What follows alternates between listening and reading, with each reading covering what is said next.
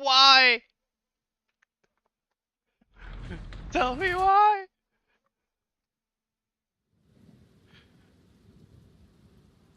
Vertel, is dat een joke of gaat je dat echt doen? Oké.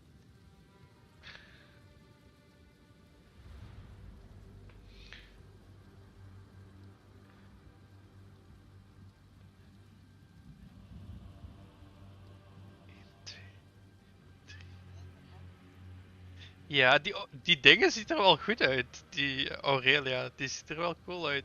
I was considering buying this.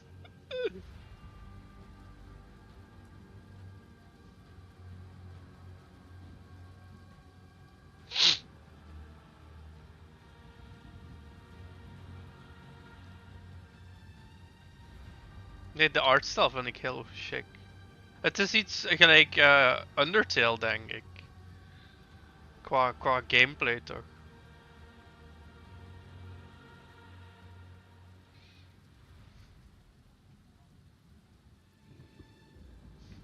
Ja, ja. Tegenwoordig Steam sales. Stelt niet meer veel voor, hè. Jammer genoeg.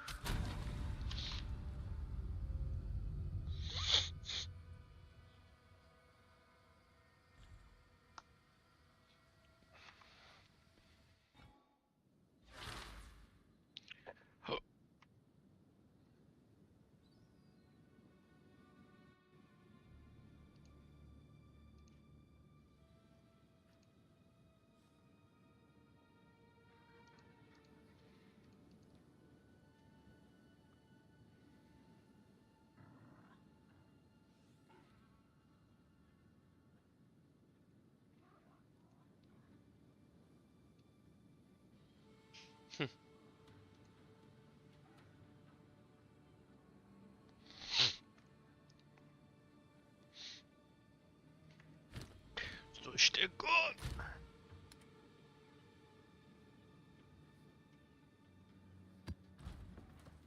Oh well.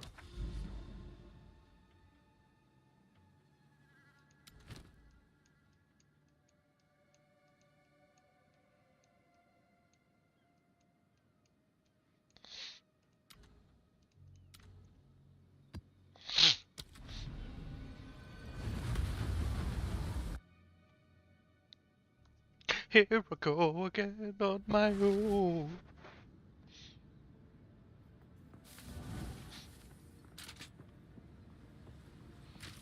Not today.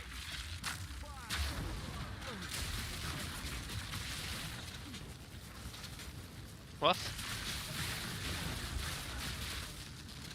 Hmm?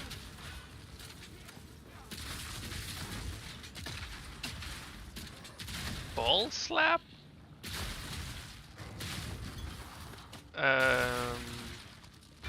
Hmm.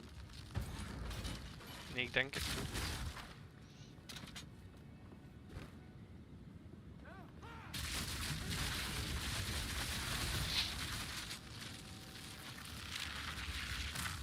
niet. Oh, is dat die met de triangel? Well, that's one down.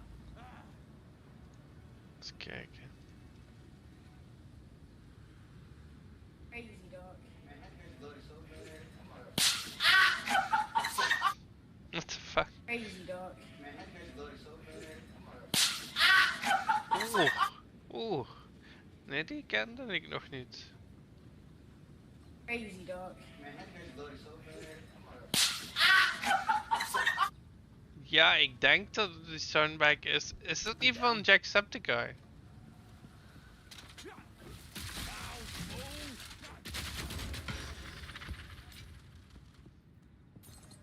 Ah, die slaapt dat, maar dat klinkt zoals die. Die top of the morning too. Wat?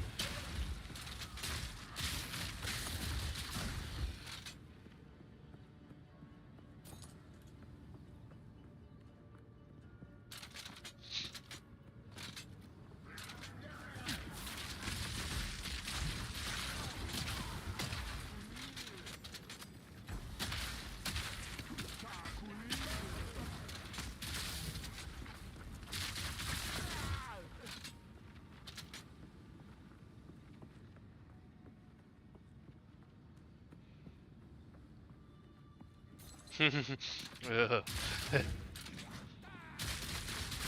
The horror.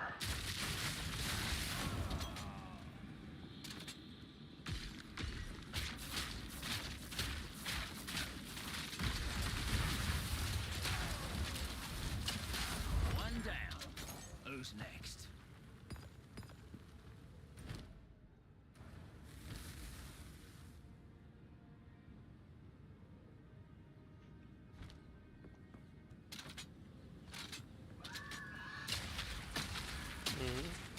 Met de dochter.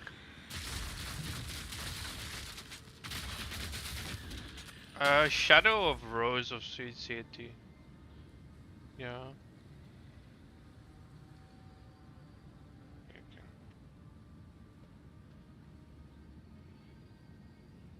Of ja, er zijn drie expansions van. Let's see. Ja, de Winters expansion is 3 dingen. Third person mode, mercenaries, additional orders, and Shadows of Rose. A new scenario starring a grown-up Rose.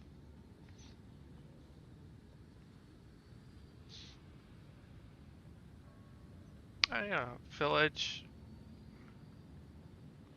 Reverse. Two friends own this game. What?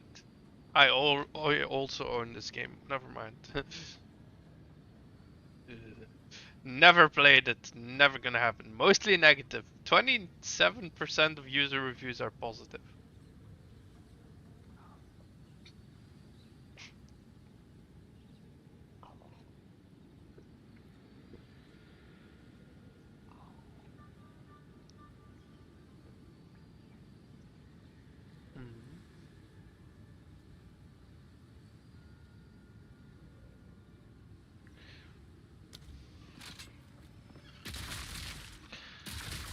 Ja, en die ook waarschijnlijk niet, want de Dommy Mommy is like enkel de eerste paar uur. It's just kind of a bummer.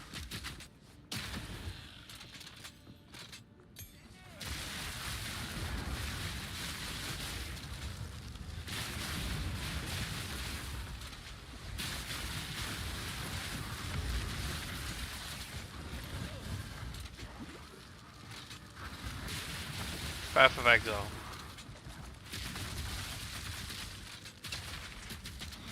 Ja, daar zijn 100 ervan van mij, denk ik.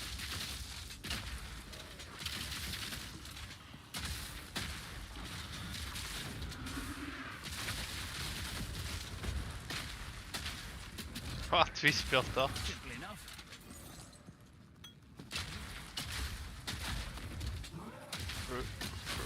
Warframe? Ja, de nieuwe expansion is juist uitgekomen. Oef, wie speelt dat nog?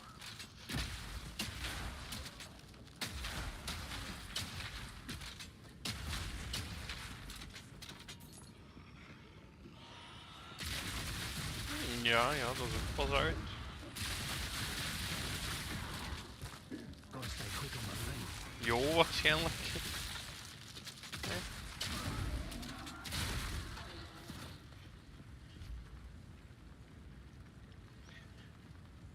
Eens kijken. Path of Exile. Ik heb 124 uur in Path of Exile.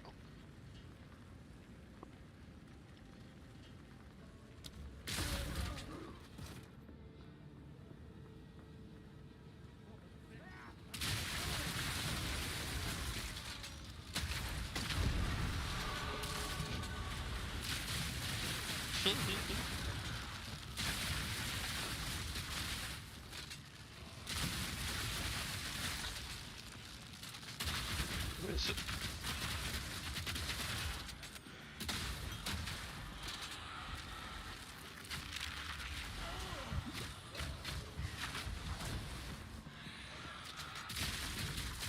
Heb je doktersbrief gekregen?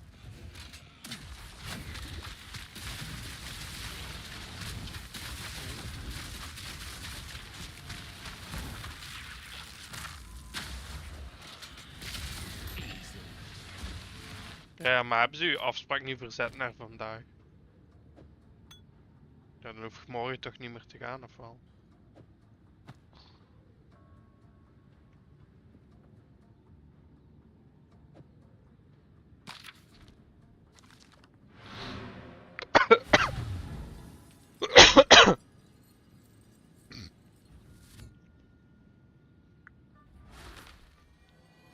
Vind je dat? Heeft hij maar 1 dag gegeven, what the fuck? Go for.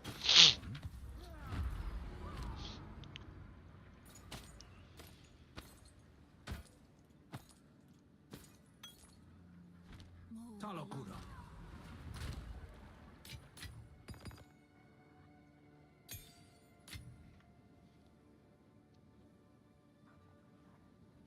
Van. Oh, ik speel heel graag Storm.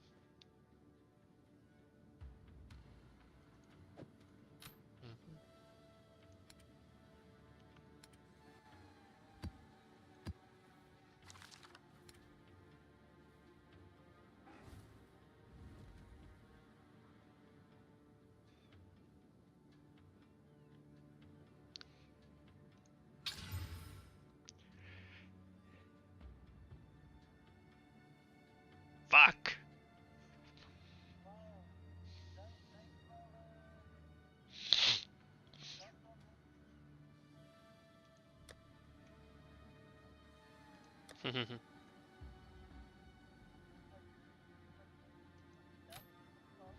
Ja, ja, inderdaad. Ah, is dat Snow zeker? Ah, Luna Snow, ja. Dat is inderdaad de Lucio. Ja, correct.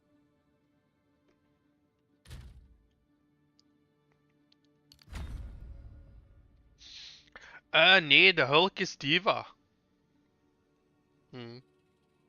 Die wordt Bruce Banner als een ding is, dan verandert hij zo terug.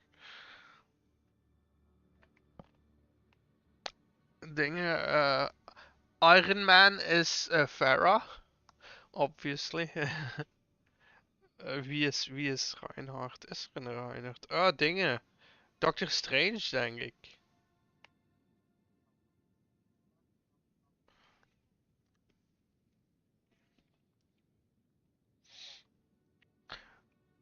Ah, hoe heet die? Fuck. Ja, ik weet dat Doctor Strange ook zo'n shield heeft zoals dingen. Zoals Reinhardt.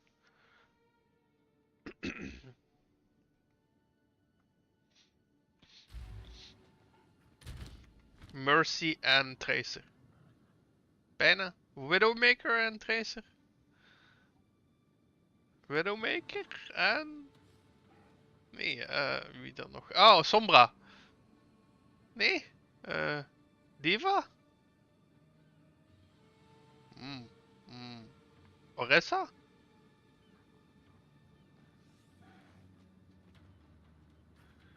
Hang on. Hoe heet die Junker Queen? Eh... eh, Nadenken, wie is er nog? Allee, ik exclude de male characters. Ben ik daar correct in? Ja, oké. Oh, even nadenken. Wie is er nog? Ja, Mercy heb ik al gezegd.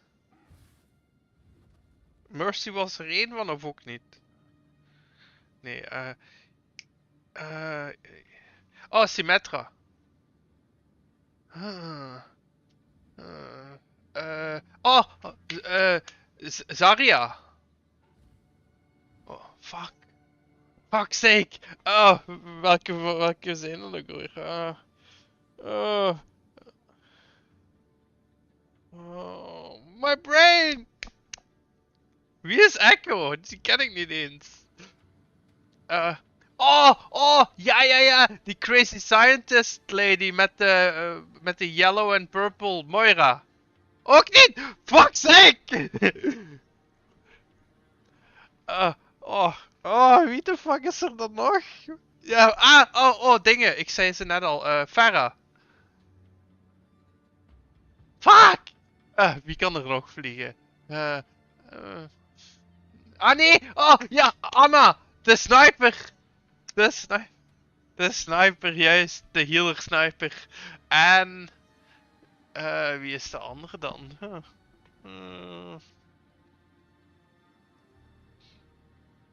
I have no idea.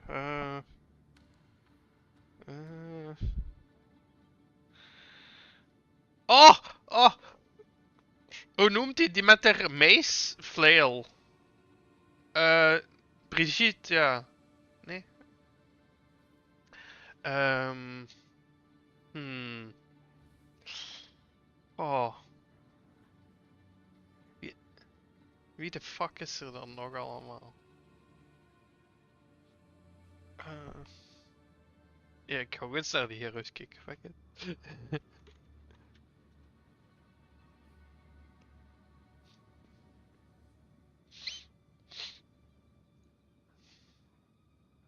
Ash? Kiriko.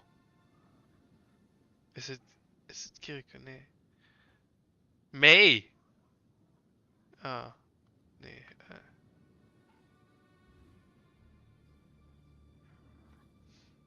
Ilari?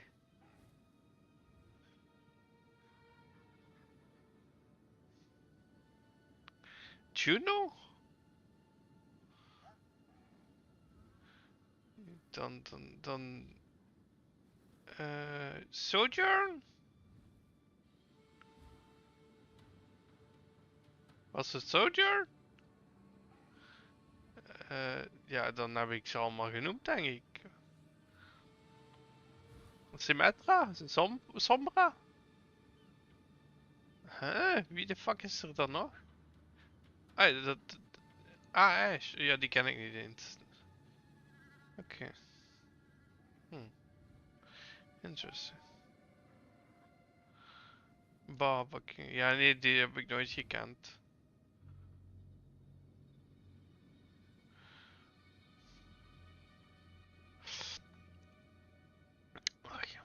Seem remotely worth trying to play it. I think that the philosophy for the end game is really cool. I just don't think that they've nailed it. Go well. And this is why it's in early access. It's gonna probably be in early access for the better part of a year. They're gonna keep iterating on it and changing it. Yeah. Do you think Act 3 is endgame? I think that being in maps is endgame. I would say that's endgame. Especially solo. Yeah. I would love for stuff to be overhauled to the point where it actually feels rewarding for, you know, the pretty decent, you know, if I'm steamrolling everything on cool, I'd at least like to, you know, participate in the Ja, ik endgame was in a naar meaningful de extent, lijst like, aan het kijken. you know, just the base lower tier ones, and even those, if you step the wrong way, you can lose. And there's nothing, you know, you can really do about your build to fully change that, according to, you know, I can imagine maybe this will be fixed and overhauled over time. I looked at what they're changing in the end game, and it was just like, we're adding more rare packs, you can finish maps faster, or something like that. Like, they didn't address anything about difficulty or whatever. And like, to be clear, I'm not anti-difficulty. There were very, very challenging parts in this game, in the early campaign especially. I think that it's about how difficulty makes a player feel and how a player reacts to difficulty. So, like, for example, I think some of the Act bosses are really hard. I think the Act 2 end boss is pretty hard. And I don't know if Doriani's hard or not. I haven't seen his mechanics before, even though I've killed him twice. But it seems like he is. I think that it's like, if you want to have something that's really hard and really challenging, you need to make it generally less punishing. Like, basically, the reason why Elden Ring worked so well with having its super bosses like Malenia and like Radahn is because They were optional. there was like no run back to get to them. It was just like a second, then you're back, you do it again. That's the reason why Sekiro works so well. Ishin's insanely fucking hard. Demon of Hatred is insanely fucking hard, but you spawn right there and you go immediately into it. I don't understand why people can't realize we're missing 6 weapon types along with all the uniques, 1 more trial system, and the rest of the story, all the other characters, the 3rd ascendancies. People don't understand that. I feel like we do. Like, all of those things, none of those things are going to cause the maps to be more interesting. Like you're talking about Maybe. two separate things. Like yeah, there's no relevance there. There's nothing to do, yeah, there's nothing to do with it. More build diversity. Also, Millennia and Demon are optional and hidden from casuals. Yeah, true. Dude, you don't have to build that. We're also missing half of the endgame progression system for maps. Well, yeah, but like, if... I mean, sure, right? But like, I would say then, I mean, still, it's like, well, okay, well, I get there and it's boring. Okay, well, I'm going to wait for the other half. Oh, they are really, you know, Yeah. kind of frustrating stuff, but you overcome, you change your strategies, whatever. But if in the campaign, if I died to a boss and it kept sending me back to the previous map every single death, I would be like, screw this, I'm out of here. But that's essentially what the end game is. I don't know. Well, how that's much effectively what happened with the Dreadnought in Act 2, right? Because that was like a really, really long shot that you had to go all the way through this like big caravan. And if you died anywhere in the caravan, you would get reset back to the beginning, and people hated it so much that they added a checkpoint in the middle. So I think what Paul was saying is something that a lot of like players have already kind of beta tested extremely early on. Too bad, don't die. The thing is that every time that you... Like, the reason why Elden Ring was such a breakout, tremendous success is because it didn't listen to people like that. It didn't listen to the people that said, oh no, it's good to have things be super punishing and waste your time. That's why they added Stakes of Merit. That's why they removed a lot of the runbacks in the game. And they focused on the actual difficulty that players find genuinely fulfilling, like actually beating hard bosses. So I don't want to make the game easier. I just want to have the shift of difficulty go towards more challenge and less punishment. Change like the one death map thing seems kind of baked into the mode. I don't Maybe think it at is. best they nerf enemy damage to be more reasonable, so you're just not always getting one shot.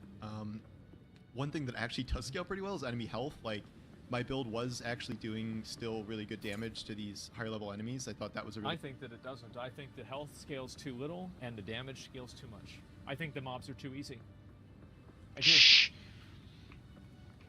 a good aspect of it. But if you're just going to be one shot with every attack you can't dodge roll out of, or like fighting a boss where you don't know As the a minion mechanics build. and the first attack kills you, like Yes. what are you supposed to do about that? And the analogy I like that I put in my article is like, it's like an Elden Ring, you know, a very challenging game that people love and like overcoming the challenge. If you fought Millennia for the first time and died and Yes, it reset, it took all of your runes Great example. Great example. Wow, what a good point. and it erased all sites of grace on that part of the map. Uh-huh. Like that is the Yeah. equivalent of this here, where I think it's great that games can be challenging, but if they just put in things that are irritating, exhausting, and progress erasing for its own sake, like no, I'm not going to deal with that, and that's... I think that a lot of people won't. And I think exactly what he says and how he feels represents a tremendous amount of people. Goodbye. Yes. I think that he's right. I actually think that almost everything that he said here, he's been right about. What is it? a literal waste of my time if I can play a Move significant amount of a game and essentially get nothing for it. Like, at least Exactly. right now I'm getting some XP, but if I start losing XP, what am I doing at all at that point? So that's why I'm done for now. I would love to come back to this. It's early access. You know, they're going to make big changes to this and that. If there's more campaign to add, I'd love to play more campaign because that was definitely the most fun I had. I But, would agree. I'm curious how everyone else feels about the end game, if you're running into some of the same issues I have. If you are there, or if you're not there yet, check back when you are, and you can see if you agree with me here. So anyway, thanks for watching, and I'll talk to you soon. Take care. I think that everything he said is completely valid. Talokura. I do. How could they design it this way and think it was good? They don't think it's good. The developers don't think it's good. Do you want to know how I know that? Because they released it in early access and not as a full game. The fact that they released it in early access implies they know it's not good. They said it's not ready yet. It's a work in progress. Why is it a work in progress? Because it's not good enough yet. So it's just that simple. I disagree. Quinn is right, but differing opinions. Well, I think it's not a different opinion. I think it's a different audience. So basically, PoE 2, I think, does a great job at onboarding new players into the axe and doing a campaign. I think that it's very challenging and very demanding, but at the same time, it's still approachable enough for average people. And especially if you're a person who's had experience playing any Dark Souls game or any other sort of like challenge game. But I think that a lot of what this guy said was based on what someone else said. I can't take him serious. Well, okay. Well, I mean, maybe you could take what I'm saying serious because I'm agreeing with pretty much everything he said. I think he's right. I think what he's bringing up is very fair. And I will look. Yeah. Apparently Elon is streaming PoE. Okay. I cannot fucking believe that. But I'll look at it in just a minute. But first, I want to go and talk about this a little bit more. People are conditioned to value years of service rather than contribution to society. Take the punishment as conditioned to be noble. Well, for me, I just like my mindset of it is that I want to play a game and I want to feel like my time isn't being wasted. And whenever I'm doing maps, this is my concern. Okay, so like if the devs are gonna watch any part of it, send them this. I feel like I'm spending too much time killing white mobs and not doing any sort of challenging combat that makes me as a player have to think abstractly and make decisions from the second basis. I think that rare elite mobs do that, but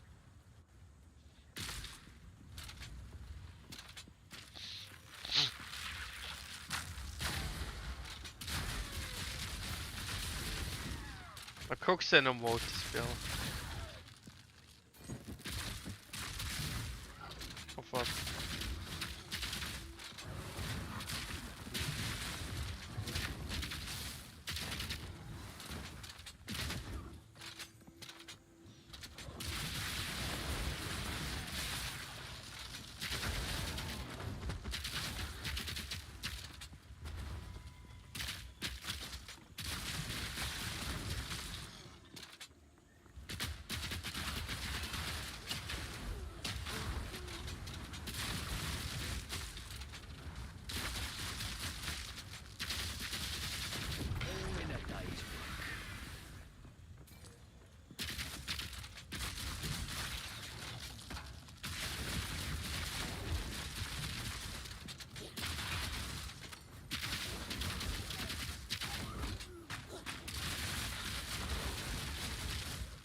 Ja, dat kan ik begrijpen.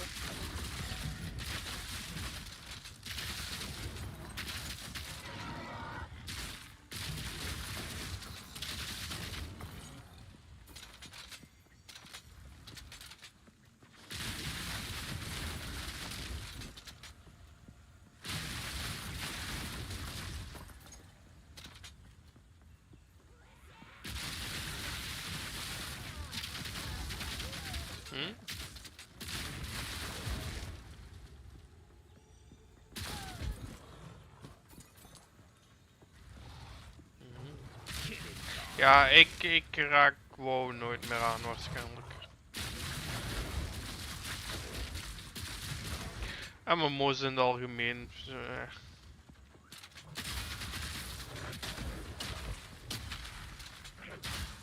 Dat is zo time consuming vind ik, weet je. Ik wil ook nog andere games spelen. Zeg ik terwijl ik bij Axel speel, ik weet het, maar whatever.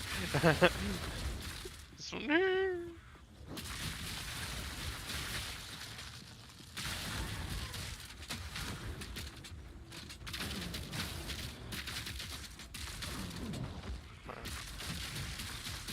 De Riot MMO wil ik nog wel eens proberen als die uitkomt.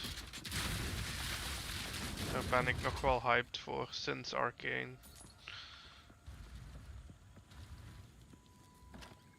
Ja, die zijn like vorige week of zo, of vorige maand helemaal opnieuw begonnen. Like what? Riot MMO.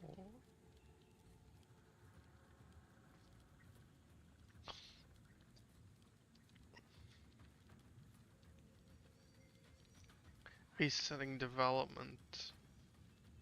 Van in maart.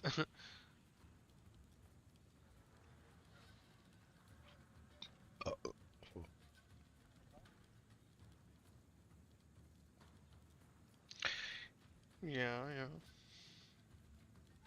Ja, ja, inderdaad. Hey, dat ze alle tijd pakken die ze willen. Als ze de feel van het universum van Arcane in een MMO kunnen steken, dan is dat, bro, dat wordt de next big MMO, ja. Jesus.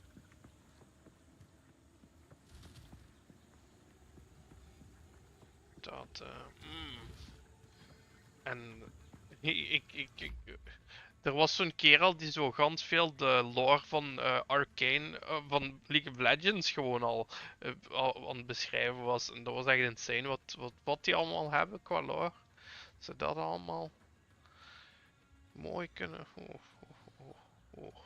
Calm down, Pieter. It's not out yet. Temper the hype.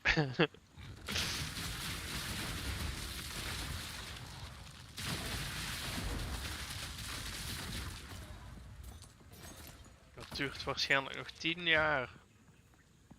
Probably. Oh, dat zo praten we niet, hè.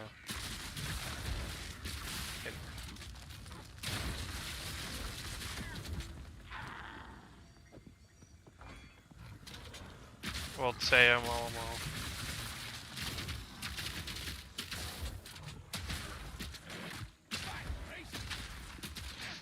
Ja, dat helpt misschien.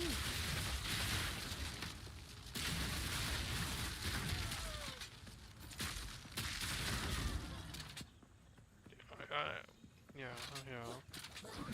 Ik heb het ook heel lang gedaan. Allee, ik doe het nu soms nog, maar ik ben veel geminderd eraan.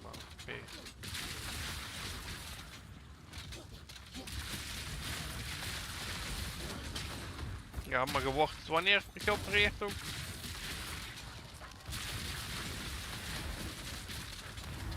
Ja, dat zal nog even op je tanden bijten worden tot je... En hopelijk is het dan tegen dan opgelost als je geopereerd bent.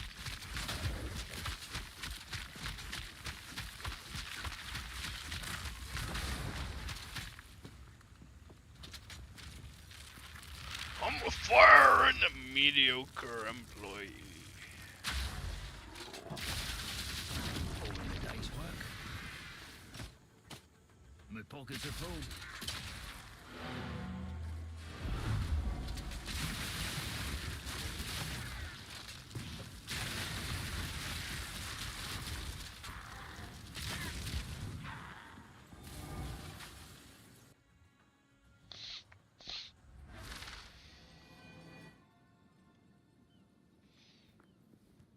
Talokura. Speak. Move along now.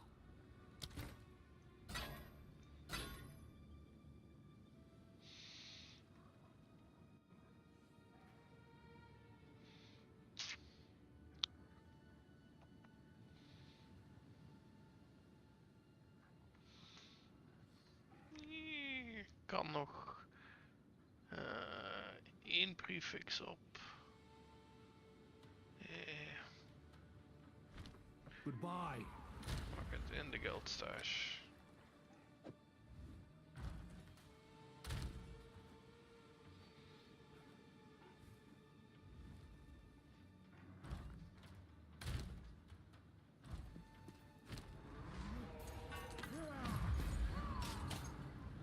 Quick in Go your forth and grow.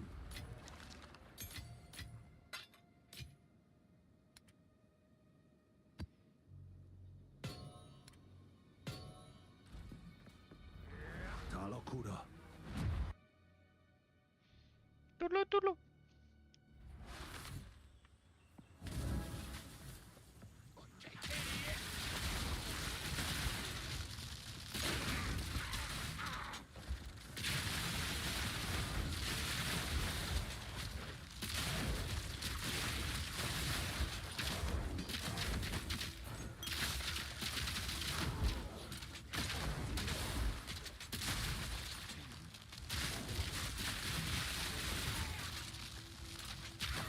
Dark Rune?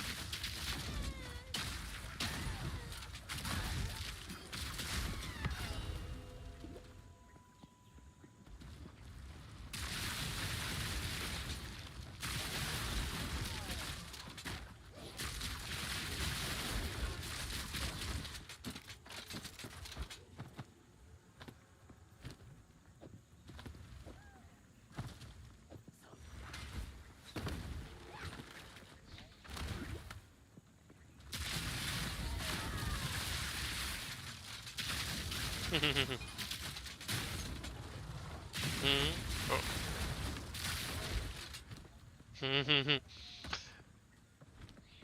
Ja, dingen zitten erin. Zeker Thor zit erin. En die Fuchsia. Veel mensen zitten erin. Ik ken de OnlyFans guild ook. Ja, juist. Zou de Poppen is de guild leader zeker, hè? Ja, dat is inderdaad, ja, ik wou juist zeggen.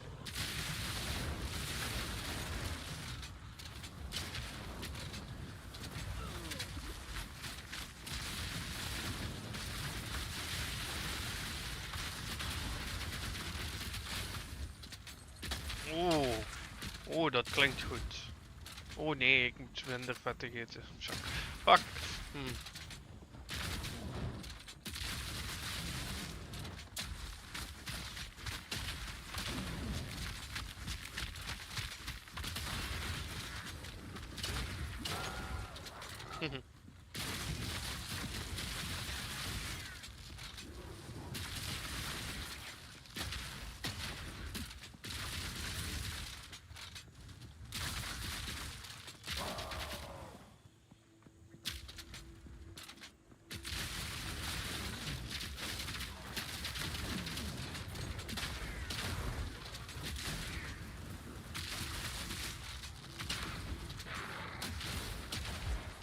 Need more mana.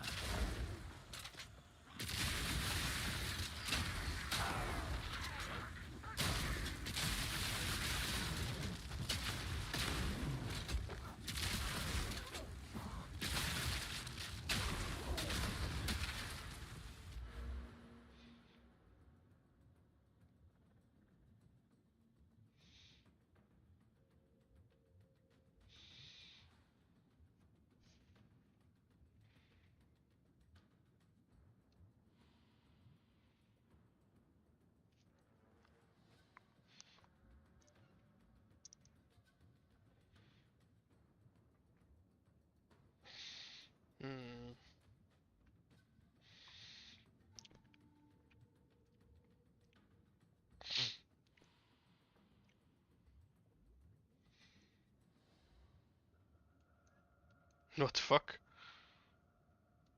Wat is er? Wil ik het weten?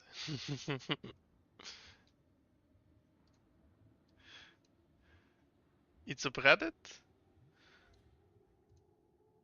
Ah, Twitch.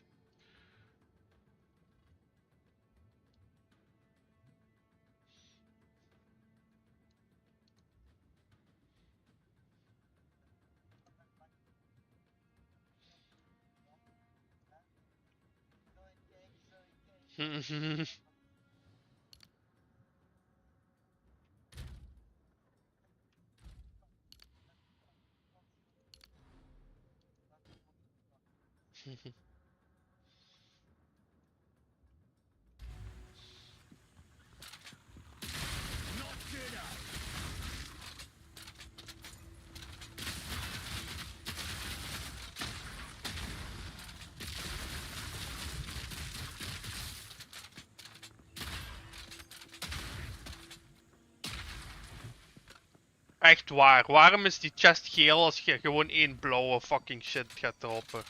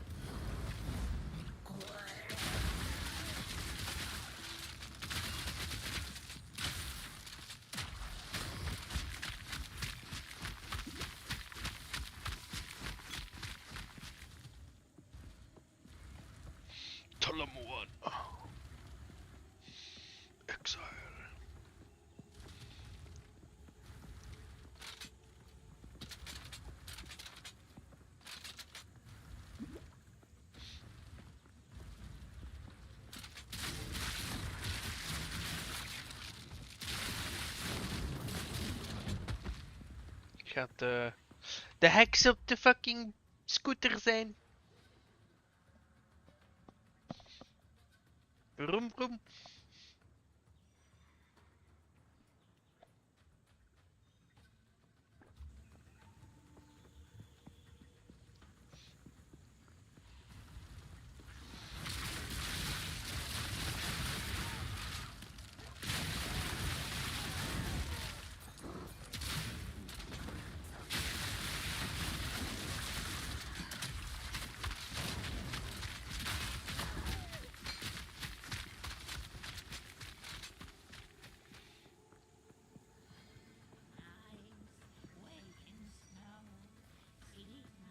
Oh nee, toch niet.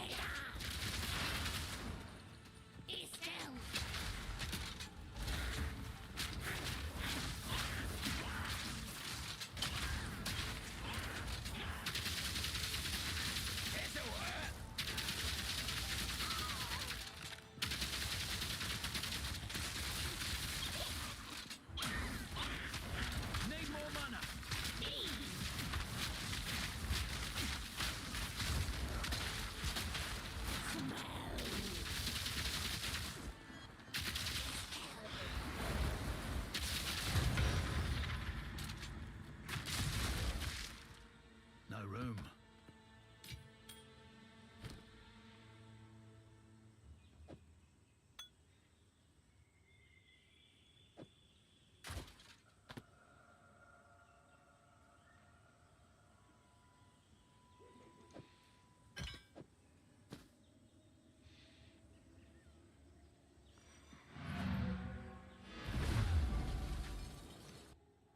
The majority of the time, I'm just trudging through easy, you know, basically throwaway mobs that are not challenging at all until I get to a couple of interesting rare spawns and I get excited to be able to do a boss. I love doing boss fights. I think they're the best part of PoE 2. And I think that every map should have a boss fight, and PoE 2 should lean into that more because I think that's the highest quality experience of the game. Now, the tactile gameplay that you have, I think, does kind of diminish a little bit in maps because you're just dealing with AoE builds and stuff like that. And so you're not making as many, you know, like second-to-second decisions. But I really enjoy the game. I think the game is amazing, and that's why I want to see more of the game. And right now, I feel like the end game... Here's a really good way to say it. I feel like I have a car that can drive 200 miles an hour. And I can only drive... I'm in a school zone. Oké, nee, ben ik. I feel Ik like dacht I'm in a al fucking school wat... zone. Like, Okay. there's never a point where, like, I can just pop off, right? Like, where there's a bunch of, like, monsters and shit like that, right? Yeah, too many trash mobs and shit like that, yeah. And so, disagree with the take. When you fail a map, you only lose the waystone and some experience. I'm not sure why people are so concerned. I die, I use another waystone, and I keep playing. Well, why would you lose the weight? Like, I don't think that you're asking the question from the right direction. Why is it a good thing that you lose the waystone and you can't do the rest of the map? Because I don't think that it's a good thing. I think all it does is it punishes players and it makes the game feel worse to play. Yeah, like it's not fun. What about time wasted? Yeah. I mean, I feel like if you lose and like your character dies and you lose experience too, it should be 3 portals. Yeah. It's annoying that people only say get good or skill issue. Well, the reason why they say that is because they can't construct an argument or a reason that's aside from that. They can't actually rationally think about the topic, and so they have to discuss it in like these insults, basically. That's the reason why. I want to say, guys, that this is the Matrix, okay? If we watch this video, you will never be able to see video games the same ever again. You'll never be able to see them the same. Reality will be changed for you and altered. Here we go. At 1080p on a 13 teraflop machine for cloud shading only half the frame surface area. For my layman viewers, there's a massive FPS difference when clouds are disabled inside the overhyped, under-criticized, and supposedly faster Unreal 5.5. This basic effect is now running over 800% slower than it was in Unreal Engine 5.4. And still relies on temporal smear abuse to hide jittering.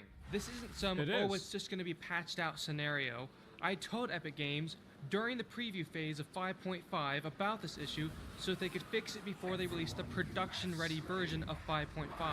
No one is talking about issues like this. And if I can show you something this broken in 30 seconds, imagine what I'll show you in the rest of this video. Oh boy. In this video, I'm going to set some new standards for both gamers and non-graphic developers on what 9th generation hardware can and should be delivering. Okay. First, I'll break down a logical approach to modern frame budgets to maximize the under-discussed limitations of modern consoles.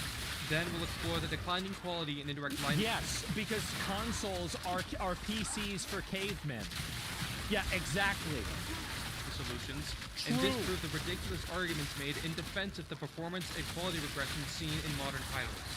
Before diving into the technical breakdowns, it's very important to clarify the scenario that drives the studio's technological focus. Yeah. We are developing a fast-paced, realistic third-person action title. The gameplay alternates between outdoor and indoor environments, Sure. with roughly 75% of the scene composed of static objects. Right. The remaining 25% consist of dynamic elements, including characters, breakable objects, vehicles, moving light occluders, such as doors and windows, and finally, moving and toggleable light sources. Okay. It's very important for viewers to note that the conditions mirror the scenarios found in hundreds of games, Sure. Yeah, including that's many accurate. produced on 9th Gen. This means the improvements and systems we advocate for, and video support we may eventually produce, can benefit hundreds of third-party productions in terms of quality and performance. The target hardware for this studio, and what the industry should prioritize as well, is going to be the PS5 and Series X consoles because of their well-established enhancements over their base-gen and mid-gen predecessors. Sure. The plan we promote today accounts for the limitations between these machines, such as the lower theoretical teraflop power of the base PS5 and the Series X 2x slower SSD speed. This allows for extra benefits when performance and image quality goals have been met universally between the two. So if you're out there with your 4070 talking about how great the features we criticize run on your hardware, you are incredibly irrelevant to That's what I fucking did. Oh, jeez. Yeah, because run on your hardware, you are incredibly irrelevant to the met universally between the two. So if you're out there with your 4070 talking about how great the features we criticize run on your hardware, you are incredibly irrelevant to the that's what I fucking did. Oh, jeez. Yeah, because for me, I haven't had. Yeah, I have a 4090, right? Irrelevant? No, but he's right. He's absolutely right. You shouldn't judge the quality on something using the highest model. Absolutely not. It's a bad frame of reference. No, he's right about it. this conversation because you Why are is the kid so fascinated. hostile? Well, let me explain. When you know a lot about a topic and you think that nobody is listening to you, and it's so fucking obvious, it's really fucking annoying. That's the reason why. Way beyond target spec. The Series S remains as a destructive outlier due to completely botching the established hardware improvements from its mid-gen predecessor. And for this reason, we cannot scrutinize the butchered image quality or extreme upscaling we've seen on this console. I mean, this looks like shit, right? I mean, what the fuck is this? Like, this is like from PlayStation 3. This is awful.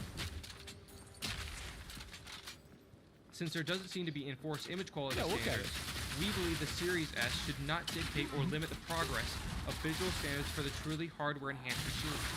Now, let's discuss the appropriate target resolution and frame rate, because I find the performance or resolution mode trend to be a very poor approach to modern hardware utilization.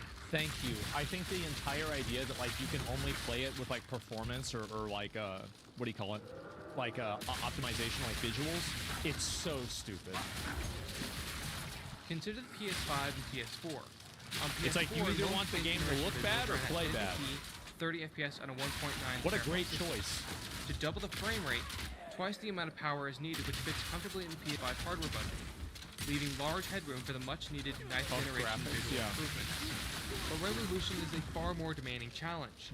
Moving from 1080p to 4K requires 4 times the computational power, which consumes over half the available hardware resources. Maybe I'm just talking out of my ass, but I think that people don't really give a fuck about 4K. I think that the difference between 720 to 480 is like 5x more than from 1080. Or sorry, from 1080 to 4K. Like 4K is nice, but most people that are playing PC games, especially, they're playing them on monitors that are less than 30 inches. I would say in most cases. So, like, what are you really doing with a 4K monitor resolution like that? Yeah, 1440. Yeah, for me, that's where I'm at. Is I have 1440 as well. Just to maintain, And I think that's a lot of parents. and really, it's just so much better. And like going from that to 4K is like so minimal, it's not worth it. Limited complexity. Unless you're of like an eighth generation aficionado, right? Console visuals. You really care about And it. again, at only 30 FPS, which does not Enthusiast. promote defined substantial improvement. But this compromise Gotta is stay completely quick on my unnecessary when you take into a whole new perspective on the situation. 60 FPS establishes. What is this, bro? Like, what year is it? What year is this? Like, what the fuck is going on? How do console players keep eating shit? Clear improvement from last gen without running up the hardware budget. Yeah. But what about resolution? From a financial perspective and a higher win ratio for consumers, we need to focus on the 4K and 1080p market. Instead of raising the resolution, which multiplies the cost of 60 FPS outside of hardware capabilities and tightly constrains the budget of enhanced visual techniques, the industry should focus on raising image quality via better anti-aliasing. This isn't a super original stance, but I'm going to bring a lot more context to the argument. I'm also saying we don't need AI or hardware upgrades to achieve this. Many 9th gen titles are being rendered below 1080p, so sticking to this resolution already logically improves quality here. 4K TVs can rely on integer I think scaling this is what some of the mods do as well. from a 1080p output in the worst case scenario. But 4K upscaling from 1080p could be a lot more simple and in turn a lot cleaner than the current approaches. But it's a big topic for an upcoming video. Okay. Now let's dive into global illumination. And we're taking a much closer look into the subject than the most popular video covering the topic. First, let's discuss why light maps are not viable for our use case. First, there's developer resistance. There's the time-consuming baking processes, which doesn't mix well with modern development culture that caters to lazier and cheaper developments. He says it's not good because people are lazy and they won't use it.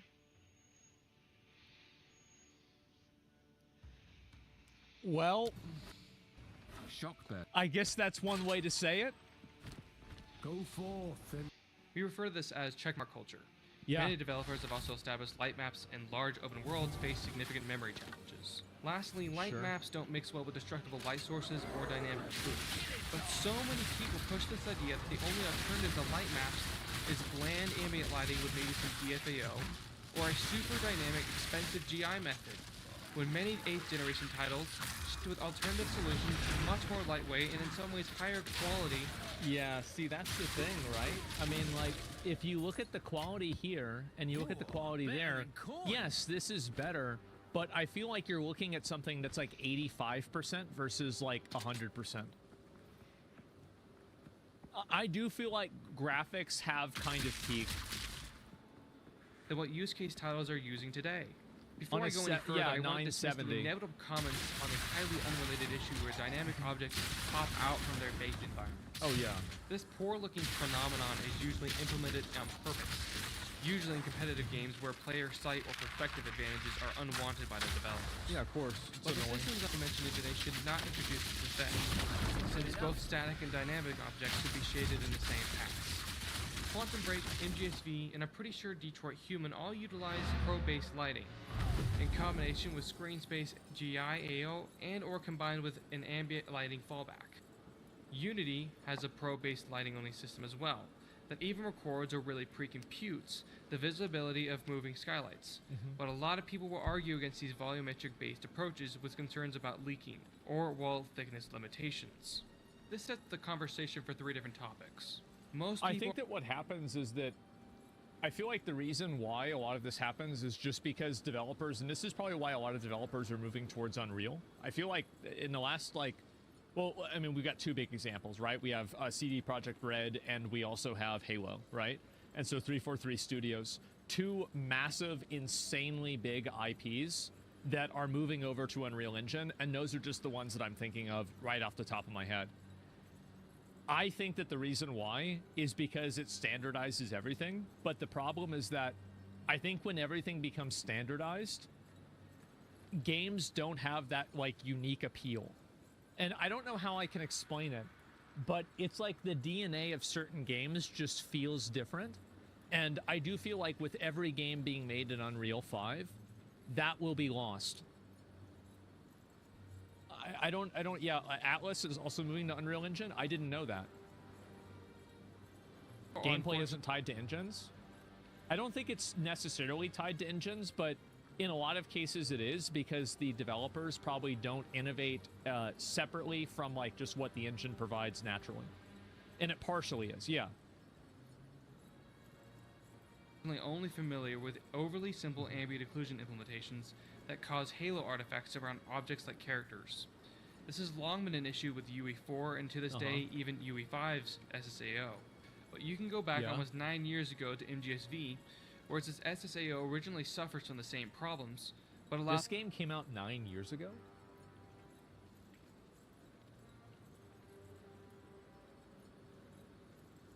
What the fuck happened?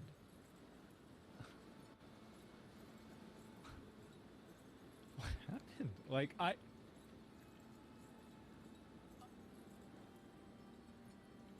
for driver-forced HBO+. A closed source technique, but often butchered, largely solves this halo problem at a dirt cheap price. Yeah. Another issue you'll find with most AO is their lack of lighting awareness. For instance, anything in direct light should not have AO applied if you compare to path tracing. This can be implemented as seen with this open source mobile compatible GTAO. Okay. Another issue with a lot of AO solutions is noise. And we've seen plenty of non-TAA reliant examples. I think I saw that in Once Human before. Yeah, have you guys seen that in games? Let me see if I can pull it up, because yeah, I've seen it before myself. It's in Stalker 2. Really? Yeah, like that right there. Holy shit.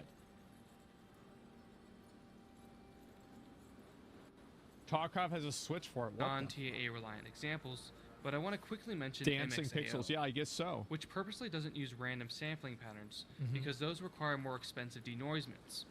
Instead, it uses Bayer dithering because it's easier and cheaper to smooth. Retro games also use Bayer for smoothing, but in an analog sense. In other words, taking advantage of the easy smoothing properties offered in Bayer extend outside of SSAO. I could cover a lot more regarding the AO situation, but I'll go ahead and move on with a memory concern on probes. Okay. A smarter approach for this issue is to bake probe density near static surfaces while keeping it more sparse in open areas. Maybe introducing newer probes around dynamic objects. Leak prevention has been discussed in Detroit Human documents, and my personal favorite is from a GI SIGGRAPH presentation from 2021, using a low-resolution depth map function. Now that I've covered these popular graphic concerns, you're now ready for my addressment of the pros and cons of the technologies saturating modern graphic conversations. Then I'll discuss some of the forgotten gems of GI rendering to enrich consumer knowledge of existing graphic techniques and revive consumer awareness on optimized performance in this modern age of hardware abuse. Now let's talk about... See, like, that's the thing is, like, I don't even know... Like, I've seen some of these examples myself, but, like, I've never really had it explained. DDGI, which ray traces the environment's lighting in sparse amounts that end up being encoded into radiance probes that light the environment with zero...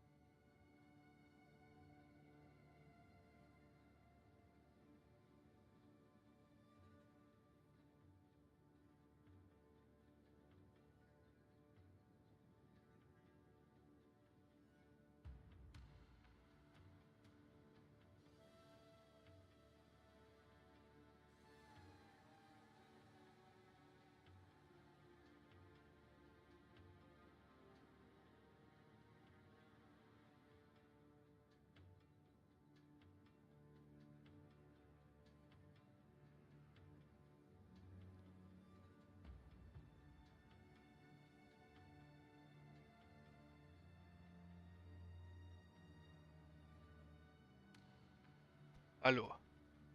Hallo, hallo.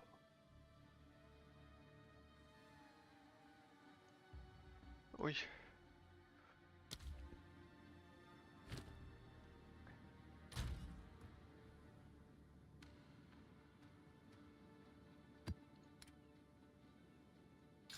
Hoezo? Go well.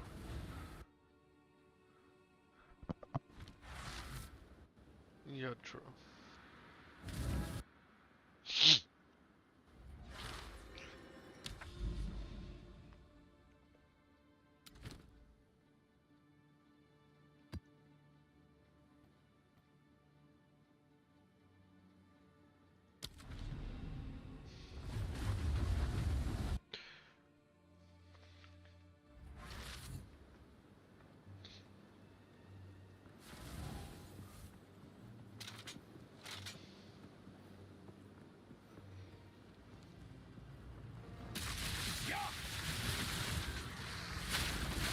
Wat dan?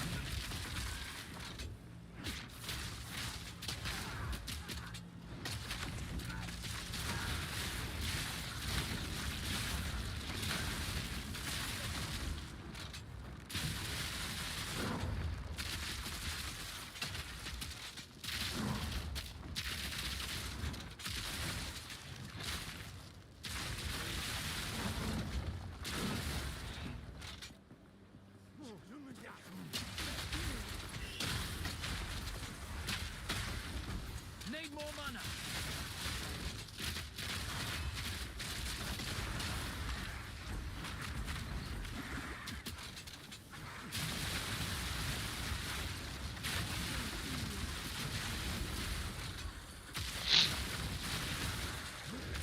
Back down or die.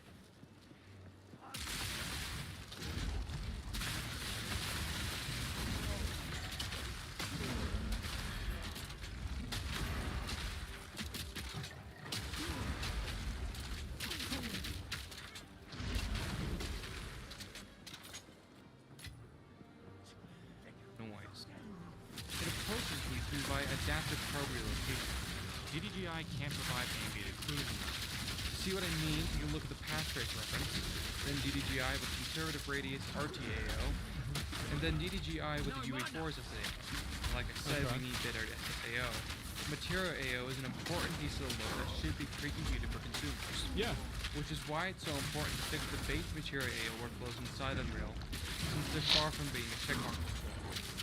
But DGI also lacks indirect shadows present in path tracing, Spoggy, Lumen, and even backlighting inside Unreal, provided via distance fields. A very cheap and great looking effect for non-skeletal meshes. It's just that distance fields have to reside in VRAM. And although seemingly small to store, Unreal does a very bad job at optimizing the resolution on a per object basis. The last thing DDGI lacks is rough specular or radiance. You can see this difference in path tracing Lumen versus DDGI. But this might just call instead for small-scale specular representation. Yeah, I'm not sure if I can really see a huge difference there or not. Yeah, spectral reflection? Yeah. As seen with Quantum Break, or probably a better example would be the Quarter's 1886 use of spherical Gaussians to get that very important directionality appearance. Wait, so this came out in 2015?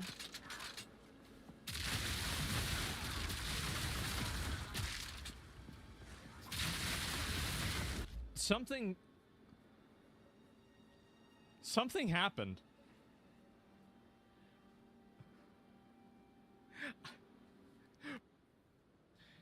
For small-scale specular representation. Yeah, I'm not sure if I can really see a huge difference there or not. Yeah, specular reflection? Yeah. As seen with Quantum Break, or probably a better example would be the Order's 1886 use of spherical Gaussians to get that very important directionality appearance. Wait, so this came out in 2015? Anna?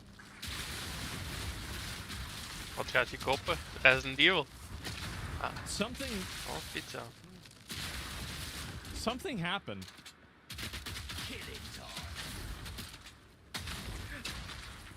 Bro, in like 10 years, are we gonna be back to making like Super Nintendo games and like nobody knows how to make Elden Ring anymore? Like, yeah, no, you can't make a 3D game. Like, are we gonna just keep going backwards? This is nuts. Lighting. It's now a that I've regression, defined yeah. LumenGI's superior aspect over DDGI, now it's time to go over to major issues such as the cost, which can usually hang around 3.8 milliseconds in a large sitting environment on a desktop 36.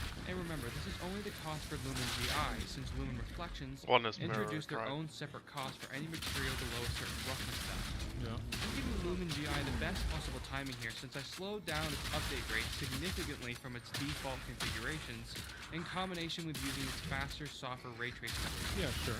But despite being on its 5th iteration, none of the major issues everyone is talking about has been fixed, such as the disocclusion errors, the splotching inconsistencies. See, you look at that, bro. Like, look at this. Has been fixed, such as the disocclusion. That's weird. How does this happen? Holy shit. Disocclusion errors, the splotching inconsistencies, noise, and smearing. Which is especially bad when you have a character with a camera-based turn animation where light can smear on the character's face. A scenario conveniently not replicatable in Fortnite. Lumen's normal base temporal rejection either scales on the ineffective side or refuses to account for basic two-position subpixel jitter.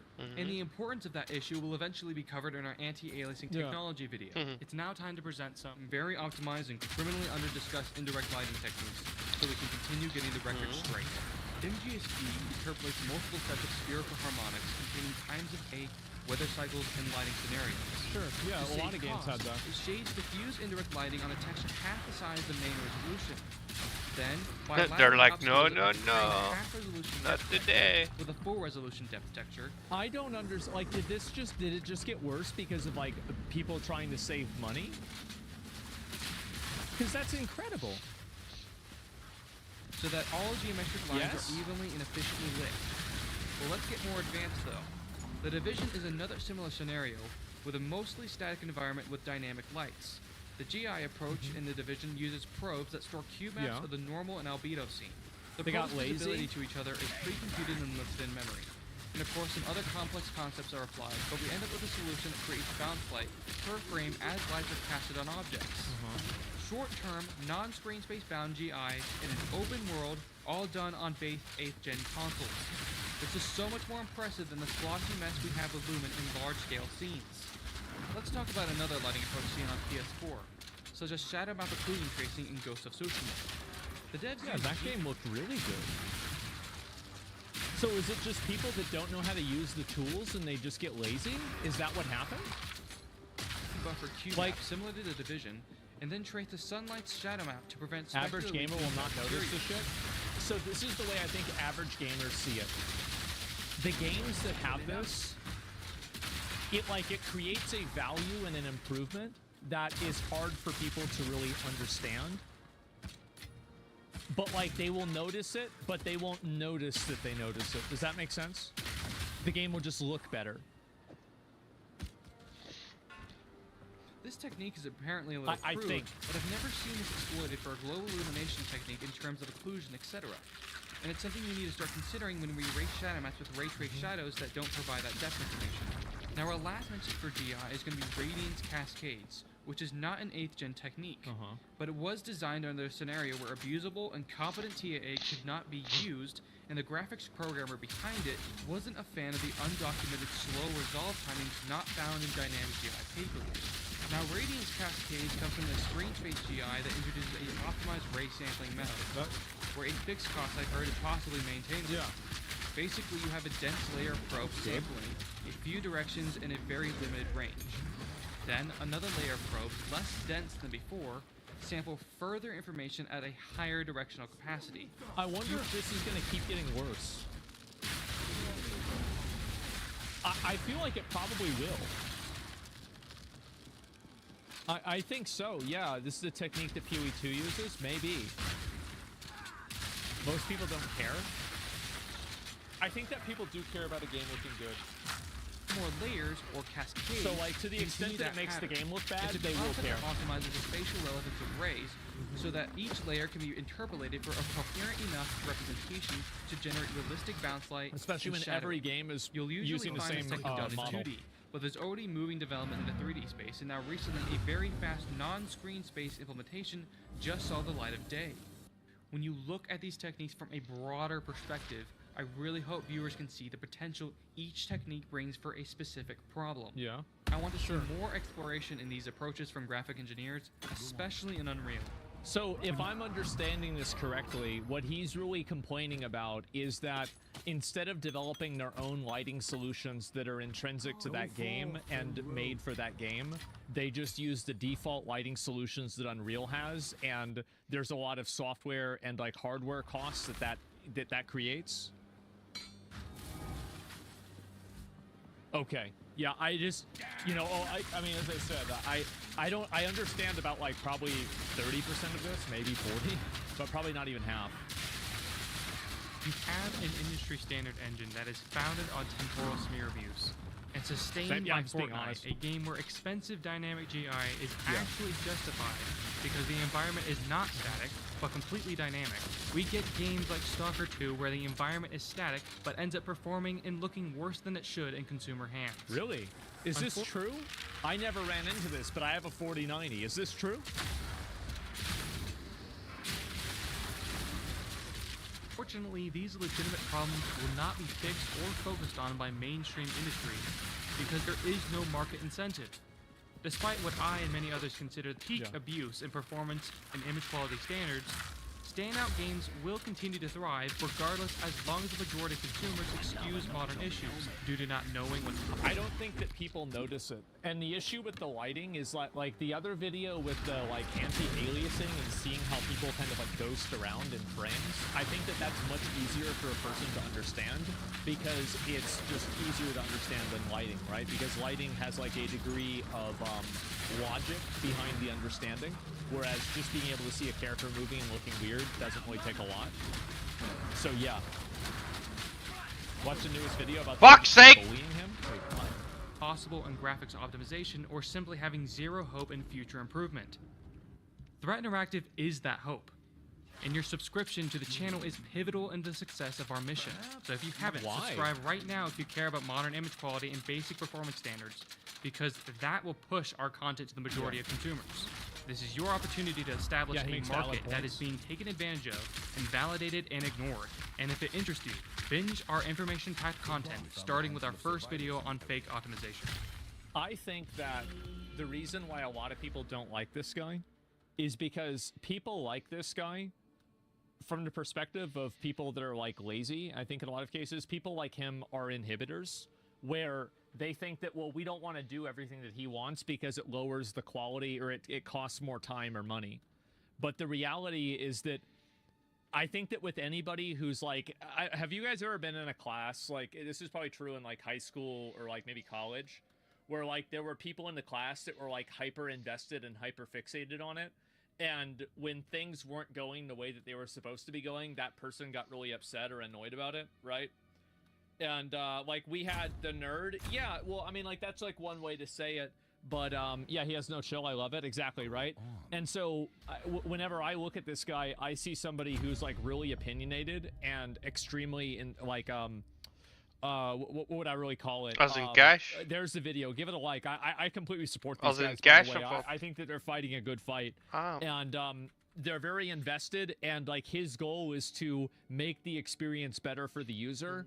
And I think that the perceived hostility is coming from the frustration that of the idea that like other people don't want to do the same thing, right? They want to innovate, they want to improve it, right? Hyperfixation, exactly. It's passionate, right?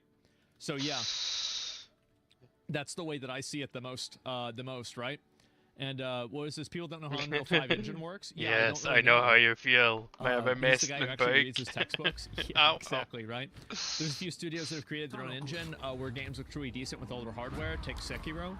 Yeah, I think that's true too. There's definitely a lot of other studios that do it, but I do think that like his point about them just using the default solutions rather than building them themselves, like for like bespoke games, I think that's obviously like, I mean, you can clearly see why it's a problem, and you can also clearly see why people don't want to, why people think it's bad.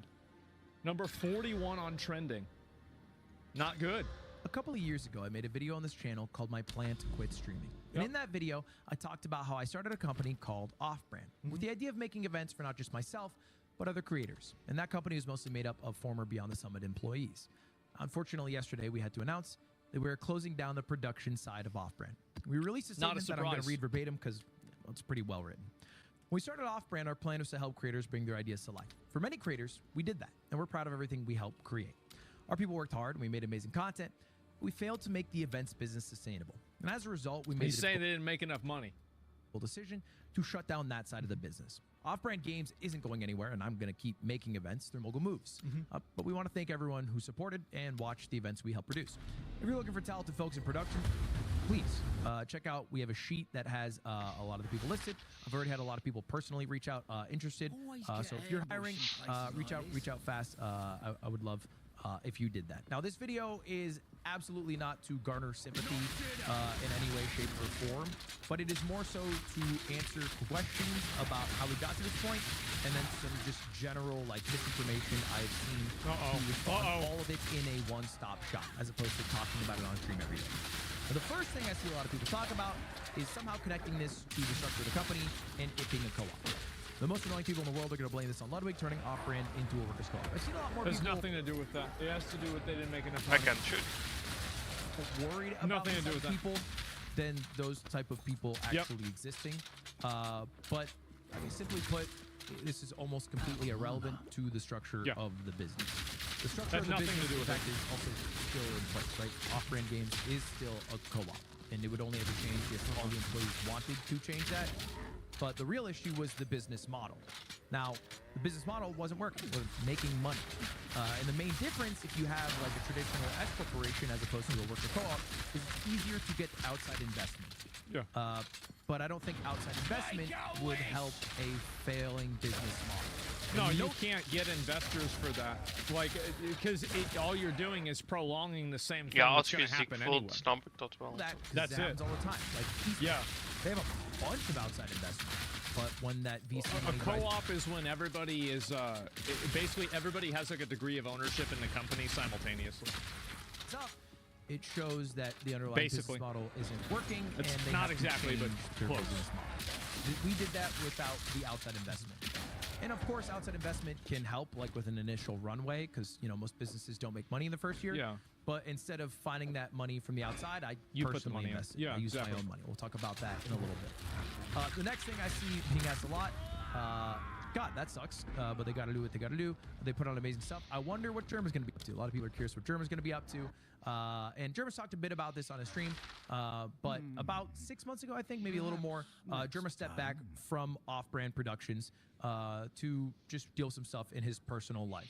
He was an irreplaceable part of Off-Brand. Like, he adds a creativity that I think is one-on-one. I don't think I've ever seen it in another human. You don't get Doug Troublethon without the mind of Jeremy. You don't get like unpaid intern without the mind of Jeremy. He's a super talented guy. But as far as like, you know, does this mean he's a full-time streamer or whatever? That is for Jeremy to speak to. But it shouldn't functionally change. I think this is going to happen with a lot of things soon. Because the problem is that a lot of content creators, like a lot of businesses were made and they were built in the context of the COVID economy for like content creators and like people's attention. And what happens now is that you see way less people that are paying attention to and like looking at these events. And also, like back then, especially during COVID, you had a lot of companies that came into the advertising space and they were pretty much naive to the space because they didn't have any prior experience, they didn't know what they were looking for, etc. And now, after it's been going on for a few years, these companies have calibrated their expectations and they've calibrated the amount of funds that they're willing to pay out to meet those expectations. And I think what happens is that now, like, straight up, like what I'm really trying to say is that people aren't making as much money now. And the reason why is because people are making the amount of money they should be making now. People were making too much money back then. This is a market correction.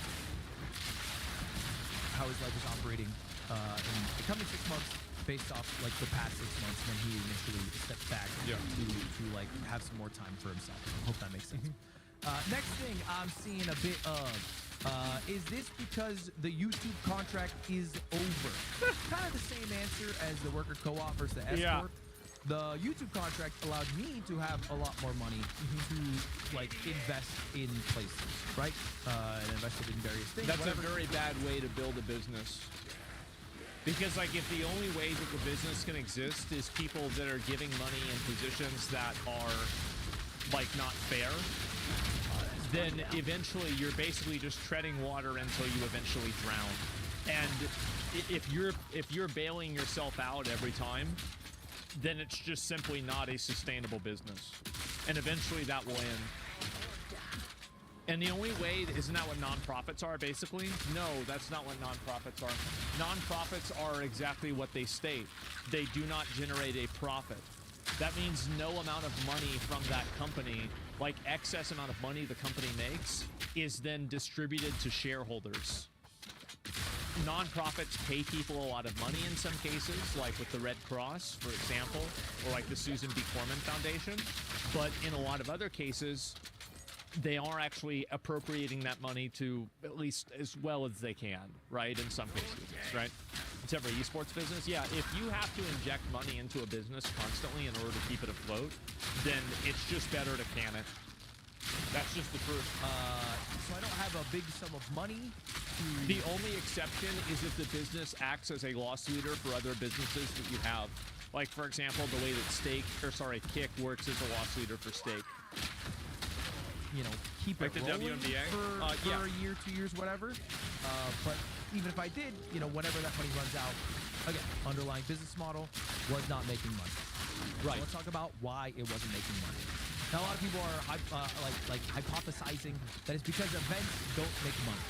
But that's not actually true, right? Well, if it's not true, then why have you said that every event didn't make money? You lost money on every event. Because like I remember Ludwig said he lost money on his dodgeball event. He said he lost money on the Streamer Wars too. I'm pretty sure.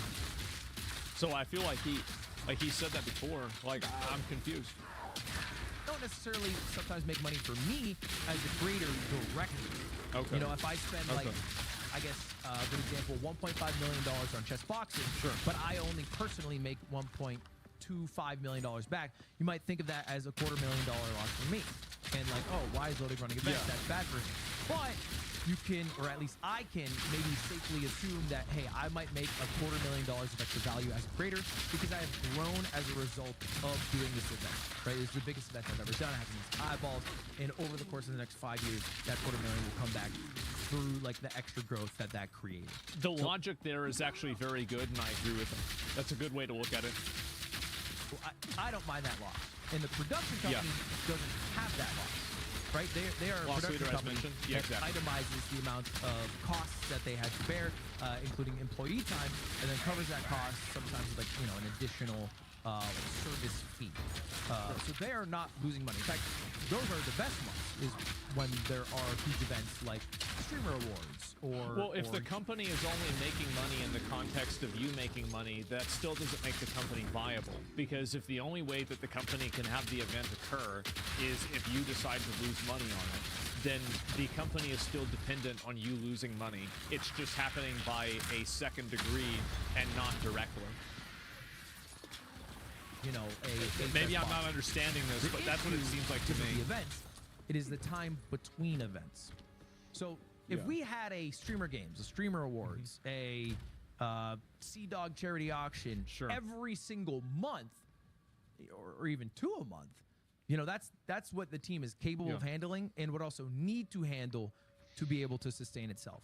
So the issue was less that events don't make money, but more so that the appetite from creators for events of that scale at the cadence it would need to be would not allow people to be employed full time. It only really makes You can only have so many whales in the ocean. You can't have like everybody making these really big, massive blockbuster events that people are super excited for all the time. And also another reason for it is that a lot of these big events, they may increase somebody's awareness, but there's a lot of things that you can do to increase awareness that don't require $1 million investment. So, like, basically, the only people that are going to be stuck doing these live big events are the people that want to do them. People get fatigued. Yeah, it's kind of like streaming services, right? Or anything else.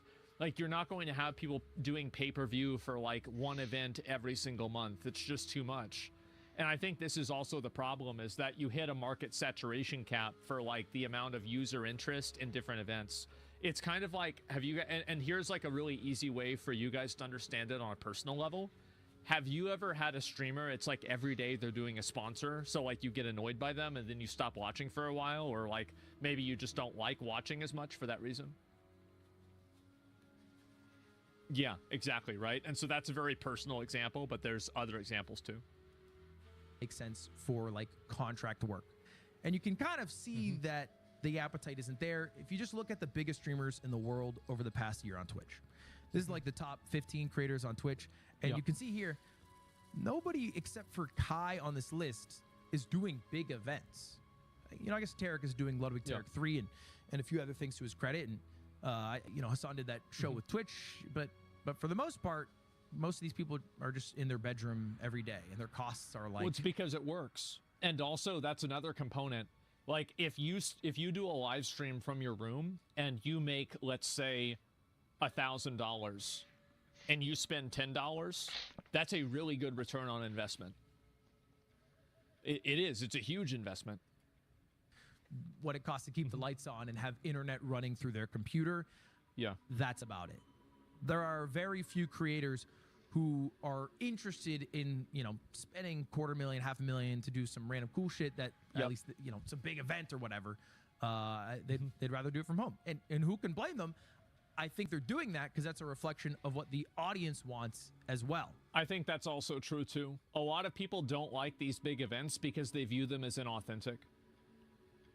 And I think that if people wanted, like, you know, like movie level or like a TV level production, they'd be watching movies and TV to begin with. So it's like kind of a failure to understand what your audience is, I think, the most.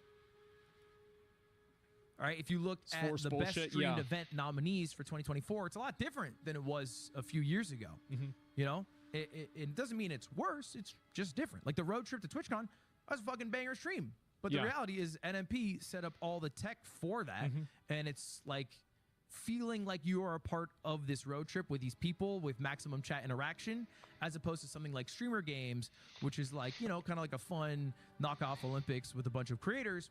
But you don't get that interaction that I think a lot of people vie for when they're watching. That's what people look for with streams. And I think that a lot of people made mistakes by trying to turn their popularity as being streamers into being popularity for being event doers.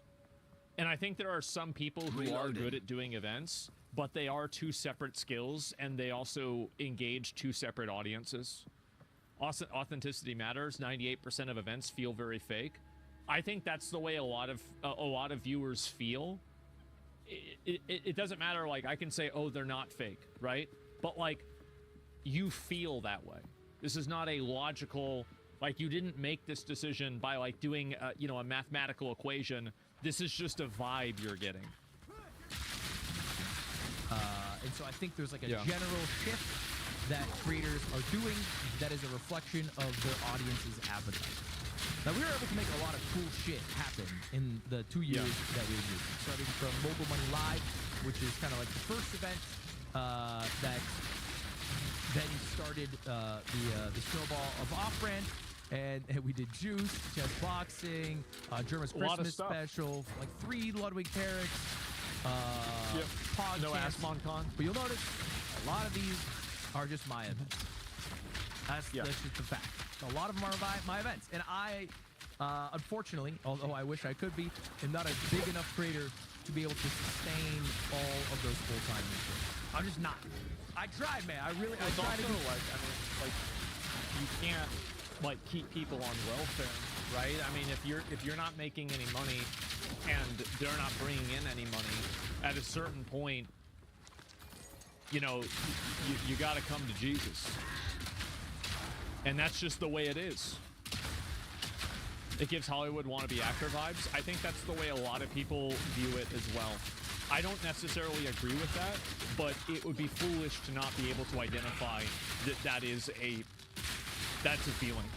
Absolutely. Every big event I possibly could, and every cool thing. I worked as hard as I ever have this past year, but like maybe only Kai is big enough to be able to do that, and has the appetite to also do that. And we don't know the economics behind Kai's events either. Like, nobody knows that, except for Kai and the people running them. And we did have enough outside streamers to be able to fill all those gaps between the large events that we did do. Right? Yeah. I hope that makes sense. That's the general issue. Now, again, off-brand games isn't going anywhere. Okay, off-brand games is going. Yeah, they put out Rivals of Aether. A lot of people played that game. Has been a blast to publish and promote and play. Although at times it's been sad because I dropped down to silver. But I enjoyed it a lot. And that part of the business, we are going to keep going. All right. Yeah, we have a lot of people still on that team.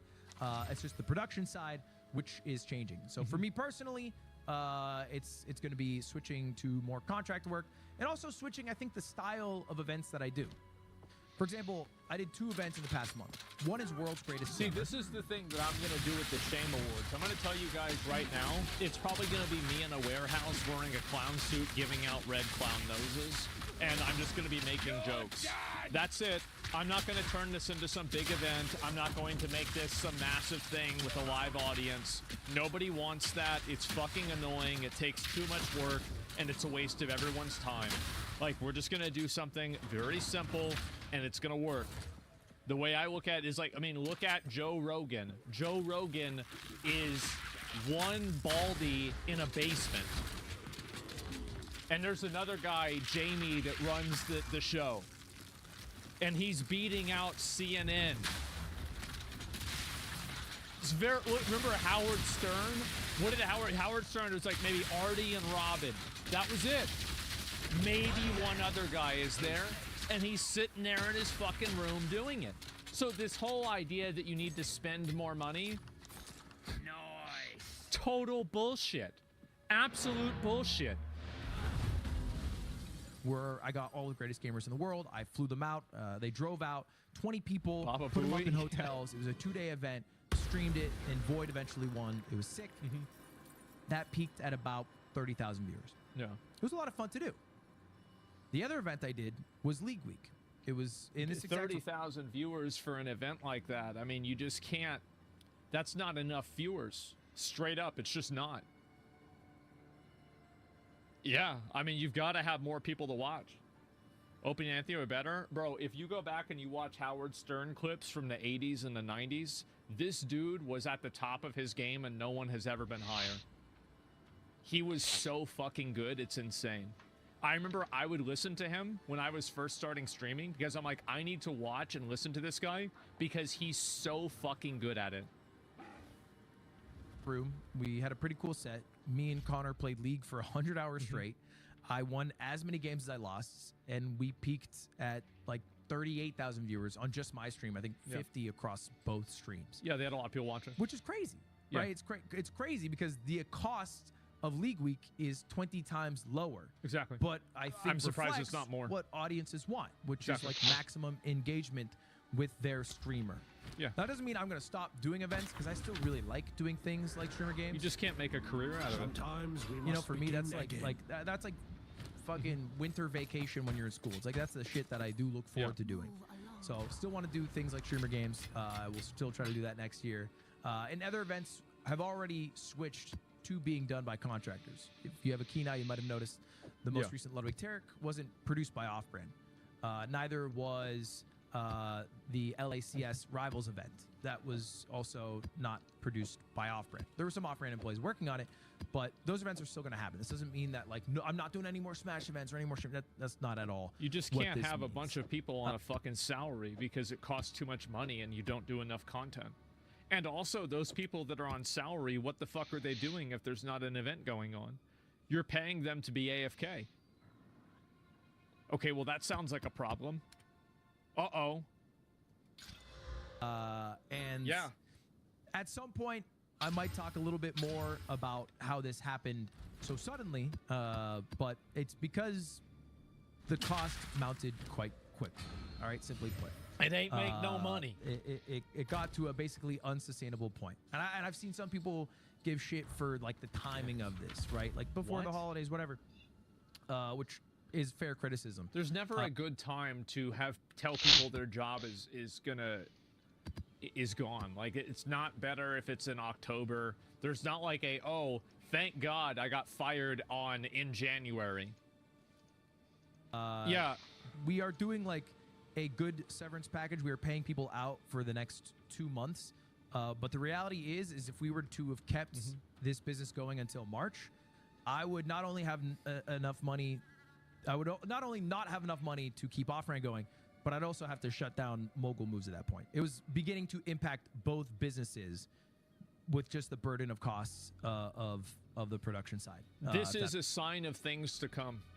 makes sense. So it's something we had to Yep. act quickly on. It's going to happen with a lot of places. And if we were to delay breaking the news to the employees, you know, maybe you could announce this after the holiday break and sit on it, then they would just have less time to find it. So obviously the timing is not ideal, but we did it and we acted the moment we found out the information that, hey, by March, if we don't do something, everything is going to shit. Okay, so it was really an act now or act never situation. Was But there a anyway, story about that's it. accountant fraud? Again, Yeah, a I'm gonna little bit. link the staff spreadsheet in the description. If you are hiring, please check it out. And if there are any questions, you can throw them in the comments. Maybe I'll make a follow-up video or talk about it a little bit on stream. But that's the main deal. Sad day, but tis life. Tis life, and you know what you do?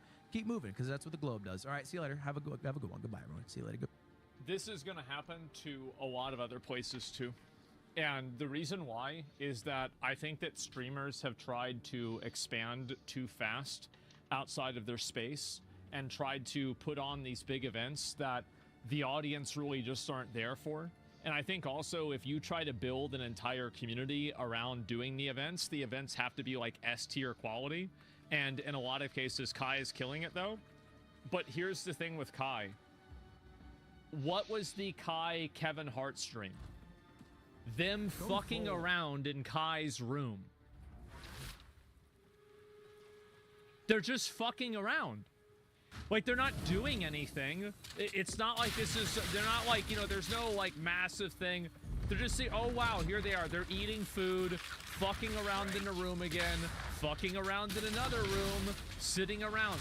And think about how little money this cost. This is not a high production event. Do you want to know why it worked? It's because these guys are really fucking funny and they're entertaining. Need more mana. That's the reason why it worked. Oh my god, that ham is burnt. Oh my, wow. Jesus. Anyway, yeah, that's a lot, guys.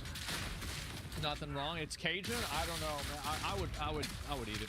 But anyway, Yeah, cancer on a plate. Well, just don't eat the tip part, right? And yeah, the fact is, like, you can have an event like this, and I mean, this stream, like, even on the VOD of it, has 5 million views. So, like, this stream was massively popular. There were a lot of people that watched it. And so you don't need to have massive amounts of, like, investment. You don't need to have, like, huge production effects and events. All you need to do is have the right guys in the right place. That's all you need. And if you can do that, you win. And it is actually that simple. Know your audience. Yep, there we go.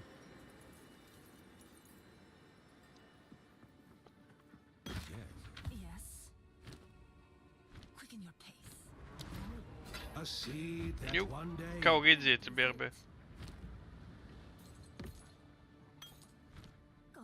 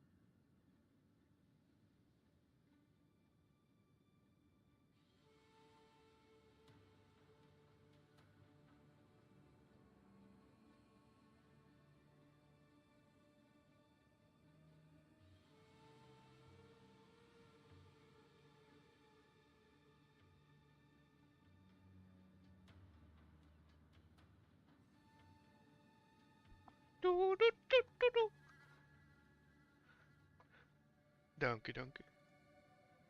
Ja. En is de pizza er ook al? Smakelijk. Welke... Nou, wat? Ah, te veel. Welke smaak?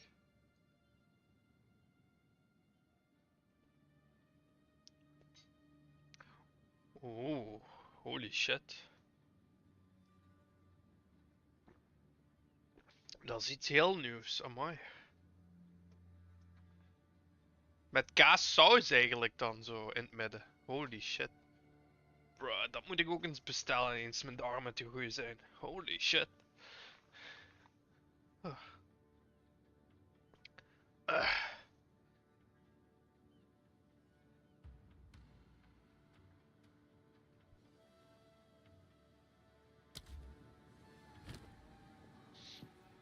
Go forth and grow. Oh, Jamaica. Wat? Jamaica, man.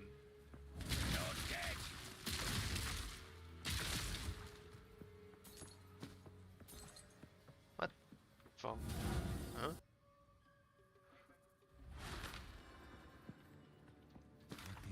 Yes. Quicken your Goodbye. pace.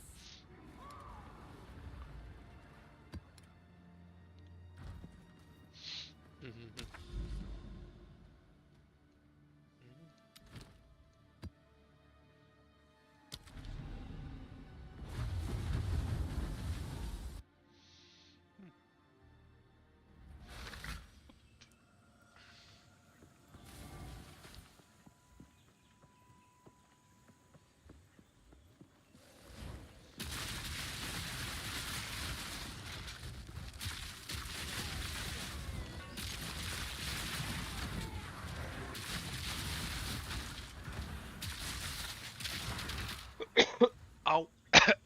Au.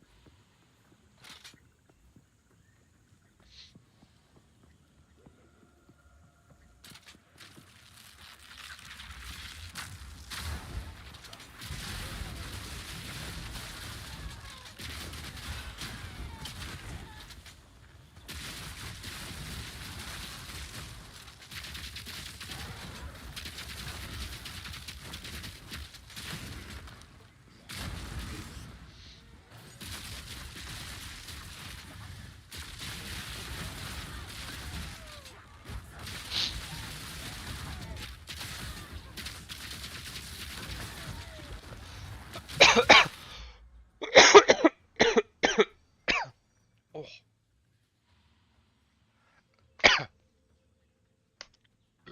Pardon.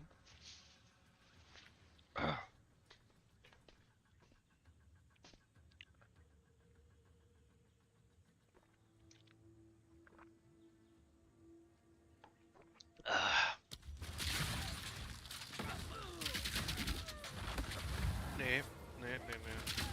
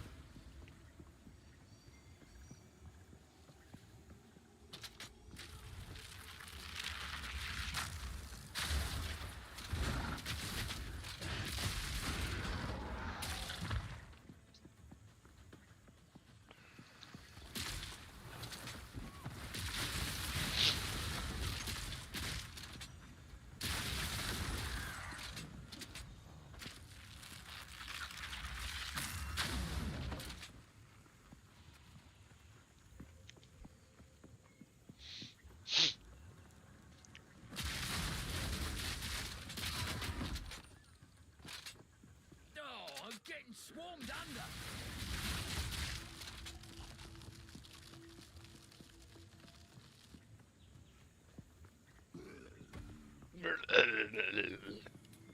Net een boomer van Left 4 Dead.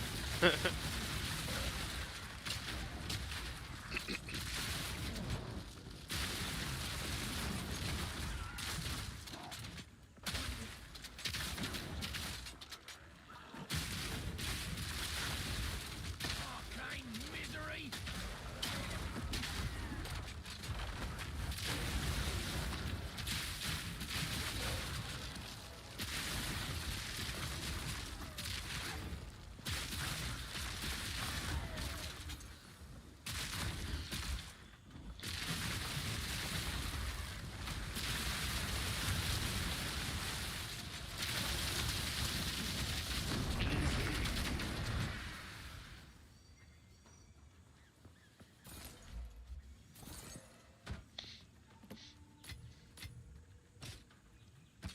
My pockets are full. My pockets are full, laddie.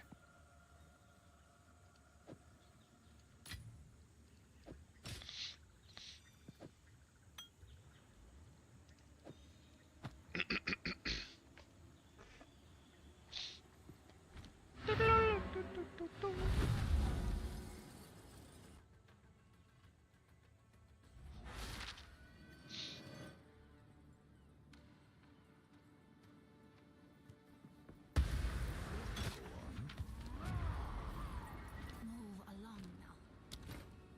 A seed that one day will become a mighty tree. What is it?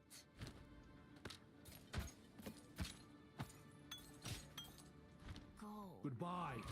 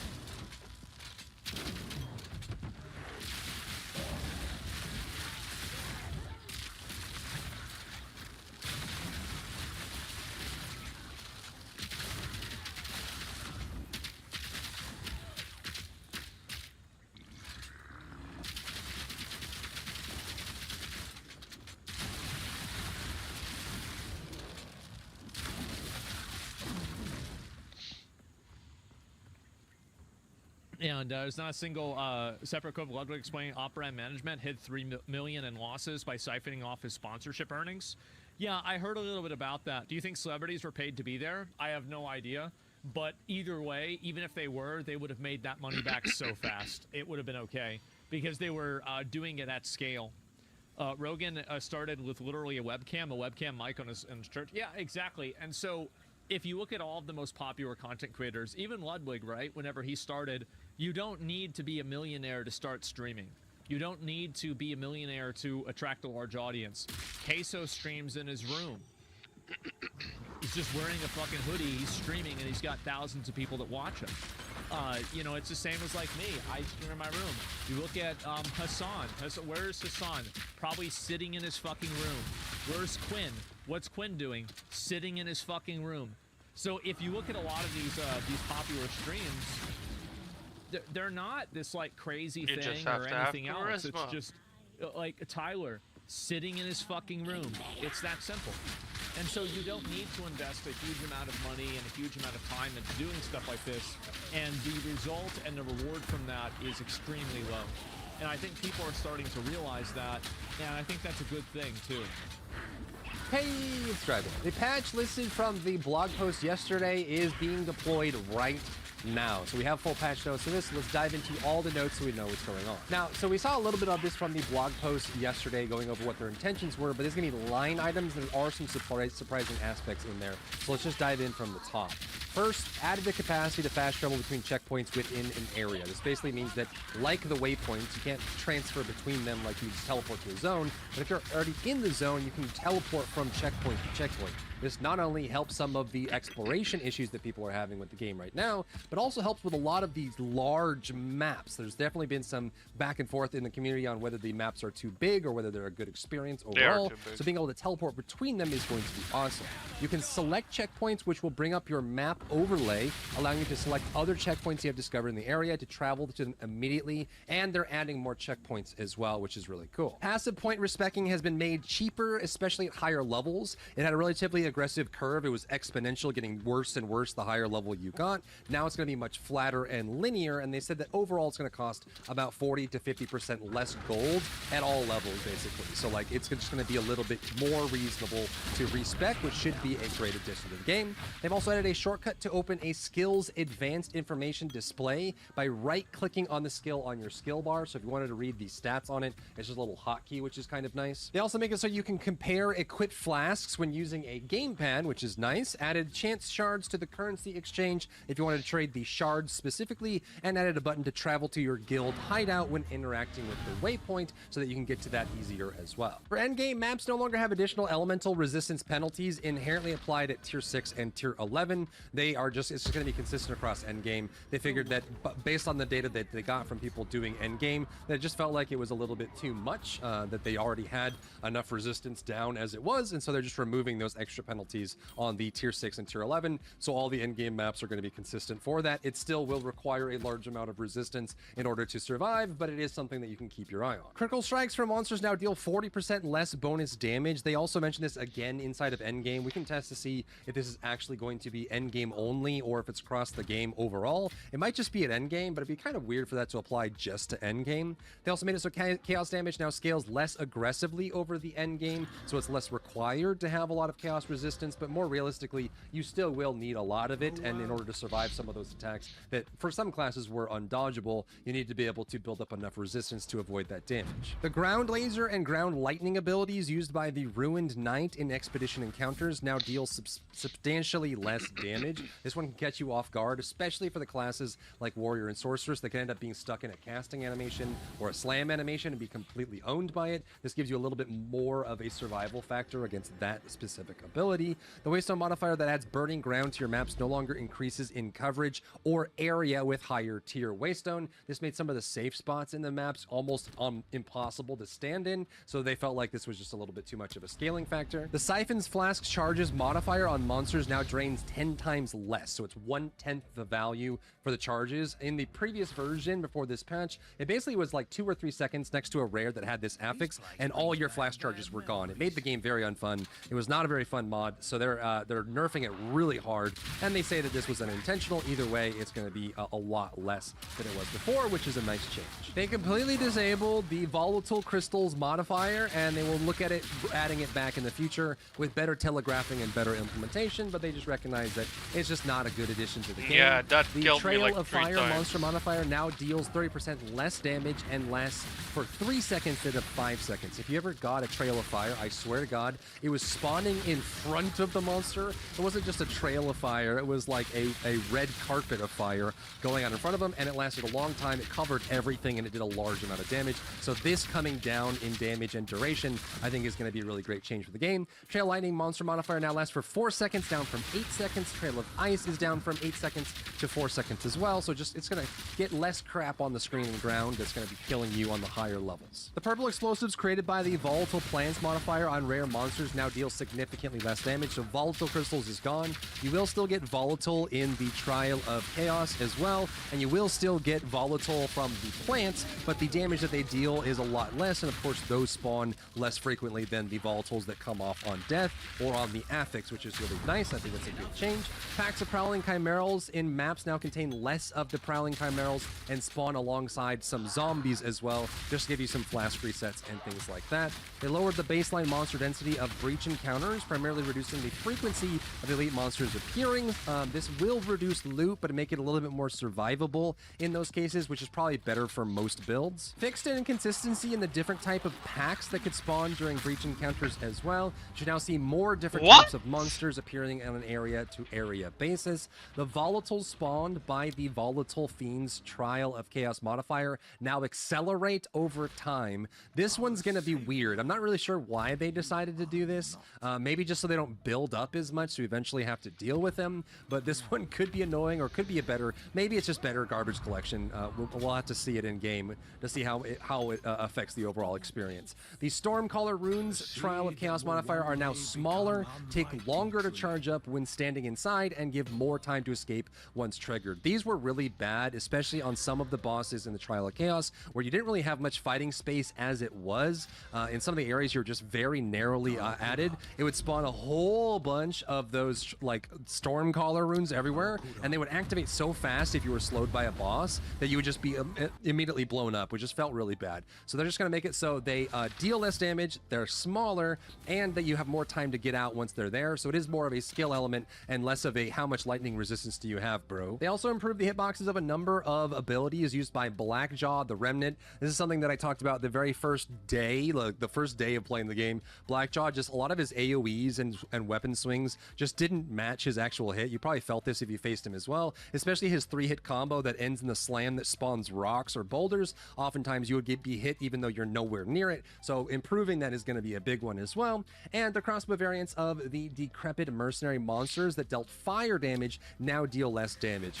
Personally, I would have liked to see the Decrepit Mercenaries fire less, or maybe even fire a little bit slower rather than the damage dealt, but I guess this is going to be something there. It is kind of hard to dodge for slower builds because it builds up and it fires so fast. It's nice that it does less damage, but I almost feel like, to be fairer to some of the slower builds, it probably needs to be a little bit less frequent, or maybe a little bit easier to deal with or dodge, but that's just me. They're improving the Trial of Sekhmet as well. Honor damage now scales down based on distance to enemies, and you take up to 35% less honor damage when in close range, tapering as you get further away. So this is something that I think is a good step in the right direction. And personally, for me, I was actually very excited about this. I feel like Trial of Sekhmet wasn't that bad playing on like Monk or playing on Warrior, just trying to get through it as a melee, but I know a lot of people really feel bad about the Trial of Sekhmet as it is now. And also I saw a lot of feedback on the last blog post video going over this change here, saying that it's just not enough. It's a very small band-aid fix that isn't going to adjust the system of honor itself. So let me know what you think about this down below. I personally think this is a great change for the game, making it a little bit less. Obviously, you can still build honor resistance, but there is kind of a question of whether or not ranged characters are just better suited for Trial of the Sekhmet and the whole honor system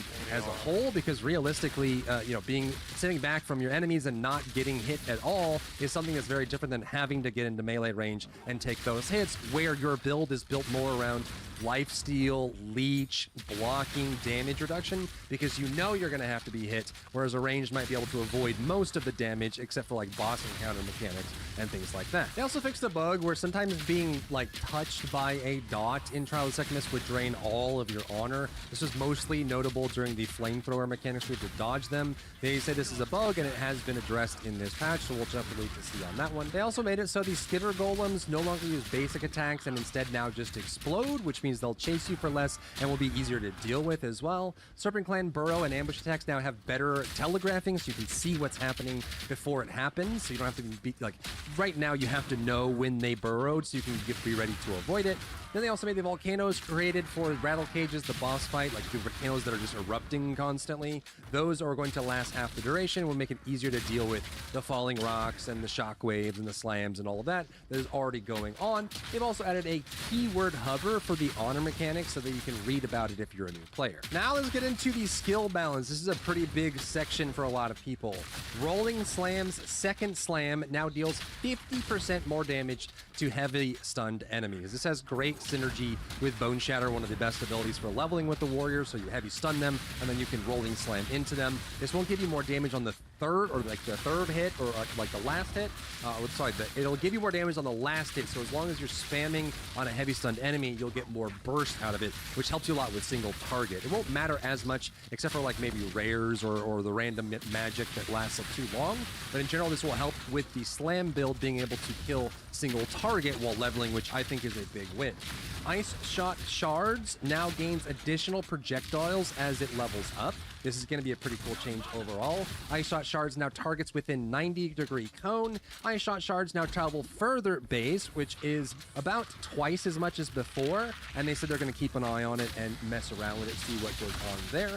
Ice Shot Arrow and projectiles are now smaller and are the same size as other arrows, which I think is a negative. I haven't played my Ice Ranger since launch yet, so let me know if you're an Ice Ranger main, what this, like, how you feel about this down below. Electrocuting Arrow base duration to 25 seconds from 12, doubling the quality bonus also, and they also adjusted the support gem, you'll see that down below, to not have the damage negative on it as well, which I think is a nice overall gain on top of that. Barrage now has 25% less damage on barrage attacks from 60% less at level 1, same scaling per level, so at low levels Barrage is going to be a lot more useful. Barrage now also has +2 repeats base up from +1. So less damage reduction as well as an additional repeat base means that it's going to be a little bit more usable for you at the very beginning. Next, Shock Chain Arrows, Shockwaves now deal double damage, 100% more than they were before, which is great.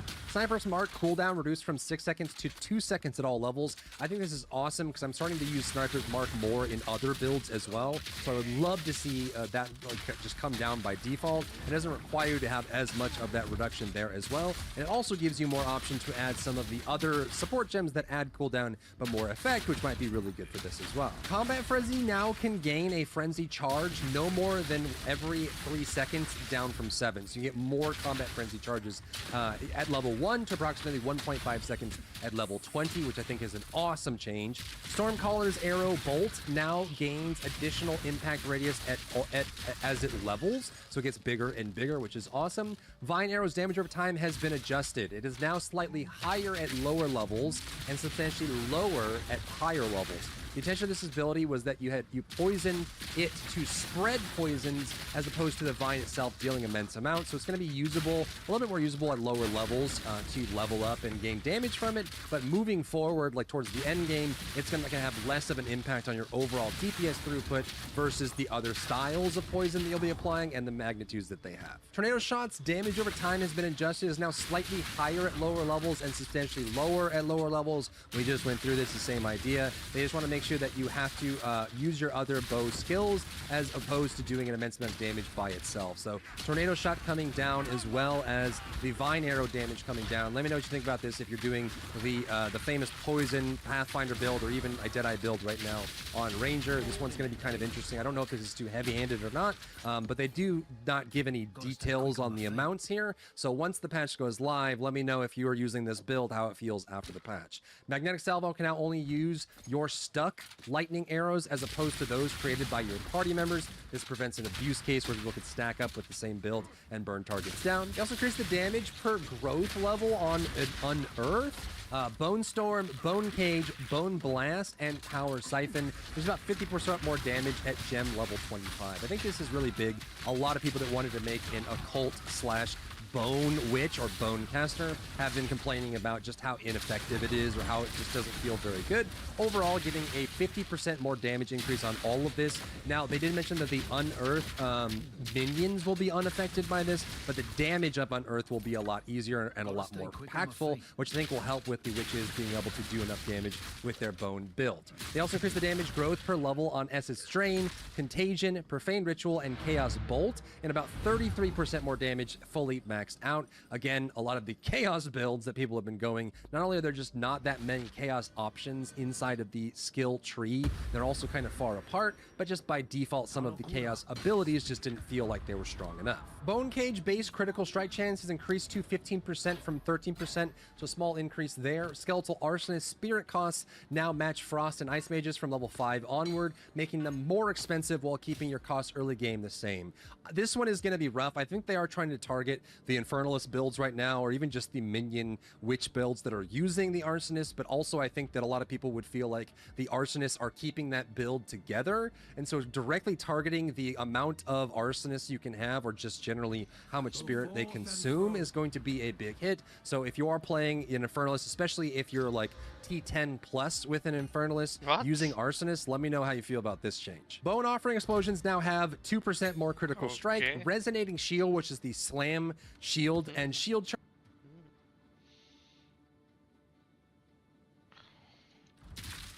Geen idee.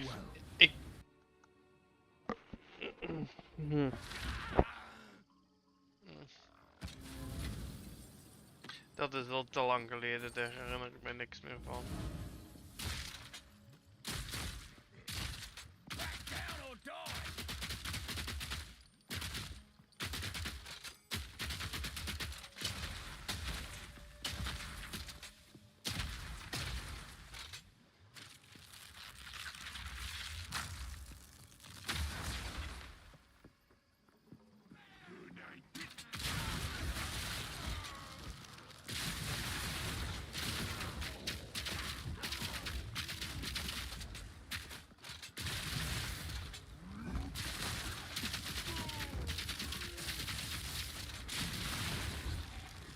And shield wall now have 6 to 8 added physical damage per 15 armor on your shield at all levels. Not so 15 instead of 75. I think the breakpoints here are very important because it meant that shield charge and resonating shield and of course shield wall were harder to scale while leveling, or even just before you get to like level 70 or so, because you have to get so much armor on your shield in order to get those breakpoints. So getting more physical damage per 15 armor is going to make the shield builds way stronger. I do have a shield warrior build on my channel as well if you want to check that out, and that is just going to get significantly better with this overall. Resonating shield radius increased to 2.3 meters from 1.8, so by default this is going to be scaled up by magnified effect and all that, which I think is really cool for the build, and also feels like it's going to be a little bit more viable as an armor break as well, which is really cool.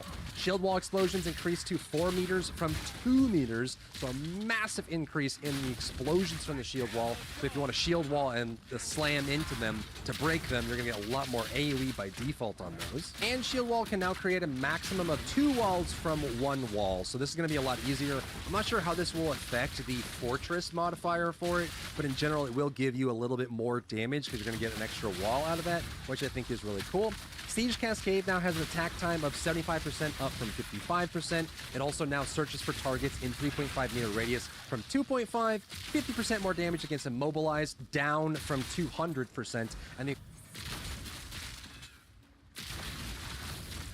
explosion now deals 167% more damage, accounting on the increase in damage against immobilized enemies. So maybe this is just built to fill a little bit more space with it. Also, Siege Cascade has 30% less reload speed from 50%, and the quality is now 2% damage against immobilized enemies per quality, down from 4. So they're just kind of caking in more of the damage by default. I haven't done the math. I'm not sure if this is an overall improvement when your build is maxed out. It's certainly going to be an improvement when you first get Siege Cascade and when you use it for the first like portion of your experience with it, but I'm not sure if this is going to be an overall top end nerf or if it is actually just better overall by pulling out some of the scalers and taking in some of that damage by default. Stormblast Bolts now has a maximum of 30 active bolts. Mercenary mains rejoice from 9, so you can put a whole bunch of these down, which means that the single target burst potential on it is much higher than it was before. Only having the 9 Stormblast bolts and then having to use a detonator on them immediately after felt really sluggish and not really worth the effort of building them up, placing them down, switching to another ammo type, firing it on it, going back and then doing it again, that sort of thing. So going 3 times more, right, is going to be a really big boon for that, and hopefully that makes it better. It also now gains 5 bolts in the clip from 3. Obviously, you can still add more to this with modifiers and special crossbows, and they also made it reload a little bit faster as well. So it has, well, slower. It has less reload speed from 50% less to 30% less. So it is a less of a reduction, which means that it's going to be faster. Plasma Blast now has 47% more damage with its initial hit and 25% less damage with its explosion, causing it to rely less on colliding with walls to deal enough damage. I think this is going to be a nice change. Also, if you're spending the time to wind up the Plasma Blast, I think it's really worth it when it has an actual more consistent way to explode and deal damage, but again, we'll have to see use case wise if this ends up being better overall. Artillery Ballista's explosion radius increased to 1.8 meters from 1.4 meters. If you were running away, since you're not controlling the totem of the Artillery Ballista, a lot of times it would fire, the enemies would move out of it, and it would miss. So getting that extra large area by default is going to help the totem builds and the Ballista builds use it to more effect. But the damage increased by approximately 21% as well, which means it's easier to hit with a bigger area and will do more damage, so a nice buff there. Gathering Storm's Perfect Dash now deals 53% more damage. Wave of Frost now has 275% more freeze buildup at all levels from 150% scaling up. So it just gets overall a lot more freeze buildup. Staggering Palm's duration now scales with levels. It has 6-second duration at level 1 up to 0.2 seconds per level from 6 seconds at all levels. So now you can get a little more duration out of it. This is, I think, great because it means that you don't have to run things like persistence on it just to make sure you get enough time with the projectiles that come out of it, and should make some of those builds a little bit more reasonable, especially since people, if they're wanting to use it with like Flicker Strike or something like that, they want to be able to Flicker Strike more, and I think that's a good change. Staggering Palm's projectiles now deal 20% more damage at all levels, which might make this a little bit more of a viable option for leveling as well. Since you have more duration, you can modify it, and you get more damage at all levels is a nice change for that one. Now, there's some big changes here for the Pathfinder Ascendancy class overall. I haven't had a chance to really dive into the Pathfinder class in any meaningful content, so again, I'm gonna rely on you guys. If you guys have a Pathfinder build that you're using right now in high level end game content, let me know how you feel about these changes so we can kind of get some added perspective on that. But concoction skills from the Pathfinder Ascendancy class now consume 3 charges from Mana Flask down from 5, so a nice buff there. Their damage has been increased and deal approximately 66% more damage when the skill is level 20. In addition, the base added damage has been increased by at least 50% for all concoction skills, with Poisonous and Bleeding Concoction receiving greater damage buffs. Fulminating Concoction now has a critical strike chance of 8% up from 6. Shattering Concoction up from 7 to 11. Explosive Concoction now has 100% more chance to ignite enemies and 100% more magnitude of the ignites that it inflicts, and Fulminating Concoction now has 100% more chance to inflict shock, and Shattering Concoction now has 100% more freeze buildup. So overall, the concoctions cost less Mana Flask charges, they do more damage overall, and they have more buildup and more application with more magnitude on the ailments that they provide. Most of the Pathfinders I've seen are not running with concoctions, and the feedback that I've seen is just that it's kind of hard to use. Just kind of like, Rolling Slam from Warrior, you're exposing yourself while you're doing it, and the payoff isn't really worth it. So hopefully with these sweeping buffs, this will be a lot better, but let me know if you are a concoction Pathfinder player in endgame right now, if you feel like this is the right kind of change, if this will be enough to make it feel where it should be, and that sort of thing. The Hunter's Talon passive, Notable, now grants +1 charm slot. The small passive skills leading up to it now grant the stat that formerly gave to make that Notable feel better. The Charm Helper text has been updated to indicate that you cannot have more than 3 charm slots unlocked, so that we can add more sources of it in the future. So this Hunter's Talisman passive will not give you 4 charm slots, but they do mention they would like to have that from something in the future, that sort of thing. But maybe it allows you to play around with the stats on your belt and gives you that option there, which I think is still at least more interesting than where it was before. Added a new light lightning damage and electrocute cluster to the passive tree in between the ranger and monk sections. This is awesome because I'm actually working on a lightning monk right now, and you have the choice of going towards the sorceress side of the tree to get lightning or down towards the ranger side, but there just aren't enough payoffs for the ranger side, so getting another cluster there is going to make it a little more meaningful if you want to do it. And of course, it will actually help with any of the lightning ranger builds, potentially even the mercenary lightning builds that want to use those, as well as it will be a little more accessible on that side of the tree. The heavy frost notable passive skill now causes hits to only ignore enemy resistance of frozen enemies if their resistance values were positive. So it would I guess this was providing a negative benefit where you were actually getting nerfed for using this in general, but hopefully not. It seems like by that wording that they were fixing a problem, but I haven't really been using this node myself. Supercharged Slam now builds up stages slower, but gains 40% more damage per stage now from 20%. This may display as 20% still incorrectly until a later patch. This is kind of crazy to me because I feel like Supercharged Slam and Sunder were already going really hard, but making Supercharged Slam even slower, but giving it more damage, maybe this is super worth it. Maybe this is really good in party play, and maybe this just makes the slam build even more worthwhile, but making it slower is not something I had on my bingo card. Electrocute is now 25% harder to build up across the board, but the damage penalty has been removed from the support gem, so making it a little bit harder to build up. I think this combined with the freezing changes is a little bit odd. It does make it so CC, like rampant CC, becomes a little bit less accessible. We obviously still have stuns and things like that, but freezing and electrocute becoming a little bit less accessible is going to be something that will make some of those large packs, especially packs with a lot of dangerous enemies in them, a little bit harder to deal with, and maybe that's what they're looking for. It is now more difficult to chain freeze enemies. They now have a immunity to build up, with like a resistance to freeze build up after having just being frozen. It's the same mechanic they use for heavy stun. If you just heavy stun an enemy, the amount of stun buildup they get for a short while is very slowed and very resistant.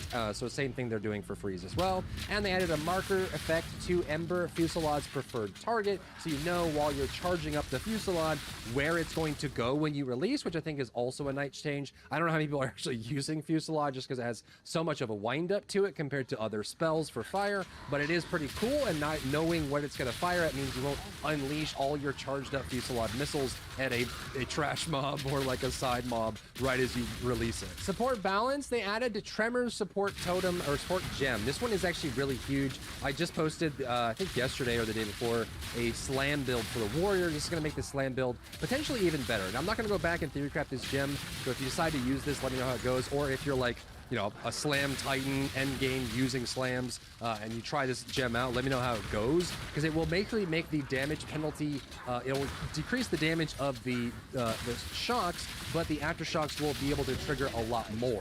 This gives you a lot of option. Your max aftershock chance right now, I think, is around 38%, so being able to trigger more of those might make things like Sunder, or even like Volcanic Fissure, a lot more interesting, or even the supercharged slam buff that they just did. So you wind up for more supercharged slam damage, and you get more aftershocks on it, which do more damage, and now the slam warrior can start one-shotting more bosses. They also have the bidding support gem. This is a support gem that gives you damage to command skills of supported minions, which I think is going to be really cool. Now you can make that support area of the build a lot stronger and more effective, which I think is really cool. And the fact that you can get minion damage, plus you can command them to increase it. Hopefully this deals with the arsonist change and some of the minions we have now, but it will give you a little more of an active component to your minion builds, which I think is a good change. Fire exposure, lightning exposure, and cold exposure support gems no longer penalize damage. They just have increased mana cost. I think this is awesome in keeping some of the elemental builds better. And also I think that some of the single element builds will face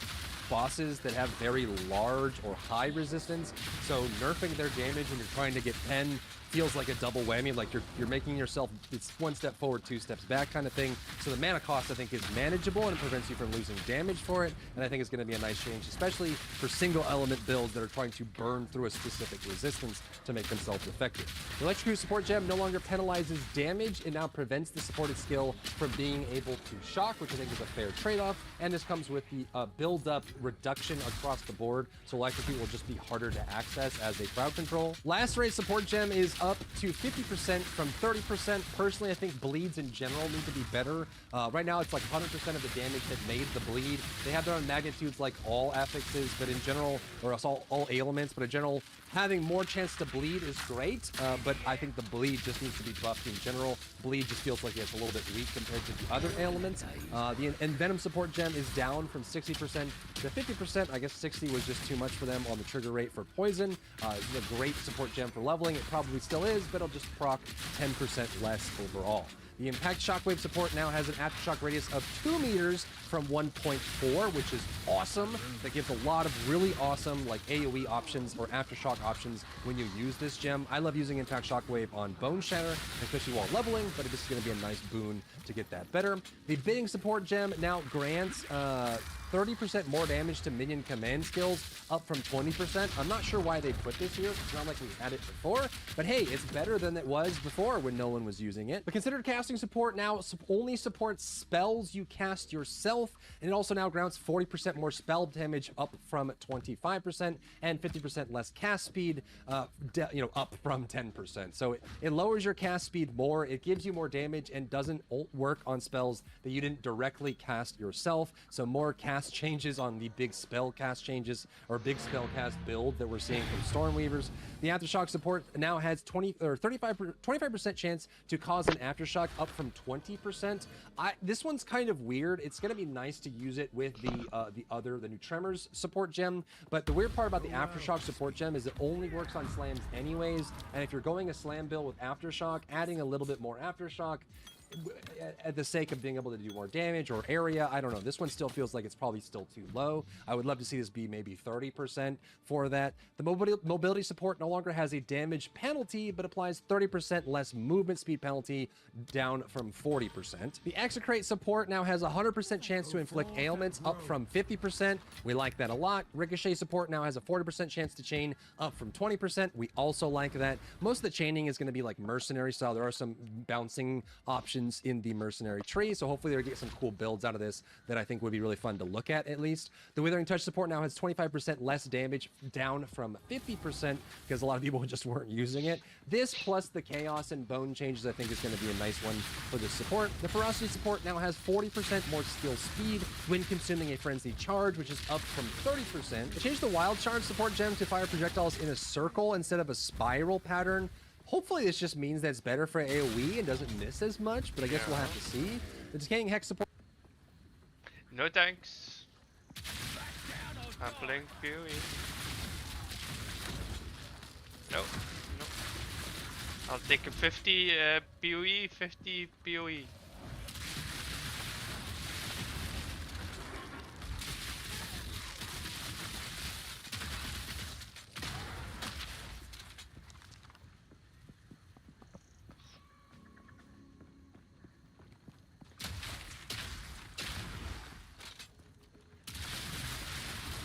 Zeker met die buff patches wat ze gedaan hebben, ja. Holy shit. Mato, ja. Kill damage. Ho ho.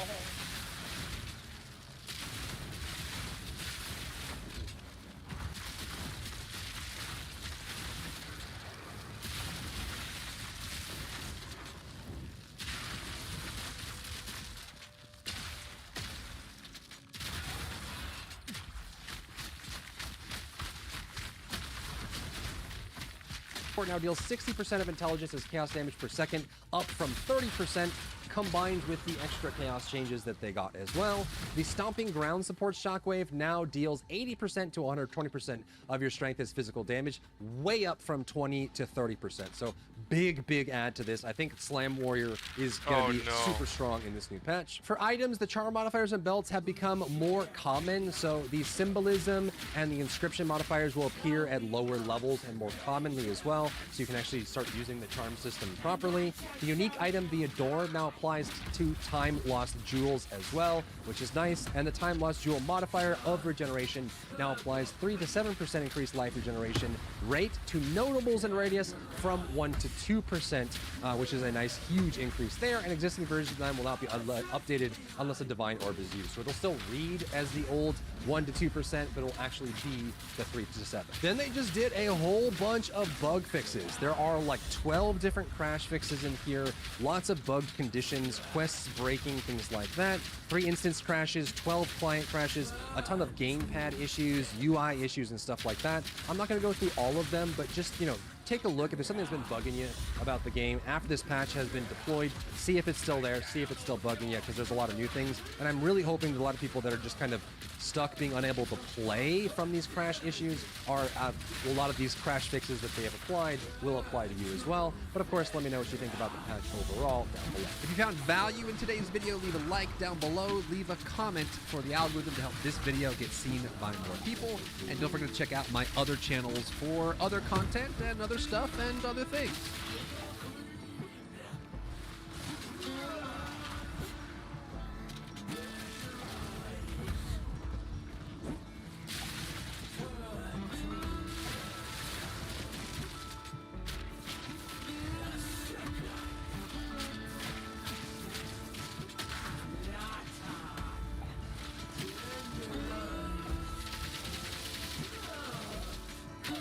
Gotcha, bitch. Oh. Oh.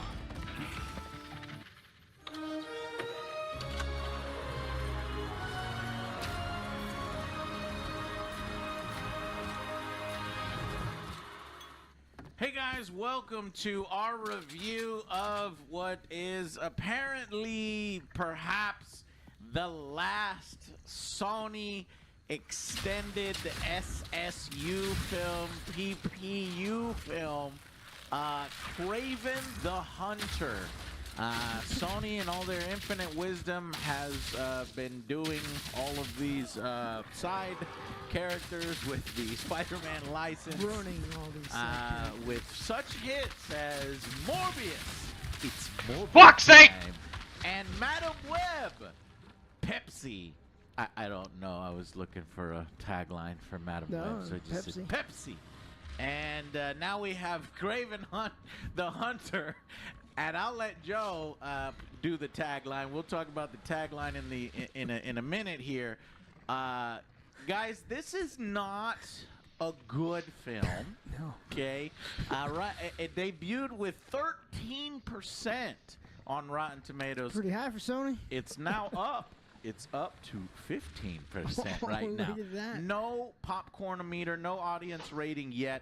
I suspect it will be higher, but 50. The writing is bad, and it's not a good film by any means. However, Joe might have a different take here. I didn't think it was as bad as advertised. Maybe I watched a little bit too much of the internet, and I've seen people dogpiling it online as literally the worst.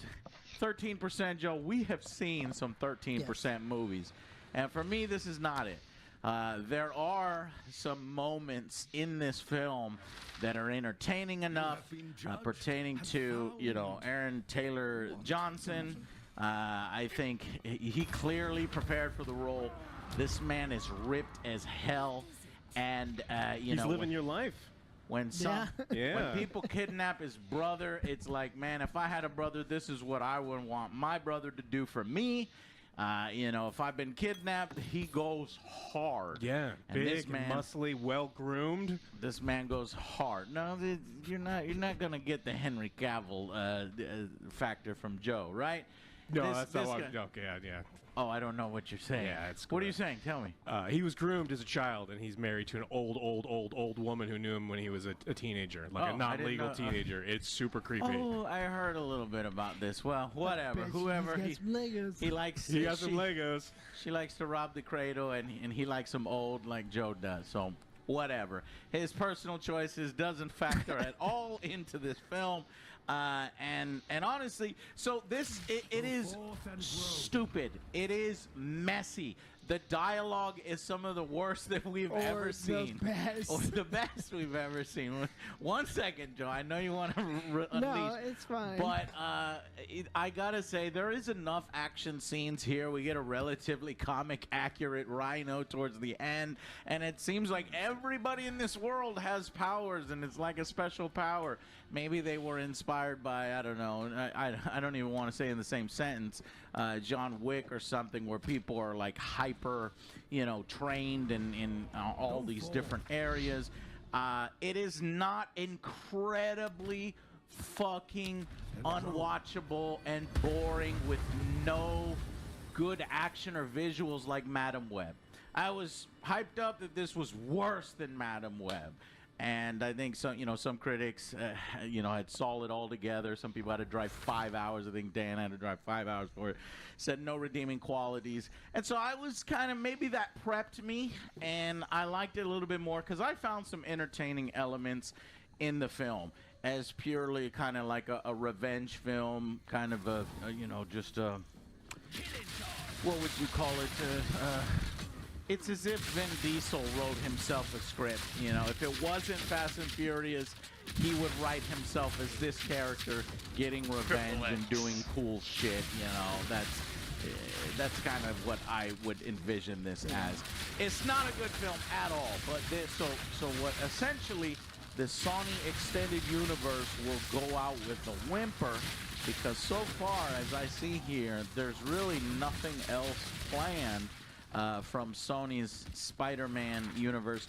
It's being billed as the 6th and final installment in Sony's Spider-Man universe, the SSU. But that's not exactly true. I don't know why everybody's saying this. Sony has the rights to Spider-Man. They are never giving it up. No. And they already have. Right. It's the only thing they have. And they already have, Into the Spider-Verse. The 3rd film is coming. And then there's the Nicolas Cage live-action noir, Spider-Man noir project that I think is coming to TV, maybe Amazon, that's there. So the Sony Spider-Man universe is not over. Maybe they're talking about the side villains, these third-rate side villains. Kraven's not supposed to be, a third-rate villain. I thought they were making a movie like Black Cat or something like that. No, yeah, there was a few others, but as far as I can tell, I can't find anything. Like Silk was canceled, that Silk Spectre kind of thing. Anyways, but that's my take. It's bad, at times hilarious bad, and yeah. It's not a good one. Let's let them know what we're talking about. So at one point, Joe, what happened? We burst out in the theater laughing. Me and Joe burst out laughing. Did she mean to say that? I didn't get the line. I was like, wait, that doesn't make sense. It was like during the hunting scene. He's like, oh, where'd you get this thing? He's like, oh, my grandma gave it to me. But she died after that hunting trip. I never saw her much after that. I was like, well, yes, she's dead. Yeah, it didn't make any sense. She died, and I never saw her after that. It's like, well, she's dead. But maybe that's her power? I was trying to think. I was like, maybe that's her power. She sees her dead grandma. After she died. I don't know anything about Calypso. But the line she said was fucking terrible. She passed away, and I never saw her again. Yeah, that's what happened. I don't know. The line delivery was incredibly awkward. It was way more funny, and I couldn't stop laughing throughout the film about that particular line there. What was there's another second moment. Well, I will say this is better than Madam Web. But other than that, I honestly don't think that the action was worth the price of admission. And I did go in expecting something low. The bar is already set low. I was like, I don't expect much from this. It's rated R. I saw the trailer. I was like, hey, maybe this might turn to a 5. Not expecting anything great. No. An average film on our scale. Yeah, but no, this did not work at all. The writing was terrible. I like the main actor, but he's kind of bogged down with the writing. I didn't like any of the villains. They're so fucking dumb. Oh, yeah. You didn't like Foreigner? No, Rhino just looked like a mixture of the Double Dragon and Freaked. I don't know if you ever seen the movie Freaked. Yes, I have seen it. That's what he kind of looked like. He looked kind of dumb. I didn't like the way he looked. Craven is a superhero now. He's not a villain. Yeah, that's he's what Sony does. I don't like it.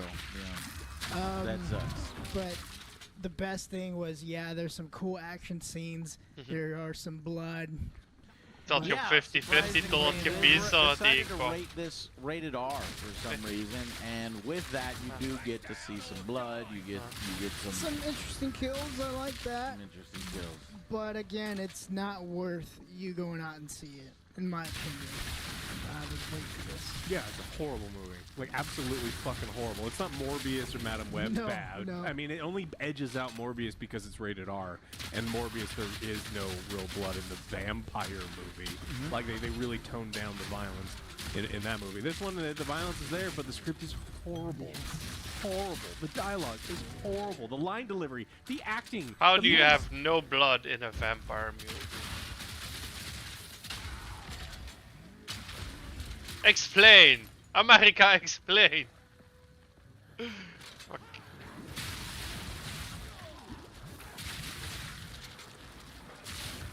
Even by Aaron Taylor Johnson is a terrible actor in this movie, and he's been great in stuff. He was so good at Bullet Train, so good in that. And he's sitting there talking about how I'm faster than karma.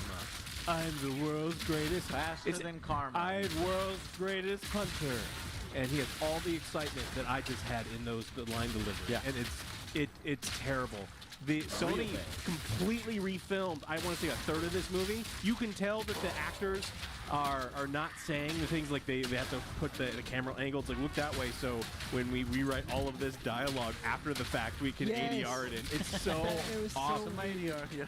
The CGI is terrible. So it's like, it's not a well-produced movie. The animal CGI, which mostly the animals, and actually some of the human, when Craven turns into, I don't know, scaling buildings and stuff, he looks like a CGI effect. The Beast Hunter movie is better than this movie. The Beast Hunter movie is a better Craven movie.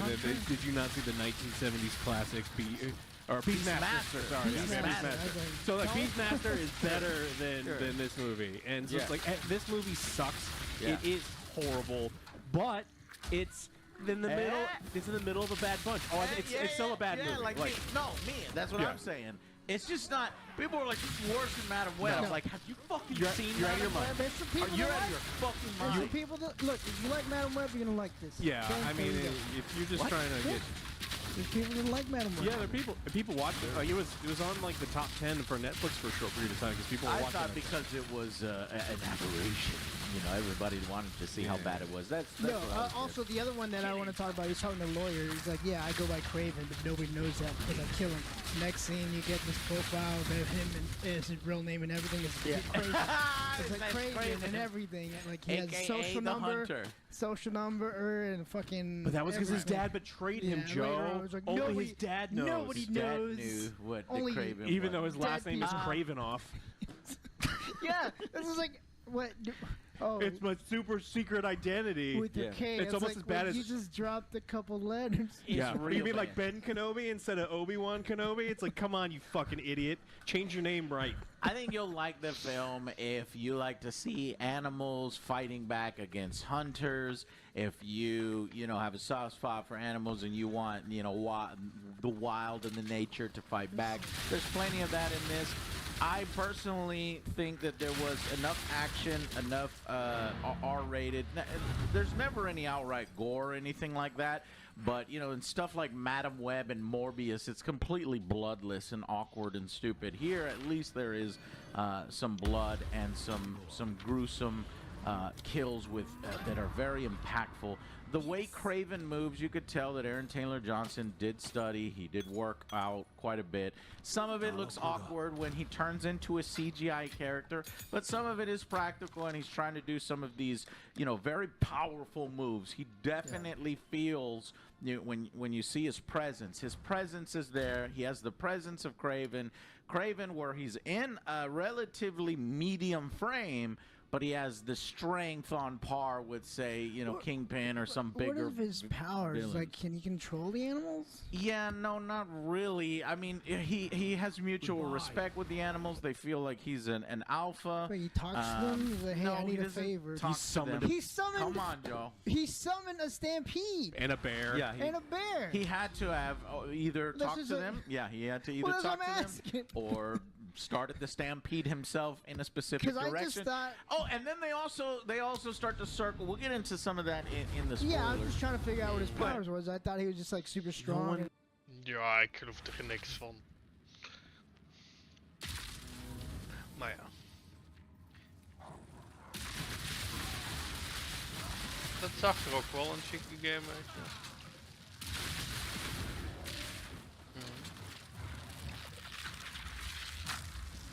Ja, dit is weer een looter shooter. Hè. Grind die van. Grind die van.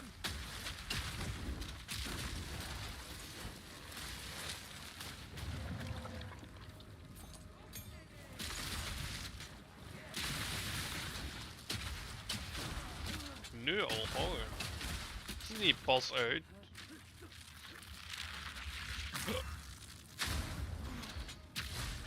Jesus, en nu al fucking de helft.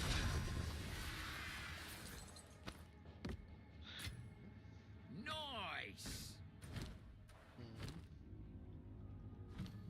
Oh, no. No room. No room. Waarschijnlijk met meer pay-to-win microtransactions.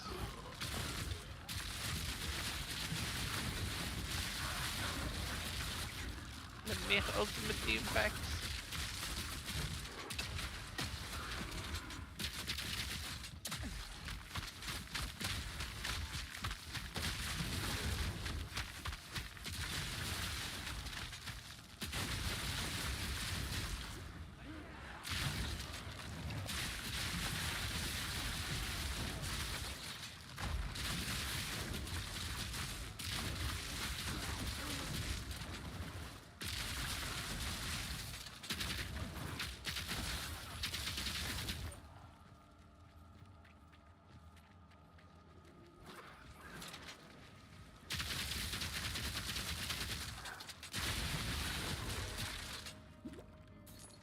Now, what if I do?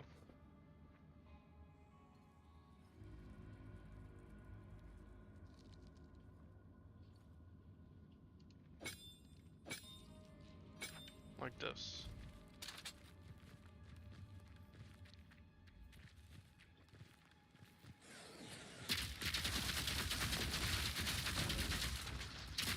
Rapid lightning.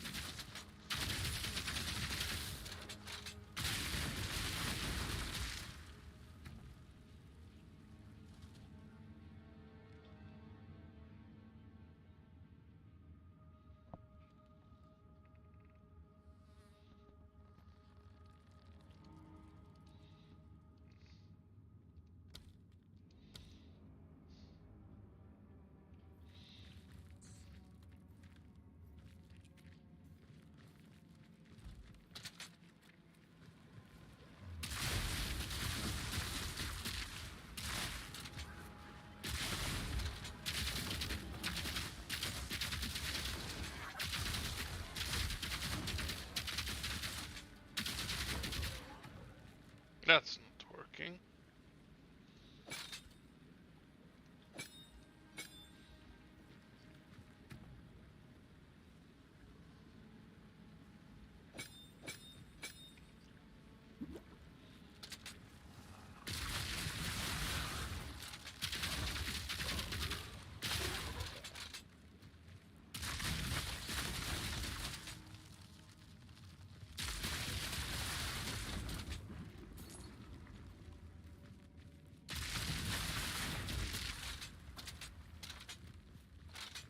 €3, oh ja. Dat is ook...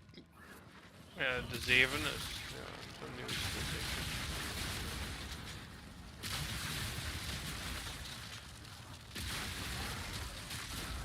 Wat? Zoveel nog?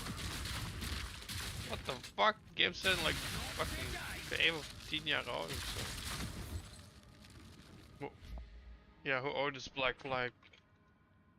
Ja, 10 jaar, zo, 11 jaar inderdaad. Ja, fuck. Microtransaction hell? Dus het gaat dus. Of met zijn energy system, waarvan je tax moet wachten. Ik had dat met een van die games, ik had eens gedownload, zo'n energy system. Fuck off! Uninstall. Welke was het? Dat was...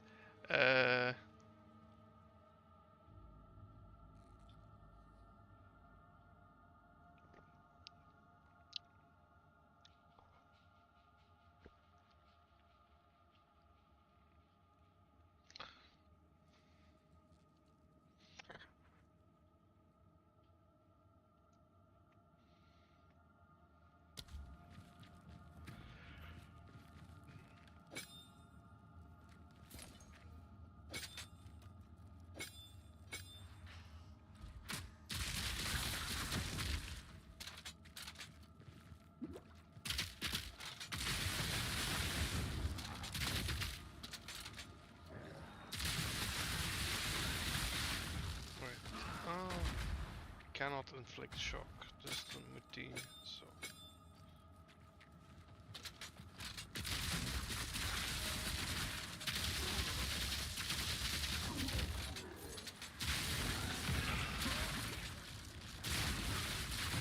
My pockets are full.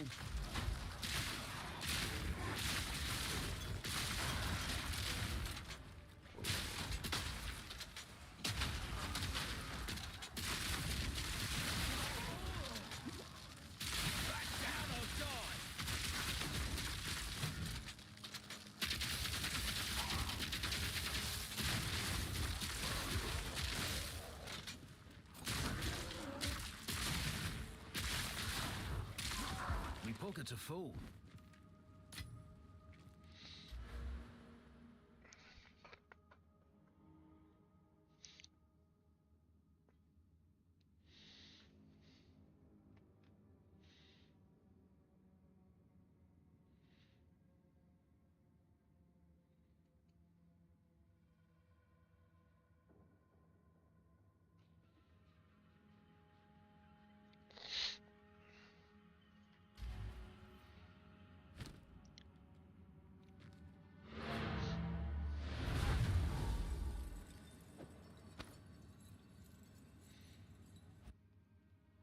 An amazing like hunter and stuff like that, not able to talk to animals. And He's Dr. Doolittle. Okay, so his powers in this film are, Joe?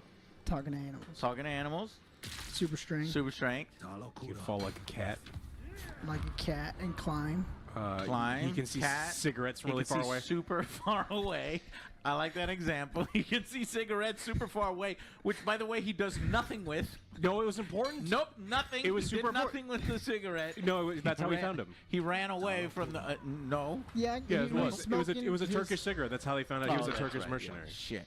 But he doesn't immediately go collect the cigarette. He actually goes and chases them. And at one point, I thought he'd come back and collect the cigarette. No, he continues he can to read chase them with Turkish the at a helicopter. far distance. Yeah. So. It's very unclear It's a very- what he does. Well, It's totally clear. explain I what- literally just explained all Explain of what it. Foreigner does. The useless, horrible That addition. is the A their terrible fucking villain. yeah. I feel like this Calypso character was just kind of forced into the film to Oh my give. God, yeah. What is her purpose? Love interest.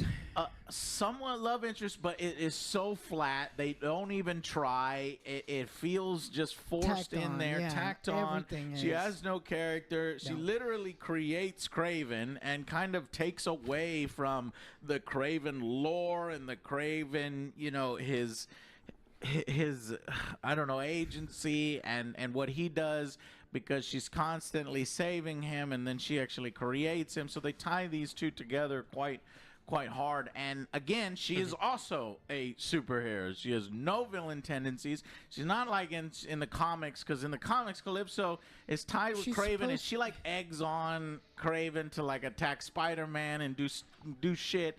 And that it's completely opposite here. They're complete heroes. like it. I don't like There it. is a moment where Kraven is attacked by spiders, and it maybe gives him a fear of spiders or makes him just hate spiders. So in the Spiders. next film, which is never going to happen because Yeah. this is the 6th and final No, installment of Sonic, he's like he'd be getting like, I attacked hate by spiders. spiders. He's like, I hate spiders, man. I wish he would have said something. He doesn't say I that. hate spiders, man. But that's the level of writing that it was. Like, I hate spiders. Or I thought he was going to drop that line.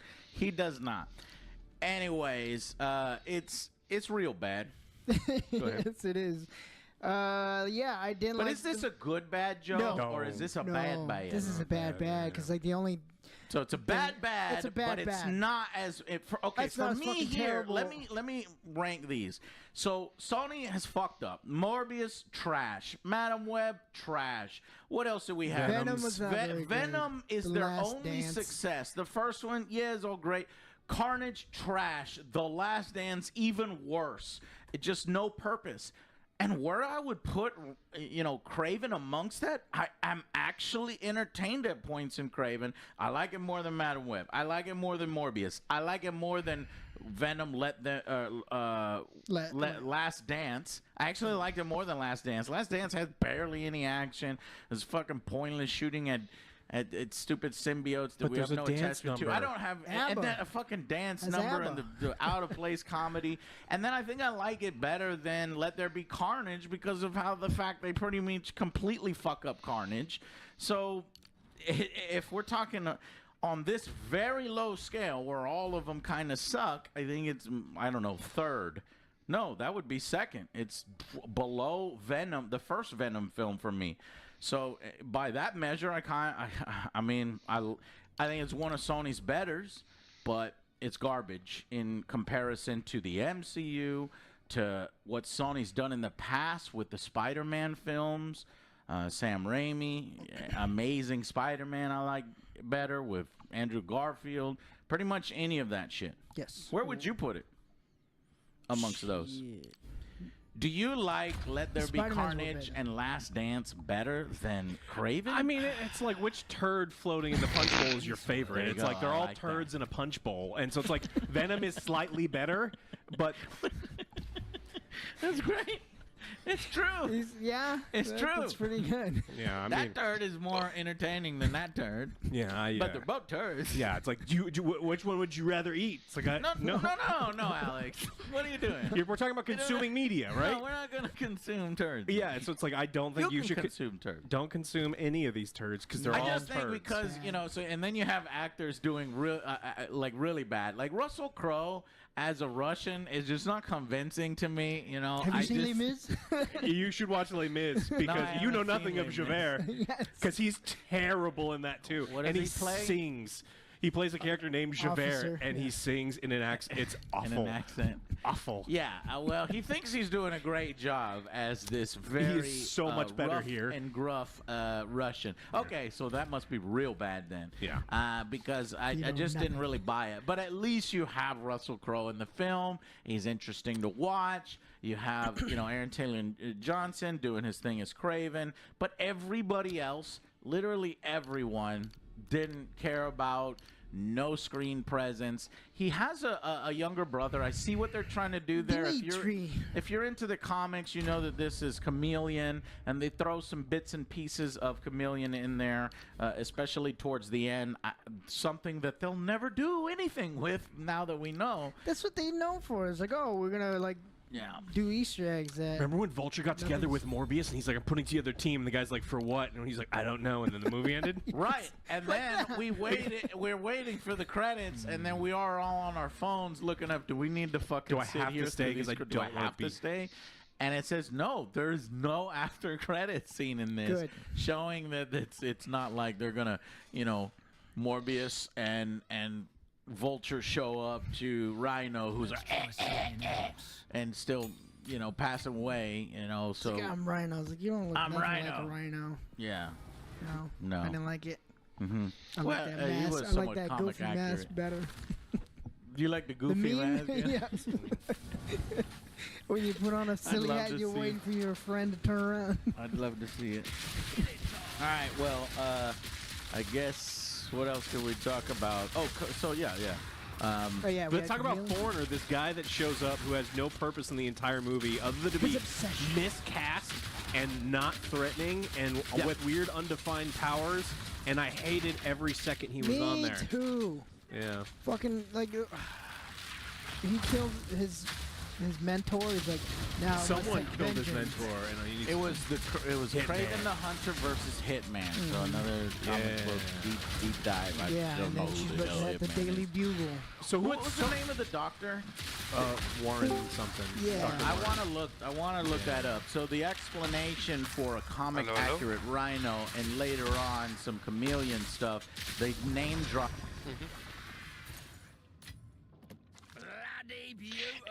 Dat is niet. Ik denk dat je.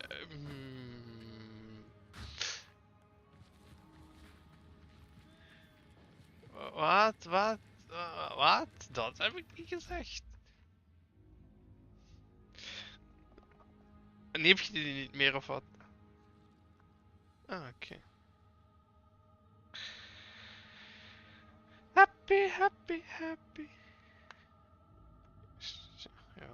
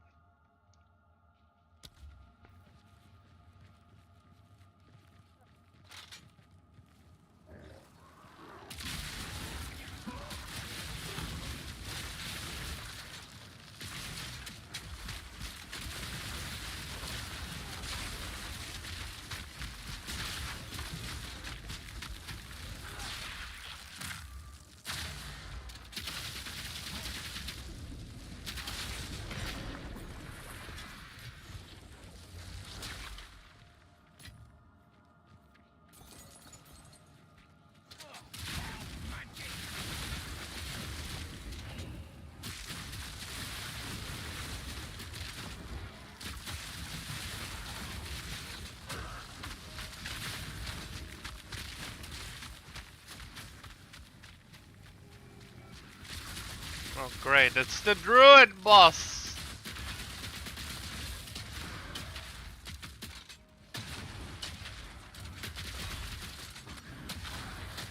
Ja, dan kun je toch ook nog gewoon naar een andere gaan.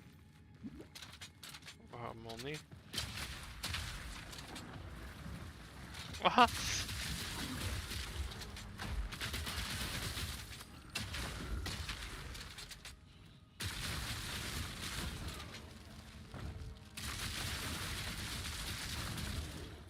Feld.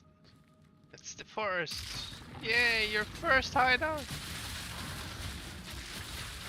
Oh.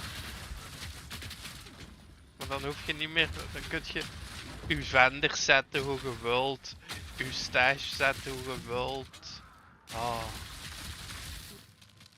Uw portals zetten hoe je wilt, uw cel. Ja, bij mij staat het ook allemaal schoon bijeen, hè.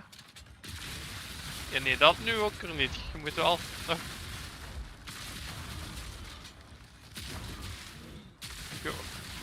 Oh ja, dat is fijn. Ja. Like, en er zijn zelfs... wacht. Hier. Je kunt zelfs hideouts importeren van mensen. En je kunt filteren op of ze met microtransactions gemaakt zijn of met vanilla dingen en zo. Echt chic. Hier, hideoutshowcase.com. Ja, then you don't, whatever. Pardon. Maar je hebt zo bijvoorbeeld mensen die zo'n alien ship maken van een bepaalde hideout en zo. In PoE dan. Het is echt wel cool. Coole shit wat mensen erbij doen. Pikachu in PoE 2. Kanaal hideout. Ja, iemand heeft hier Pikachu gemaakt. Beautiful! Pika! Maar nee. Uses microtransactions. No.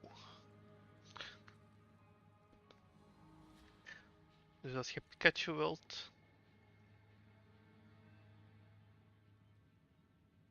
Yes, you do.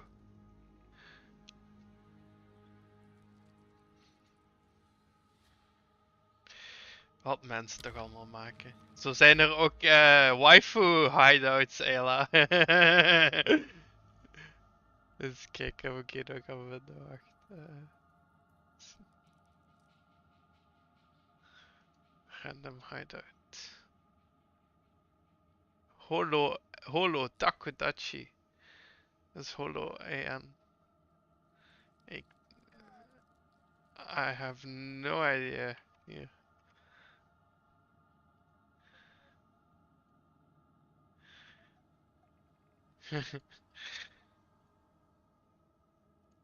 Ah. Wow, Luigi. Oh.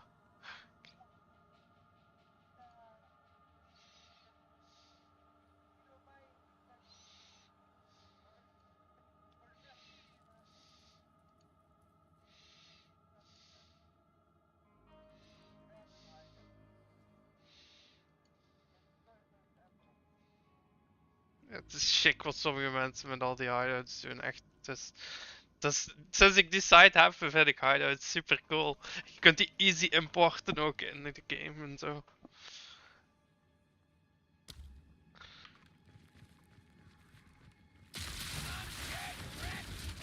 Maar ja, natuurlijk zijn de meeste hideouts nog voor PoE 1.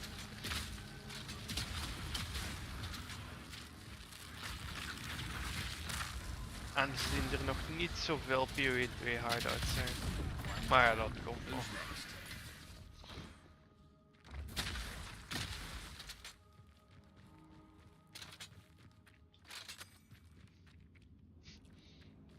Wat?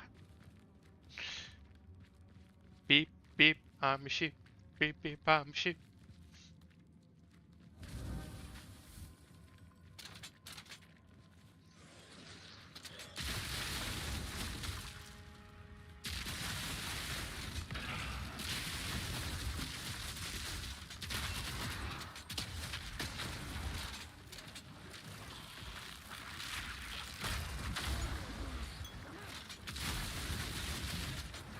Gotta stay quick on my feet.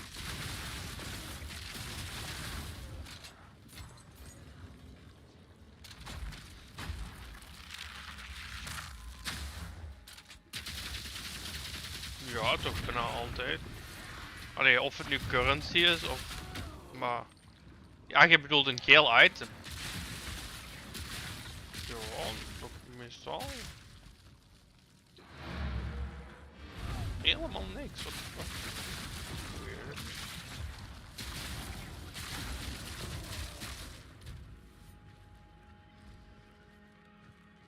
Welke?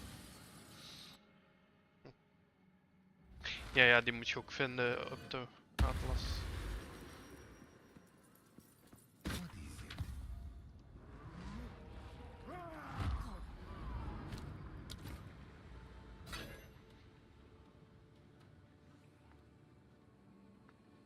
Wat is?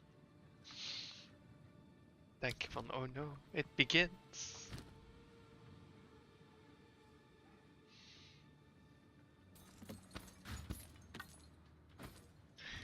Kijk hoe mooi ik mijn hideout heb gezet.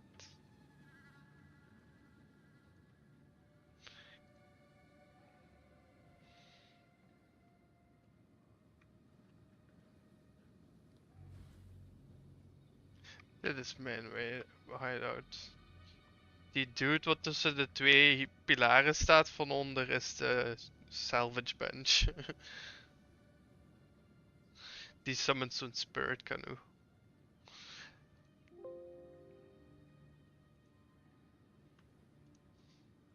Ja, dat is handig. Je kunt 3 waystones van een bepaald tier reforgen naar een waystone van het higher tier. Dus 3 level 1's naar een level 2, 3 level 2's naar een level... enzovoort.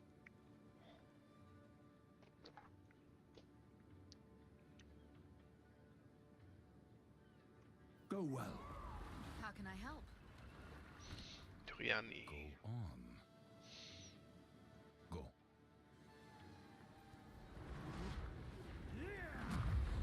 What is it? Move Go along. well.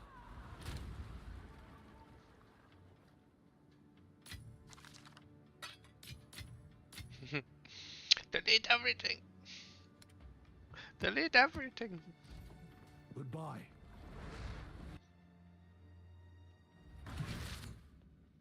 Sure, you do you. It's your hideout. Want jij wel? Het is jouw feestje.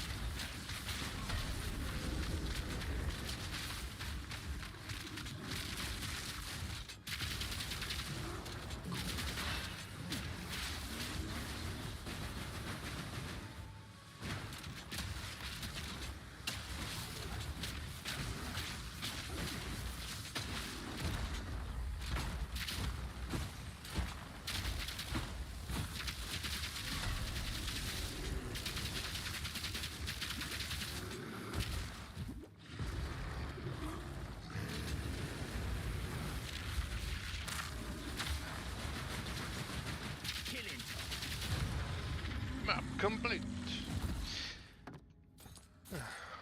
Nog 6 tier 5 plus maps.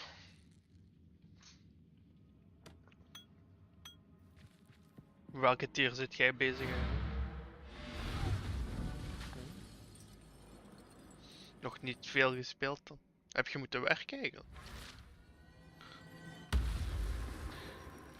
Go forth and grow, speak.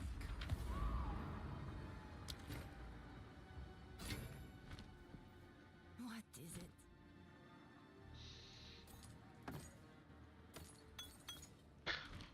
Go forth and grow.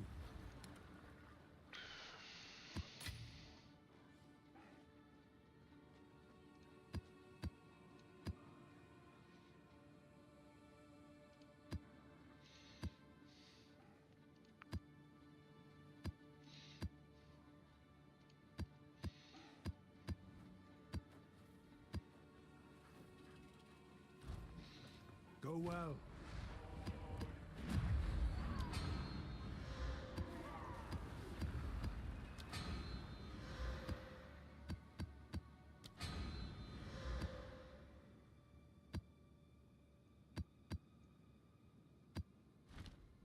What is it?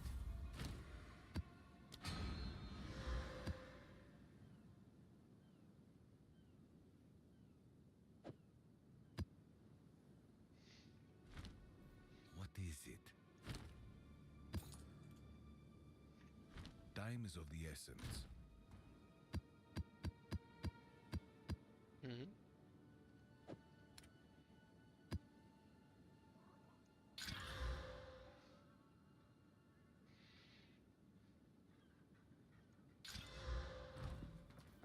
Go well.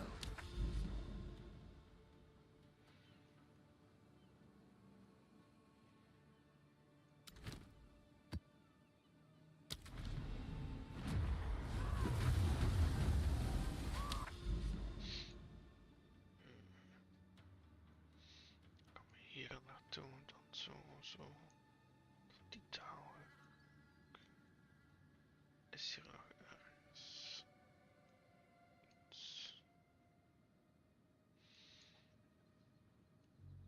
I have no idea. Het is een special map denk ik, I don't know. Ik weet ook niet hoe je moet activeren of zo. Ja, als je daarop klikt dan staat er, wat stond er?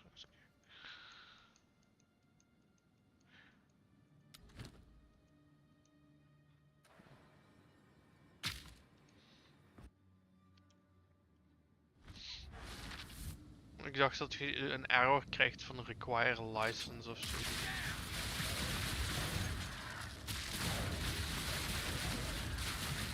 McGuire recipe. Of zoiets.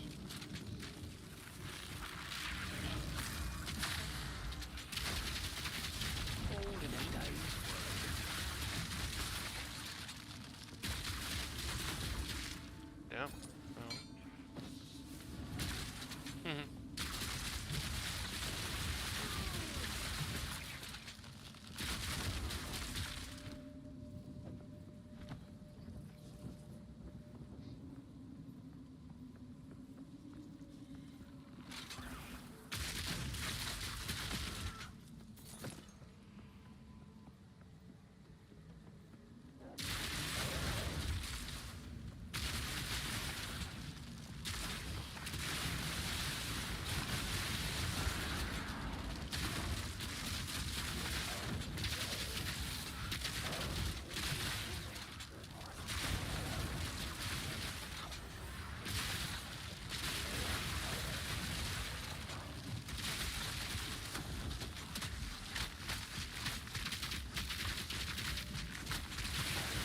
Of course you have proximal tangibility. Fucking, I hate that modifier.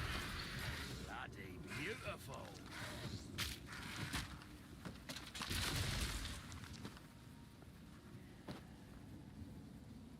Dat moet je wel in melee range erbij blijven.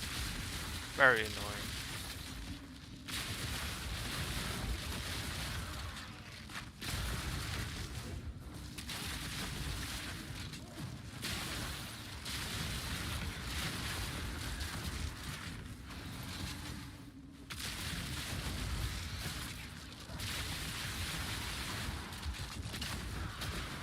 Reload.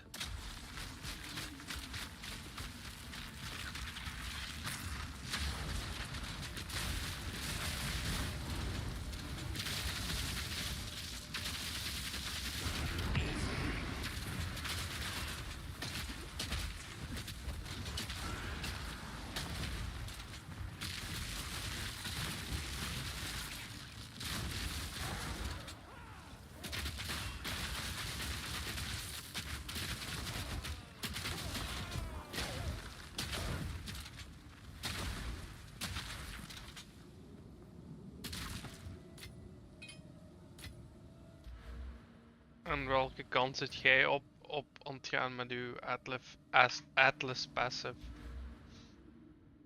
Ah ja, juist. Nevermind, je zit nog op tier 1. Oké. My bad. Ja, dat krijg je na elke die sidequest, zo telkens 10 maps.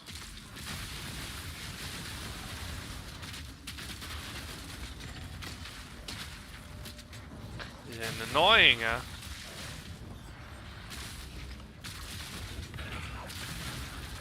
Ja, dat heb ik dus ook soms. Zo'n bug dat ik zo heel traag wandel, ook al is er niks.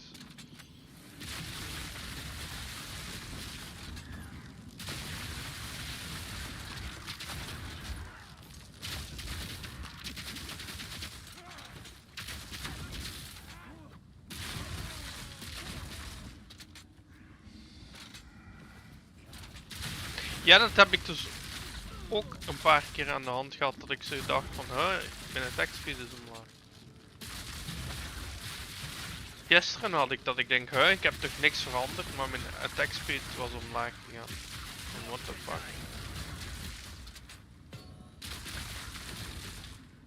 Oh wel.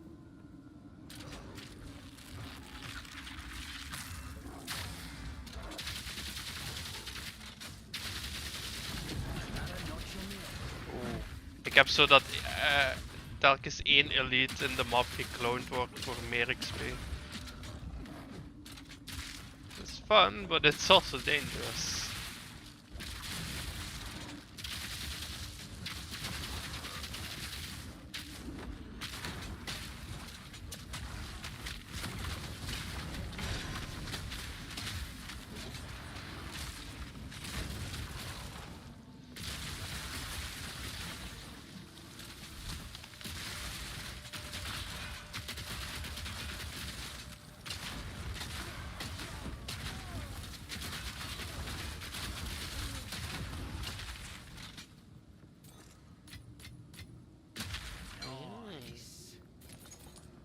The trees.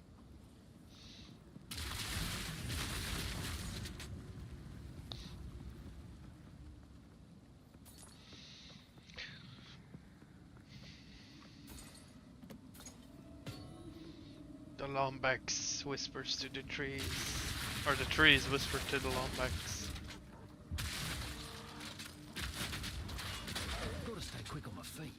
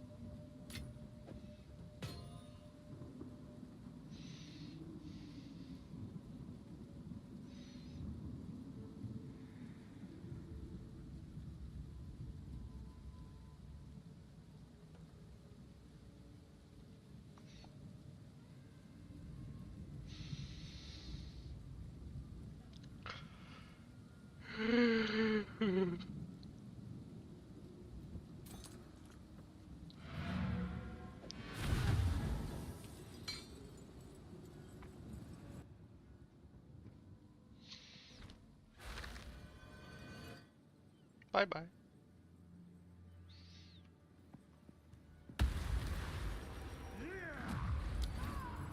Sometimes we must begin again. Yes. What is it? Go.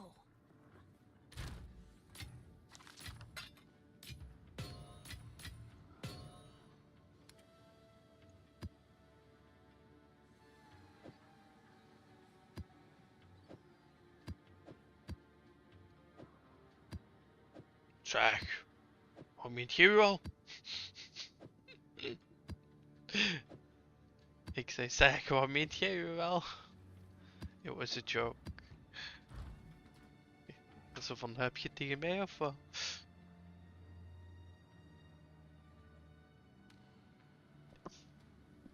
Well played.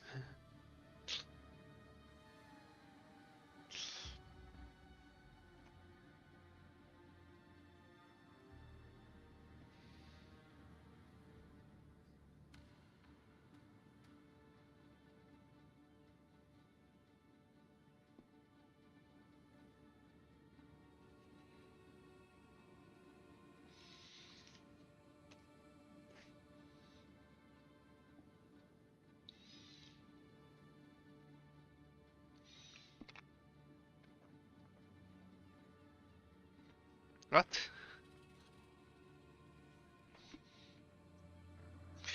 Ja, ik heb er ook al een paar gevonden, maar... Bah, ik moet het misschien nu eens proberen met de buffs.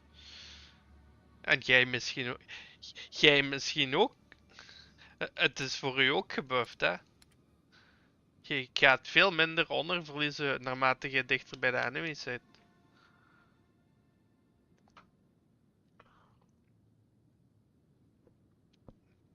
Ja, ja, true.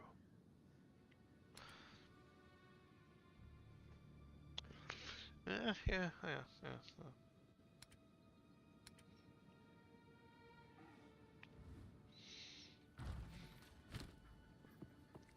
We moeten het inderdaad eens proberen.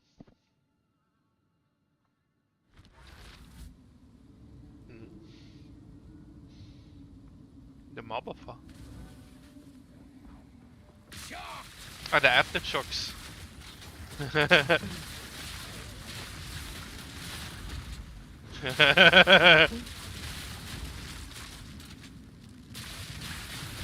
Wait, what? Heel de mob aftershock. Ja.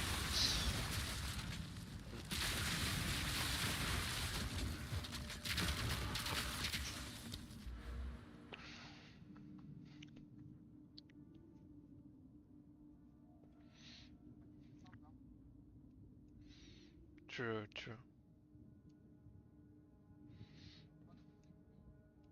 Ja, Sam, ik ben ook net geleveld. Maar als je daar doodgaat door je honor, verlies je geen XP.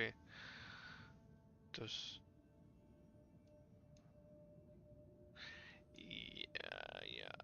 Ja. pas op, door de onder. Als je dan door de onder. Allee, ja, one shot, ja. You're right about that.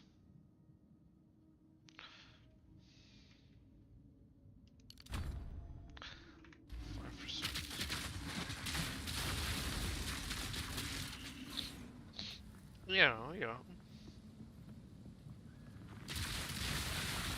Maar ja, dat was met 7. Ja, je moet er 10 hebben. Echt? Oh ja.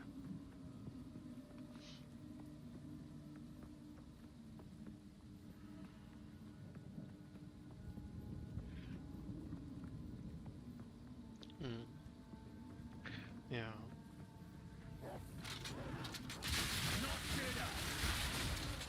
Ja, waarschijnlijk door de buffs. Ze hebben Supercharge Slam de damage gebufft trouwens. Oké. Want ze hebben wel de charge-up vertraagd, dacht ik, van Supercharge Slam. Maar de damage omhoog gedaan, dus ja. Weird, weird.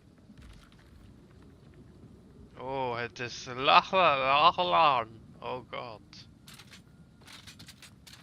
Ja, de Act 1, de eerste big boss. Ja, nee, de eerste iets wat redelijke big boss. En hier heet hem Connell.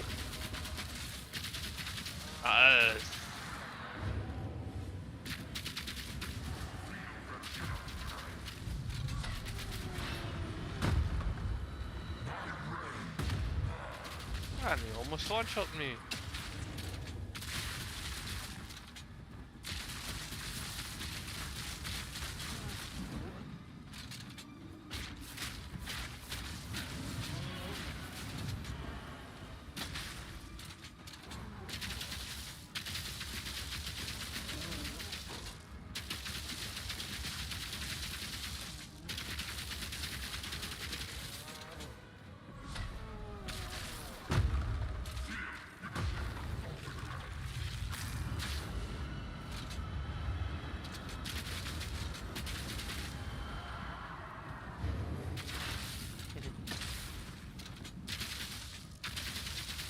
Oh, en is dead.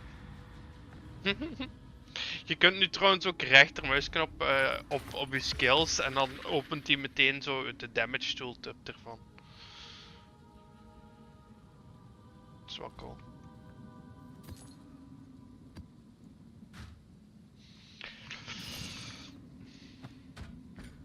Map complete.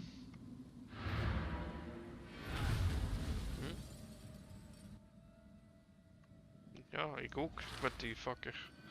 Jezus.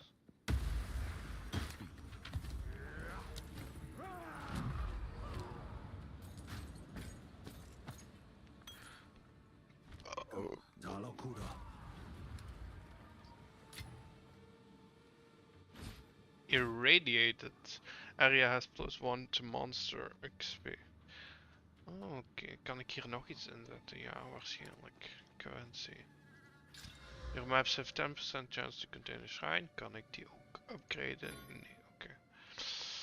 Dan gaan we eens kijken. Kan ik hier een tower doen ergens? Ja, daar is een tower.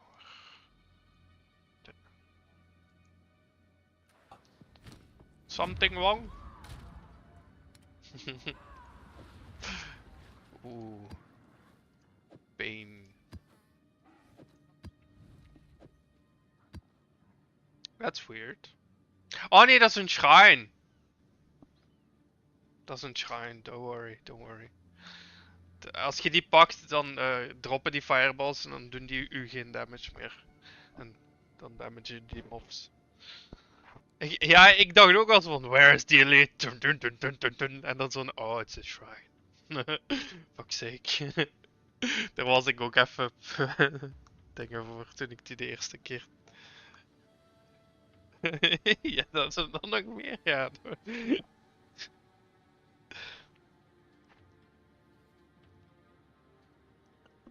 De hidden code level.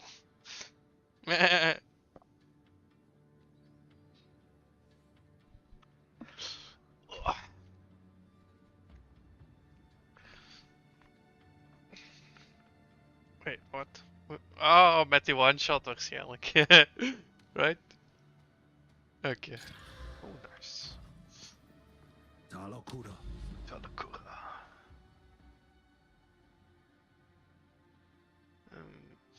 Kan ik met deze gaan?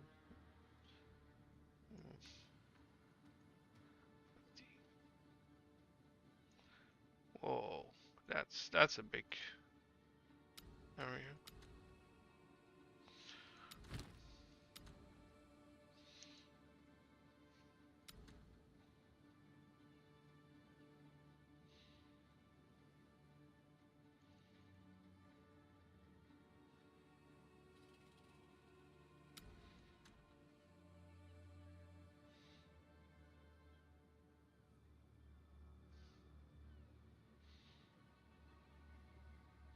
Yeah, why not? Let's go to this one.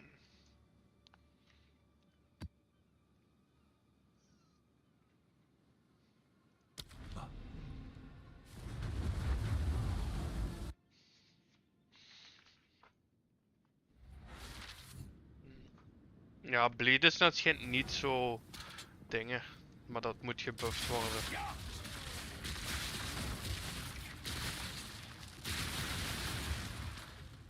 Up a doctor twice, and if they got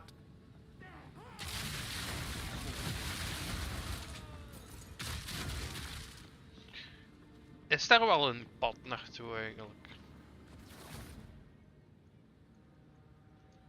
Kijk, waar is het? De Realmgate? De Reliquary Vault. Ja, dat weet ik dus ook niet. Maar waar ziet je dat pad naartoe? Want ik... Nee, natuurlijk niet. Maar dus geef het een screenshot, want ik ga... Wacht. Ik zal je bijvoorbeeld mijne sturen. Die heb je al. Kijk, hier is toch geen pad naartoe.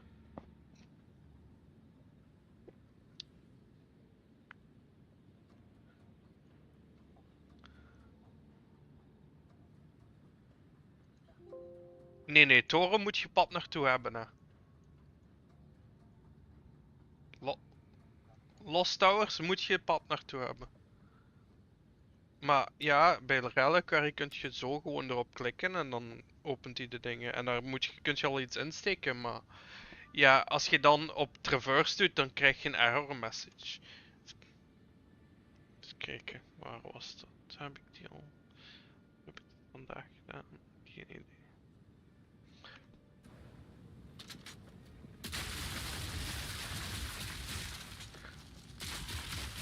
Nee, dat gaat instantly door. Dus.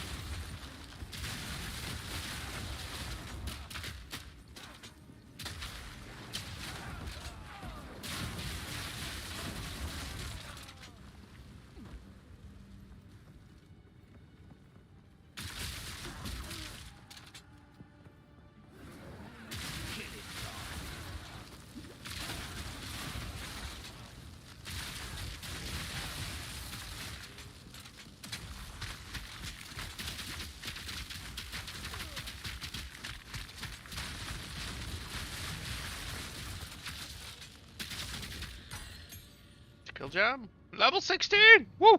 Nice.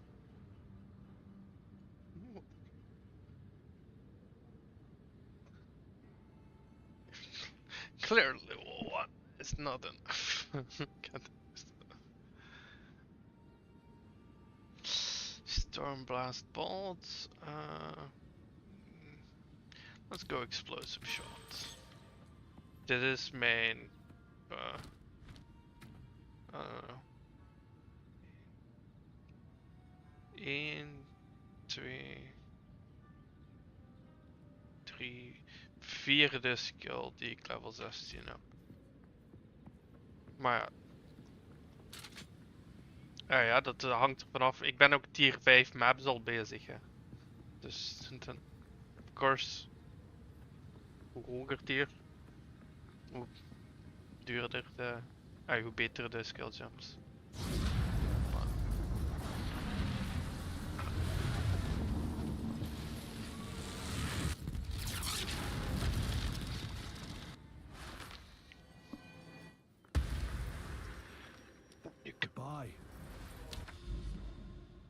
hierintje insteken. Boom.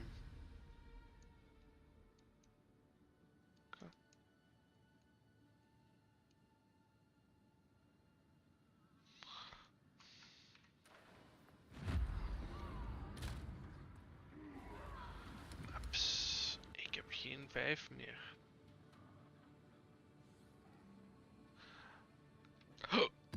Dat ik geen tier 5 maps meer heb.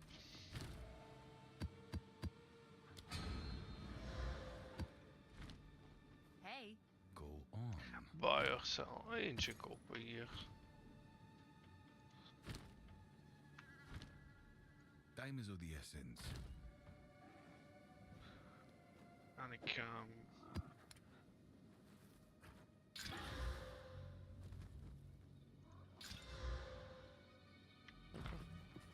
Talokura.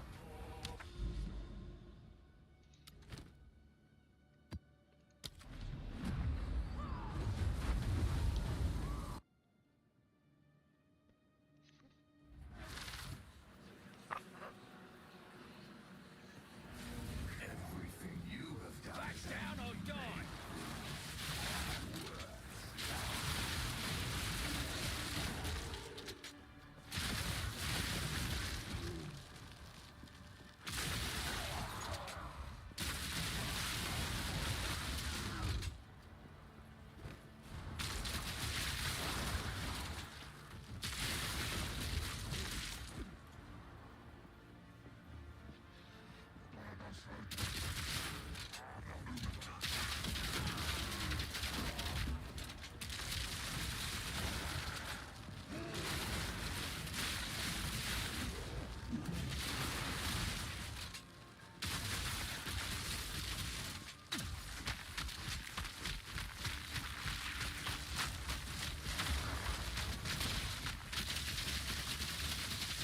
All in a day's work.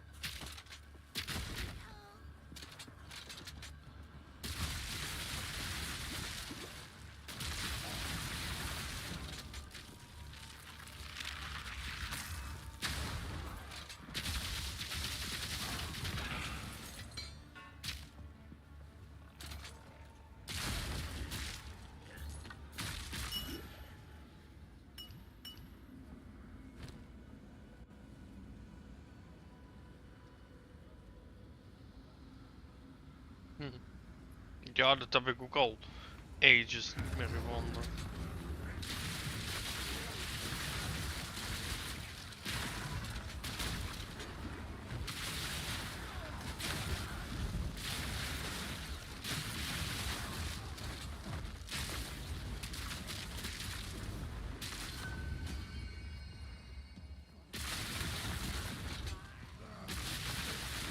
De volatile crystals hebben ze gedisabled, by the way. Thank fuck for that. Ja, de plant hebben ze ook dik genervd. Die doen veel minder damage nu normaal gezien. Nee.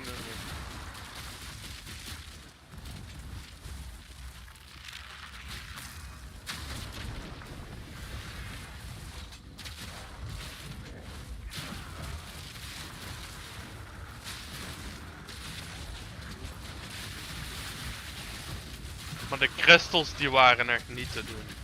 Hoe erg die waren. Dan kill degene en dan... En die ontploften al. En... Like... Jesus. Bam, een exaltje, netjes. My pockets are full.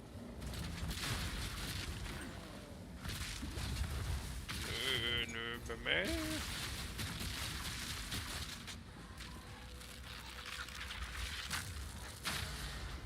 Ja, jamcutters zijn insane. Die dingen inderdaad. Maar dat hoort ook zo. Quality moet ook moeilijk zijn om omhoog te doen.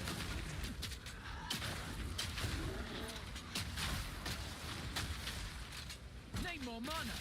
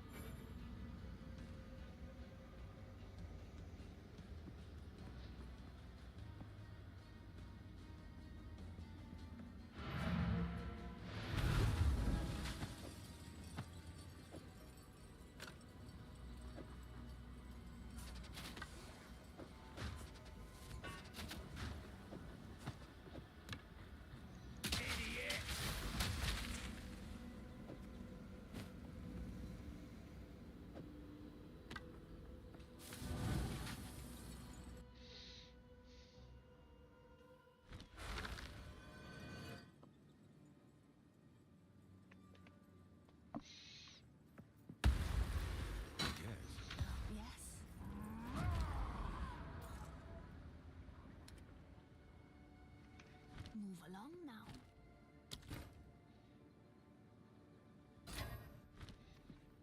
Yes.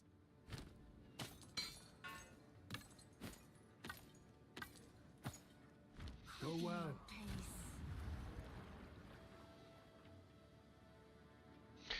Kom aan en zien.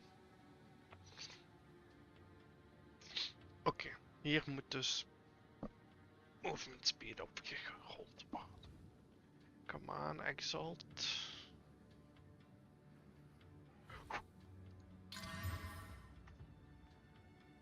Mana. Mana. Fuck. In de trash. Boots. De ene is een bos en de andere is een normale elite. De rode skull is de bos. Ja, als je... Hoe heb je nog geen elites gekillt? Fuck. The fuck, dat is een kleine map dan. Want die skulls die komen er alleen als je zo... nog 200 monsters op de map hebt. Oké.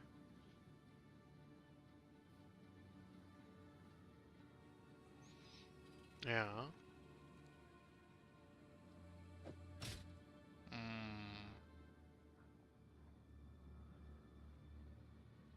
Yes.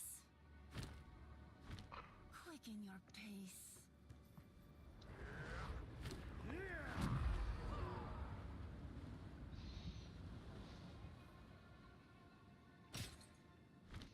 Go well.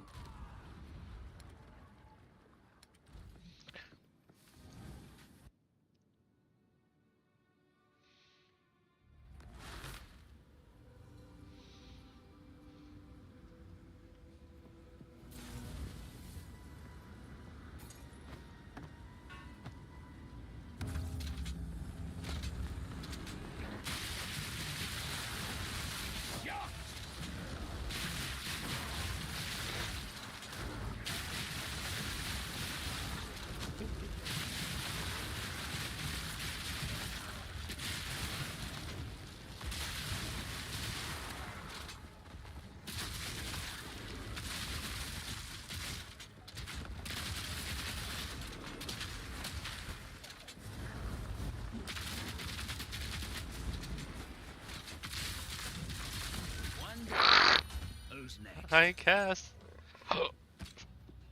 Ja, dan kun je nog altijd Frost spells casten.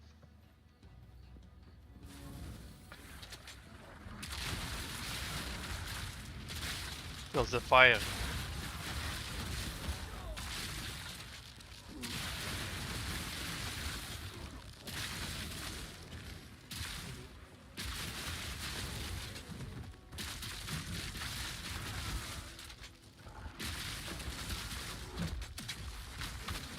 Dat is een beetje...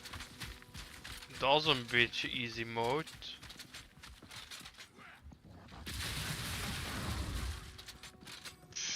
Was...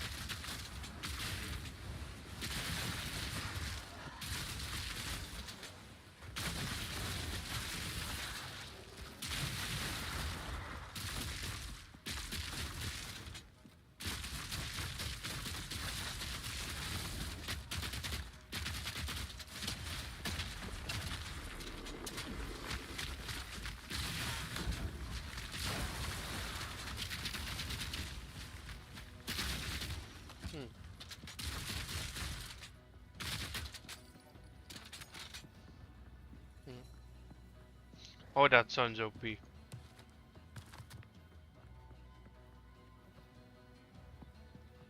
Really?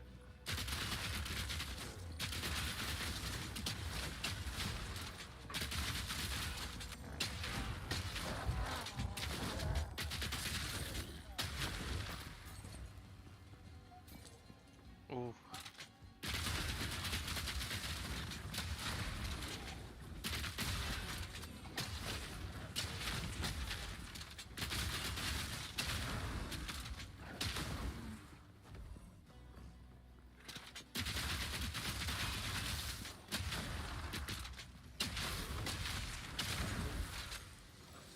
pockets are full.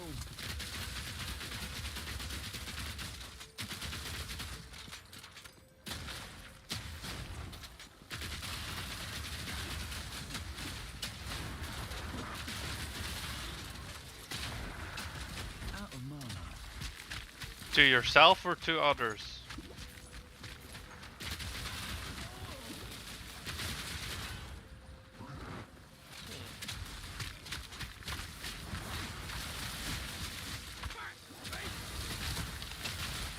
Was poison resistant? Oh, jeez, what the fuck? That's fucking bullshit. Gotta stay quick on my feet.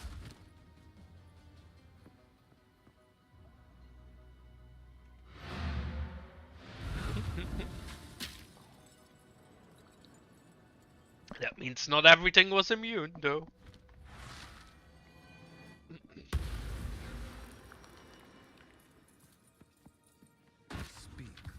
Speak. Such is life.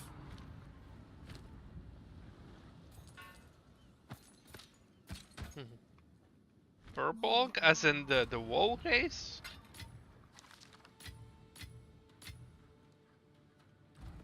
Go well. What is it? Bugbear.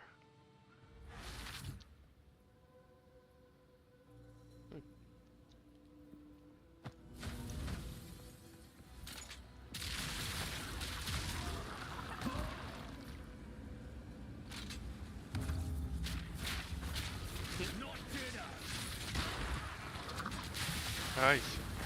You get mind control a lot, don't you? Oh no, it was Ayla last time. Right, by the sword.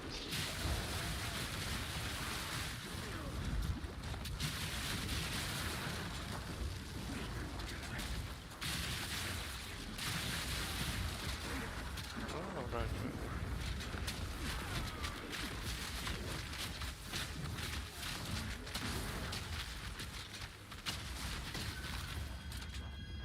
Get horned, bitch.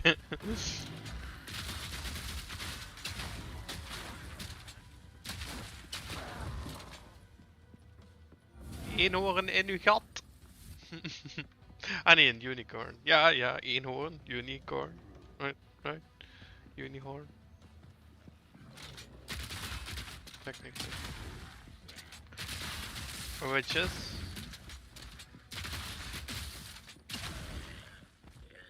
Oh, yeah, yeah, right. The one with the giant bell. That one is pretty chill, yeah.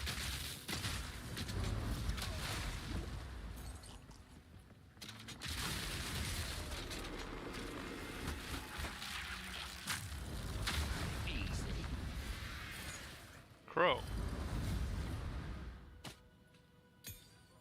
Nice.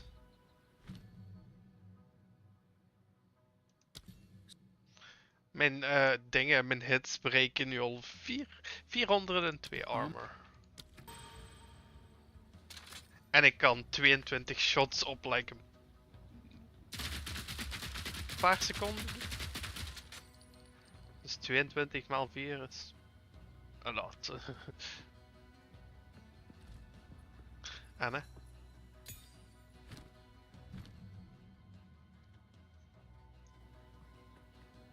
I see.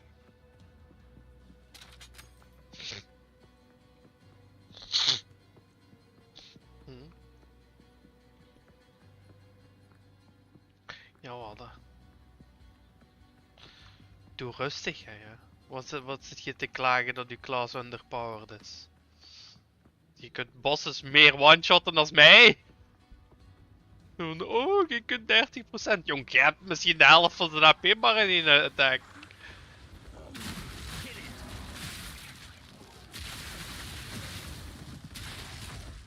En dan over mij zit te klagen. Godverbied het vluchten. Zo wel niet, hè, jongen.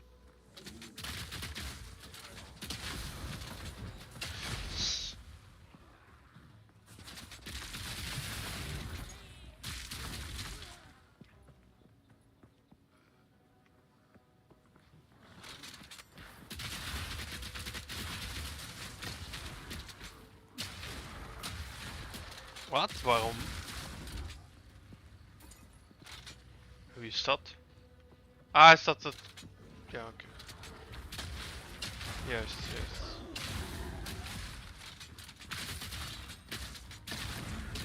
Oh, daar nou. Nee, is ah ja, is inderdaad.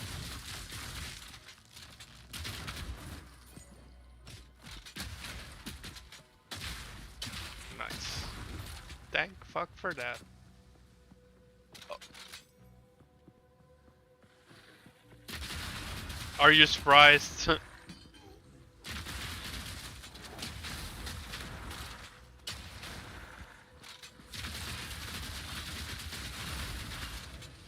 Ja, man. Are you surprised dat de politie niet op de hoogte ervan is?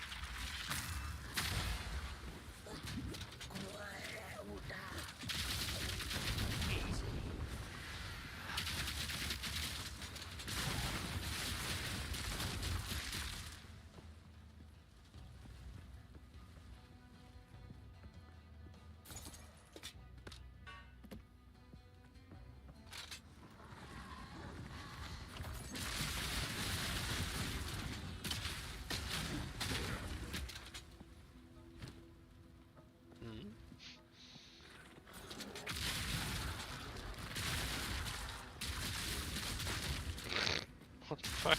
Ah, oké. Ah, ik dacht al dodge rollen van huh? Maar rollen op items, oké. Was like huh? I was confusion.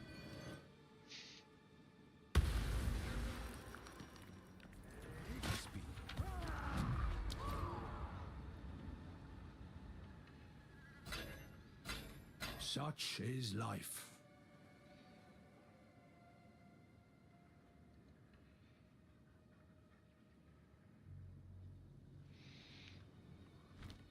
Ik hoor, hoe noemt het? Jimmy Fallon? Nee, ja, Jimmy Fallon denk ik. Oh, ik vind deze shows wel grappig soms. Go forth and grow. What's in the box?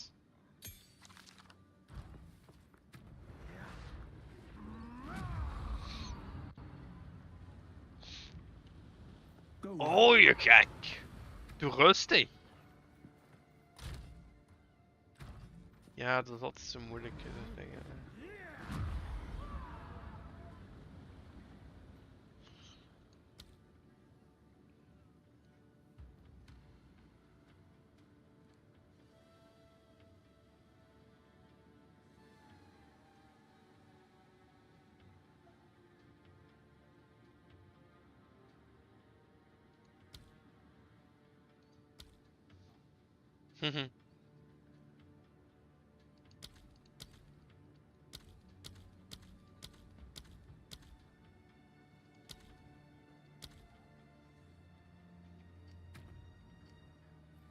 Go well.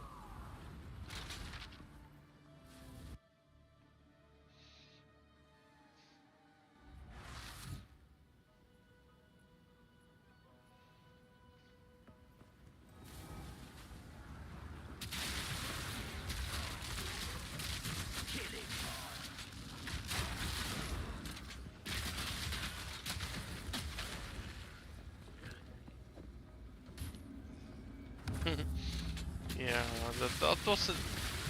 Dat is wel. Ja. In één heb je zo een duidelijke ja, richting die je op moet. Maar dat heb je hier zo niet echt.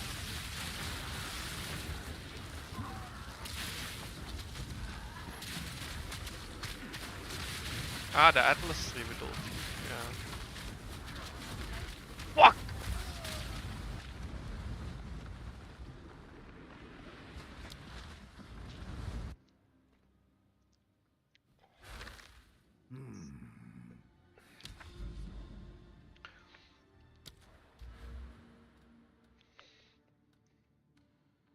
Ja, ik ben eerst voor pack size en die rare monsters gegaan. En nu ben ik voor essences gegaan. Ja, dat is waar. Perhaps next time. Perhaps next time. Fuck you, bitch. You. Move along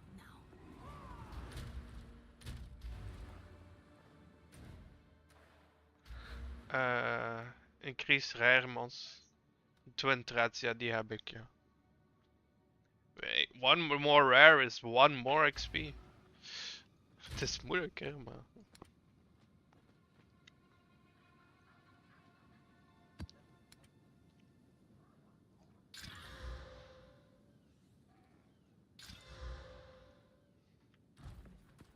Talokura.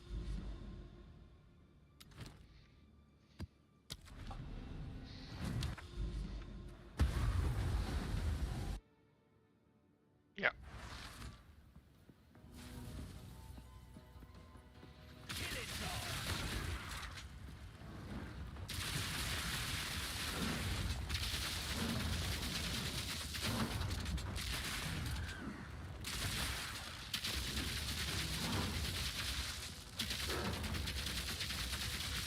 No mana.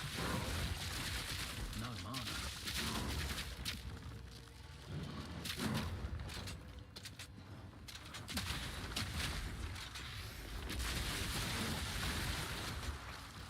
Zeker.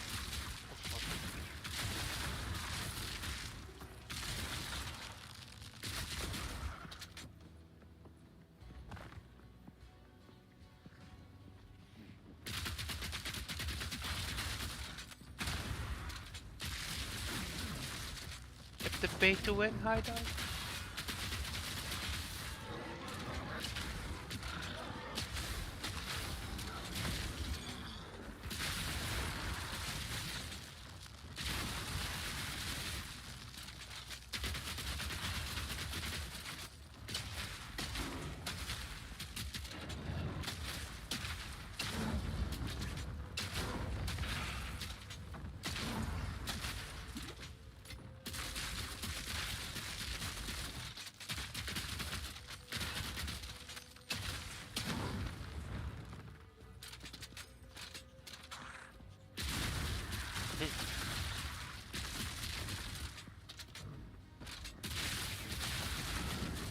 What the fuck? Oh, dat is softball.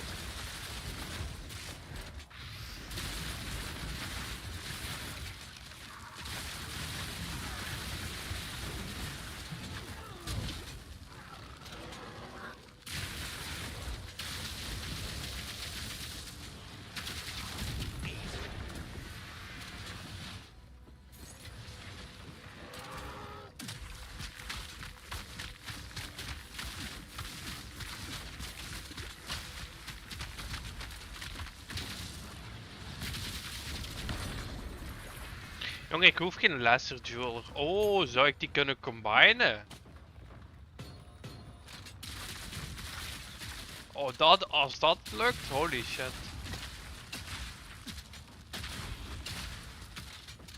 I'm gonna try it, Gewoon meteen als ik hem... Want ik heb er denk ik 5 of zo van die lasers.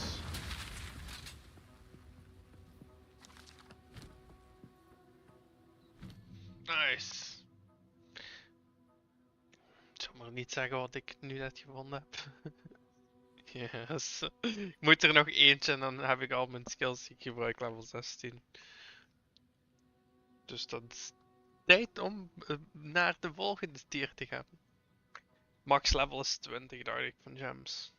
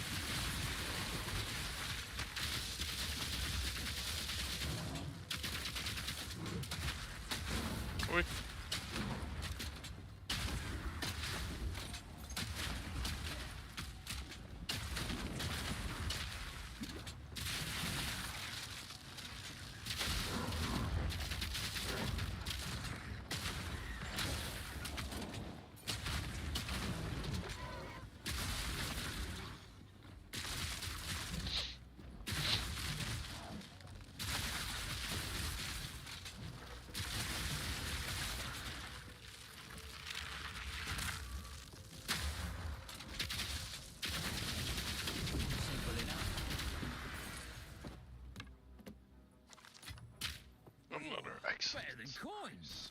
Better than coin, indeed.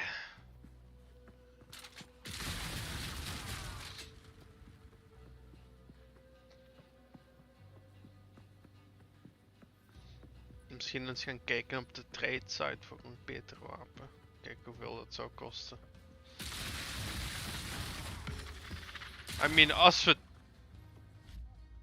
Ik bedoel, als we toch geen solo self-found spelen, why should we trade? To get better items.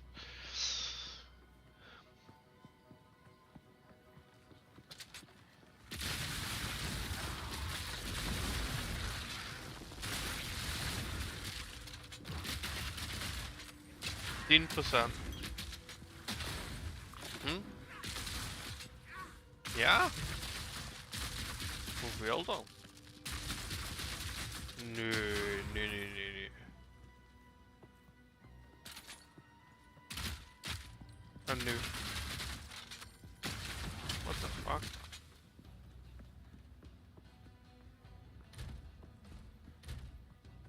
Hij is pas 70, maar... Dus kijk. PoE to XP en al die.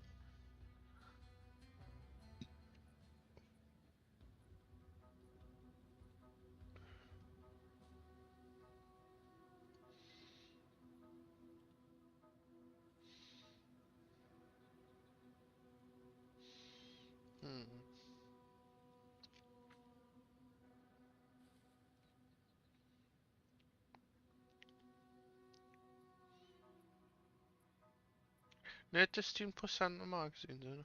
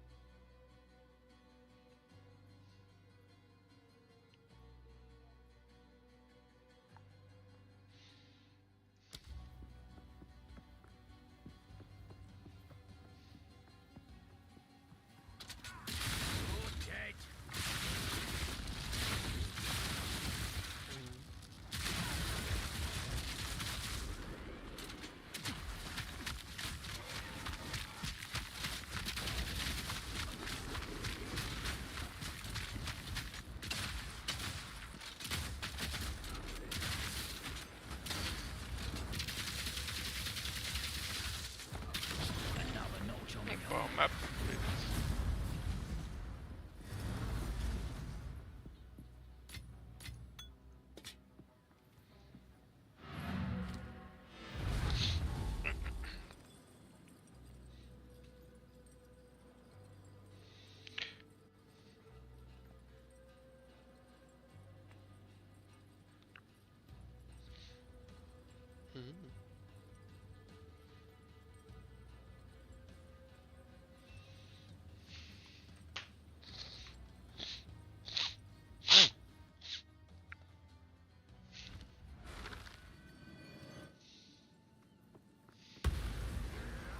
Go forth and grow.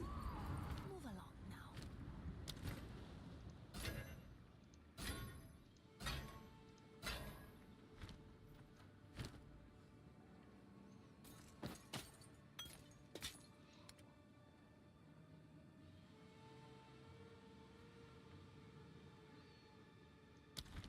I could try to Oh kill well. some.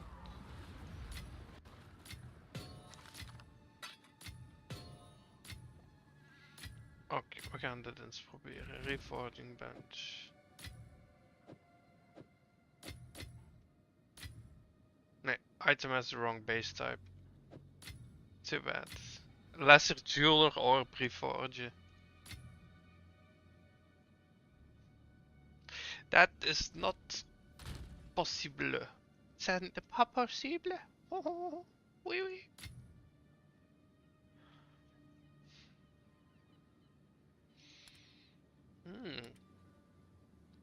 That's not a bad idea. Let's try it.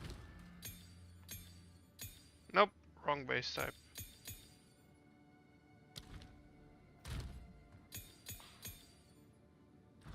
It was a good suggestion.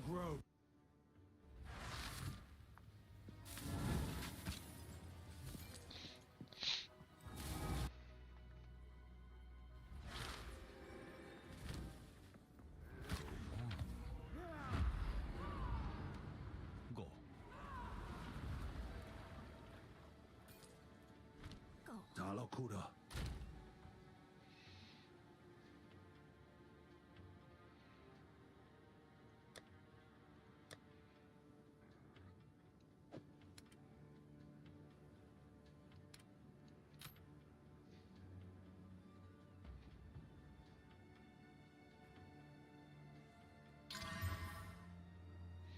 Wow, dat is mich dood, ja.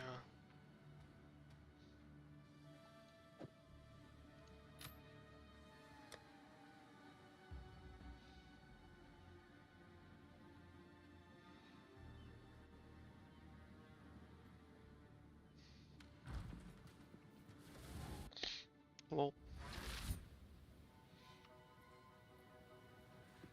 Ja, het is wel inderdaad inconsistent. But hey.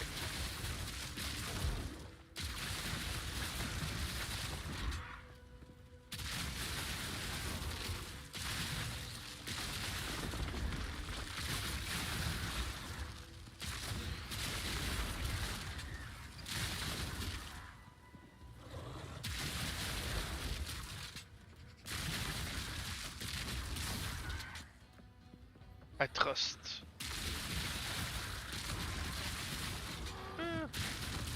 I trust in GGG to improve, optimize, overcome, adapt,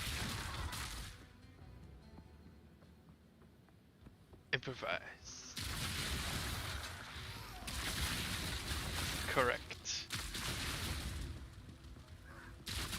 Yeah, possibly. We all do in the end.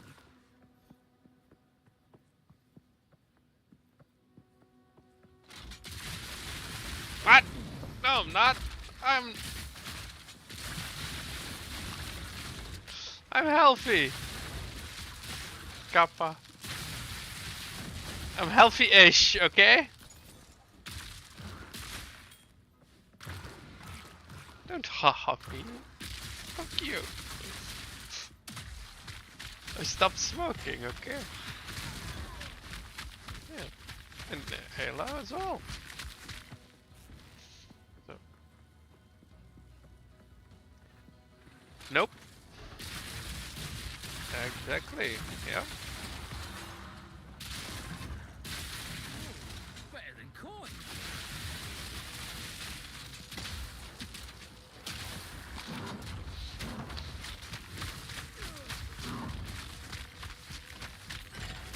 Wat?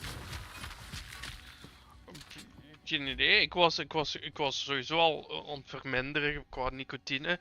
En op een bepaald moment zei ik, fuck it, ik ga stoppen. En toen ben ik ook gestopt met nicotine.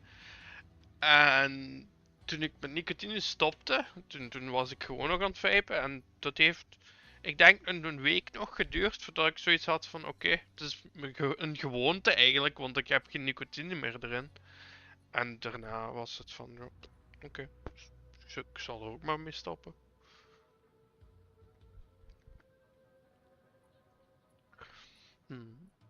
Dank je, dank je.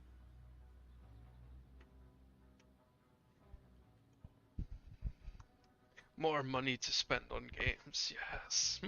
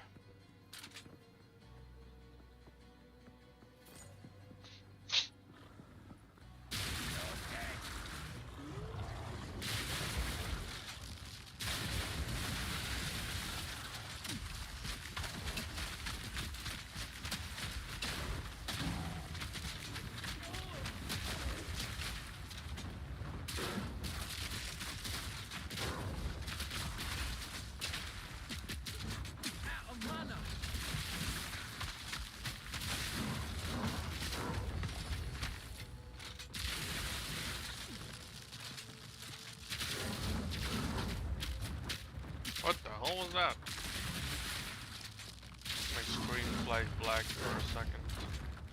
Like a millisecond. The fuck?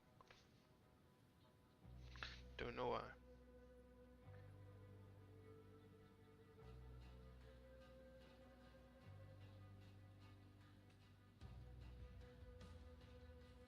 I think I do. No, that was 7 minutes ago. Never mind. A fucking view botter.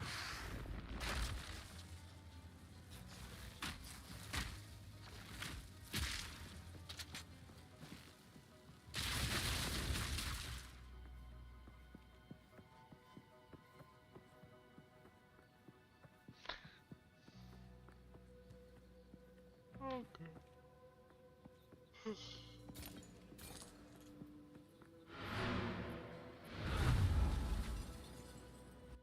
Oh, dat doe ik niet meer, denk ik.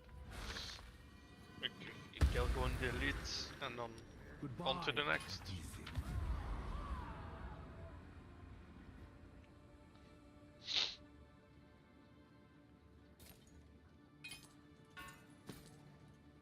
Talokuda.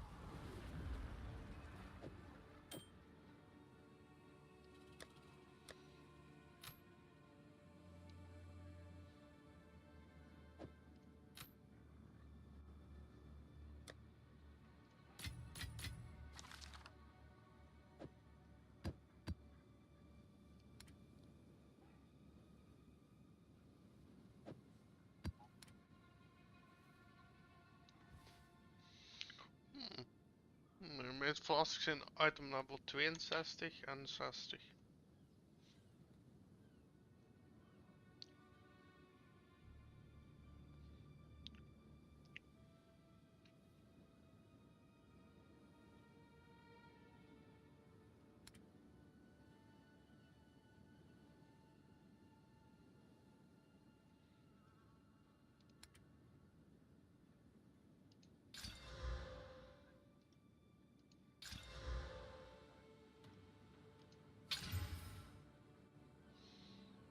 The what?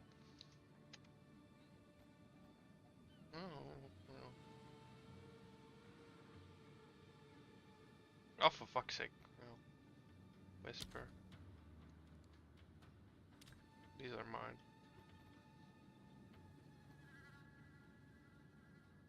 Ik heb ongeveer hetzelfde. Nee, ik heb hetzelfde, maar dan betere. Maar die komen in een betere versie.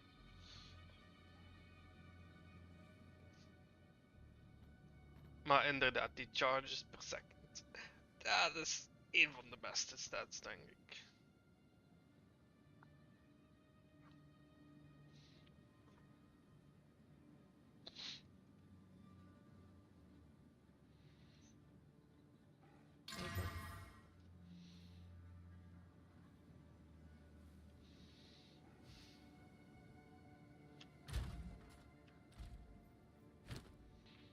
Talokuda.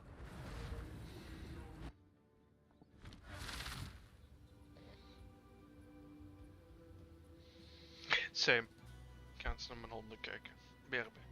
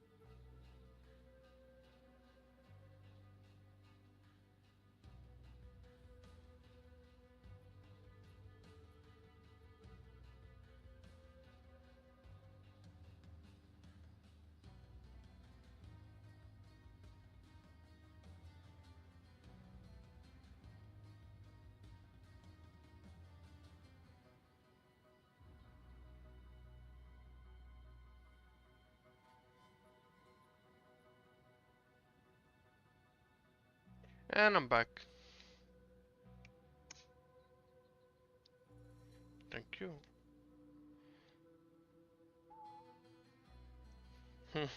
Okay.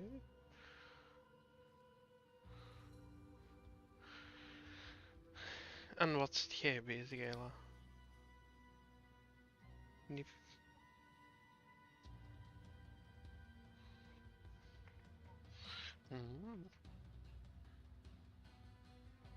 Ja, maar ik scroll ook niet graag door zo op Facebook Reels of zo op een PC.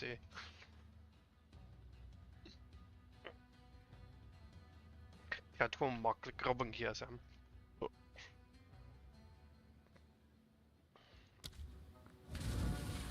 Maar komt niet.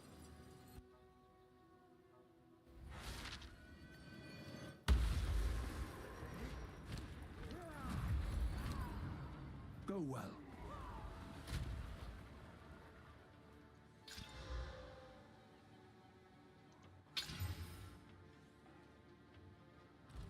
Fine.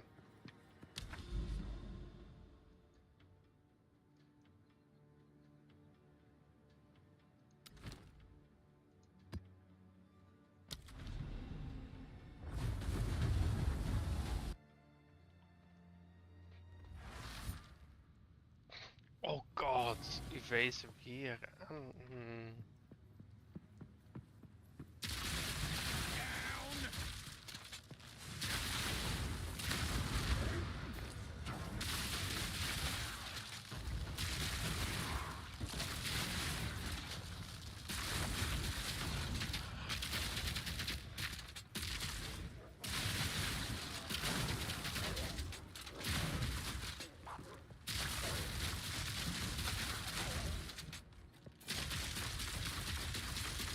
Nice.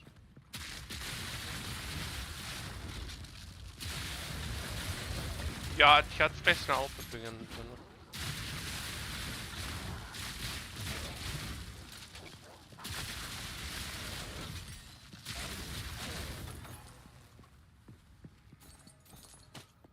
Critical hit chance for you or for the monsters?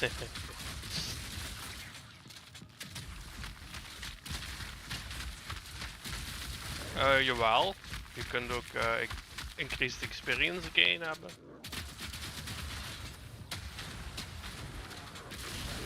Dus het kan goed zijn dat jij meer crit hebt, maar er zal wel staan monster critical hit chance.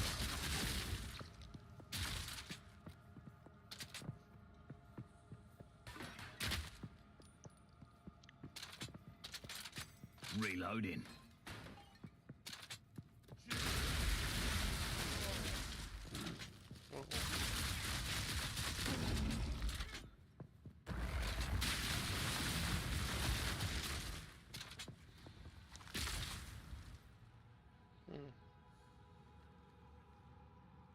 Ja, dan is die evasive easy peasy voor u inderdaad.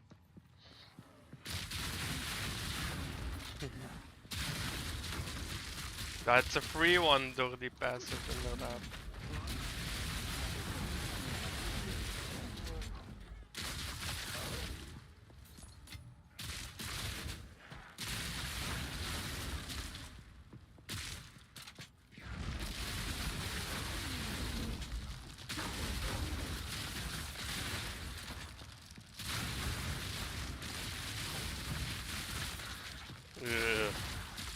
Maar op zich vind ik het een fijne map, maar de enige kloten zijn die 3 fucking levers wat je moet pullen, wat zo traag gaat. En echt waar, elke keer als je aan die lever begint te trekken, spawnen er mobs of zo, want Jesus fucking Christ.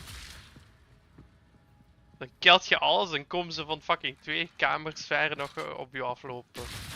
Motherfuckers. Ja, dat is van... Oh, hoe vaak ik dat aan de hand heb gehad, hè. Jesus. Veel te vaak. En dan zit ik maar zo'n potion te spammen van please don't die, please don't die. Maar ja, jij hebt dat probleem waarschijnlijk niet.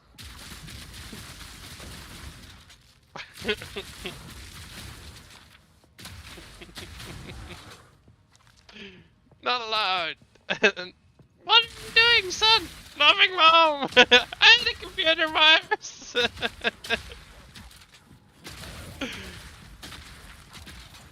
Yeah.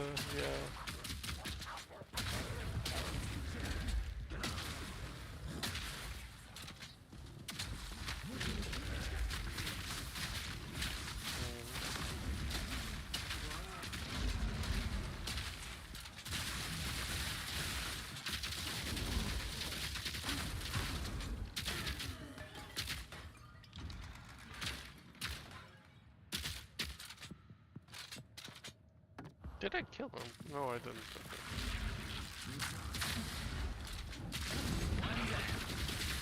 Oh, and he's a duplicate. Okay.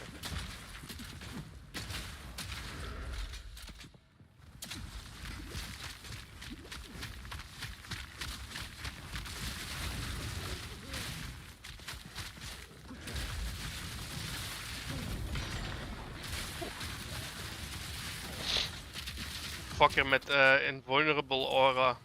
En die stak een duplicate. Fuck! Maybe I should respec je out of that one. Ik ben wel niet dood, dus...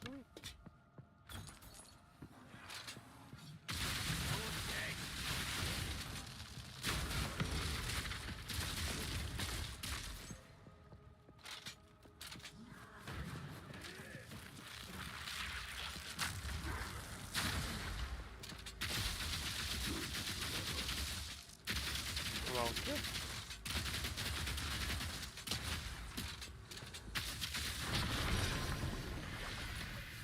Oh, right. Gotta stay quick on my feet. Ja, ik wou juist zeggen, want hij is zo ranged. Like, huh? Bro, that sounds like a him problem.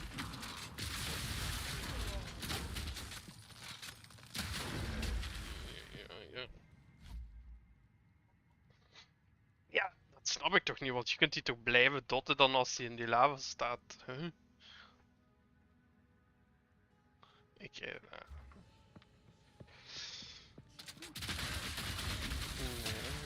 wil hem gerust wel helpen.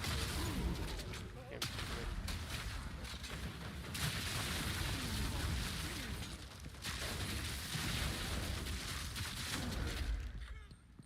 Is dat de tweede keer zeker, hè? Of de eerste keer? Alright, ja, oké. True.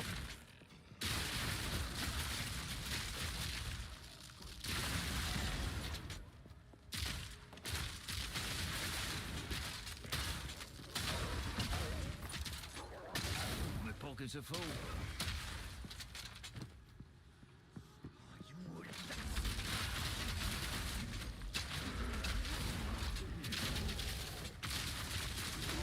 Gat. Ik zit op 37%.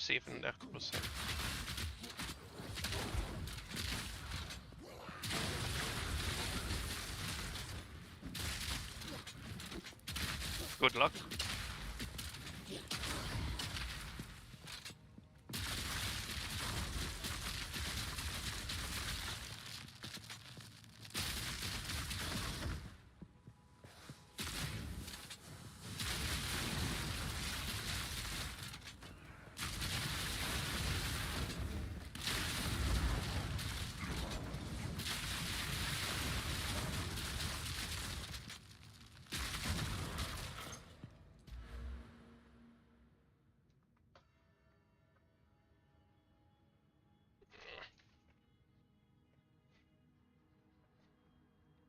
Ik heb nu eens in 15, 30, 60% chance to pierce an enemy.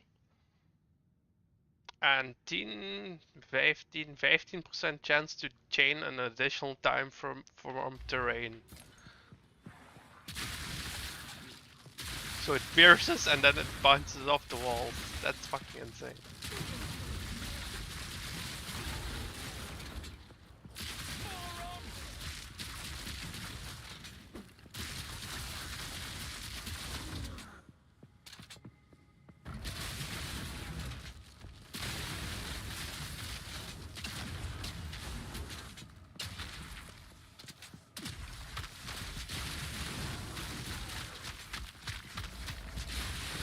Zeker in zo'n kleine mappen. Oh, prachtig is dat.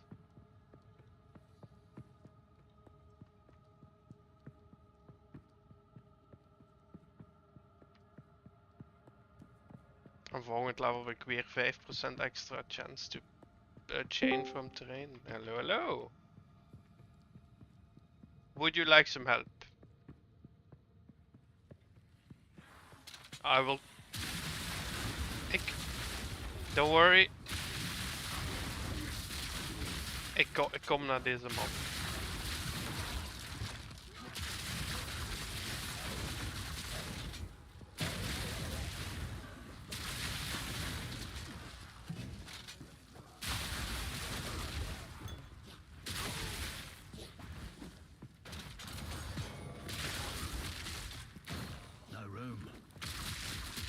Heb je geen lives? Ah ja, omdat je geen enemies killt. Oh, dat is wel, ja, dat is wel fucking bullshit.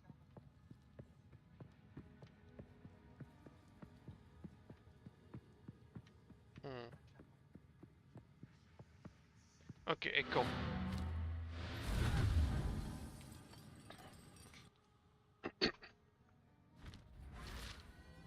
Invitez-moi. Oh, s'il vous plaît.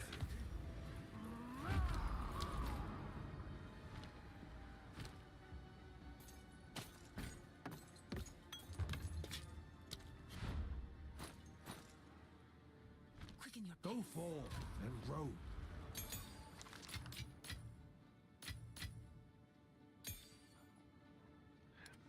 Was that a gem? Yes, it was level 17. I was like, ik had hem bijna in de stash gedaan zonder er naar te kijken. Zo'n whoopsie. Yes. Bij de ingang en bij de ingang en exit van elke map normaal gezien is een checkpoint. En je kunt nu teleporten tussen checkpoints. Wat wel fucking nice is.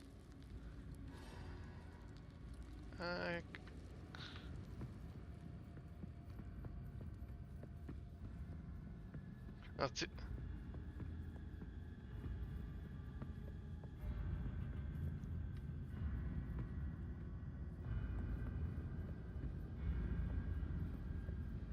Jawel.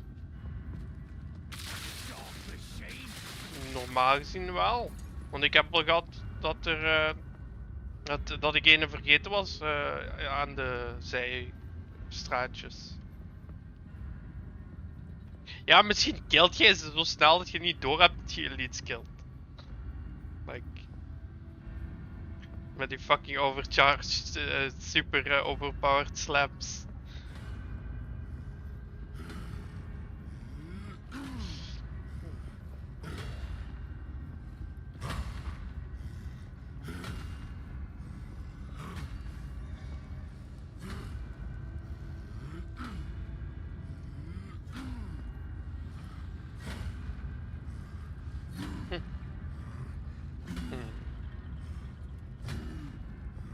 Forged in darkness, I shall shape your fate. No need to get excited now.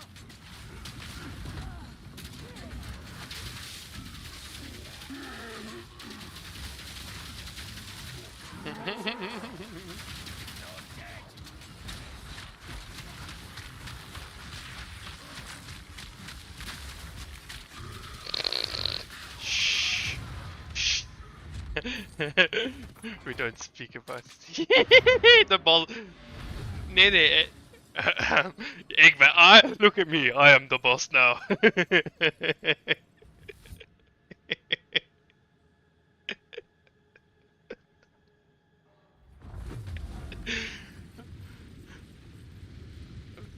Nee, ze hebben een paar aanpassingen gemaakt aan skills dat Lightning nu makkelijker is om. Allee, dat het geen damage debuff meer heeft. Maar het is wel moeilijker om Electrocution op te bouwen, maar het is makkelijker om het. Allee, het heeft geen damage debuff meer. Maar ja, dat is niet alleen voor mij, dat is ook voor Lightning Mages bijvoorbeeld, of voor... Dus... Maar ja, weet het niet. Don't think that'll go down well here. Ik klaag niet.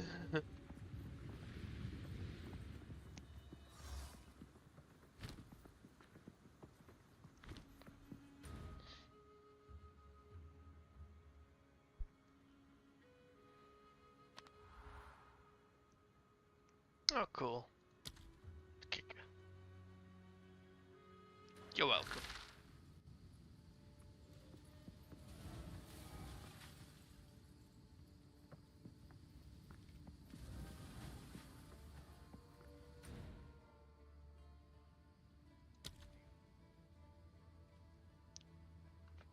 Dat was optional.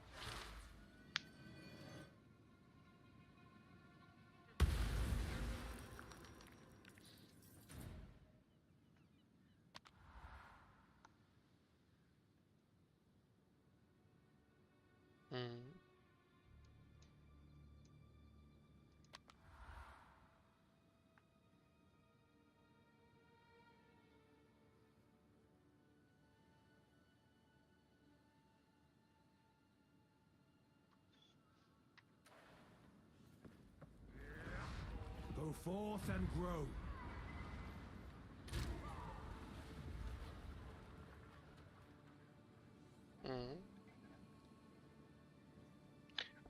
Ah nee, dat is die kwestie dat unlockt dan, oké.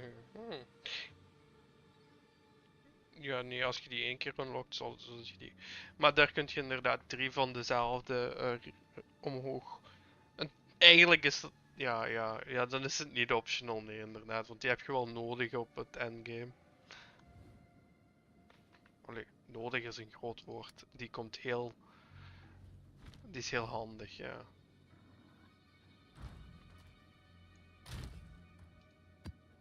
Ja, dat hebben ze ook aangepast. Het is cheaper overal inderdaad. En op higher levels, ja.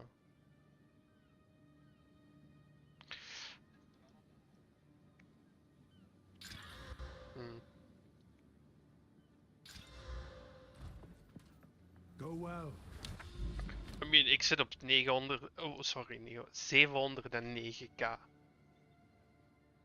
So, money is not an issue for me. Rich boy.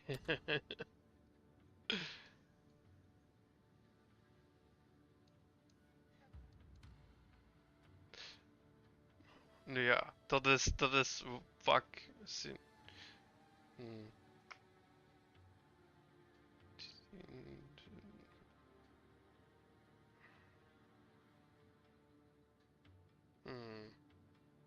Dat is like 30 wapens die ik kan gamblen ofzo. Even natellen.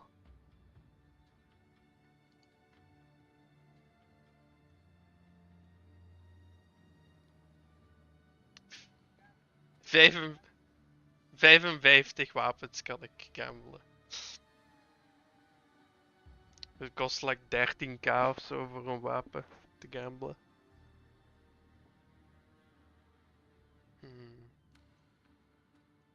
What is dit stand spit?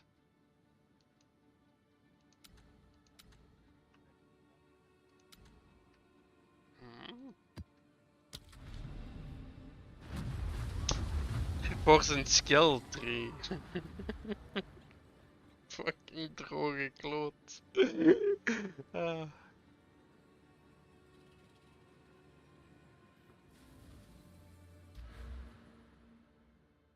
What the fuck? Dat is wel raar. Bij mij werkt dat gewoon. Huh? Zijn de servers dead?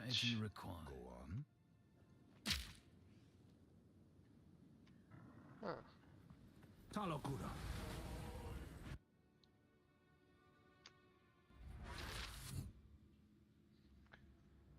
Hoeveel dingen, Bram? Hoeveel rounds?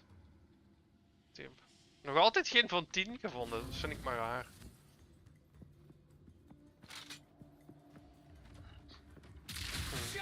Ja, je gaat hem bijna vorige keer.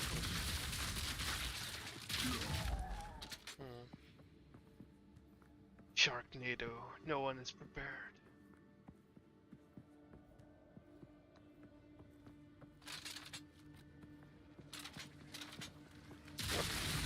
Lucky motherfucker.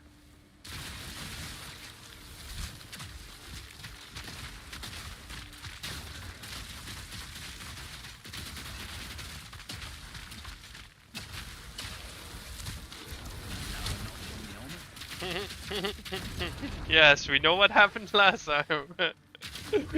Iedereen, we allebei. Why is nothing happening? Ja, dat was al lachen. Oei, oei. Maar ja, it fixed itself eventually, thankfully. Ja, problem solved.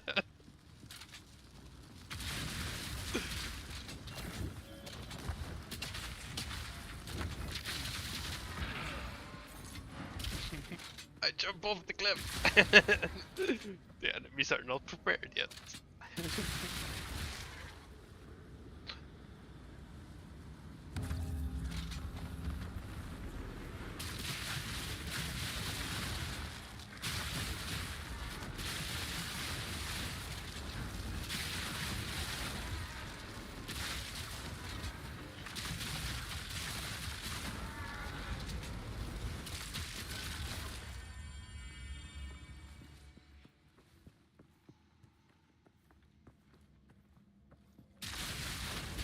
Dat is één ding dan. Eén.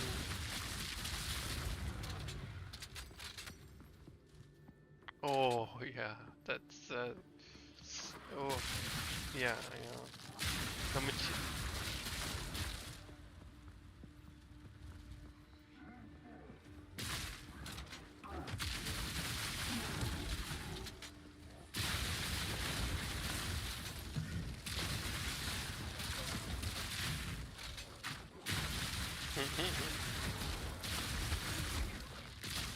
True.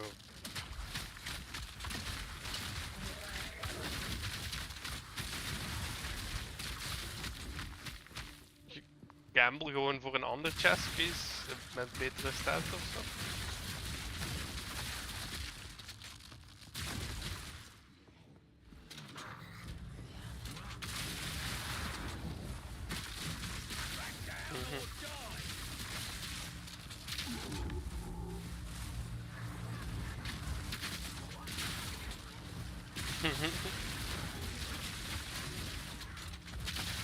Oh, dus die heb je ook nodig.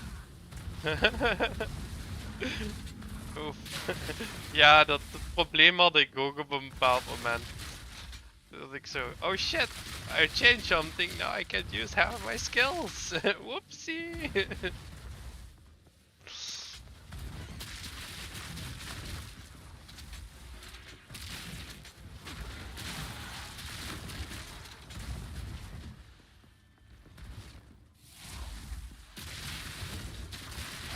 Gebruik je gold spells?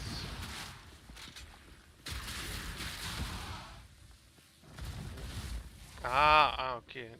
Dat added to attacks. Oké, right. Ja, maar ik denk wel op dat het op alle skills is. Maar ja. Nee. Ah nee, ja, dots zijn anders dan hits inderdaad. Ja, dat is waar.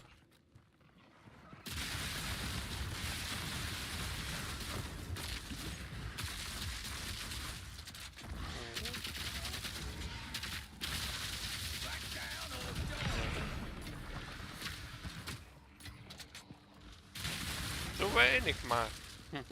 Oh, op dit character. Hoeveel character?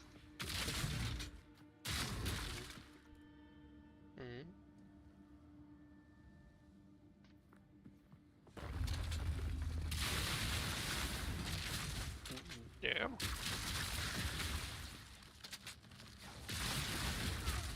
Hoeveel consecutive? Wat is uw max consecutive?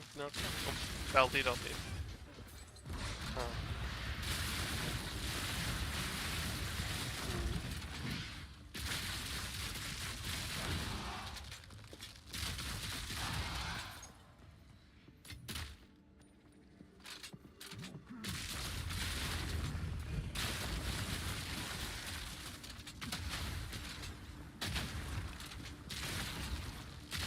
Dan zou ik voor de Blood Cup duels gaan, nummer 2.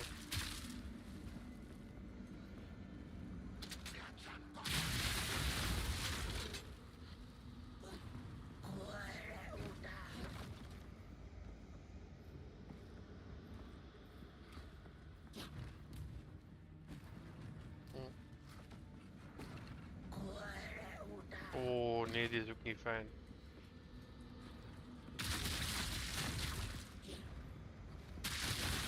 De Spectre. Oef. Ja, als melee is dat echt bad time. Als range zou dat nog gaan, denk ik. Ja, inderdaad. Like I said, als melee heb je gonna have a bad time. Maar je kunt die hits wel blokken van de Spectre trouwens. Maar...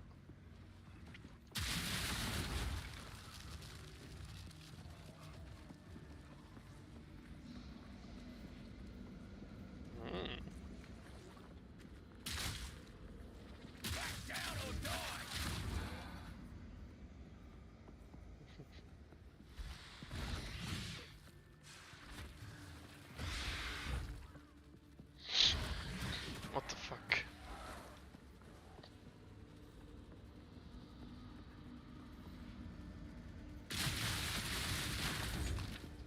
Why? Well. Ja, quality is inderdaad, ja. Voor alles, ja. Ja, val. Als je val corrupt kunt je hoger gaan, maar ja. Dan moet je al heel lucky zijn.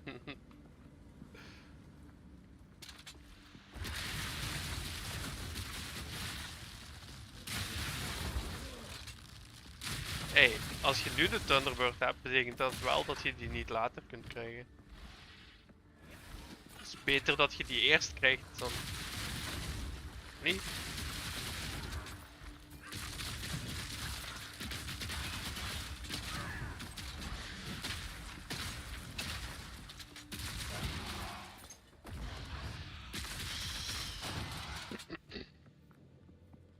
Goddamn Zoomy bird.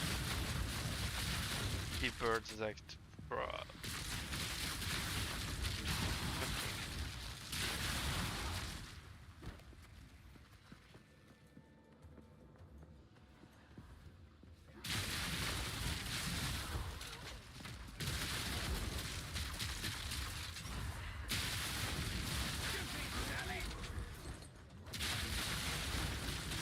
Tornado phase?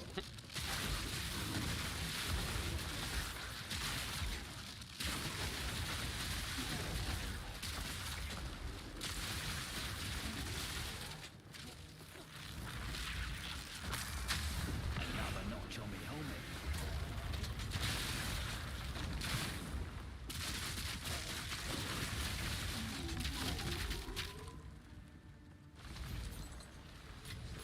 Ik pak altijd de Amsterdam. Alright. What the fuck? Ja, voor u misschien.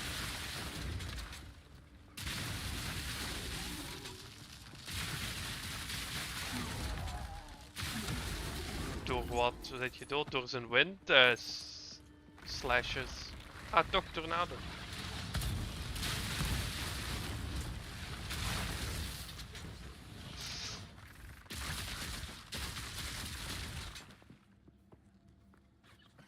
Ja.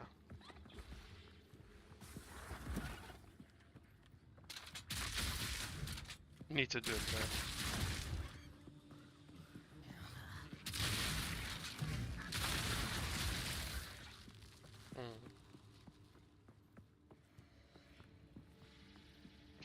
Ja. Nee? Oh. Dat is wel chill.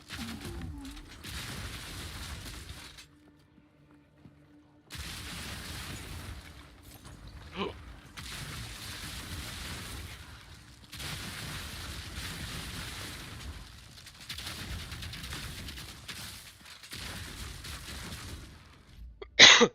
Kunt je hem opnieuw doen gewoon? Ja. Kunt je...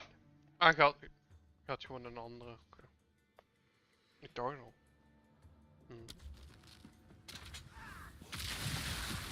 Ja, wachten tot je hoger level zegt.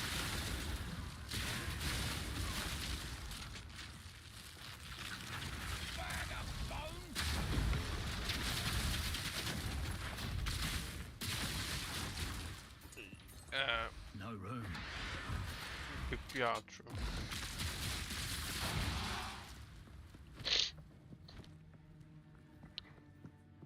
You could get better gear. Hoezo niet?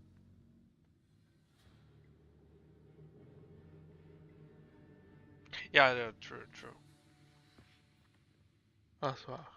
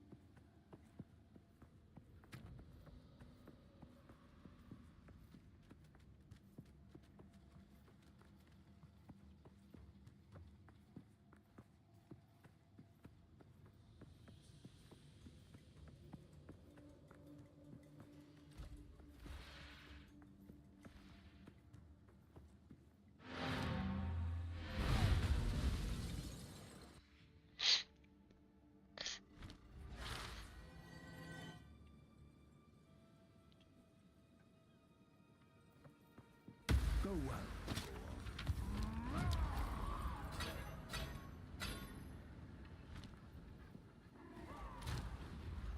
Zou ook nog eens dingen moeten doen. What is it? De Sakamas.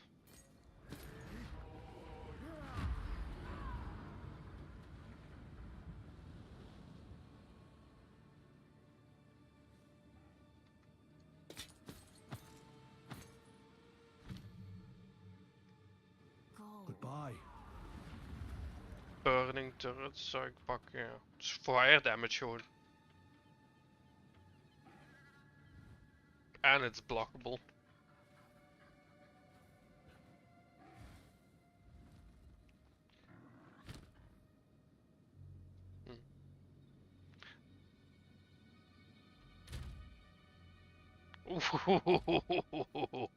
Ooh.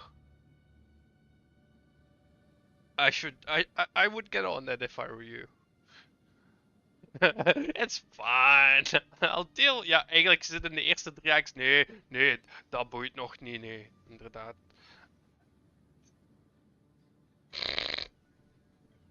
Yes, but yes. Technically it's true.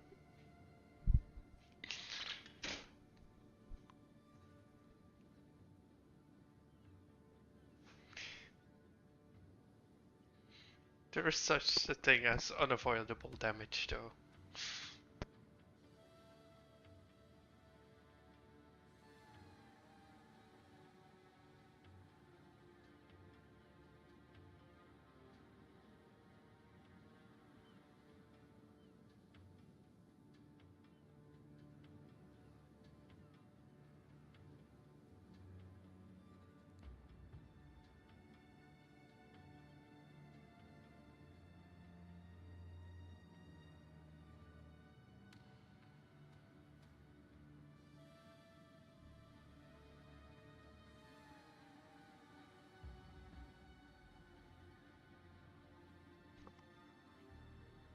Jij bent de zon, jij bent de zee.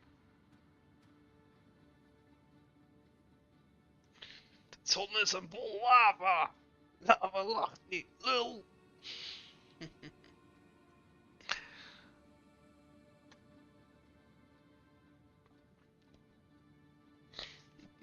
Ja, dat is Hans Steeuwen.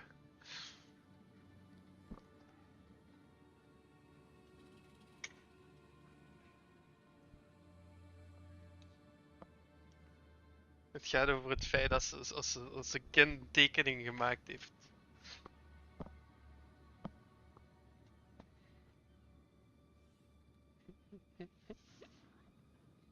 Soms moet je gewoon eerlijk zijn. Een pop was zo groot als het huis. Ja. Wat zijn dat? Zijn dat handen? Dit zijn handen! Dat zijn harken.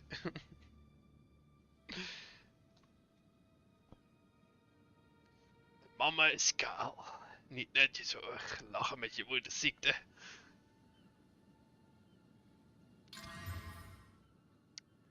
Ah ja, goeie handsteven. Lightning resist, interesting.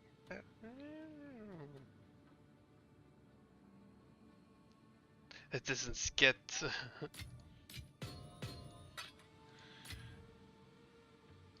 Goddammit.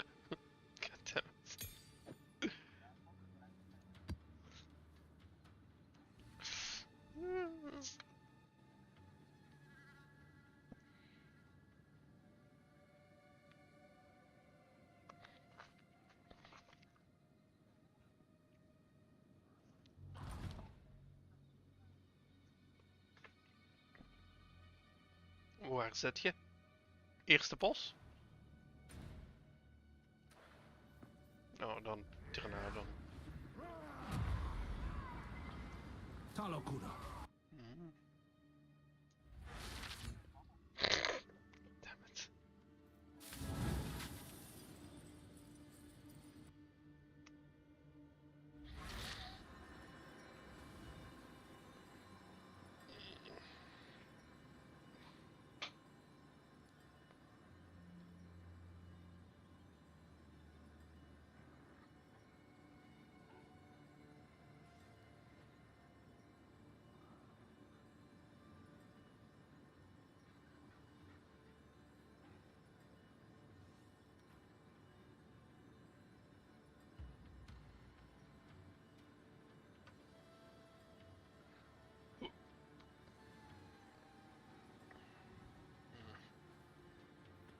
Go forth and grow. Go on.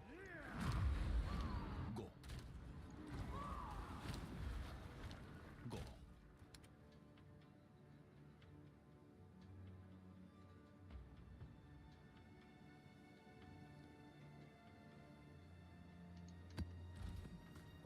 Talokura. Oh, what's this? Limestone. Do I already have that? How can I help?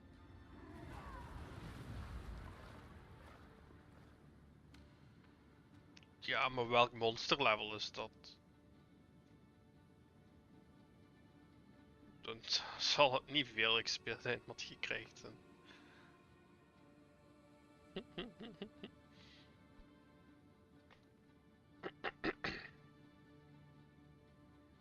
Wat de hel was dat? Oeh. Talokura. Oh.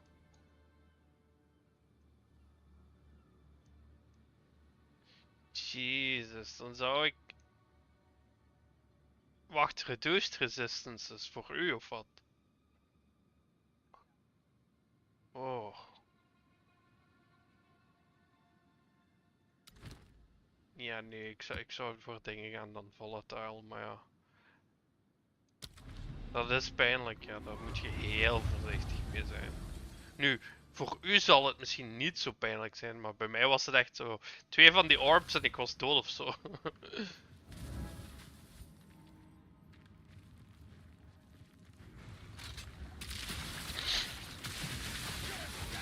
Oh ja, dat is wel een free one ook. Je moet gewoon oppassen als je de bird killt.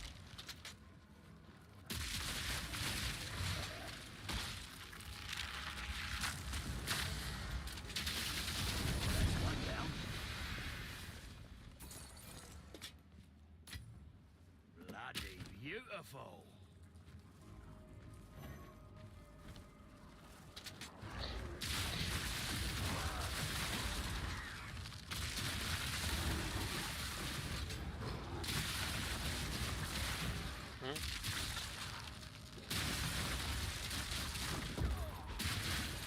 De bird. Pas op met de orb, hè. Don't forget.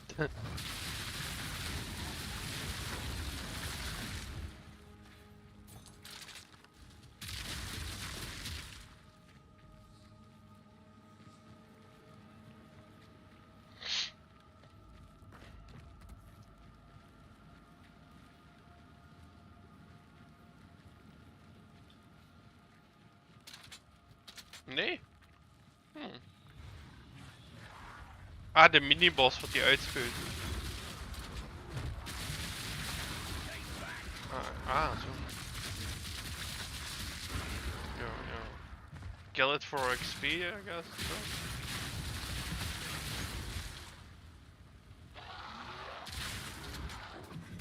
So. Lol. Jezus Christus. 2 attacks in de boss. Ah, de hamer is die met de lange cooldown zeker, hè? Ja, juist.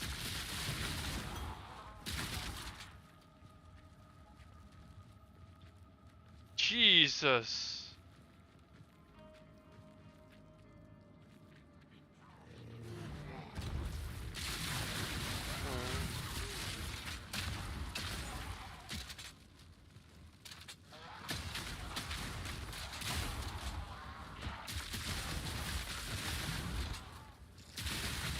Ja, je kunt altijd zeggen van ik stop en de items krijgen die je tot nu toe al verdient.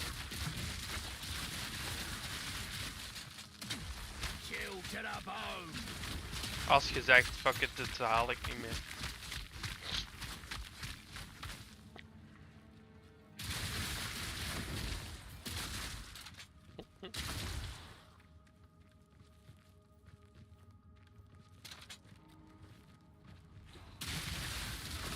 I don't know.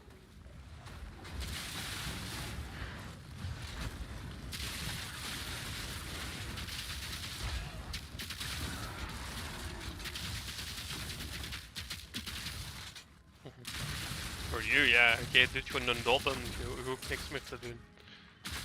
Snap je? Like I said, voor u zal het niet zo'n groot probleem zijn.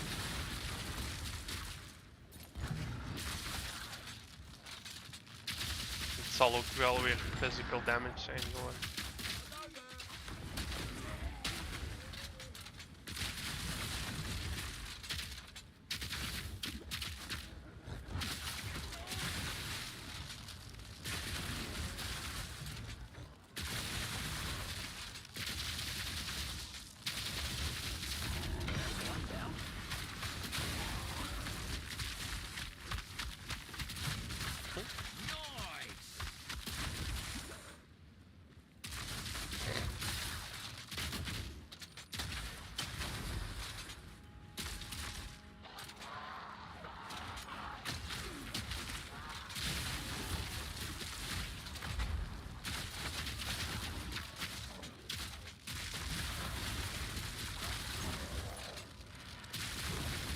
Tornado Bird. Of je kunt ook nog Chimera hebben.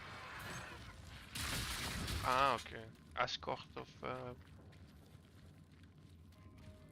Ah, die blood crystals verzamelen. I'm wrong. Don't eat the mushroom. Charge the what? Logistics has always been the true key to warfare.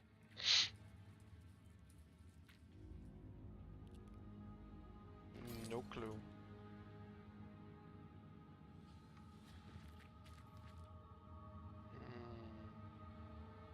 Ah, ja, oké.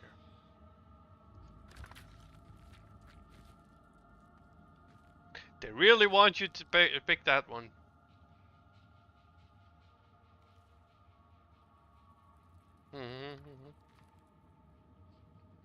Oof. Yeah, that's like a lose. Good luck on that. What you'll unearth.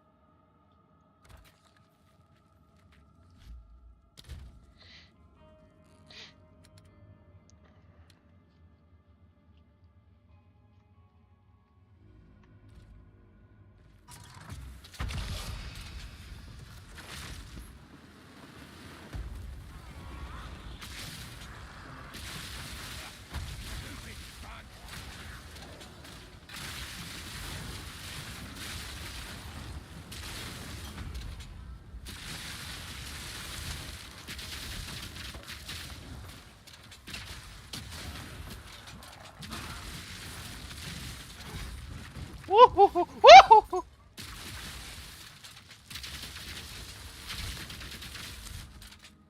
Sorry.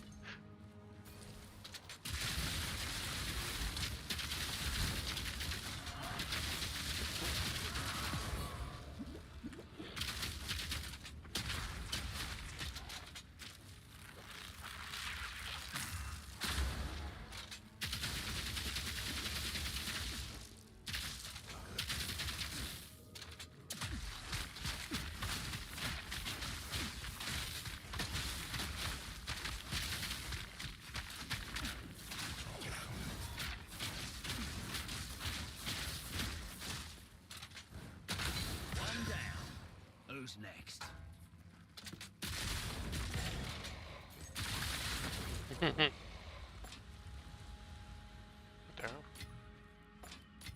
Me pockets are full.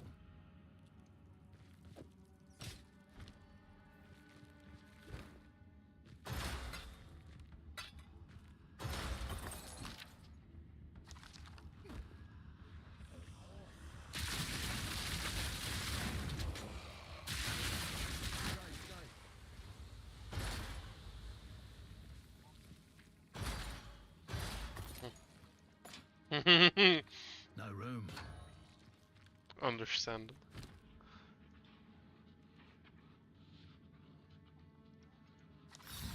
Let's have a look then.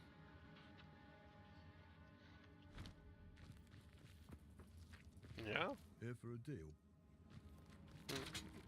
Nee, ik ook geen last van. Zit jij ook op Frankfurt of wat?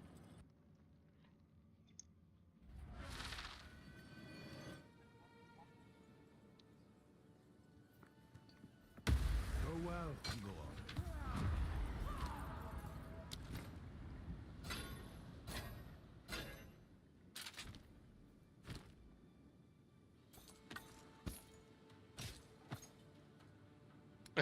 What the fuck? I didn't even know that was possible. Don't fall and grow.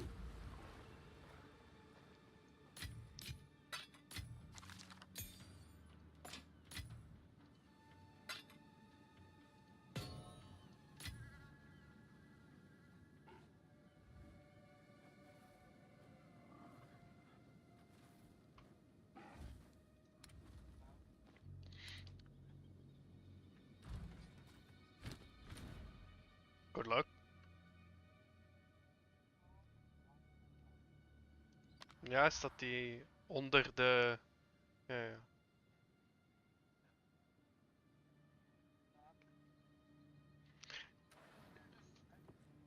Hey, at least it's not red on green, it's red on... What is it, stone? Like...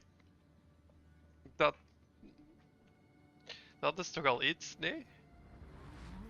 Don't fall and grow. We take those everywhere we get. Everywhere we get. Or we can.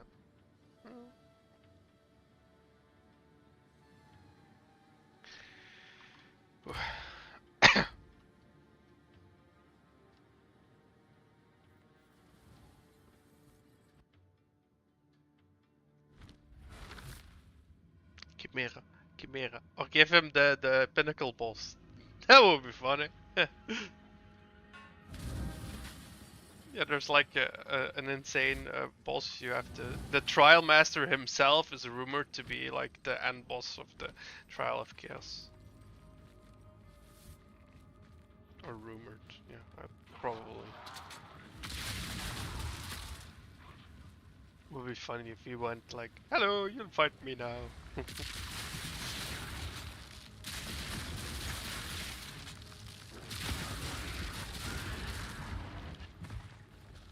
Birdie bird.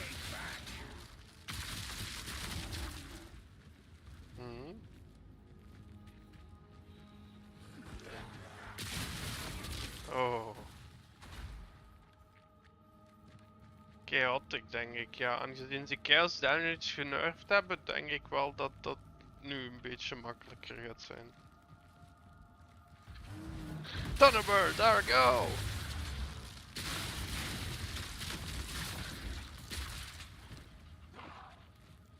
You can do it. I believe in you.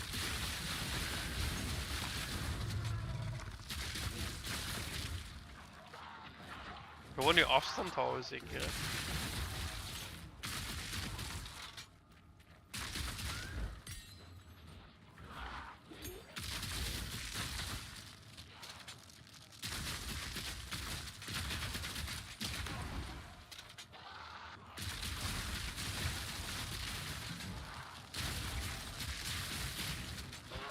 What the fuck?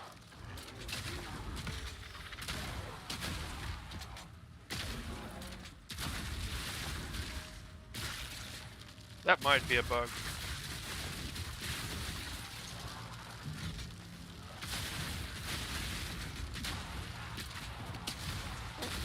Nice.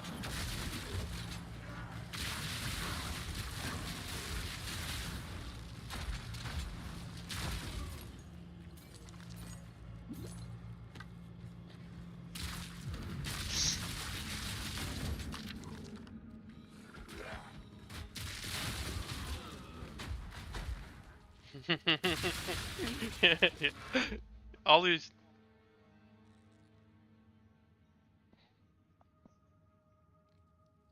Oof.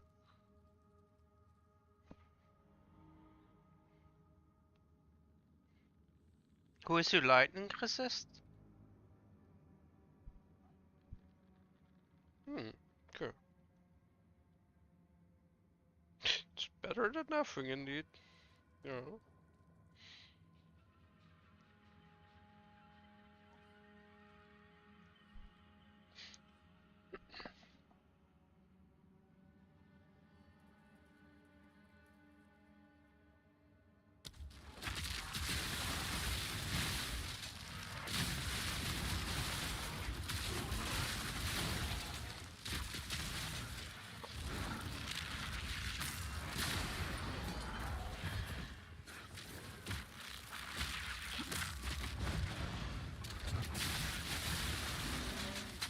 Druk eens op tab, op welke realm zit je? Rechtsboven ziet je.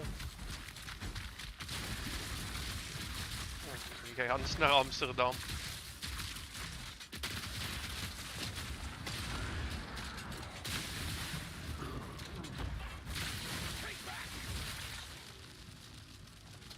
Oh, nu heb ik ook gelijk. What the fuck? Net één dikke lag spike. Oh,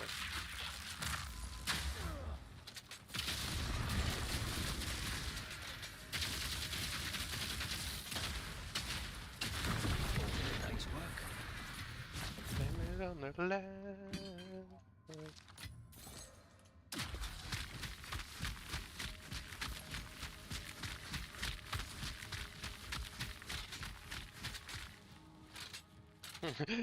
Simon denkt, oh, now you know how it feels.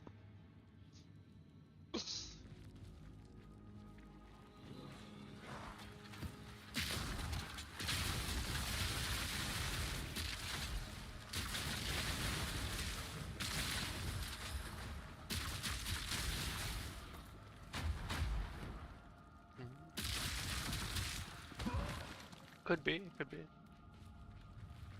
Ik heb mijn 10 tier... Oh! Mijn 10 tier 5 maps af. Nu moet ik er 8 van tier 6 doen. Gaat omlaag.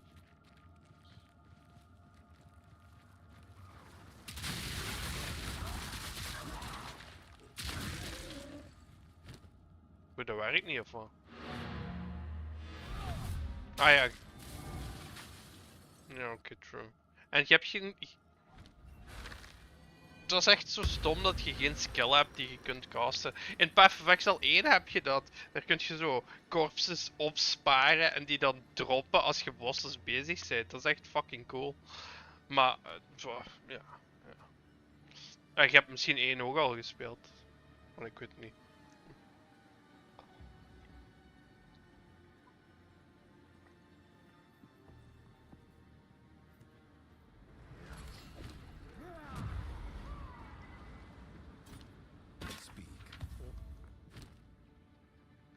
Move along. We must all start somewhere. Eentje met 2 rooms. 2 trial.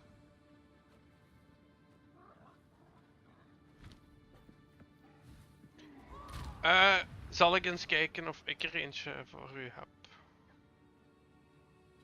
Ja, ik heb er een van 56 en 58. Kan het in de guild stash zeker als je wilt. Maar ja, als...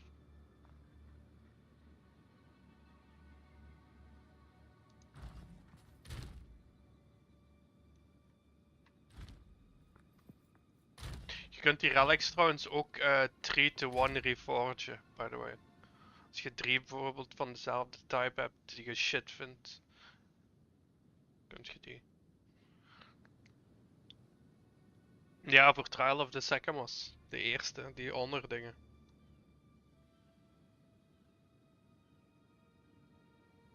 Nee, heb ik al geprobeerd.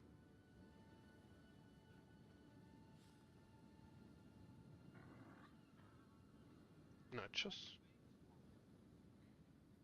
Just block. Dat is easy. Heb je shield block opstaan?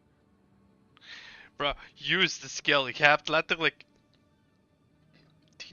13 skill slots die je kunt gebruiken. Waarom zet je niet op één van je skill slots? Ja nee, op uw skill bar bedoel ik.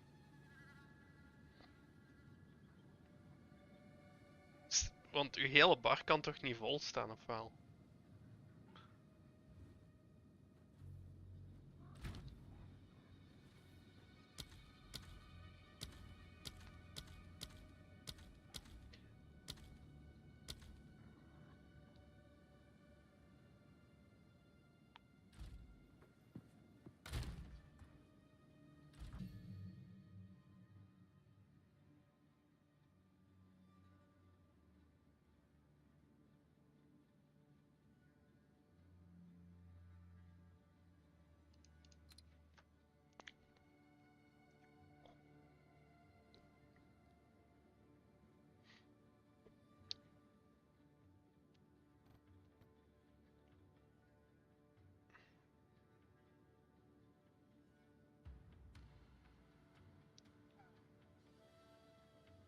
Nice. Veel geraakt geweest?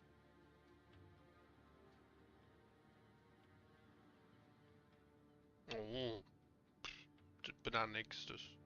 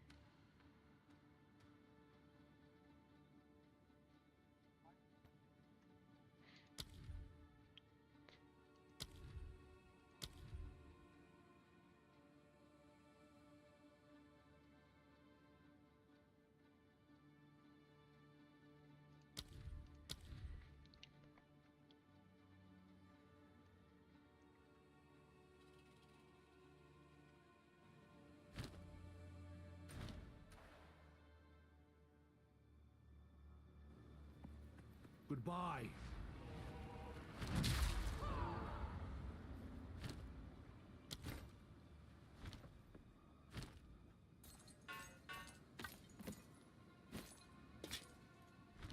Goodbye.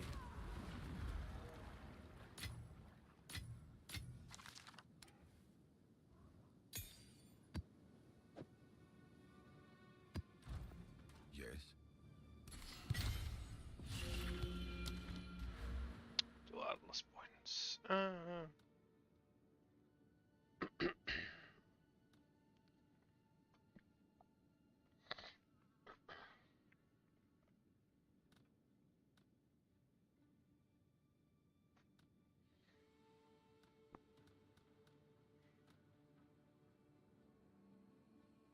Swamp and water biome. Interesting.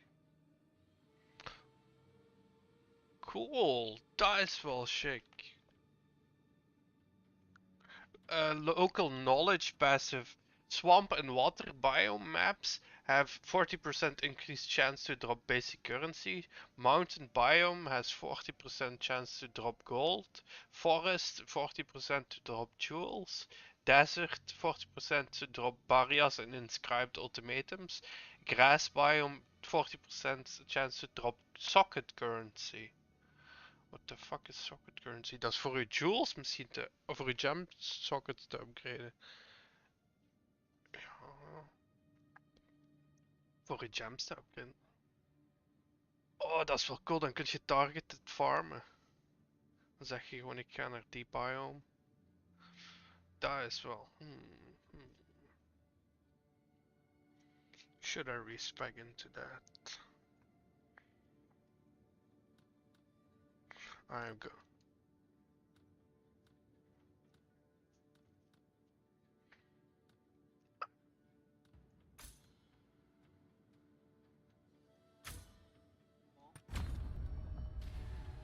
Speak.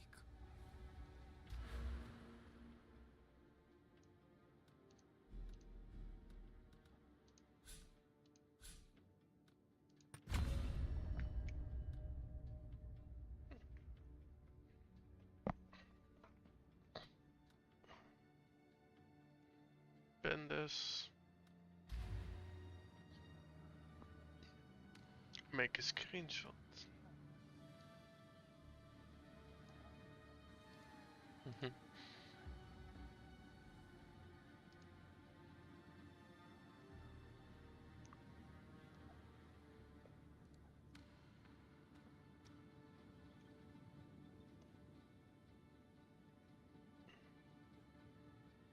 Okay.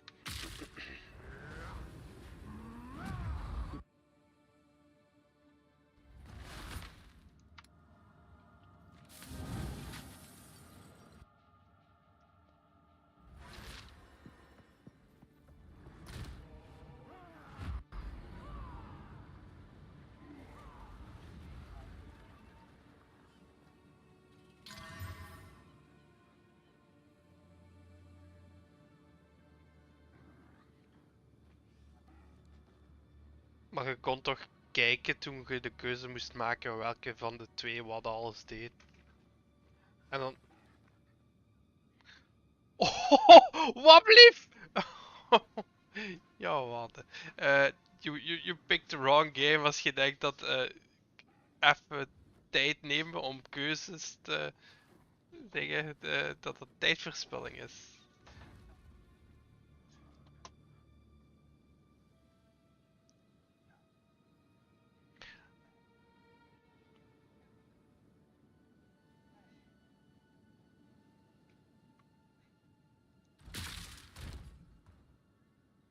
Hebben die niet ook Spirit? Ah ja, oké.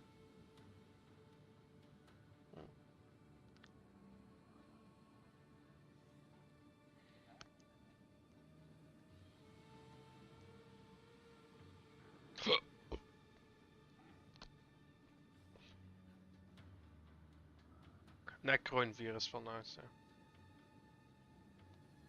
Allee, voor de nerfs. Rip Bonespier. Bonespier was belachelijk op release. Like, whoo. Ja.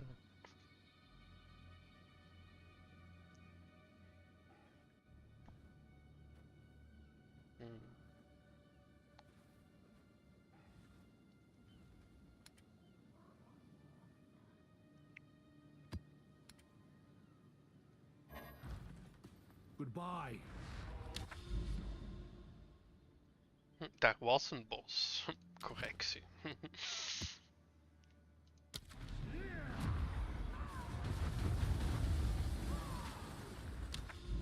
Kijk, hoe zie ik nu welke biome het is?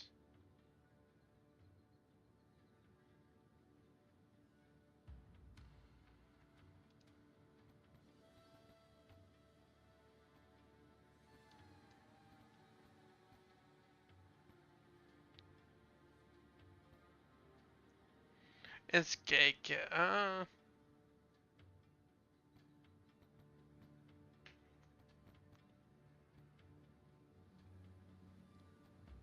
Oh.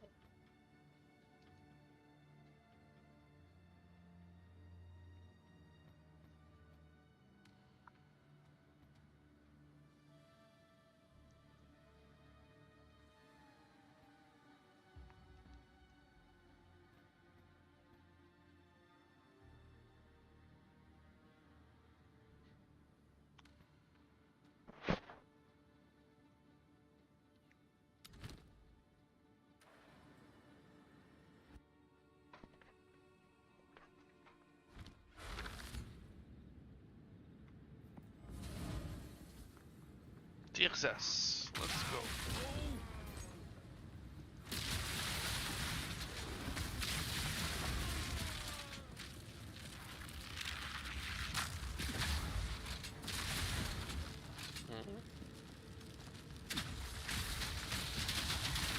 Wat ben je thuis? Ah, oké.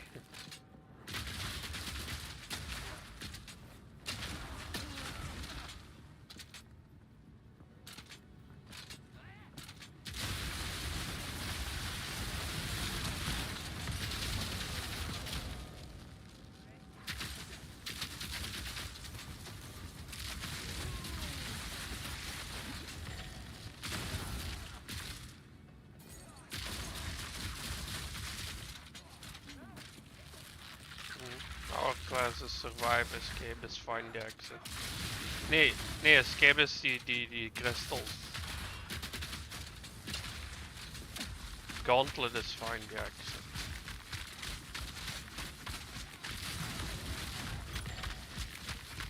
Hoe staat het met uw honor?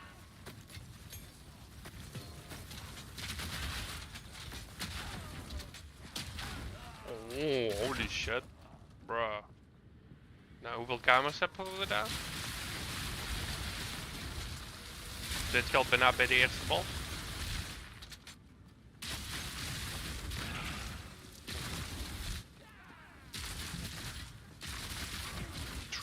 I know.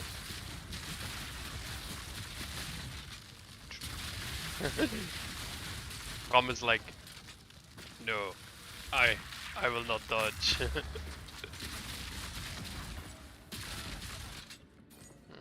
Sarah.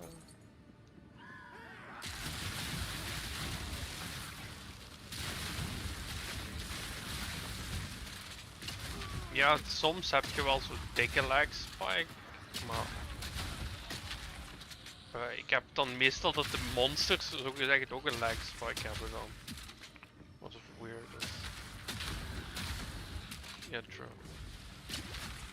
De streamer privilege, ja, streamer privilege.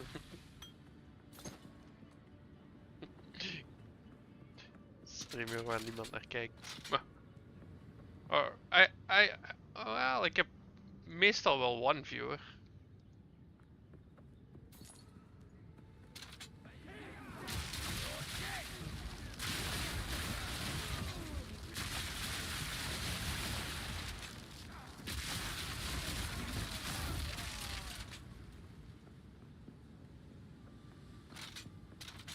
Ja, maar dan krijg je er 2. Nee? Of... alles geeft een affliction of wel. Ja. Oh, toch jij... Chance, mooi. Ja, ik zeg het nu. Die Trial of a Secumus, ik vind hem echt... Very nice. Gewoon zo die shrine wat je net bijvoorbeeld hebt gebruikt. Zoiets waar je zo water, iets wat zeker het water kost ook. Zo die dingen wat onder kosten. Wat zei ik, wat zeker het water kost. En, hoe ver moet je nog?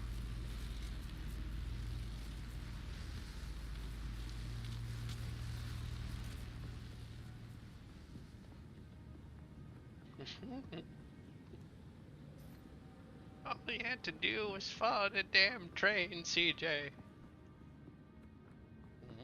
So.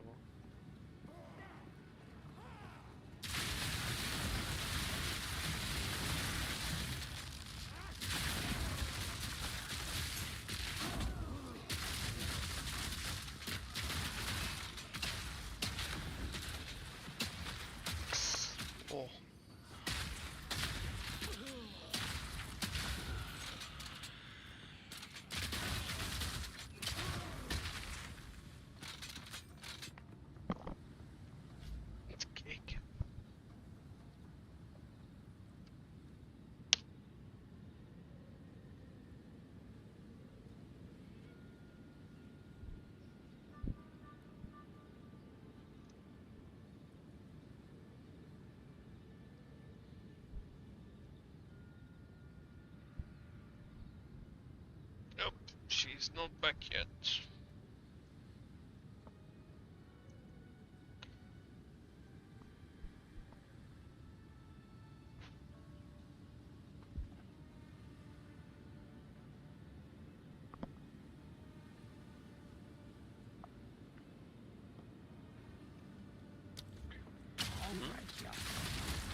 Bye bye.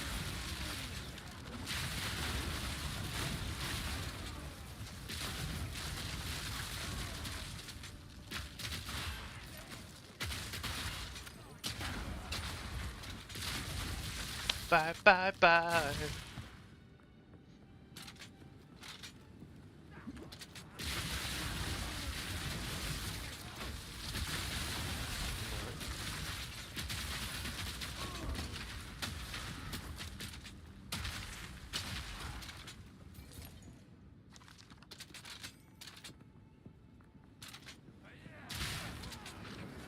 Ja, daar kun je dikke dingen uit krijgen. Hoezo niet? Oh, is dat een affliction die je hebt of wat? Is dat een affliction die je hebt? Ah, bij de room shit. Oh, oké. Oh, dan gaat het zo'n shit choice zijn van only restore honor of zo.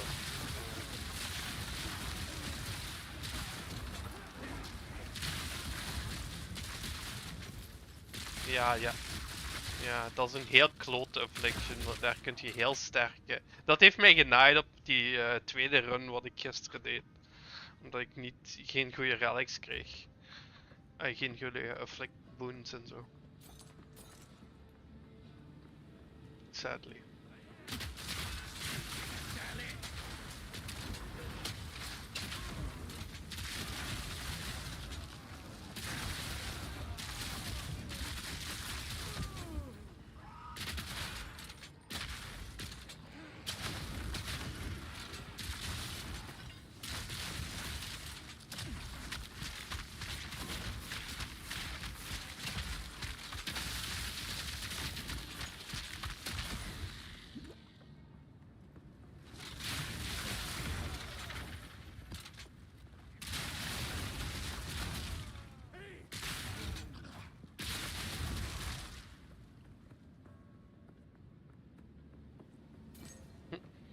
Wait, did you just skip a part of the trial by jumping? That sounds like a yes. No, that's actually nice. Good to know. No, mother!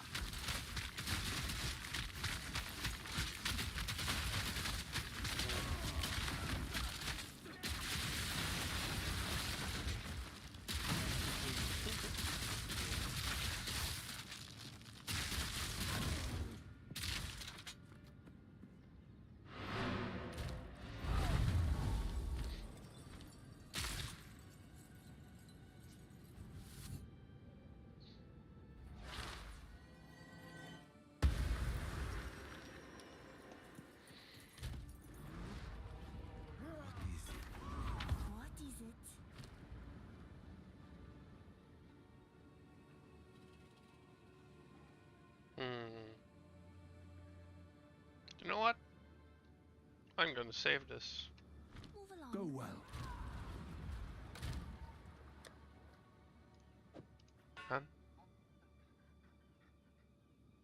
Nice, that's pretty good.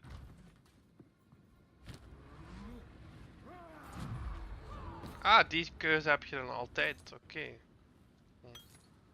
Dat is wel... Talokura.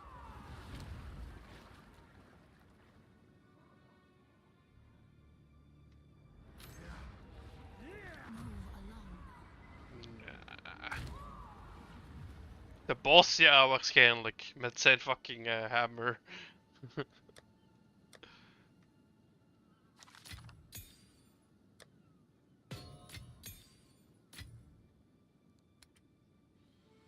Pas op, want die begint met zo'n AoE explosion waar je van moet wegrennen. Misschien weet je al.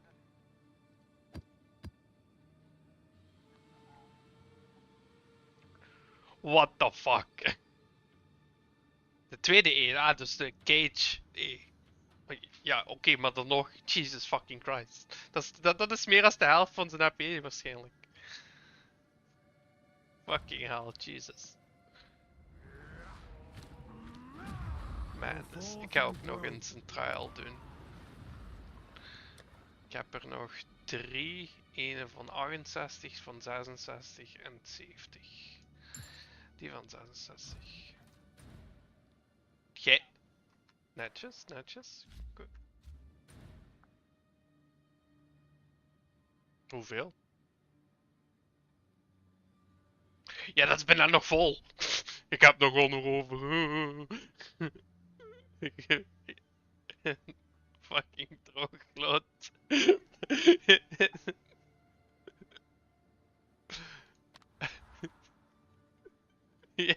No, but you kind of fucking missed the mark on the.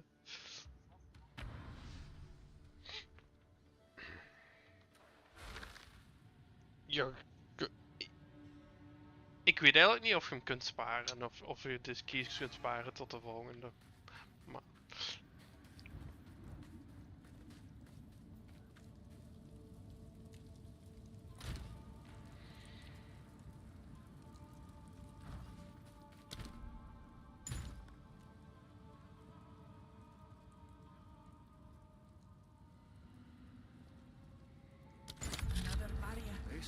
Ja, inderdaad, die ook.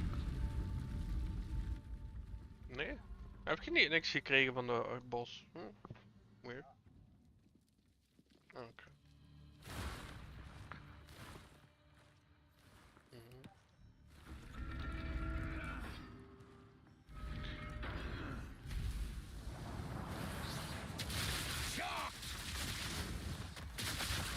Ja, toch? Ja, de bleed is dependent on the hit. Dus ja, inderdaad.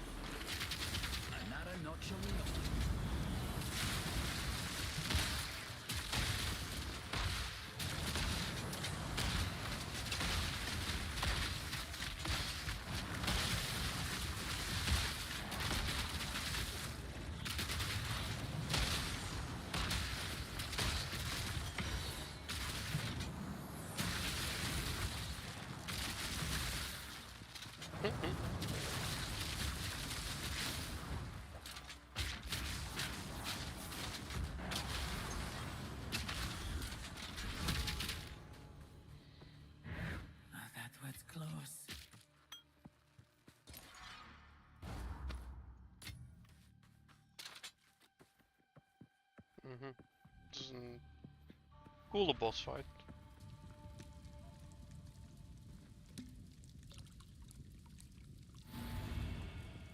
Oh, kom maar.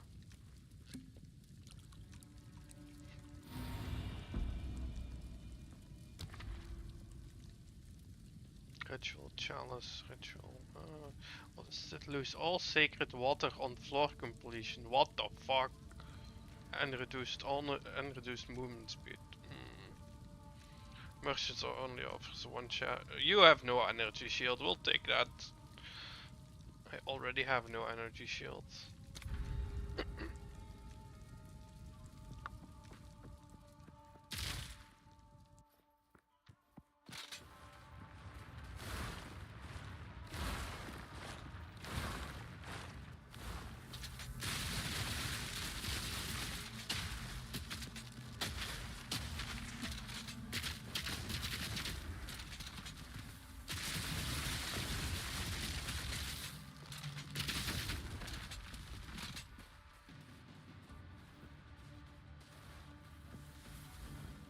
Is er een colorblind mode? Okay. Ah ja, welke is het? Napuazzi. Ah, die worden groen. Oh. Oh.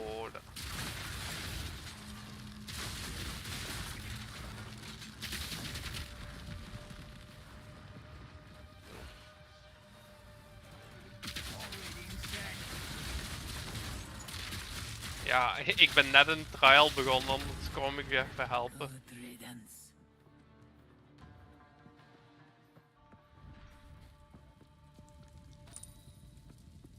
Je kunt gewoon terug. Ja, je moet door de portal teruggaan. Dat is echt. Daar heb ik al zo vaak over geraged. Hè, van, je drukt op T en dan moet je nog eens door een loading screen voor te gaan venderen. Oh, dat is. Oh, ik word er zo kwaad om.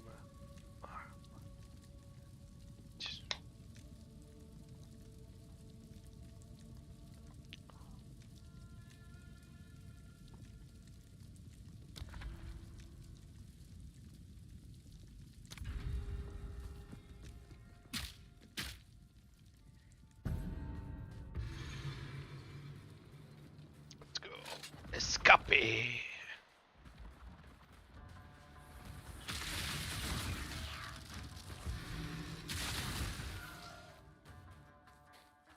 Ja, ik heb net bij de eerste room al 100 honor verloren, maar ik kon meteen al honor restoren.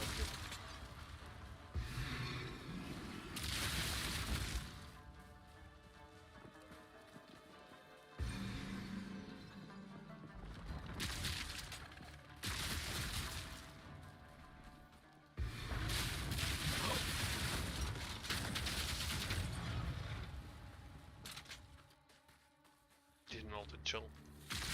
Goed zorgen dat je alles killt, want monsters droppen ook secret water.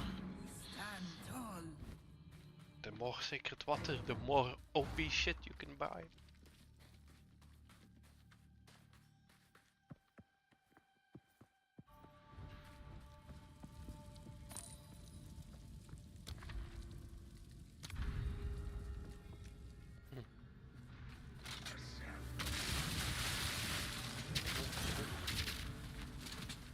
I have absolute faith in Rough Sea the Wizard, whatever the wizard was.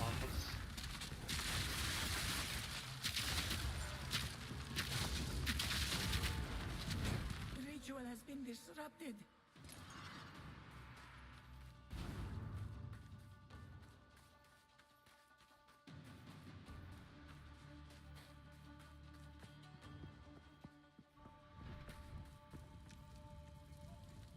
Come on, random boon, wat krijg ik? Restore 120 honor when you venerate a Merkif shrine. Okay. Oh, what the fuck? What the fuck? Dat is allemaal niet goed.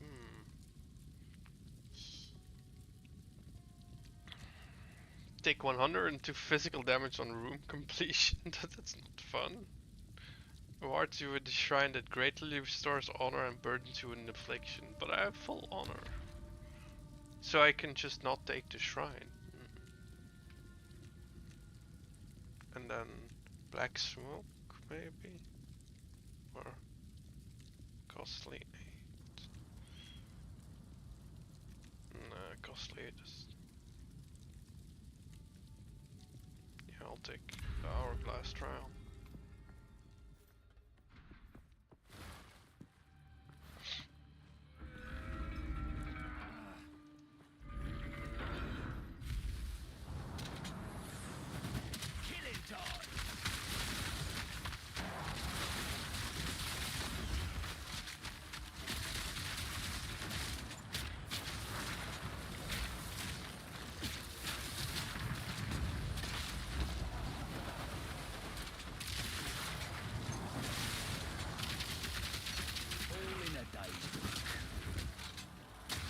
On room completion. Ugh. That's a bad fucking affliction.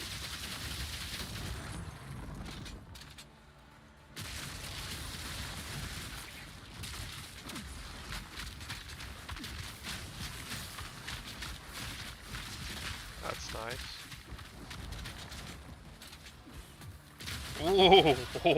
Oh, that's painful.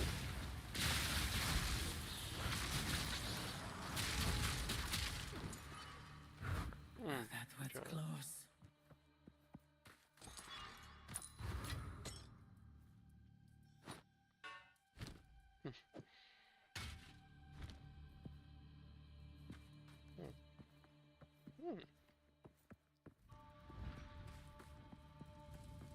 Restore honor and gain a minor random affliction. Oh, thank you.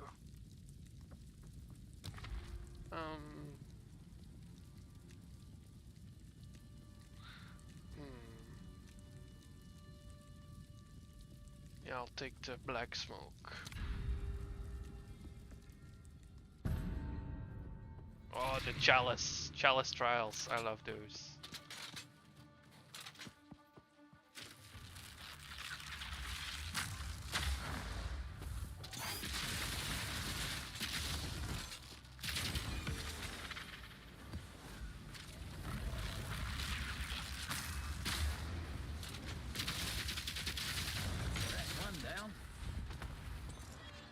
Hey, nog een skill gem.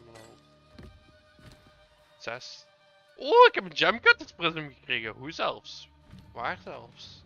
What the fuck? Ik moet vaker trials doen. Wat bullshit. Shitty bullbull?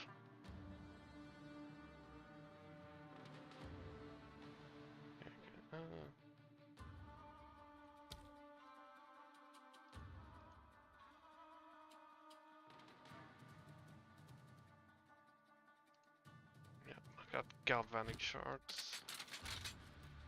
Dat wordt... Oh, maar dat wordt 7 in plaats van 6.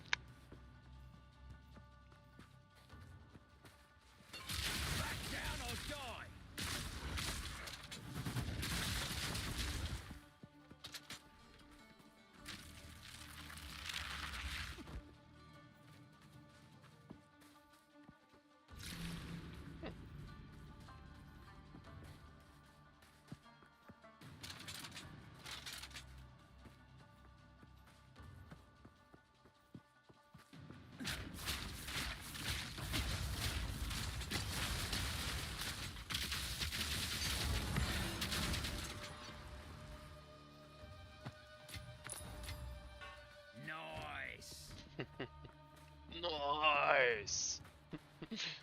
Zo klinkt mijn karakter. It's funny.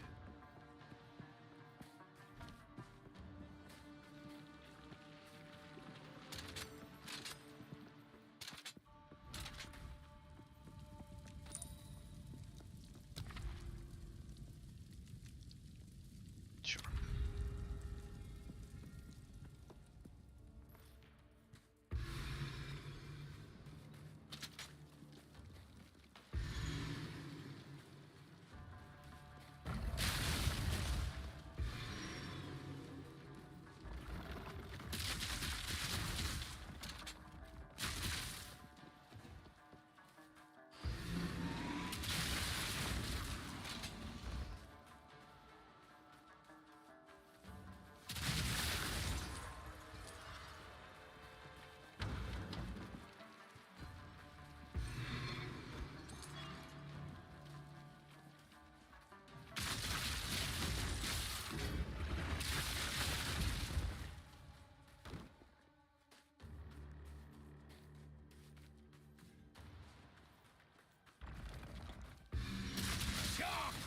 Op hoeveel 100 zit je?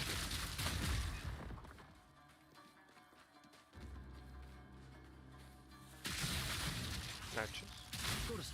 Dat is nog steeds gelijk meer als ik nu. Impressive endurance.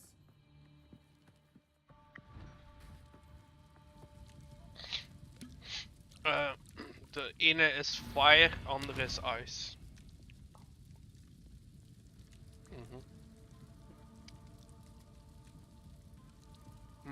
Gain a random minor boon and take 340 physical damage. Sure. Sure. I'll take it. 50% increased honor restored. Not bad.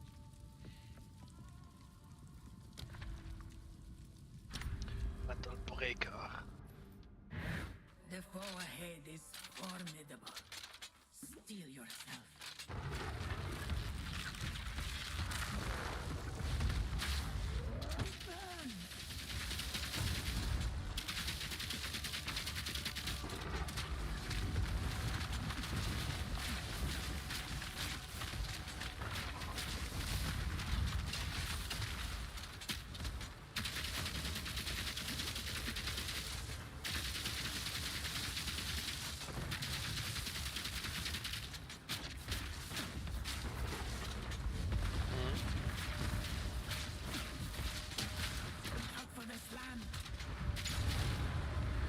What the fuck?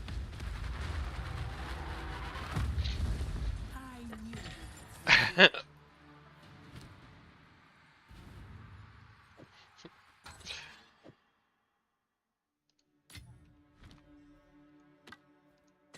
Yeah.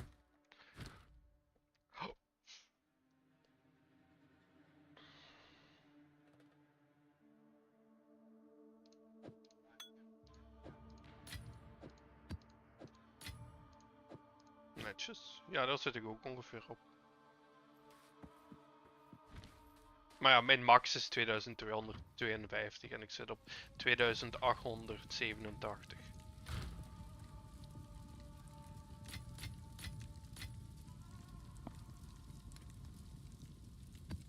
Netjes. Het enige klote is dat je hier geen vendor I hebt shall aid you. om shit te verkopen.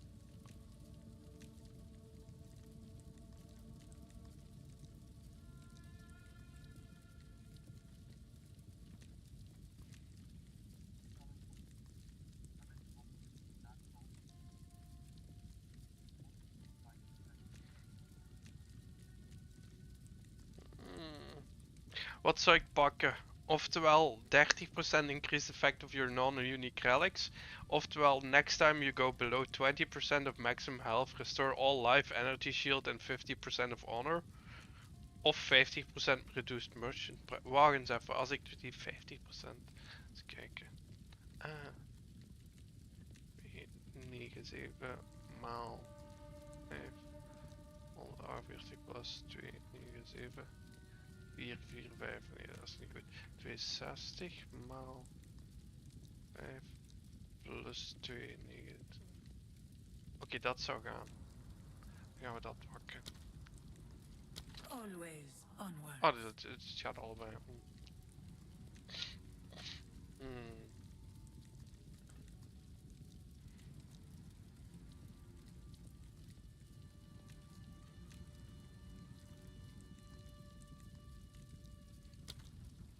You will succeed. May that serve you.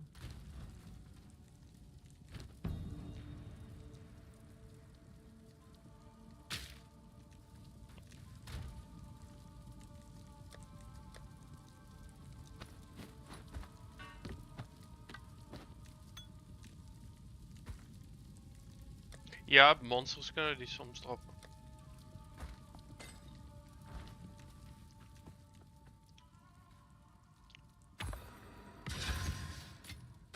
Bloody beautiful.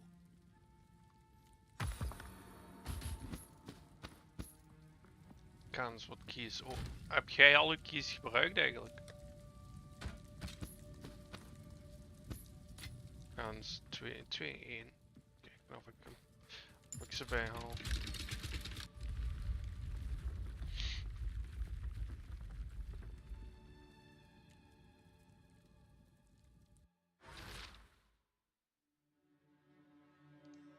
Ja, goud erbij.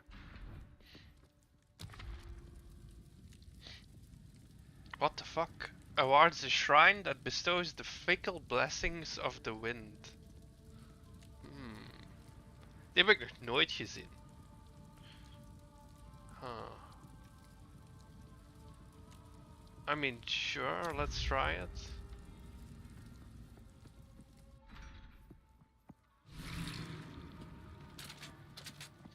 Reloading. Ik hoop dat ik genoeg dingen ervoor heb, want ik heb nog maar 1.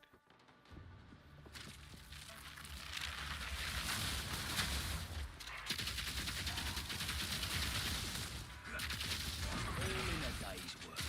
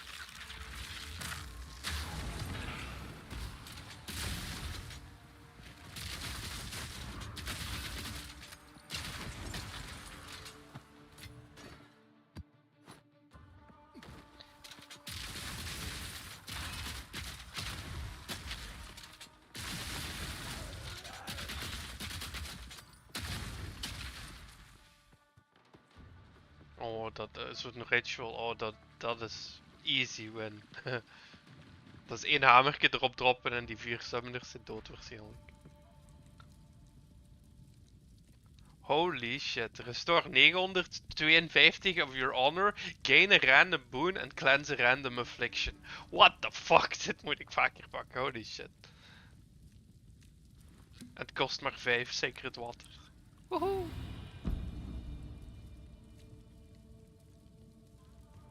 Netjes. Ja, fuck, ik had beter... oh ja. 50% no. No afflictions are unknown on the trial map. Dear god, yeah, I'll take it. Fuck it.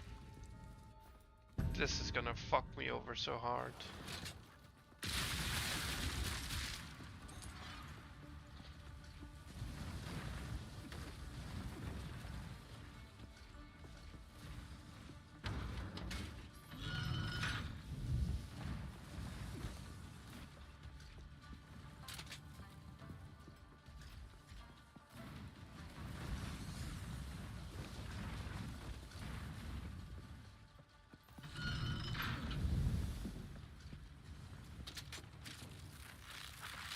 Not today.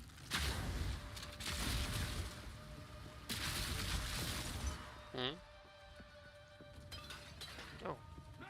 Died or honor died? Jesus.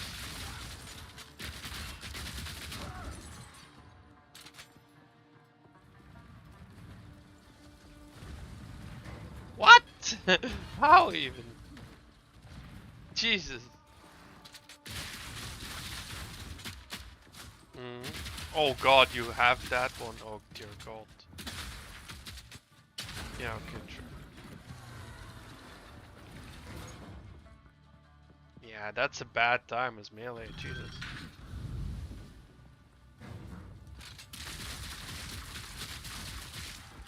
Nice.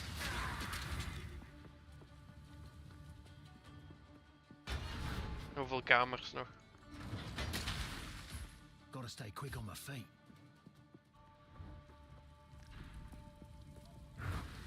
A moment of respite. Boston, oh, good luck. Ik moet nog 1, 2, 3, 4, 5 trials voor bos.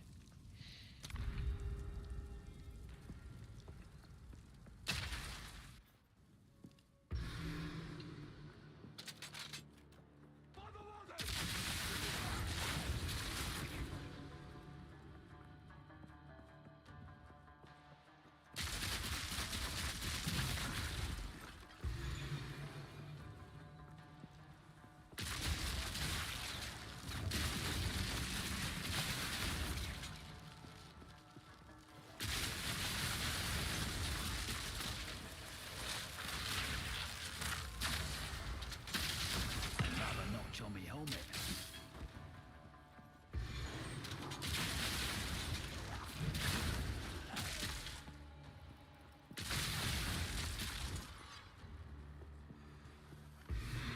Zeg je nu dat de eerste dood was? Ja. Impressive endurance. Maar ja, je kunt... Het beste is dat je ze allebei tegelijkertijd doodt. Want als je de ene dood absorbt die de andere zijn HP of zoiets.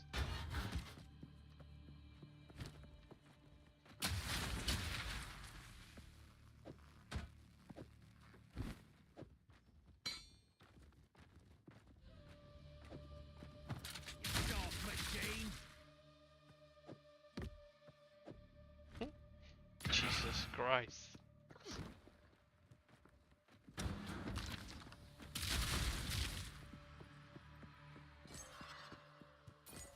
Sure.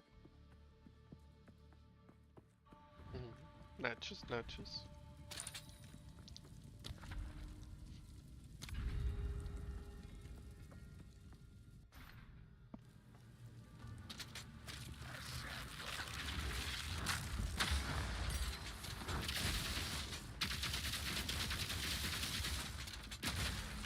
Out of mana. Good riddance. No room.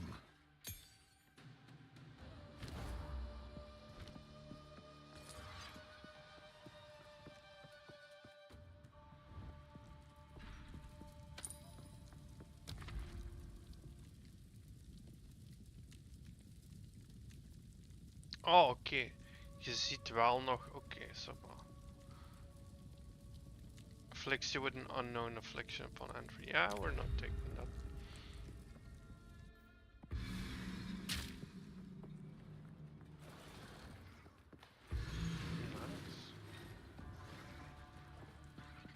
Unique, you mean, right? Diablo habits die hard.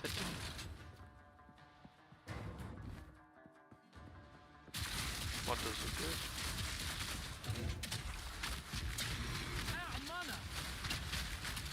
Not jumping a bit.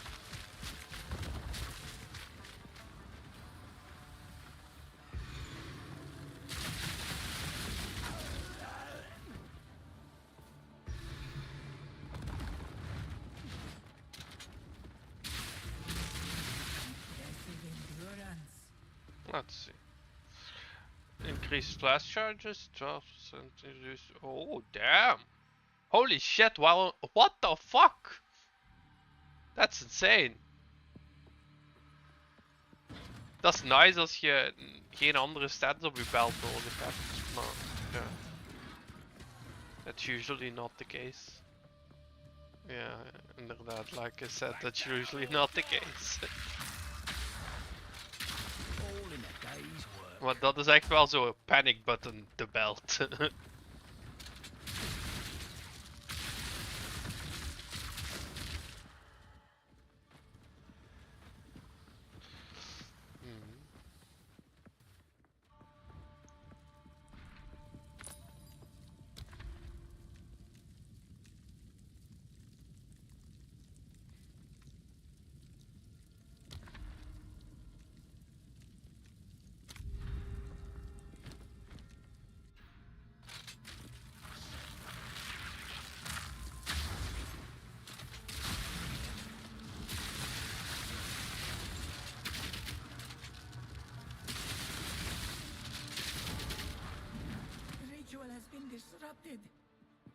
Ik snap dat niet,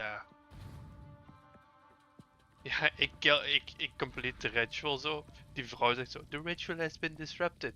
Yeah, no shit bitch, I just did that. Like what? Thank you, Captain Obvious.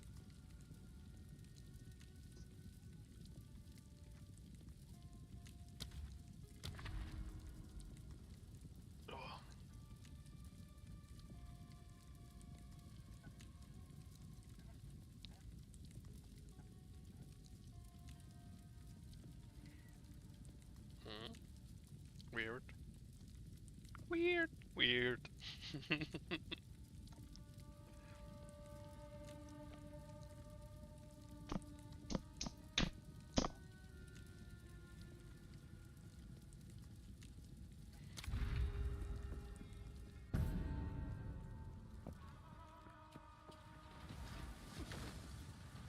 What?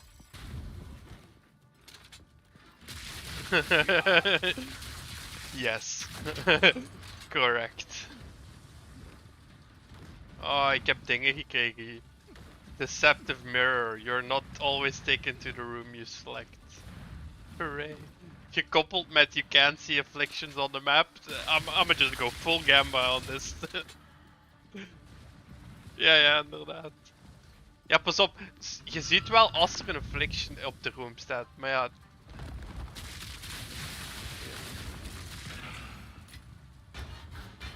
Wat?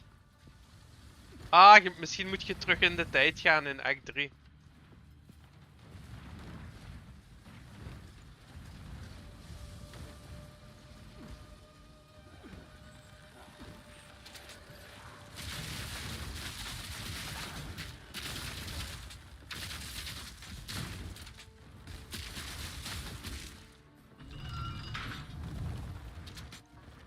Ga eens terug in de tijd.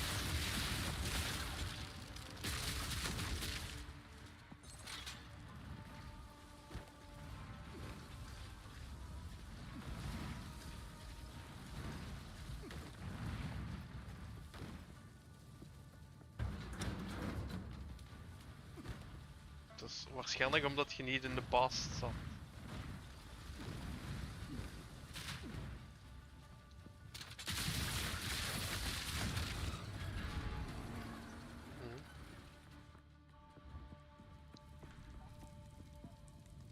Ah, what the fuck? A moment of respite.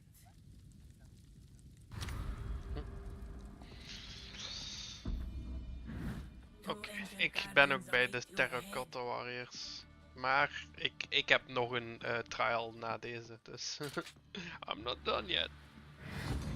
Move quickly. Kill it.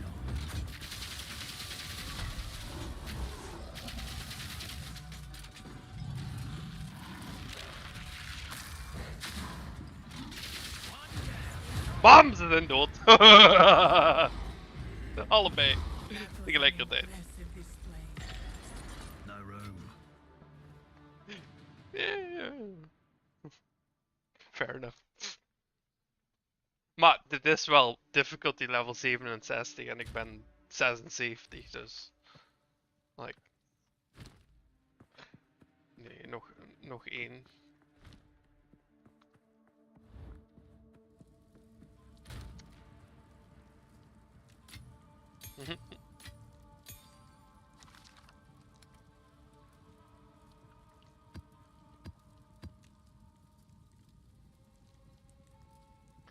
Oh, that's gonna be hard.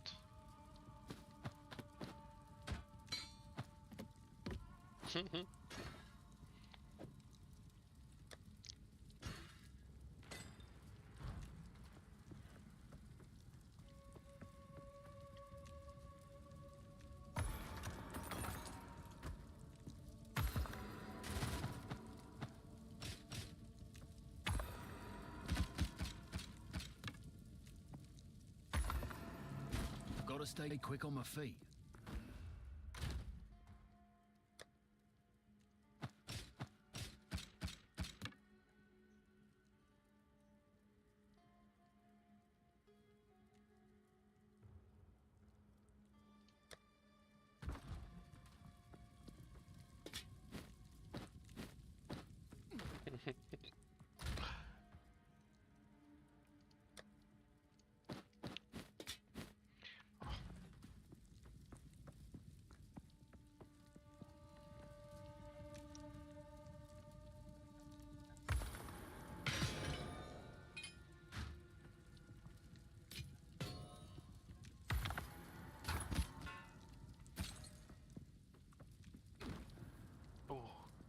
Let's plan.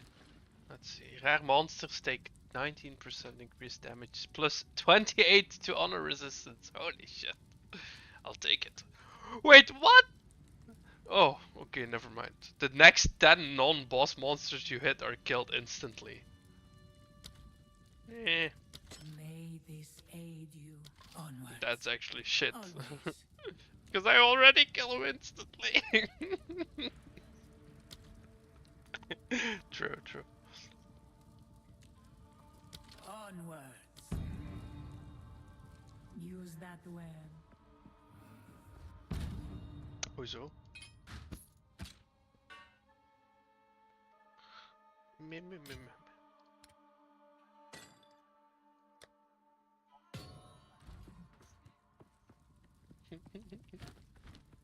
Ja, zoals ik al zeg, dit is monster level 67. En ik ben 76. That's like 9 levels ahead.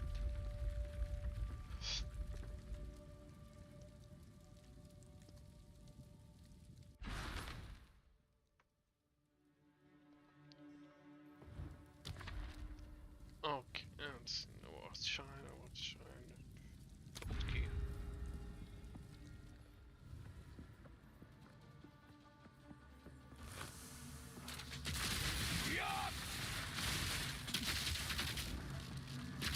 Oh, nu is het monster level naar 78 gegaan.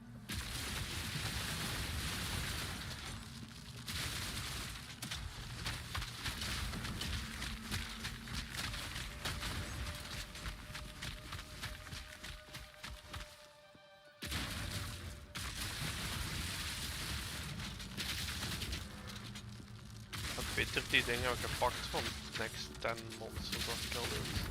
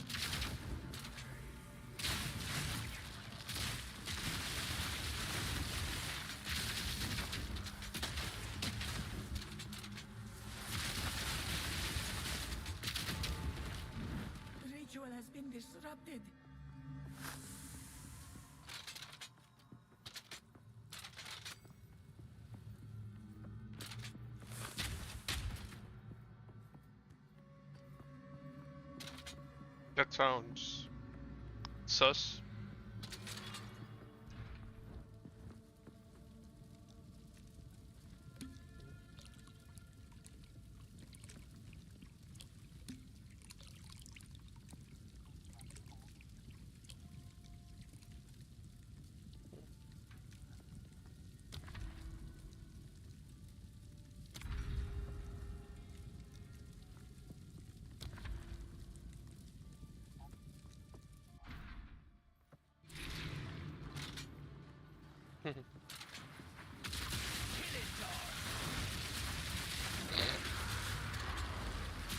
What's your name, mutate? You're in.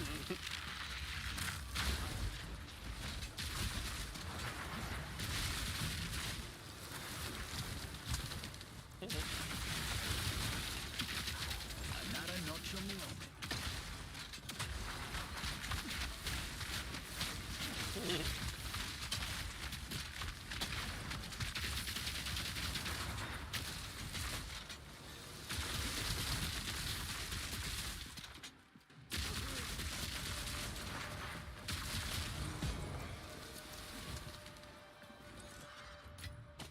Bloody beautiful.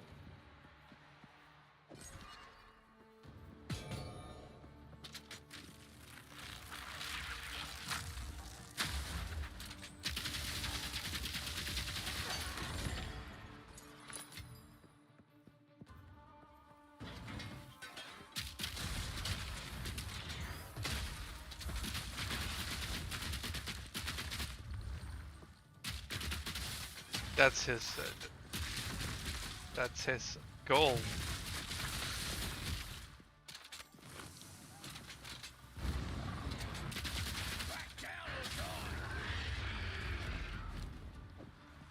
Really?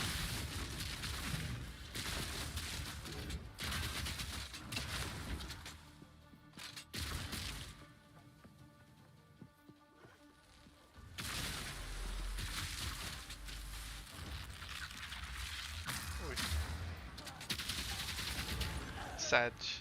A great challenge overcome. Nee? Ja. Oh, bruh. Mwah. Chef's kiss. You and your minions deal 50% more damage. Hell yeah. Yeah, I don't give a shit. Phase 2 of Alpha 2 is here. I don't give a shit. Fucking Ashes of Creation. Alsof ik €500 ga uitgeven voor een alpha key. Fuck off.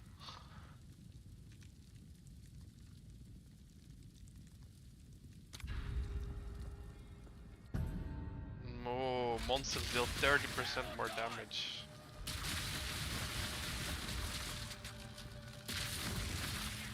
Ja, Steven. Cool. Wat is daar erg aan? Is toch cool?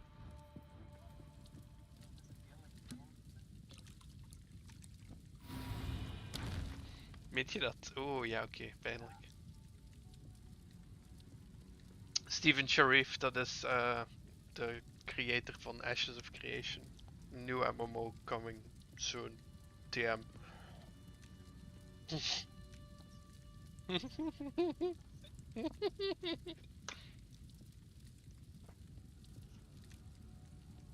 Bruh, ik denk dat we eerder de Riot MMO gaan zien voordat we Ashes of Creation gaan zien. Oh, nee, that's too far. Oh, laten we het zo zeggen. We gaan waarschijnlijk eerder Squadron 42 zien. Allee, dat hoop ik toch.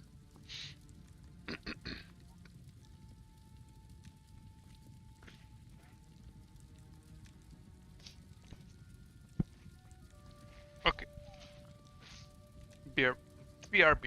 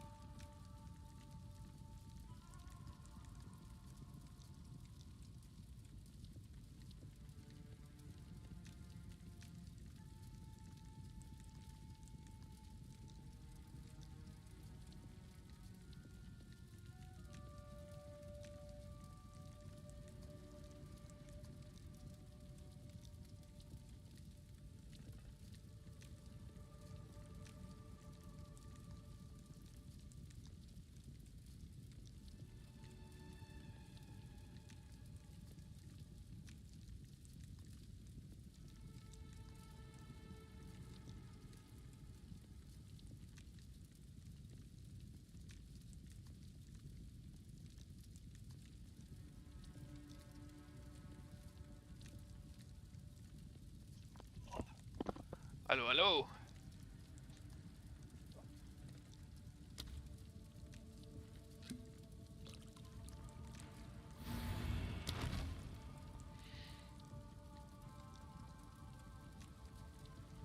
Hmm.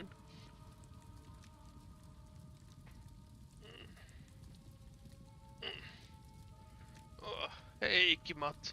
I'm doing alright.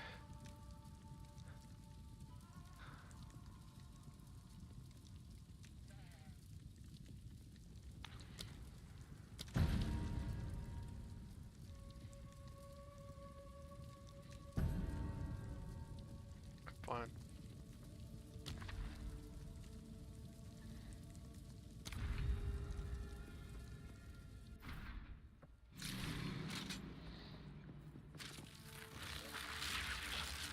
Bloody horrors!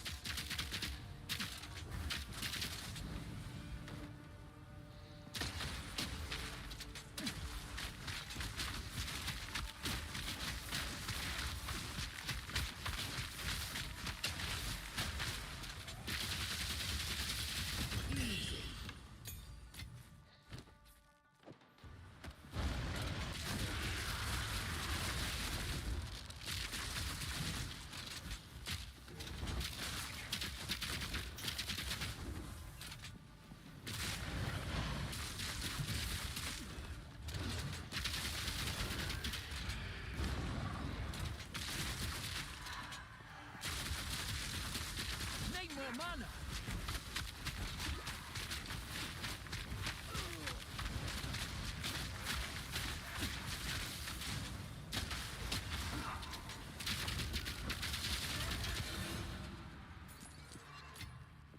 Oh, better than coin!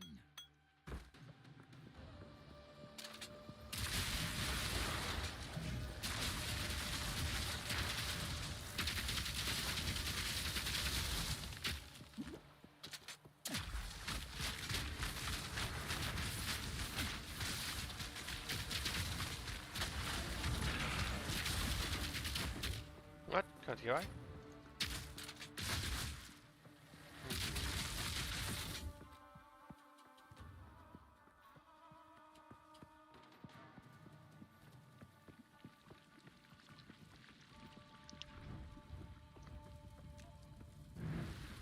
I would give anything for a sip.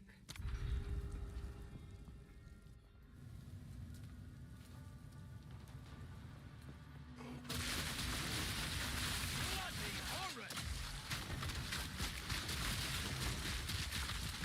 Het kan het item ook destroyen. Nee, niet bijna. It can break it. Sure, small.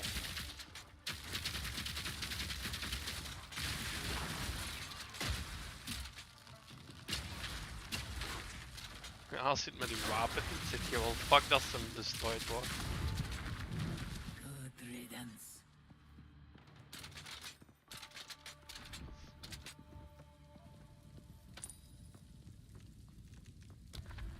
That's why mirrors exist.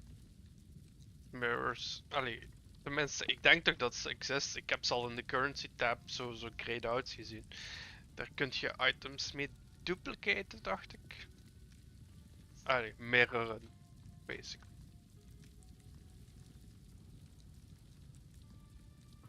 Zo, ja. Okay. Ashar the Sand Mother. Sacred Daughter or Bronski. I'll take Sacred Daughter. Reduced honor restored. Okay, fine.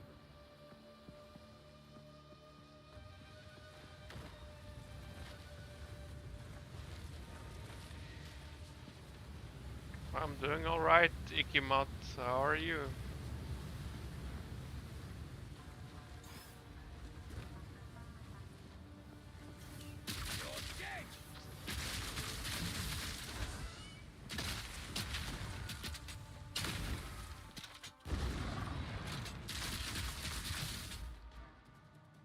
Hang on. No, you can hear me. Okay. I'm doing alright.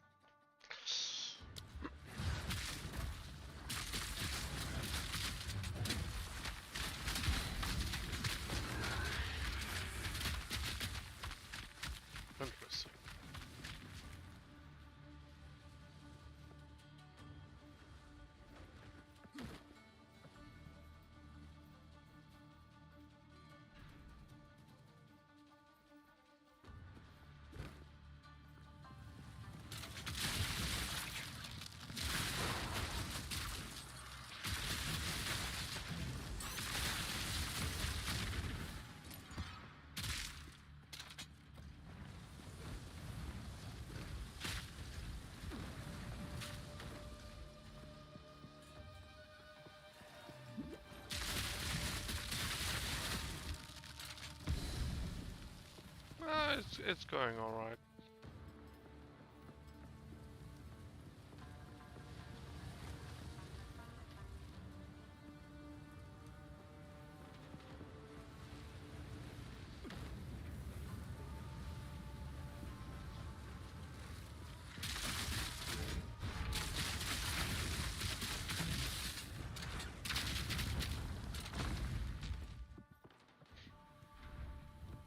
Jesus, I need honor. A moment of respite. I'm not gonna get any.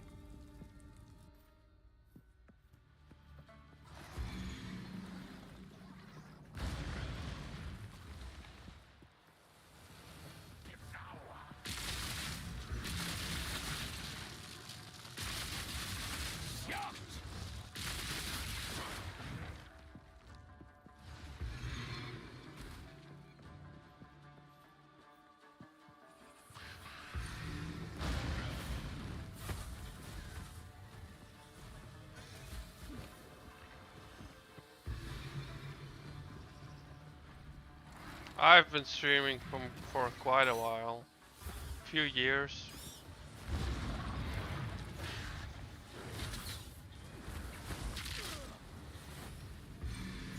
Fuck's sake, 800. 897 honor left. Ugh. Impressive endurance.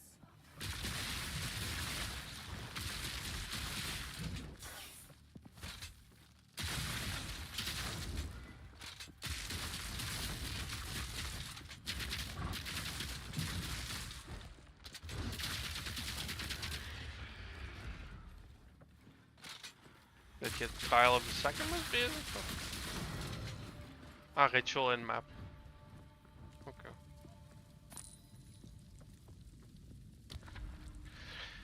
I am going to descend. Beware the scorpion sting.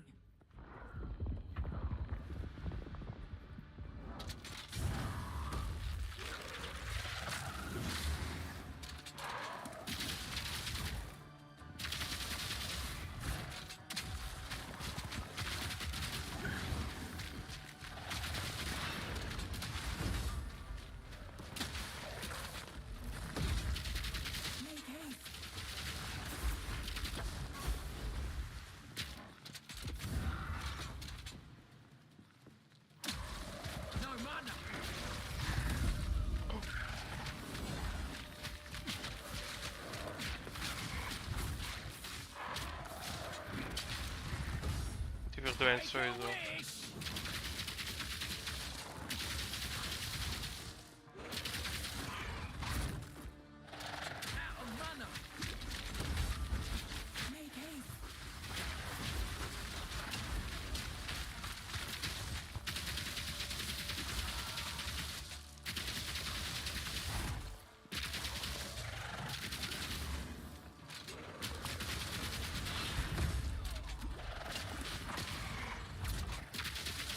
Yes! Woo! Sorry. This was the end of the journey. But I sense another being resides here. Perhaps you can My ascendancy! if you can find them. Points. Hallelujah. Witchbane.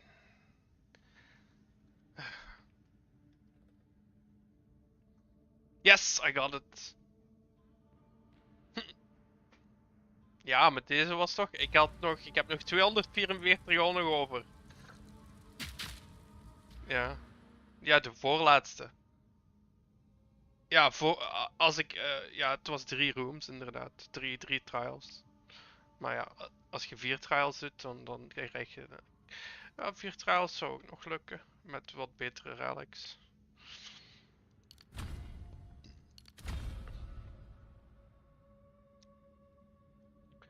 No, I don't have a streaming schedule, sorry.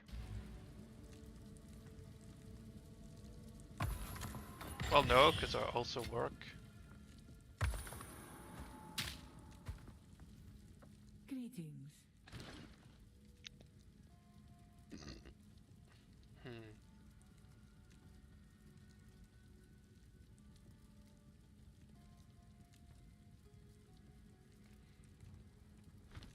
knows that well.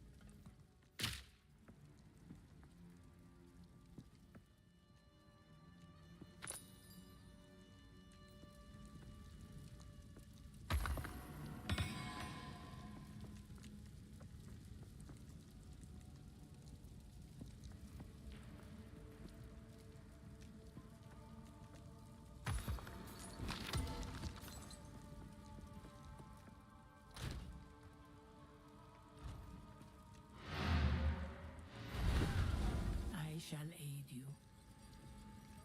Let's plan.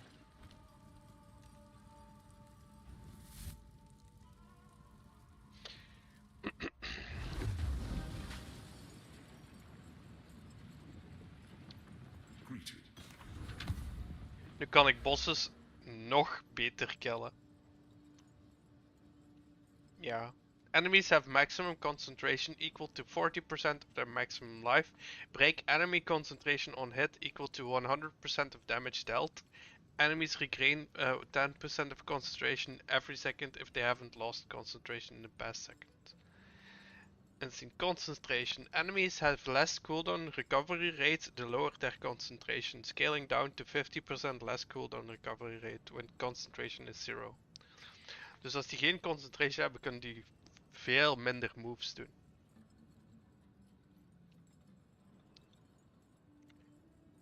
I mean, if it's not going fast enough. No, I wouldn't. Sorry, Kermit. Would you like to grow your child? No. No. No. Not interested.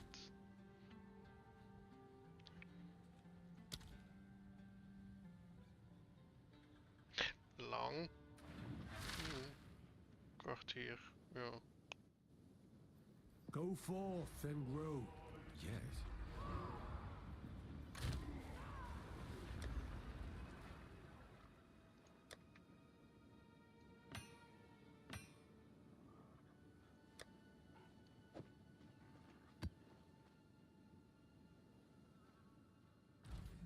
What is it?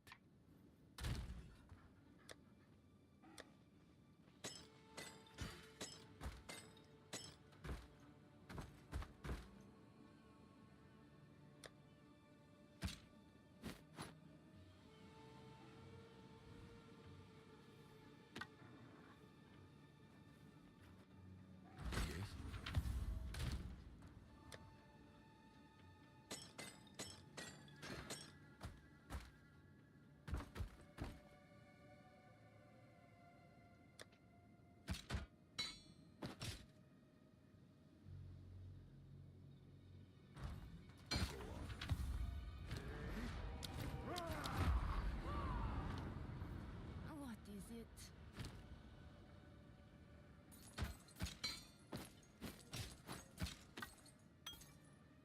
Move along. Go forth and grow. Ik moet nog 14%. Soon, ja.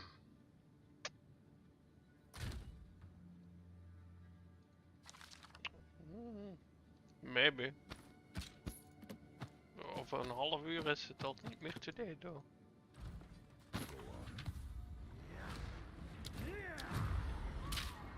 Yes.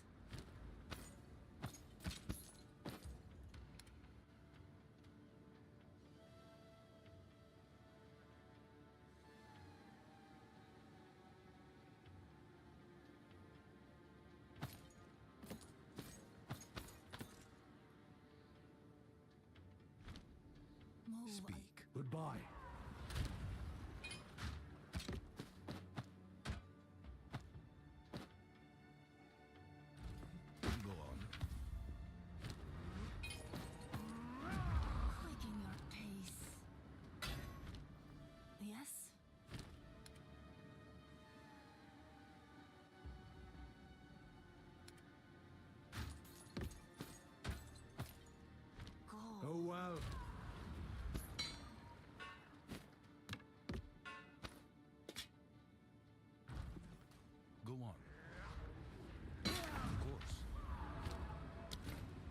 Yes.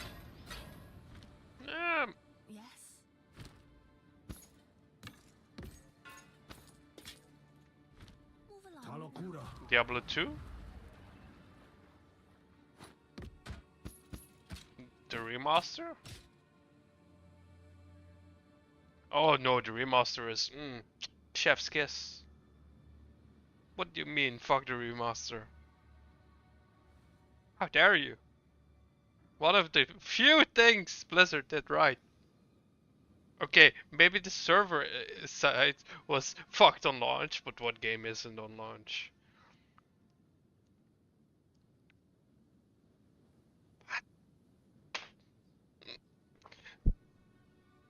Ow, ow, ow. What?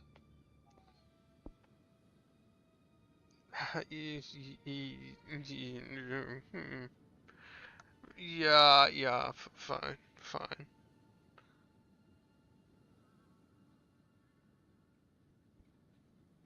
I guess, yeah.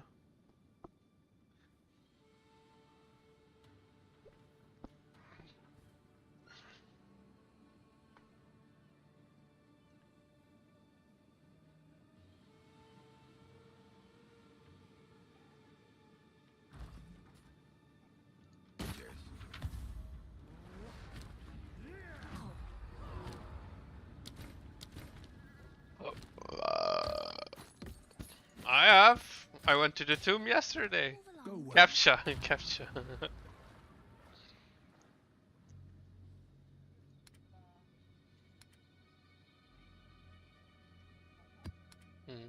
True, true.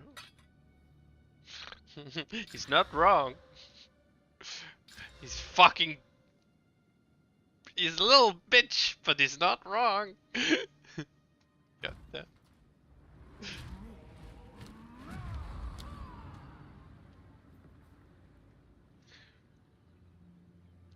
Go well.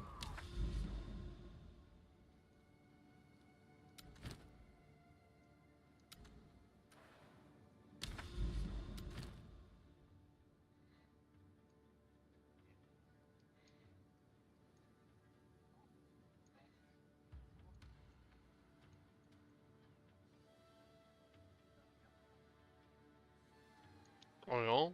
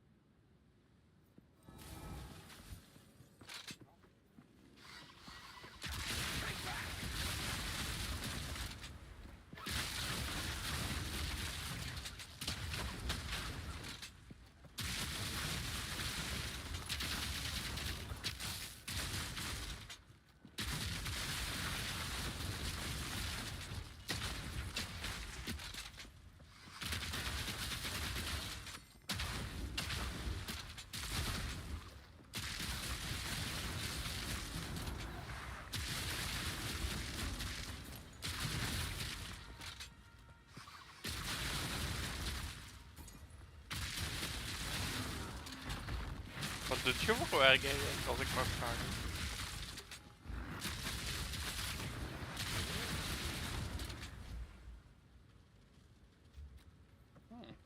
Cool.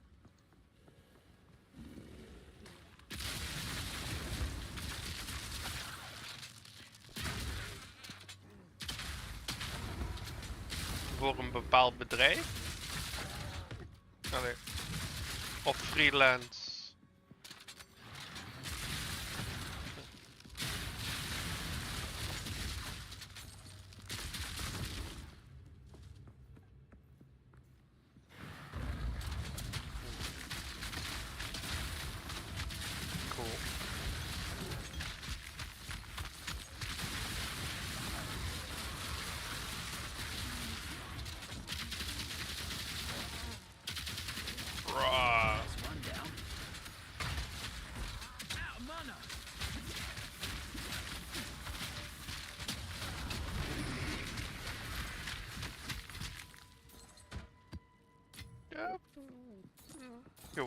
met de tile. Geen concentration dingen. Zelfs normal mobs kunnen dan zo bijna niks meer.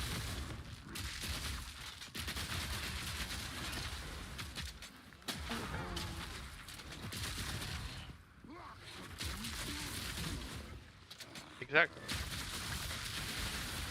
Like I said, I'm getting nerfed soon. I'm taking all the advantage I can, man.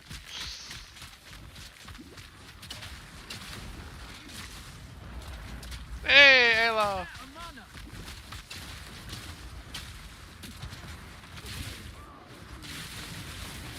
Heb je geslapen of was je gewoon...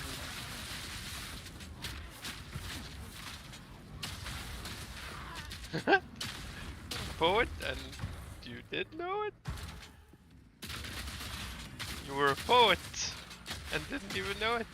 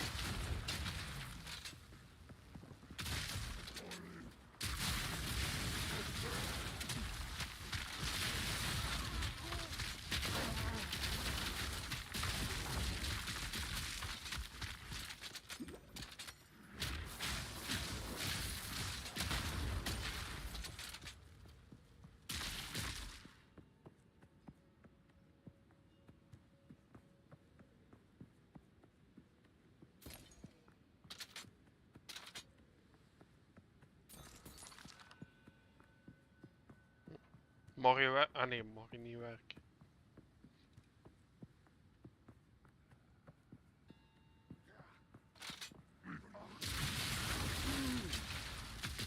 Slapen.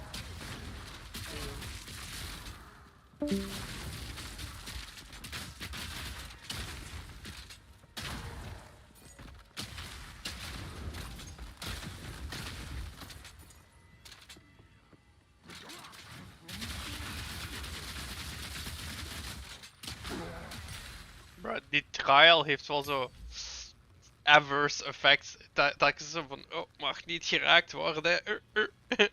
Fucking. Oh ja, wacht, ik zit niet meer in de trial.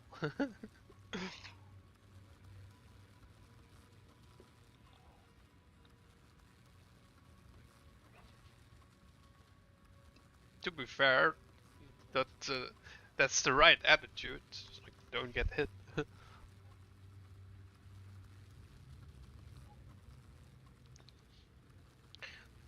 Ja, tot nu toe wel.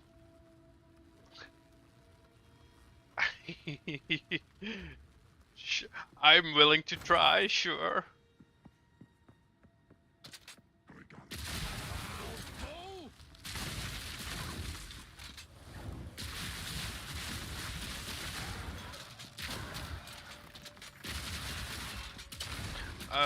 Geen armen consumen bedoelt je? Ja, okay. That, not a problem.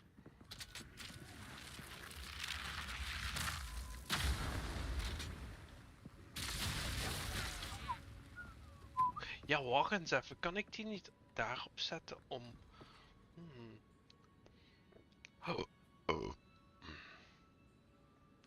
Deze. Cannot break armor fully consumed. Als ik die nu eens hierop zet...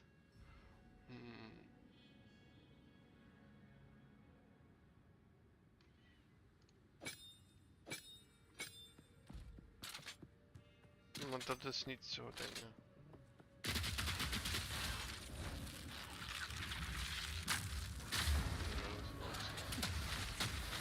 Not a good idea.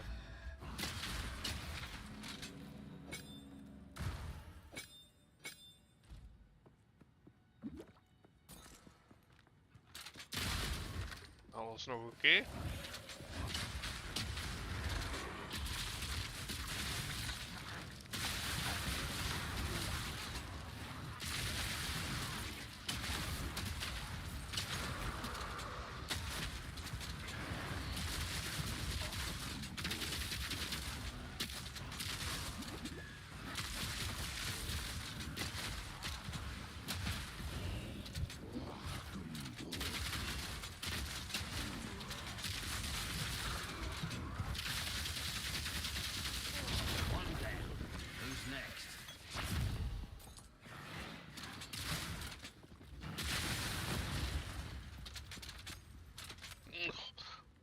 hoeveel ouder zijt je? Like 35 of zo? Ah, 2 maanden. En...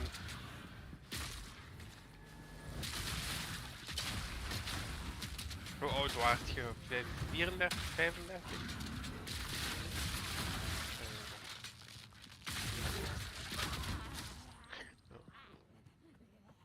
Ja, dan ben ik inderdaad nog een jonkie. 2 jaar jonger.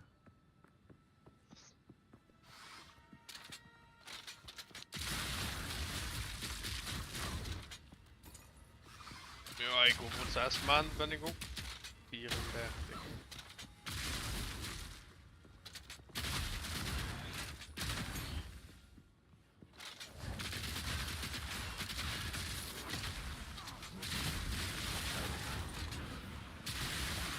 Nope. Houd vasthouden.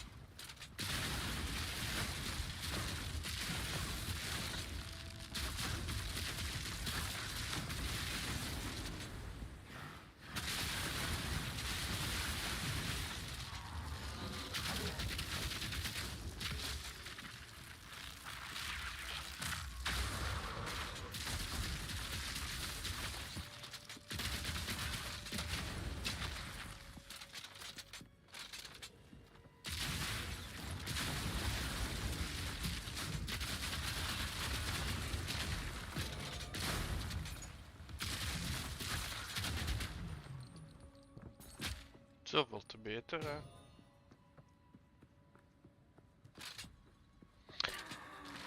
Ja, ja.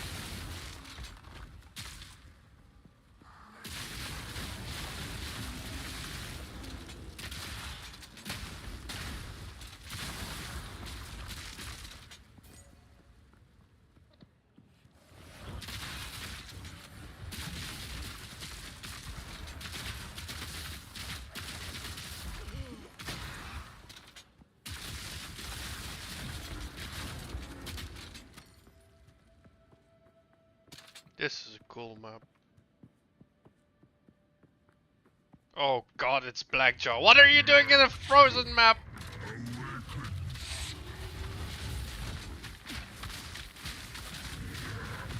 Woo! What the fuck? He one-shot me. Well, almost. Nope. He two-shot me. Let's.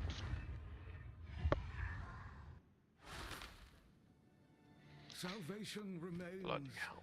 as ever. Yes.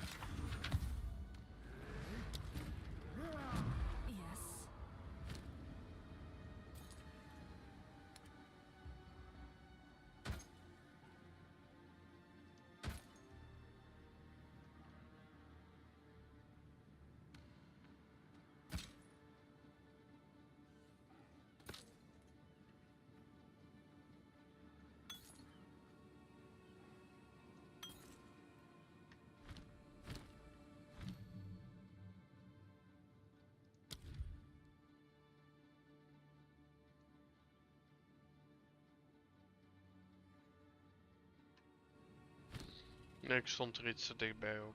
Goodbye. I was being a dum-dum.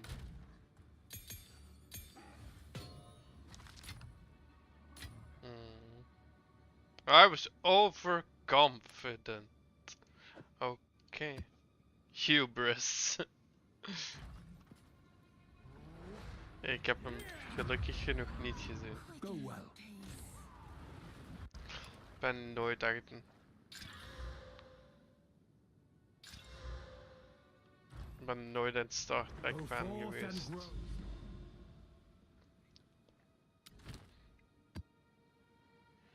Oh.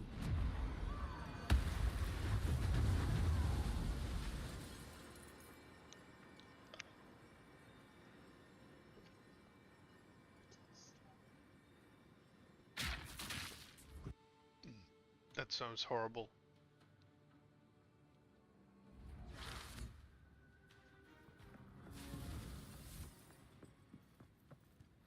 I thought you said Michael Burnham. That's not a woman. Wait, what?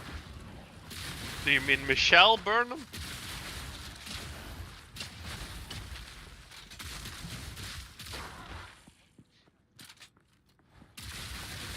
Bo Burnham? Who the fuck names a woman Michael? Is it a trans woman? What the fuck? Yeah, okay, Billy is...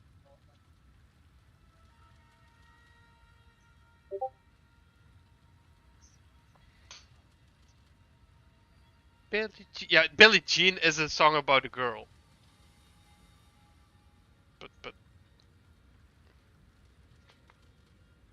Billie Jean is not my lover. Oh. And Billie Eilish. But Michael? I've never. No.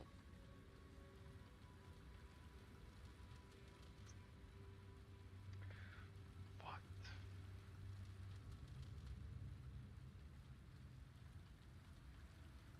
Oh, okay.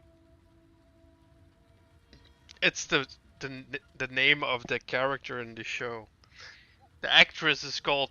Oh, that's even worse. Soniqua. What the? Soniqua Martin Green.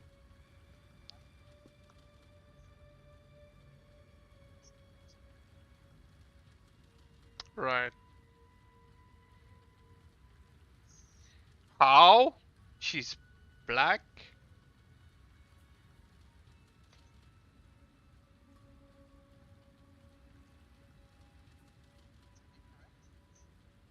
You shut your mouth. Even I have some degree of respect of Spock. Spock is cool. Oh, fuck off. Fuck off.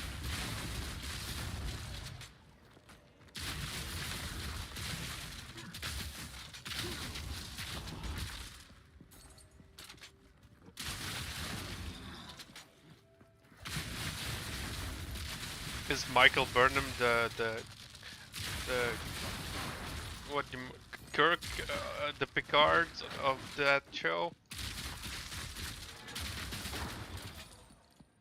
But is she the same like position in the on the crew? I mean.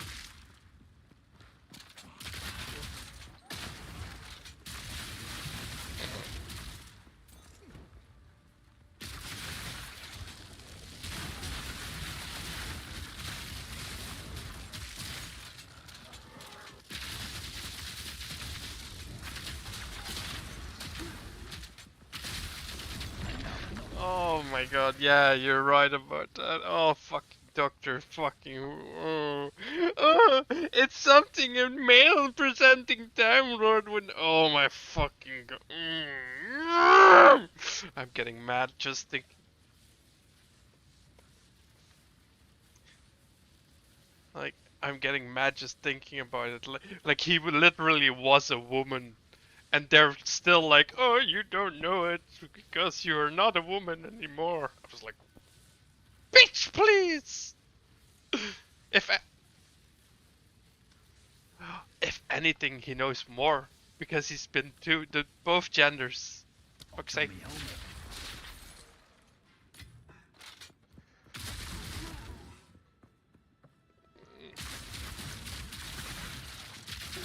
I mean, most doctors do that in the beginning.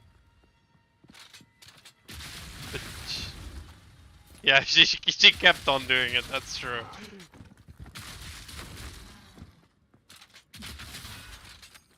I did like the master though. The Rasputin dude. Oh, that was cool. That was with the female one, right? The Rasputin dude. Rasputin, you know? Oh, okay, never mind then.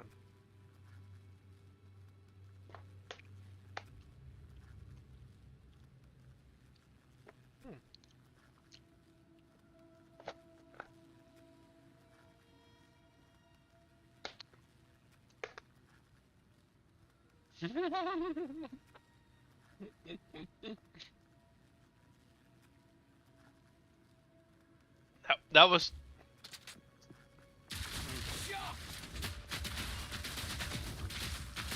Honestly, to be fair, it wasn't that bad of a season.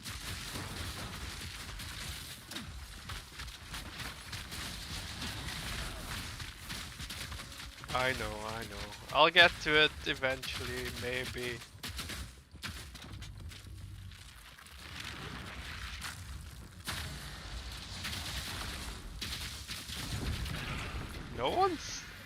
No one's forcing you to do this.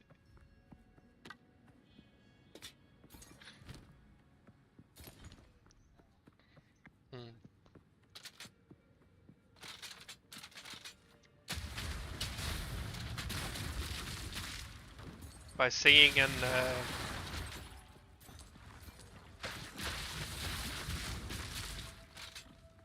amazing.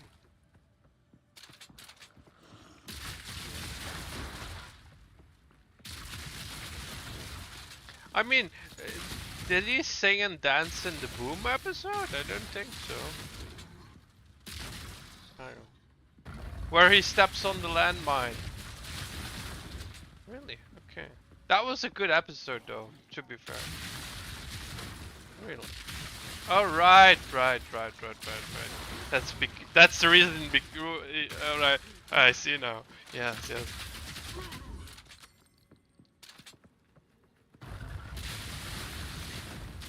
Bro. No.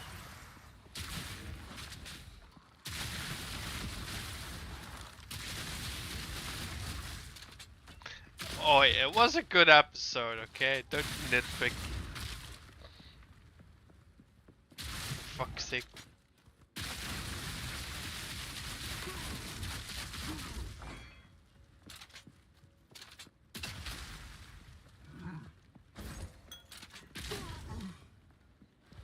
Really?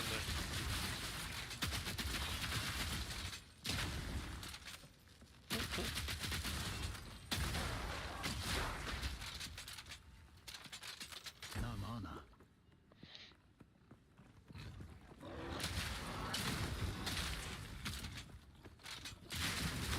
Well, it's technically, it's always been more about things that happen.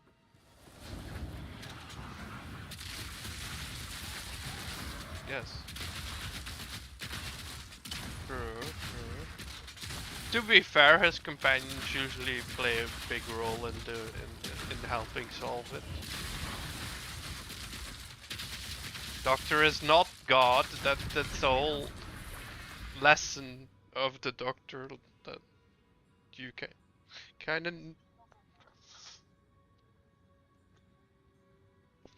I mean, not always.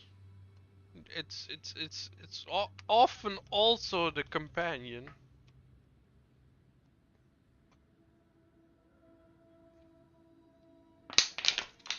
Oh, you mean about the new season? Okay, yeah, I don't know.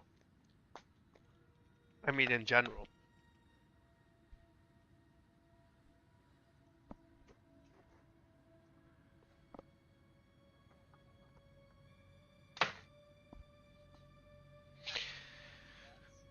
Yes. I can dance. I can dance.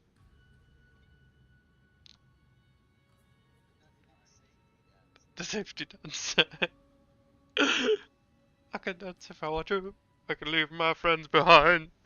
If my friends don't dance. And there's no friends of mine.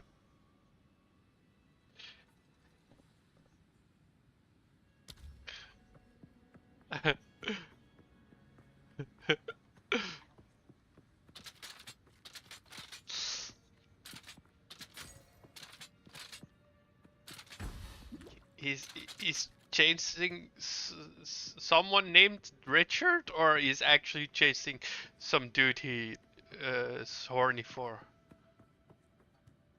Are you shitting me? What the f-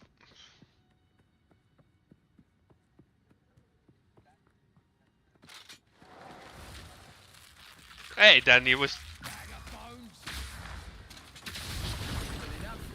Okay.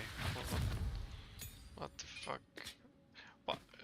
Everything you're telling me is making me not want to watch it. And I don't need to, because you're telling everything about it now. So... I got the cliff notes. Go forth and speak.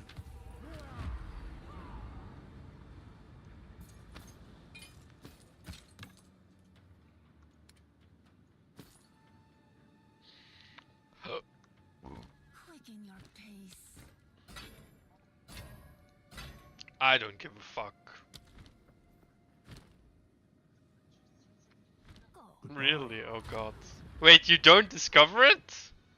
Or is it so bad that... Oh boy. I could dance if I want to. I could leave my friends behind. No.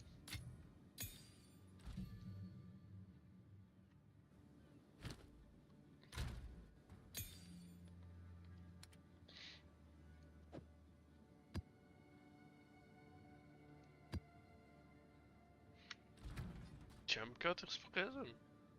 Not bad.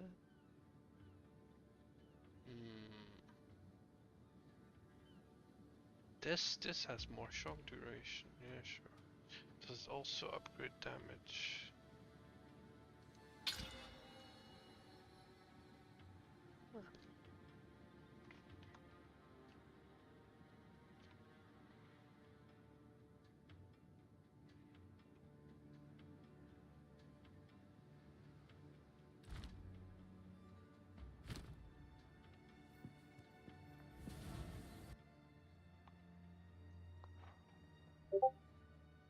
Oh boy.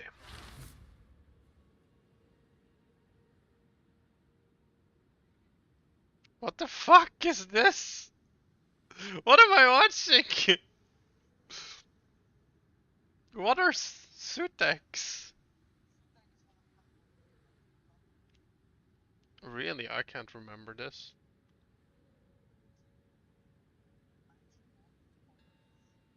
Hmm.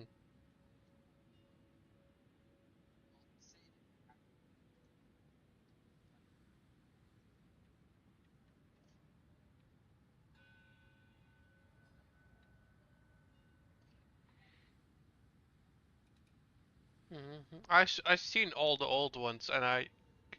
Oh, okay. Oh, Jesus. Hang on. Yeah, okay, this vaguely is ringing some bells.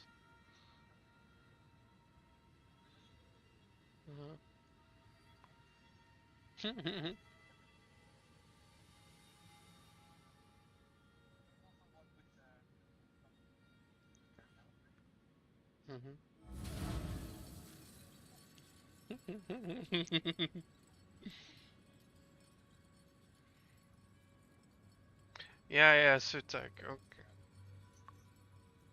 Oh, difficult, yes. Painful? Yes.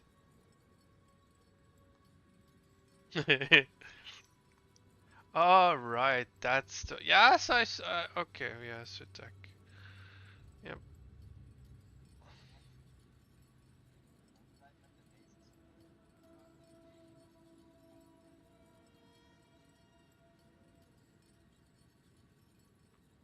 Welke bos zit je bezig?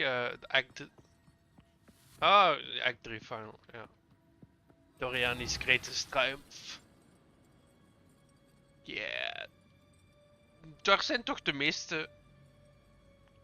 Ja, maar dat is toch vrij makkelijk te dodgen. Ja. Ja, true. Okay, fair enough.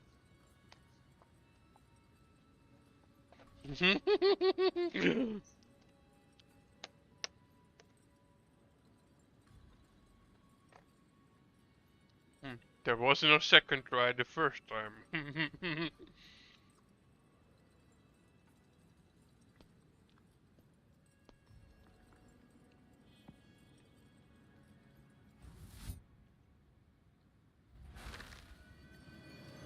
Talokura.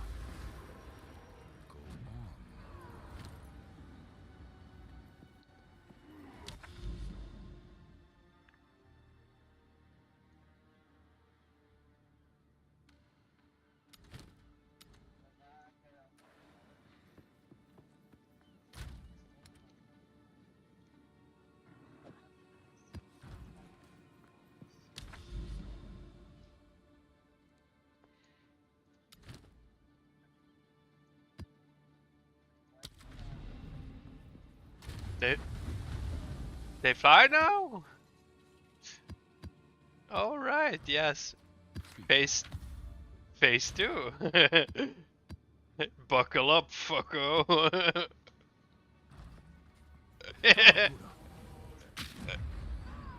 Nee, ook nog lightning. Ook nog lightning. En soms ook frost.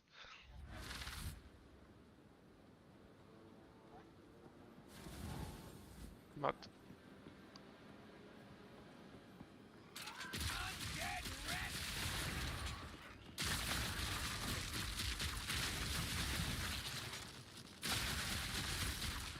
Zijn 2 handen zijn fire en frost en zijn ass is lightning. Echt? Ah, die rode beams, right. Is dat chaos damage? Ik dacht dat het lightning was. Oh, ik dacht dat het rode lightning was.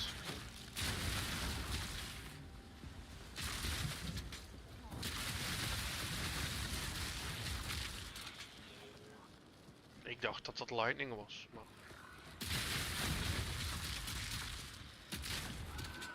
Je mist. Ja, daar moet je door dodgen, anders dat gaat niet.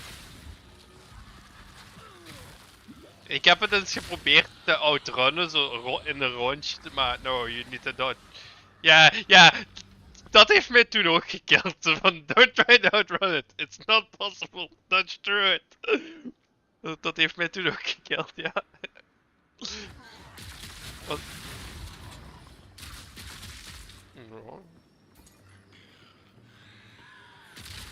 Ja, dit is een vrij...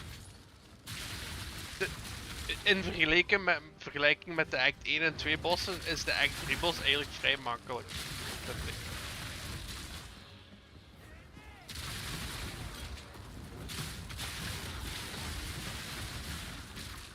Maar ja, dat is ook waarschijnlijk omdat uw build dan normaal gezien meer online is als je bij Act 3 bent.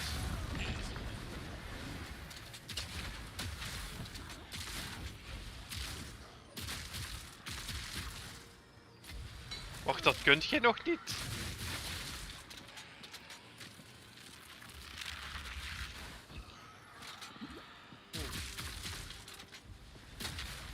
Ja.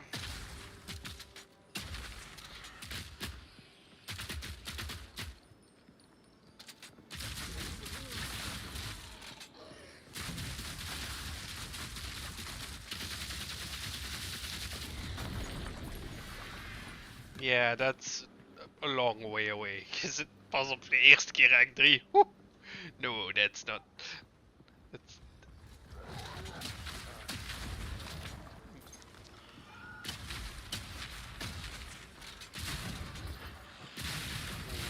Je kunt je beter inderdaad even respacken.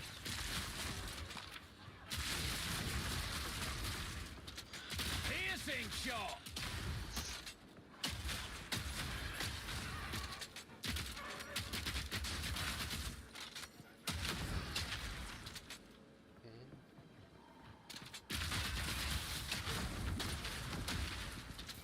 Obviously. Het is geen warrior, hè. Daar was ik op het wachten.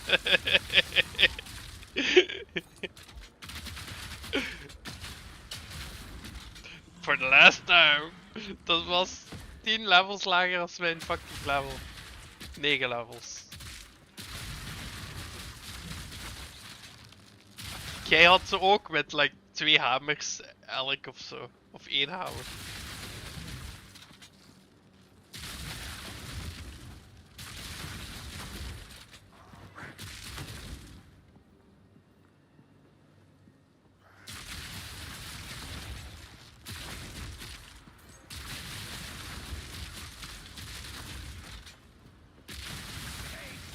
Ja, en als je door live leech kunt overhealen, dan heb je toch genoeg leven, niet? Nee? Of is dat een volgende ascendancy point? Level up! Normaal gezien zou je moeten kunnen overhealen, denk ik. Sander.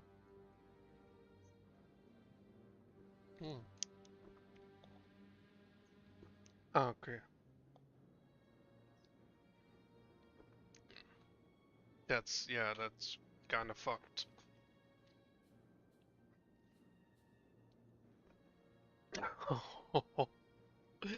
Bram, the disrespect. Oof.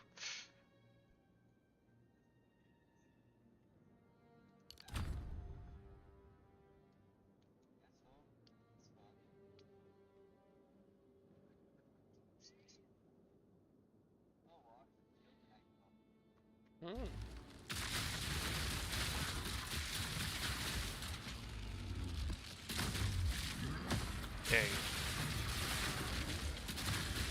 Ik heb wel gehoord dat Bloodmage dat die useless is voordat je je tweede ascendancy points hebt. Dat je dan nog niet kunt healen inderdaad.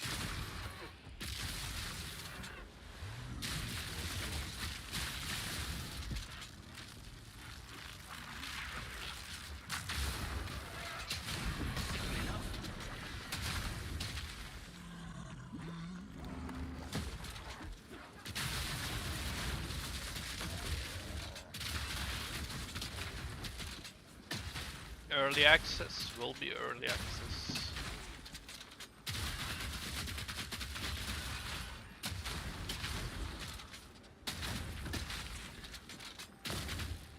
Was de Warcry kant op gegaan, hè? Die dwergt wel, denk ik.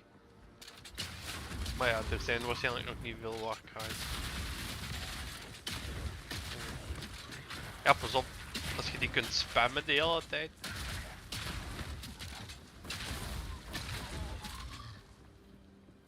True, true.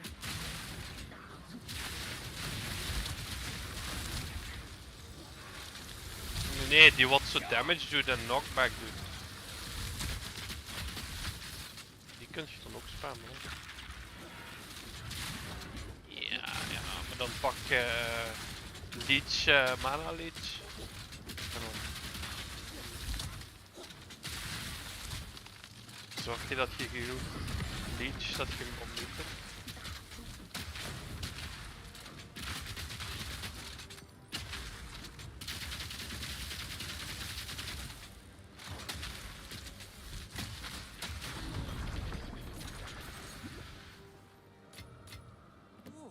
Better than coin.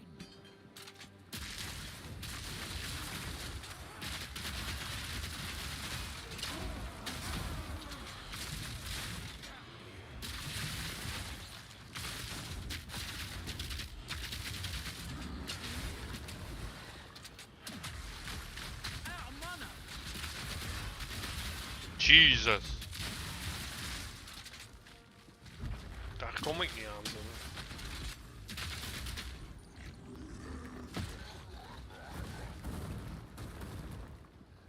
Oh jawel, toch?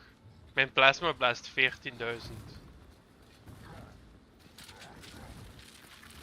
Maar ja, dat ding heeft insane lange cooldown. Allee.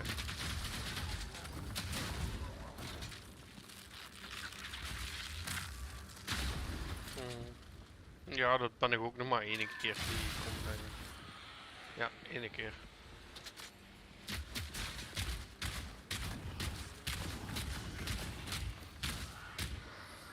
I shall check after this map, or when I go.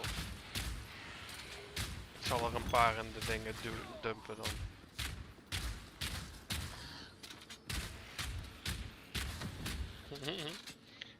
If you have the stats for it.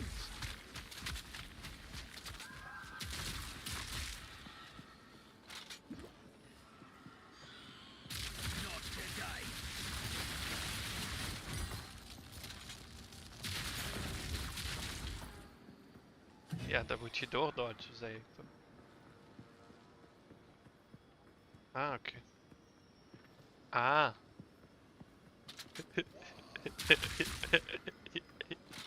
Yeah, it is what it is. Call it spade. Yeah.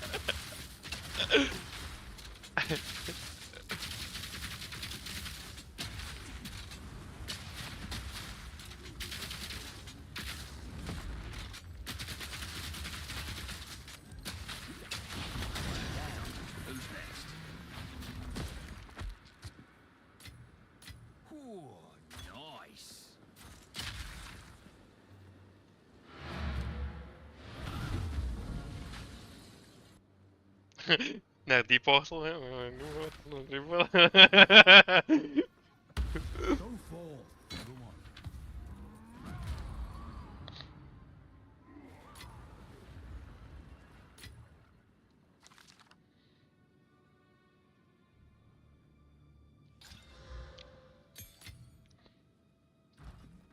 Yes. Sometimes we must begin again.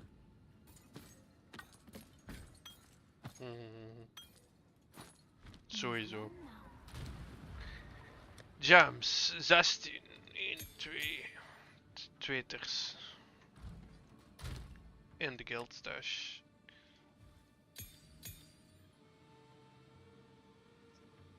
Bij de jam stap.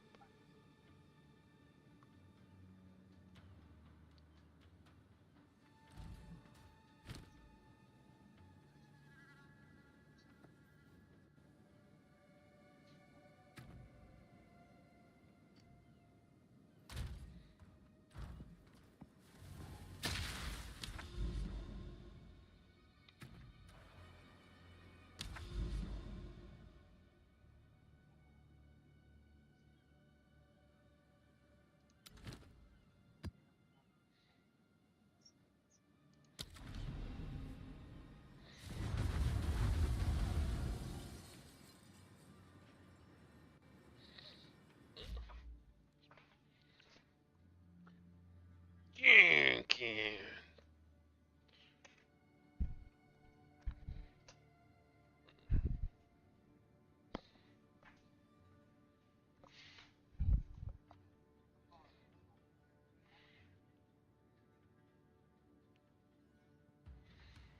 Vraag me af of je die kunt killen zo snel dat hij niet eens bij phase 2 gaat.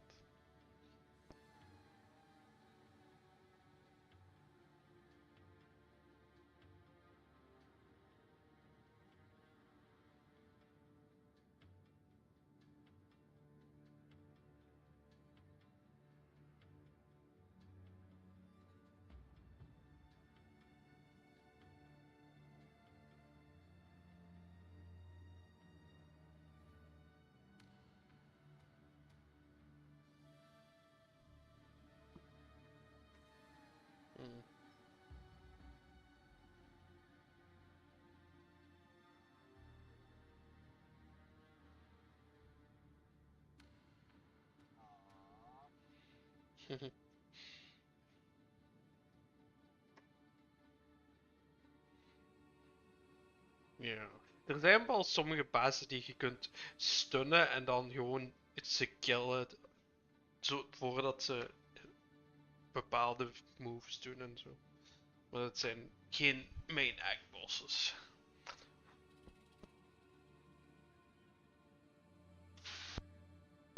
Bijvoorbeeld die Forge Master kun je bijvoorbeeld stunlocken zodat hem nooit in de lava gaat.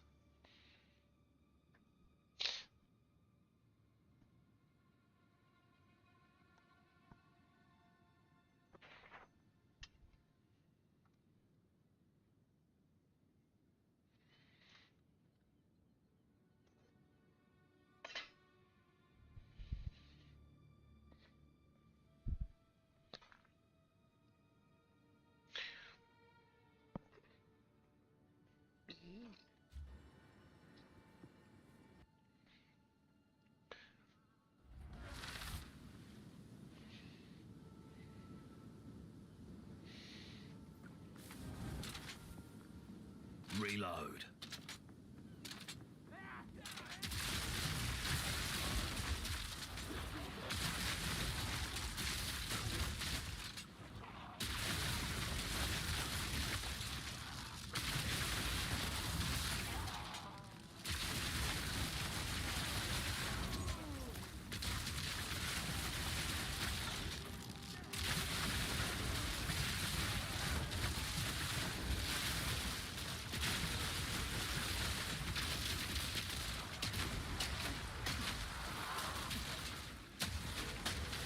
Simple enough.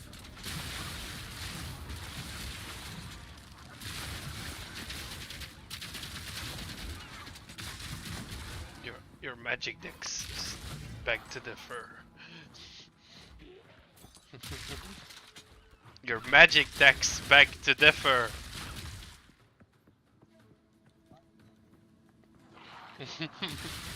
Jesus, if that's true, I fear for people's sanity.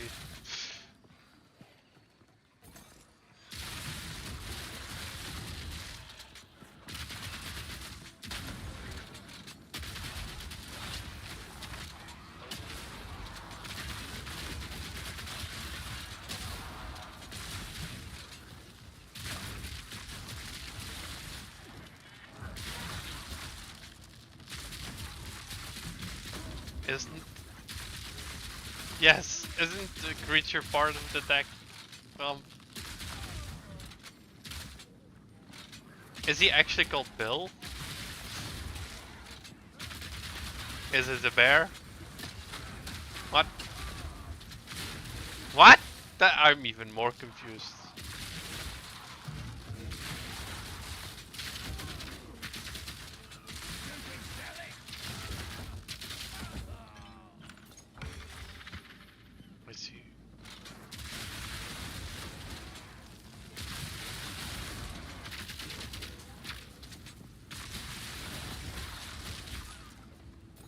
Oh yes. Yeah. Yeah. Yeah.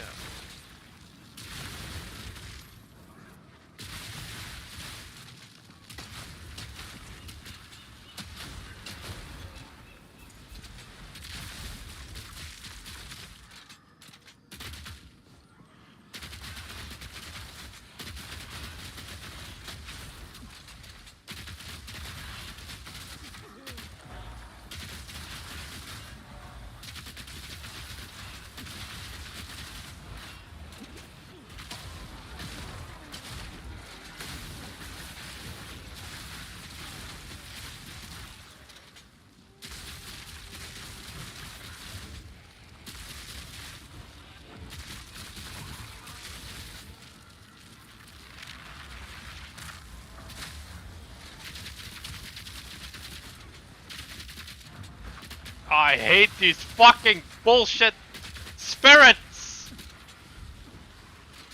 Need more mana.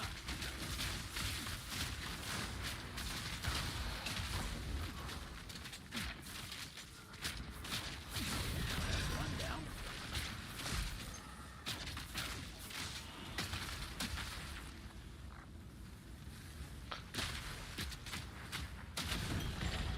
Piece of shit spirits.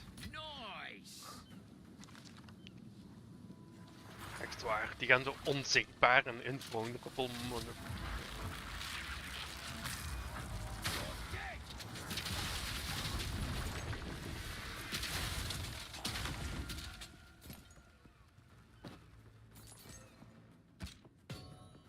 Waarom gaat hij daar naartoe?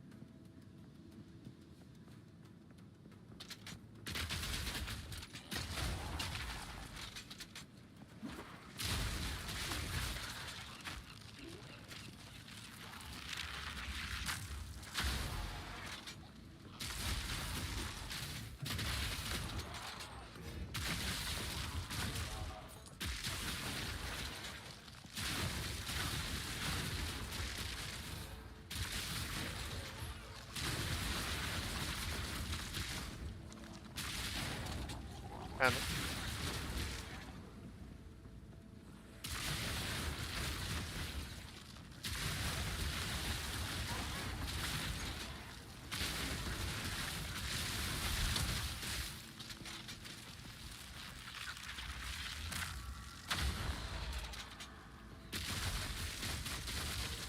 Need more mana.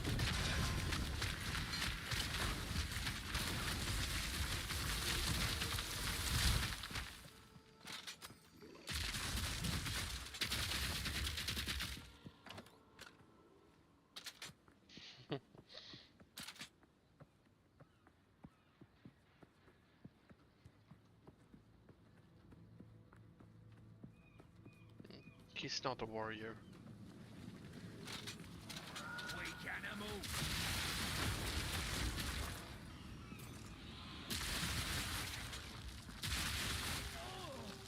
Oh!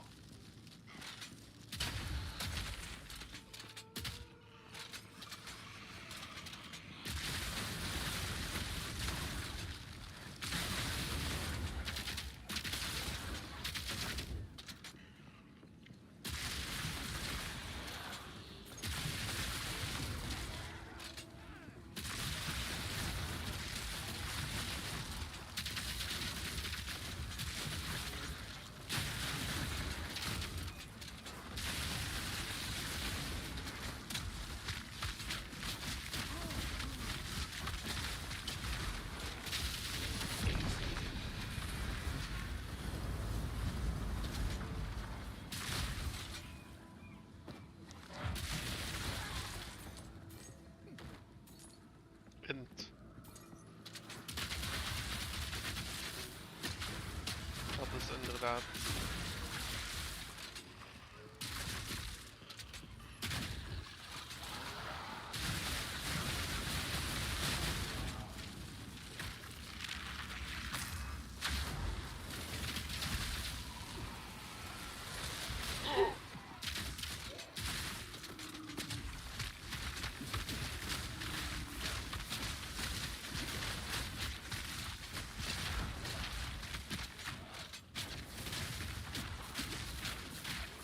Sowieso.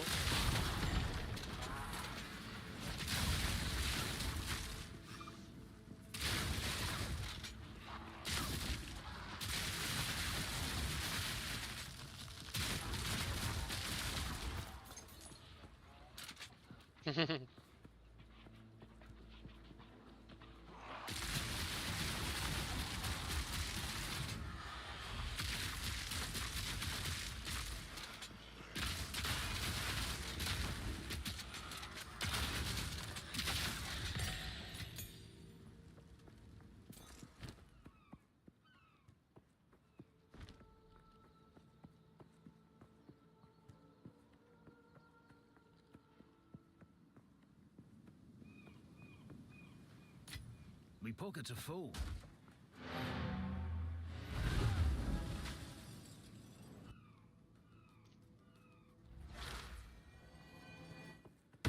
Kalokura.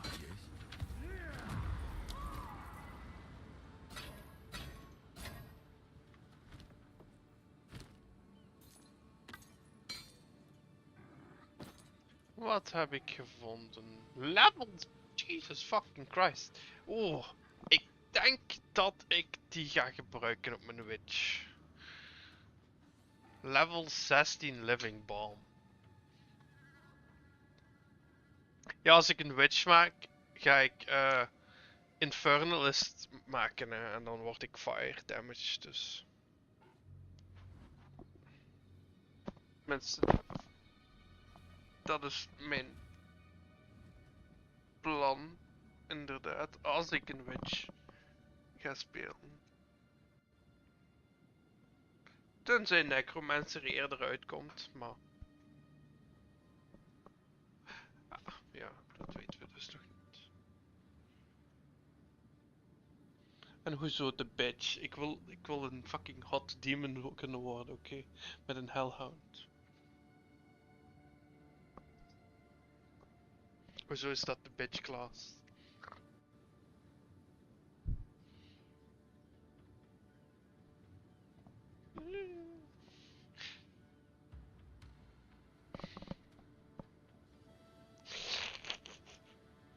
Bro, ik heb ook een monk, oké? Zelfs gaat je zeggen dat... Die is like level 10 of zo, of 7. Gisteren heb ik die gespeeld, maar toen hebben ze die patch uitgebracht en toen had ik zoiets van, ja, nu moet ik wel mijn klas spelen. Ik heb ook een warrior.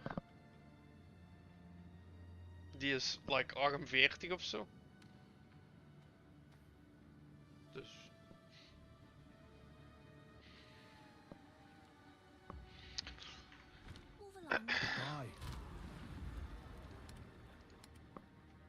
Maar die gaat dus straight in de stash.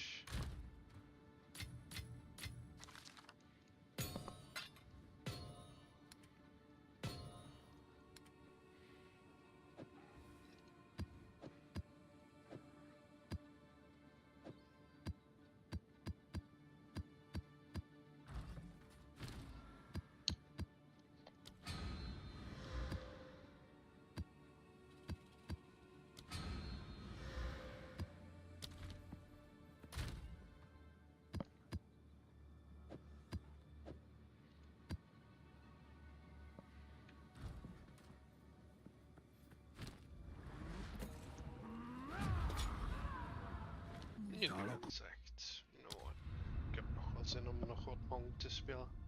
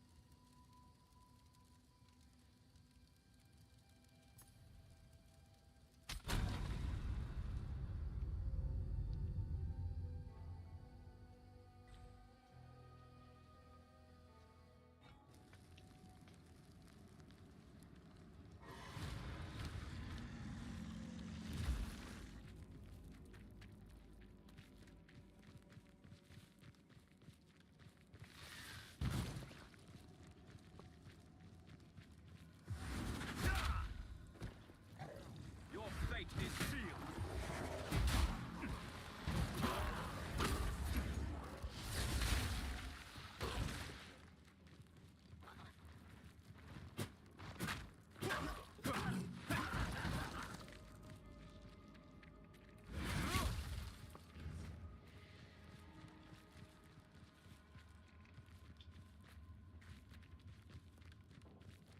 Jo, snap goed.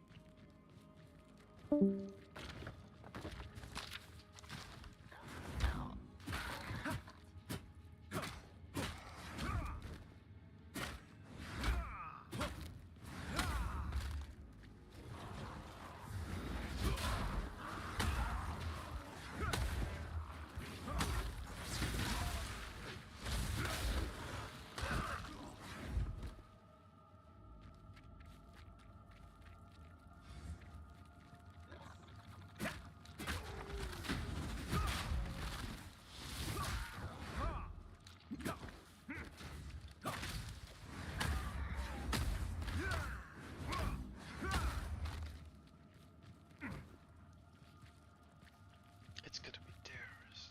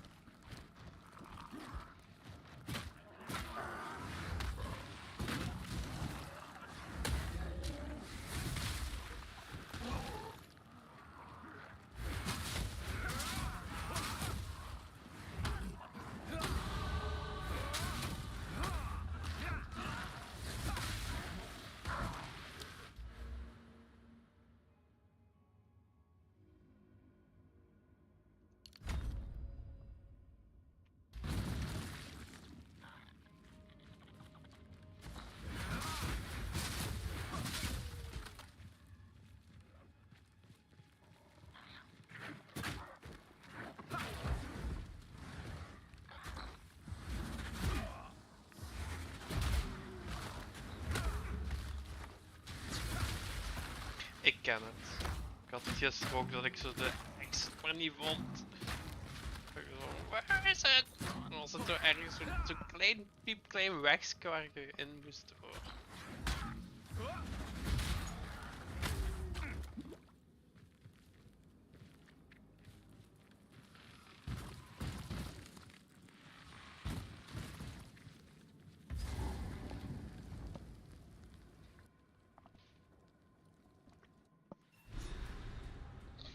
Quickly!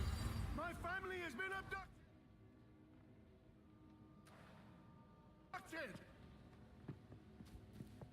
That bastard! I sent... He has the manner of a man lost in his own mind. Your end, come!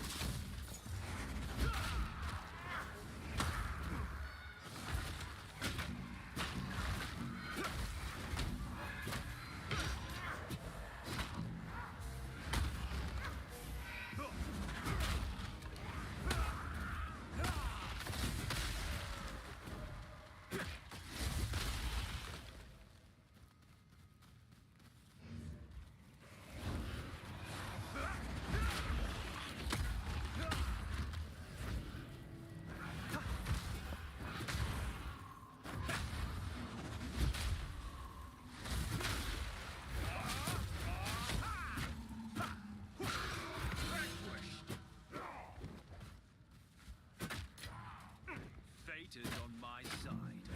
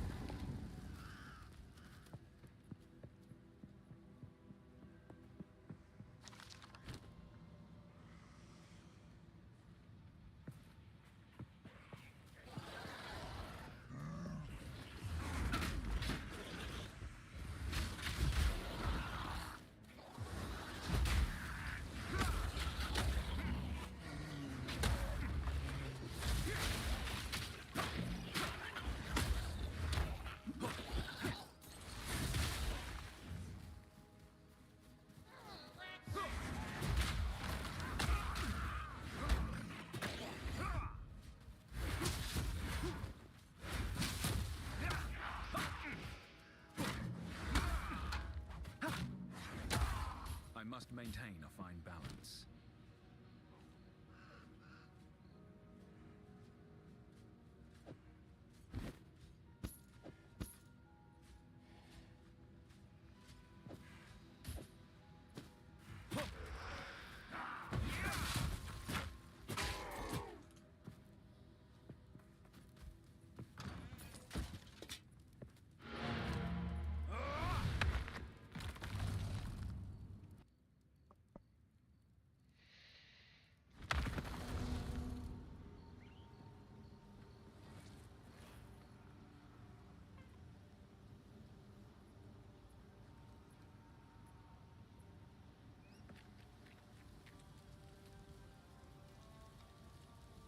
Sorry, I was just... I like to hold on to bits and pieces. Stay safe, if you can.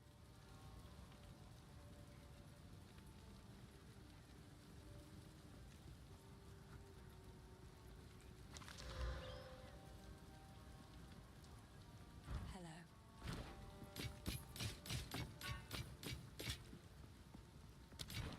Bye.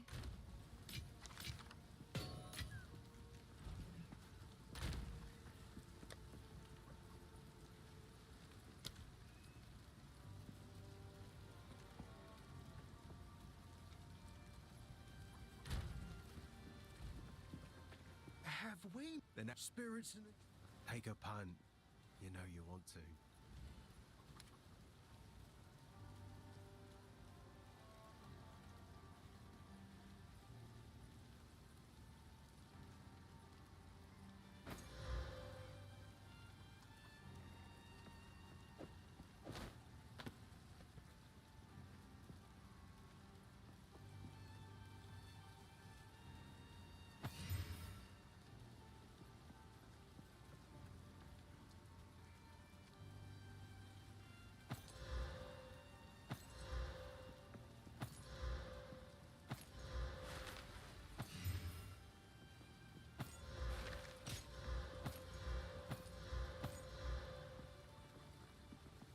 Yeah, sure. I'll take it off your hands.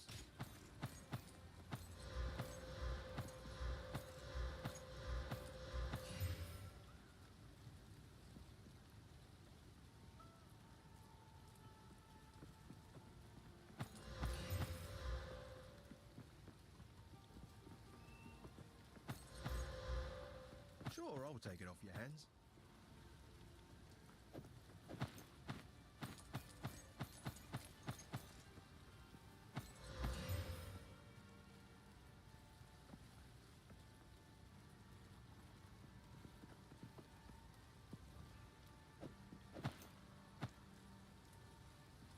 Sure, I'll take it off your hands. Watch yourself out there. Not surprised to see a thief in a place like this. Hey.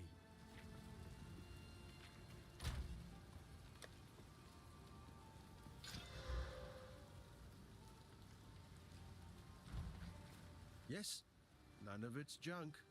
Trust me.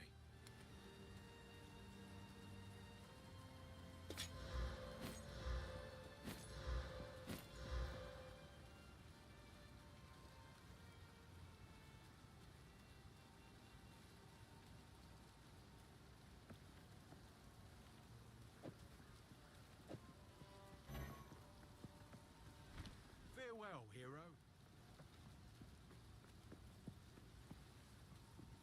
Take a punt. You know you want to. The fuck?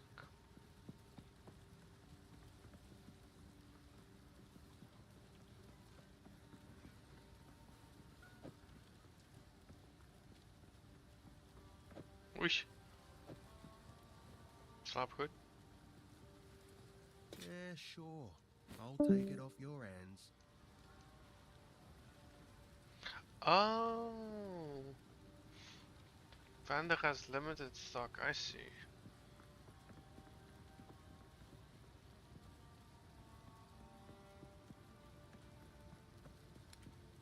Okay, fair enough.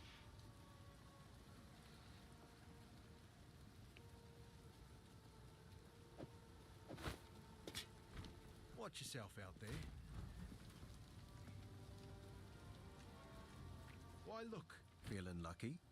I'm not sure what I'm going to do with it. Go make a legend or two.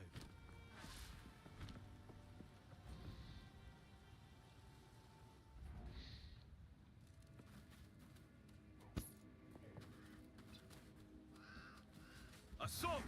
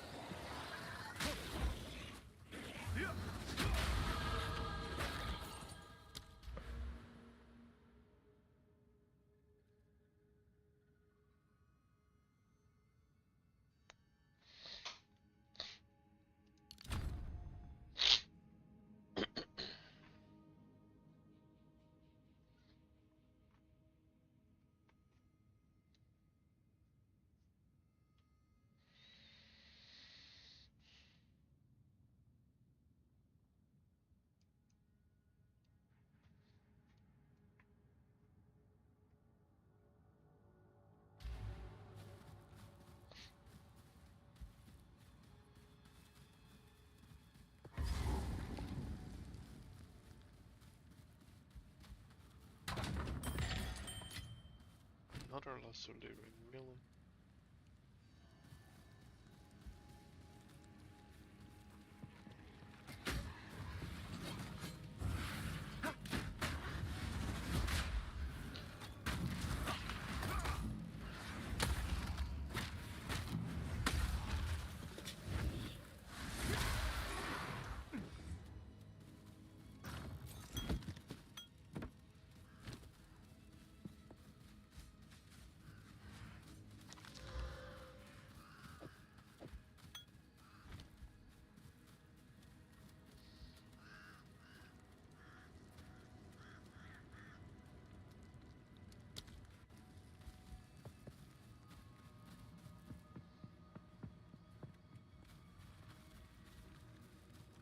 You're mine!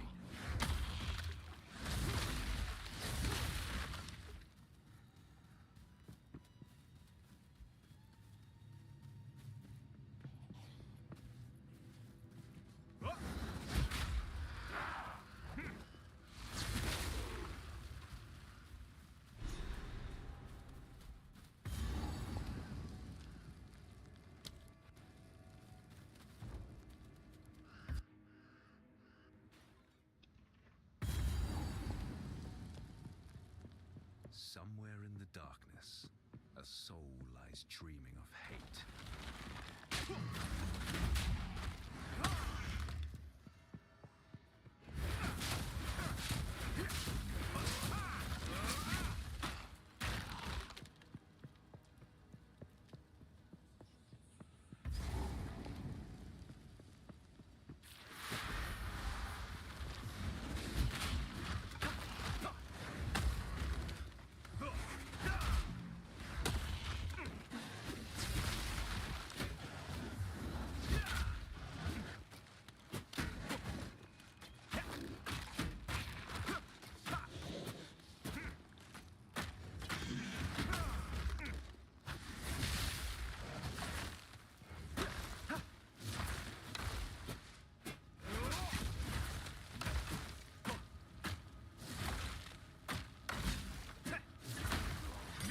Dreamer!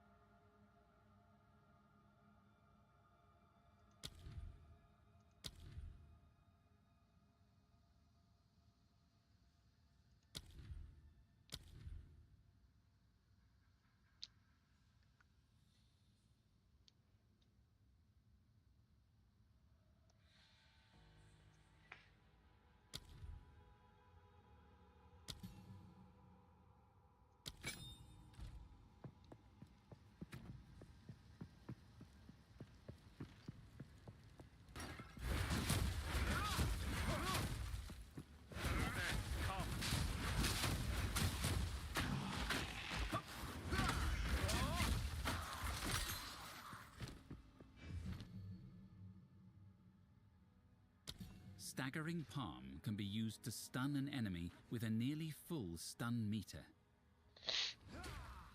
Enemies that are vulnerable to Staggering Palm can be used to stun an enemy with a nearly full stun meter.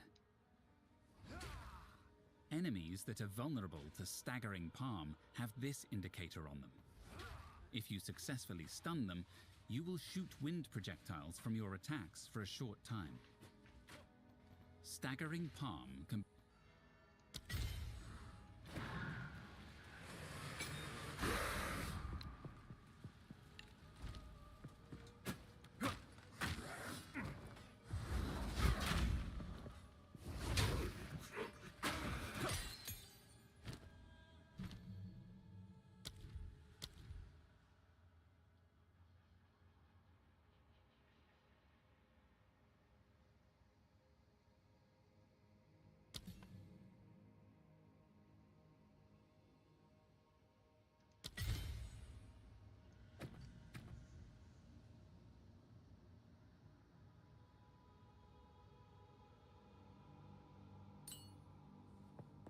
Right, I need more strength.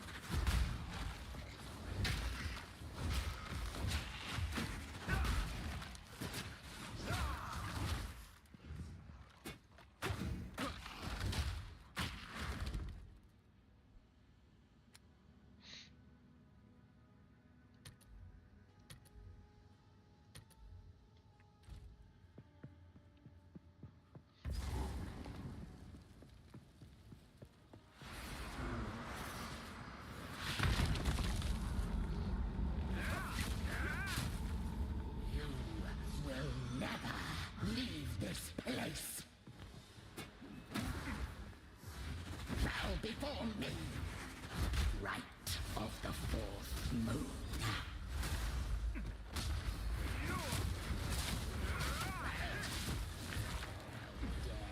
Disturb me!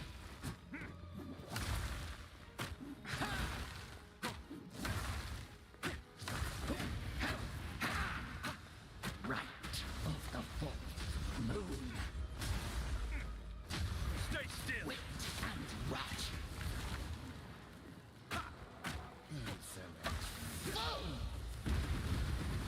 Now, you are mine. To me, Draven.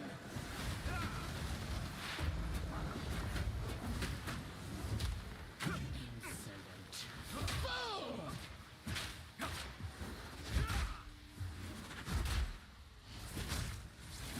Right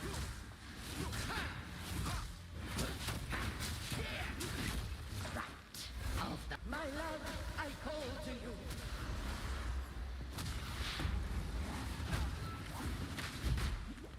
Sacrificial souls. Risen of bone. Now, stick.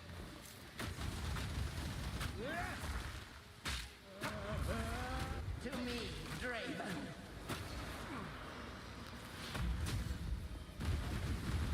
No escape. Right of the fourth moon. Tormented dead. Draven, I need you.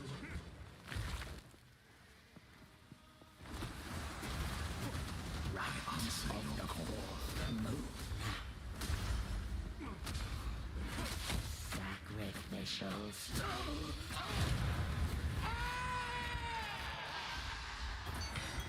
Forbidden thaumaturgy causes nothing but pain and misery.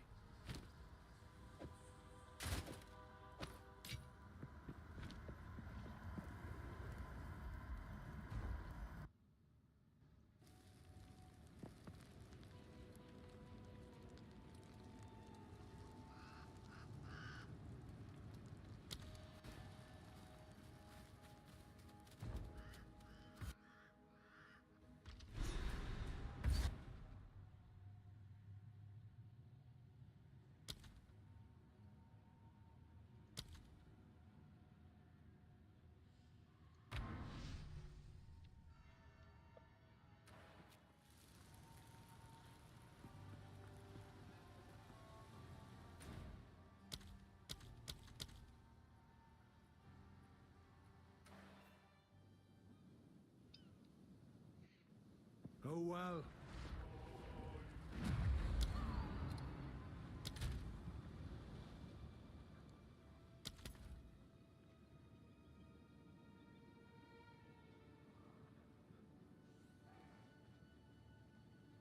Talokura.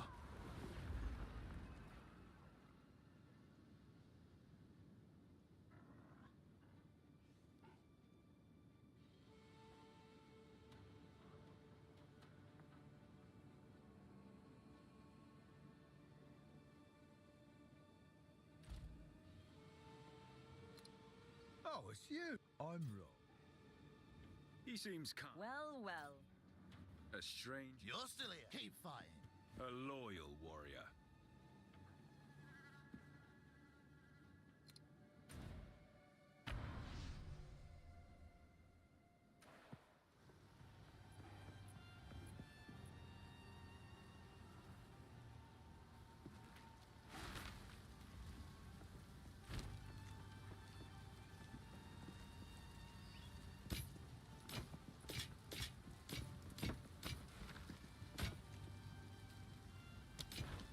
I've collected. I will treasure it.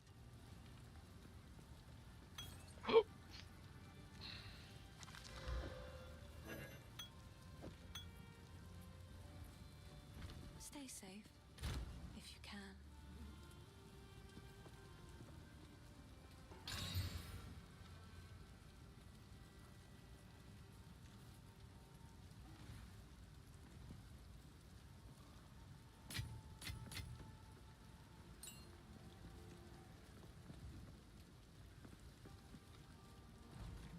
Ah, none of it's junk.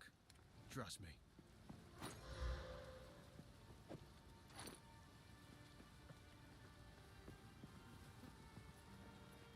Farewell, hero.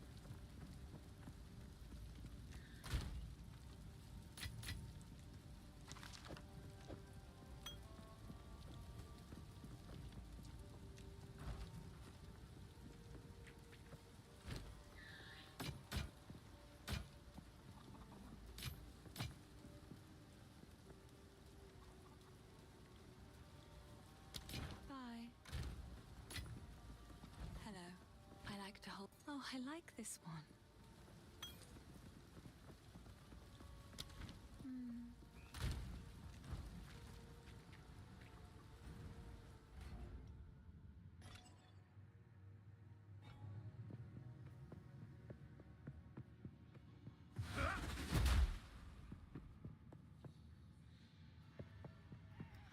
Assault!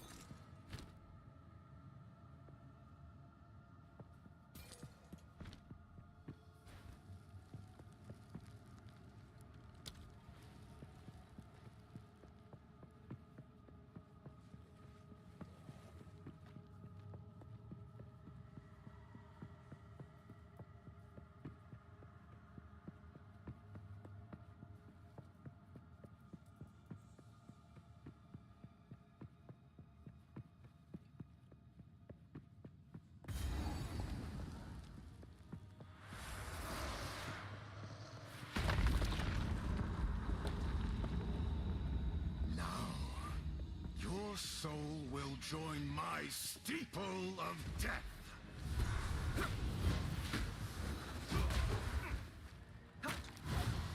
Your meaningless life ends now. These spirits are mine. I will end your meaningless life. Perish. Asinia!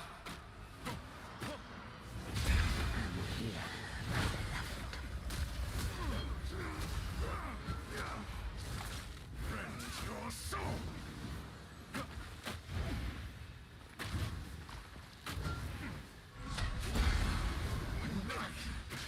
The Eternals will never surrender! These spirits are mine!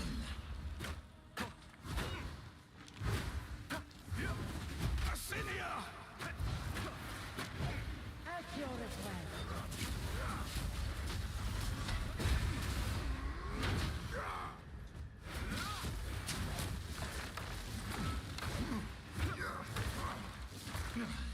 I command you, cut down! Perish, my beloved Asinia.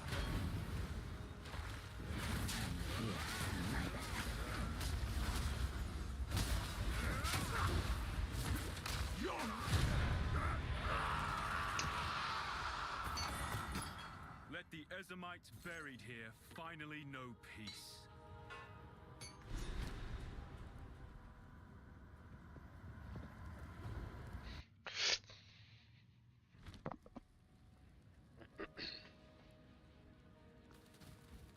Our victory is never complete, so long as the Ezamites resist us. Let this graveyard erase their stain on the land. At last, it's open! Praise the first ones! What is this? Graves! Isabel! Torquil! Callum! The family of Count Lachlan of Ogham. My family! This doesn't make any sense! They're dead! Those bastard Eternals! I must make them pay! I must make them suffer!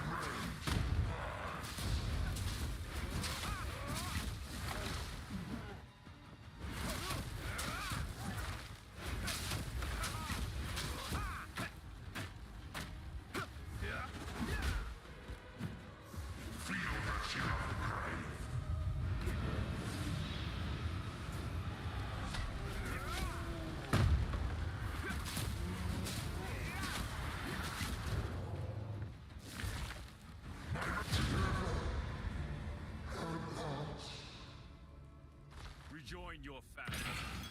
Tortured soul. I carry few possessions, and I don't have room for that.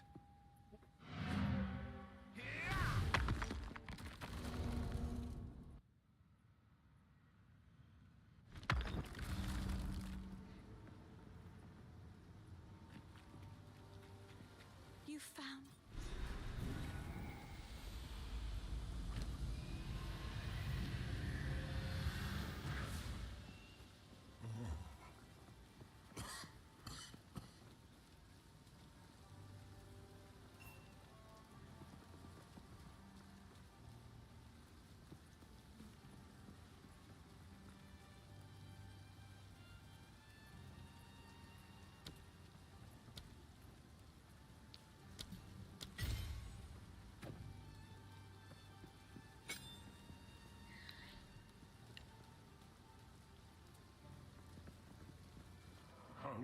This.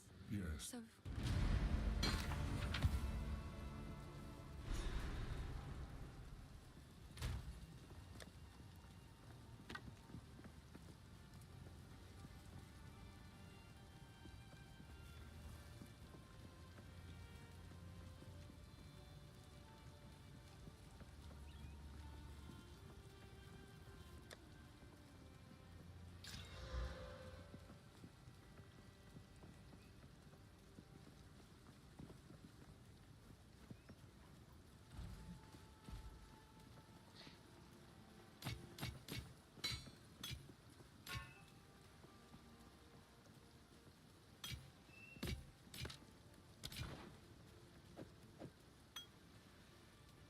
I've collect. I will treasure it.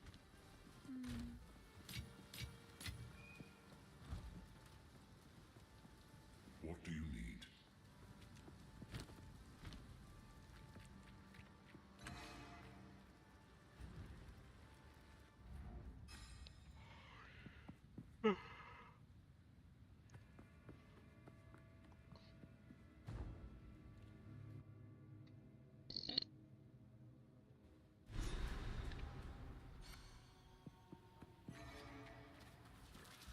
Finally, familiar terrain.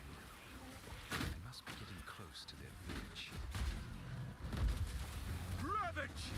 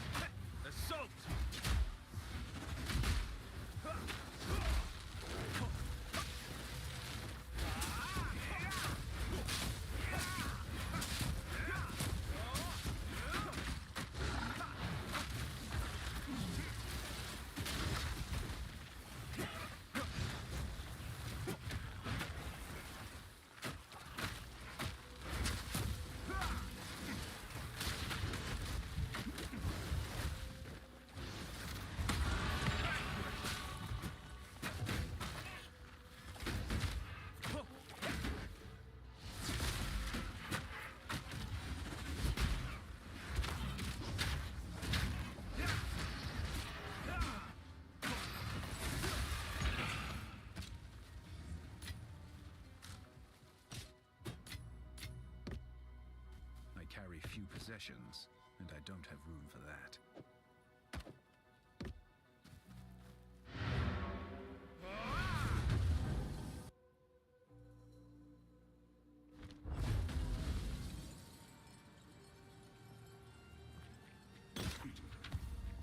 I haven't. How do I? A little while. See, will you pay them with it? Go make a legend or two. I don't know how to. It's in my. I like to hold on to bits. Stay safe if you can.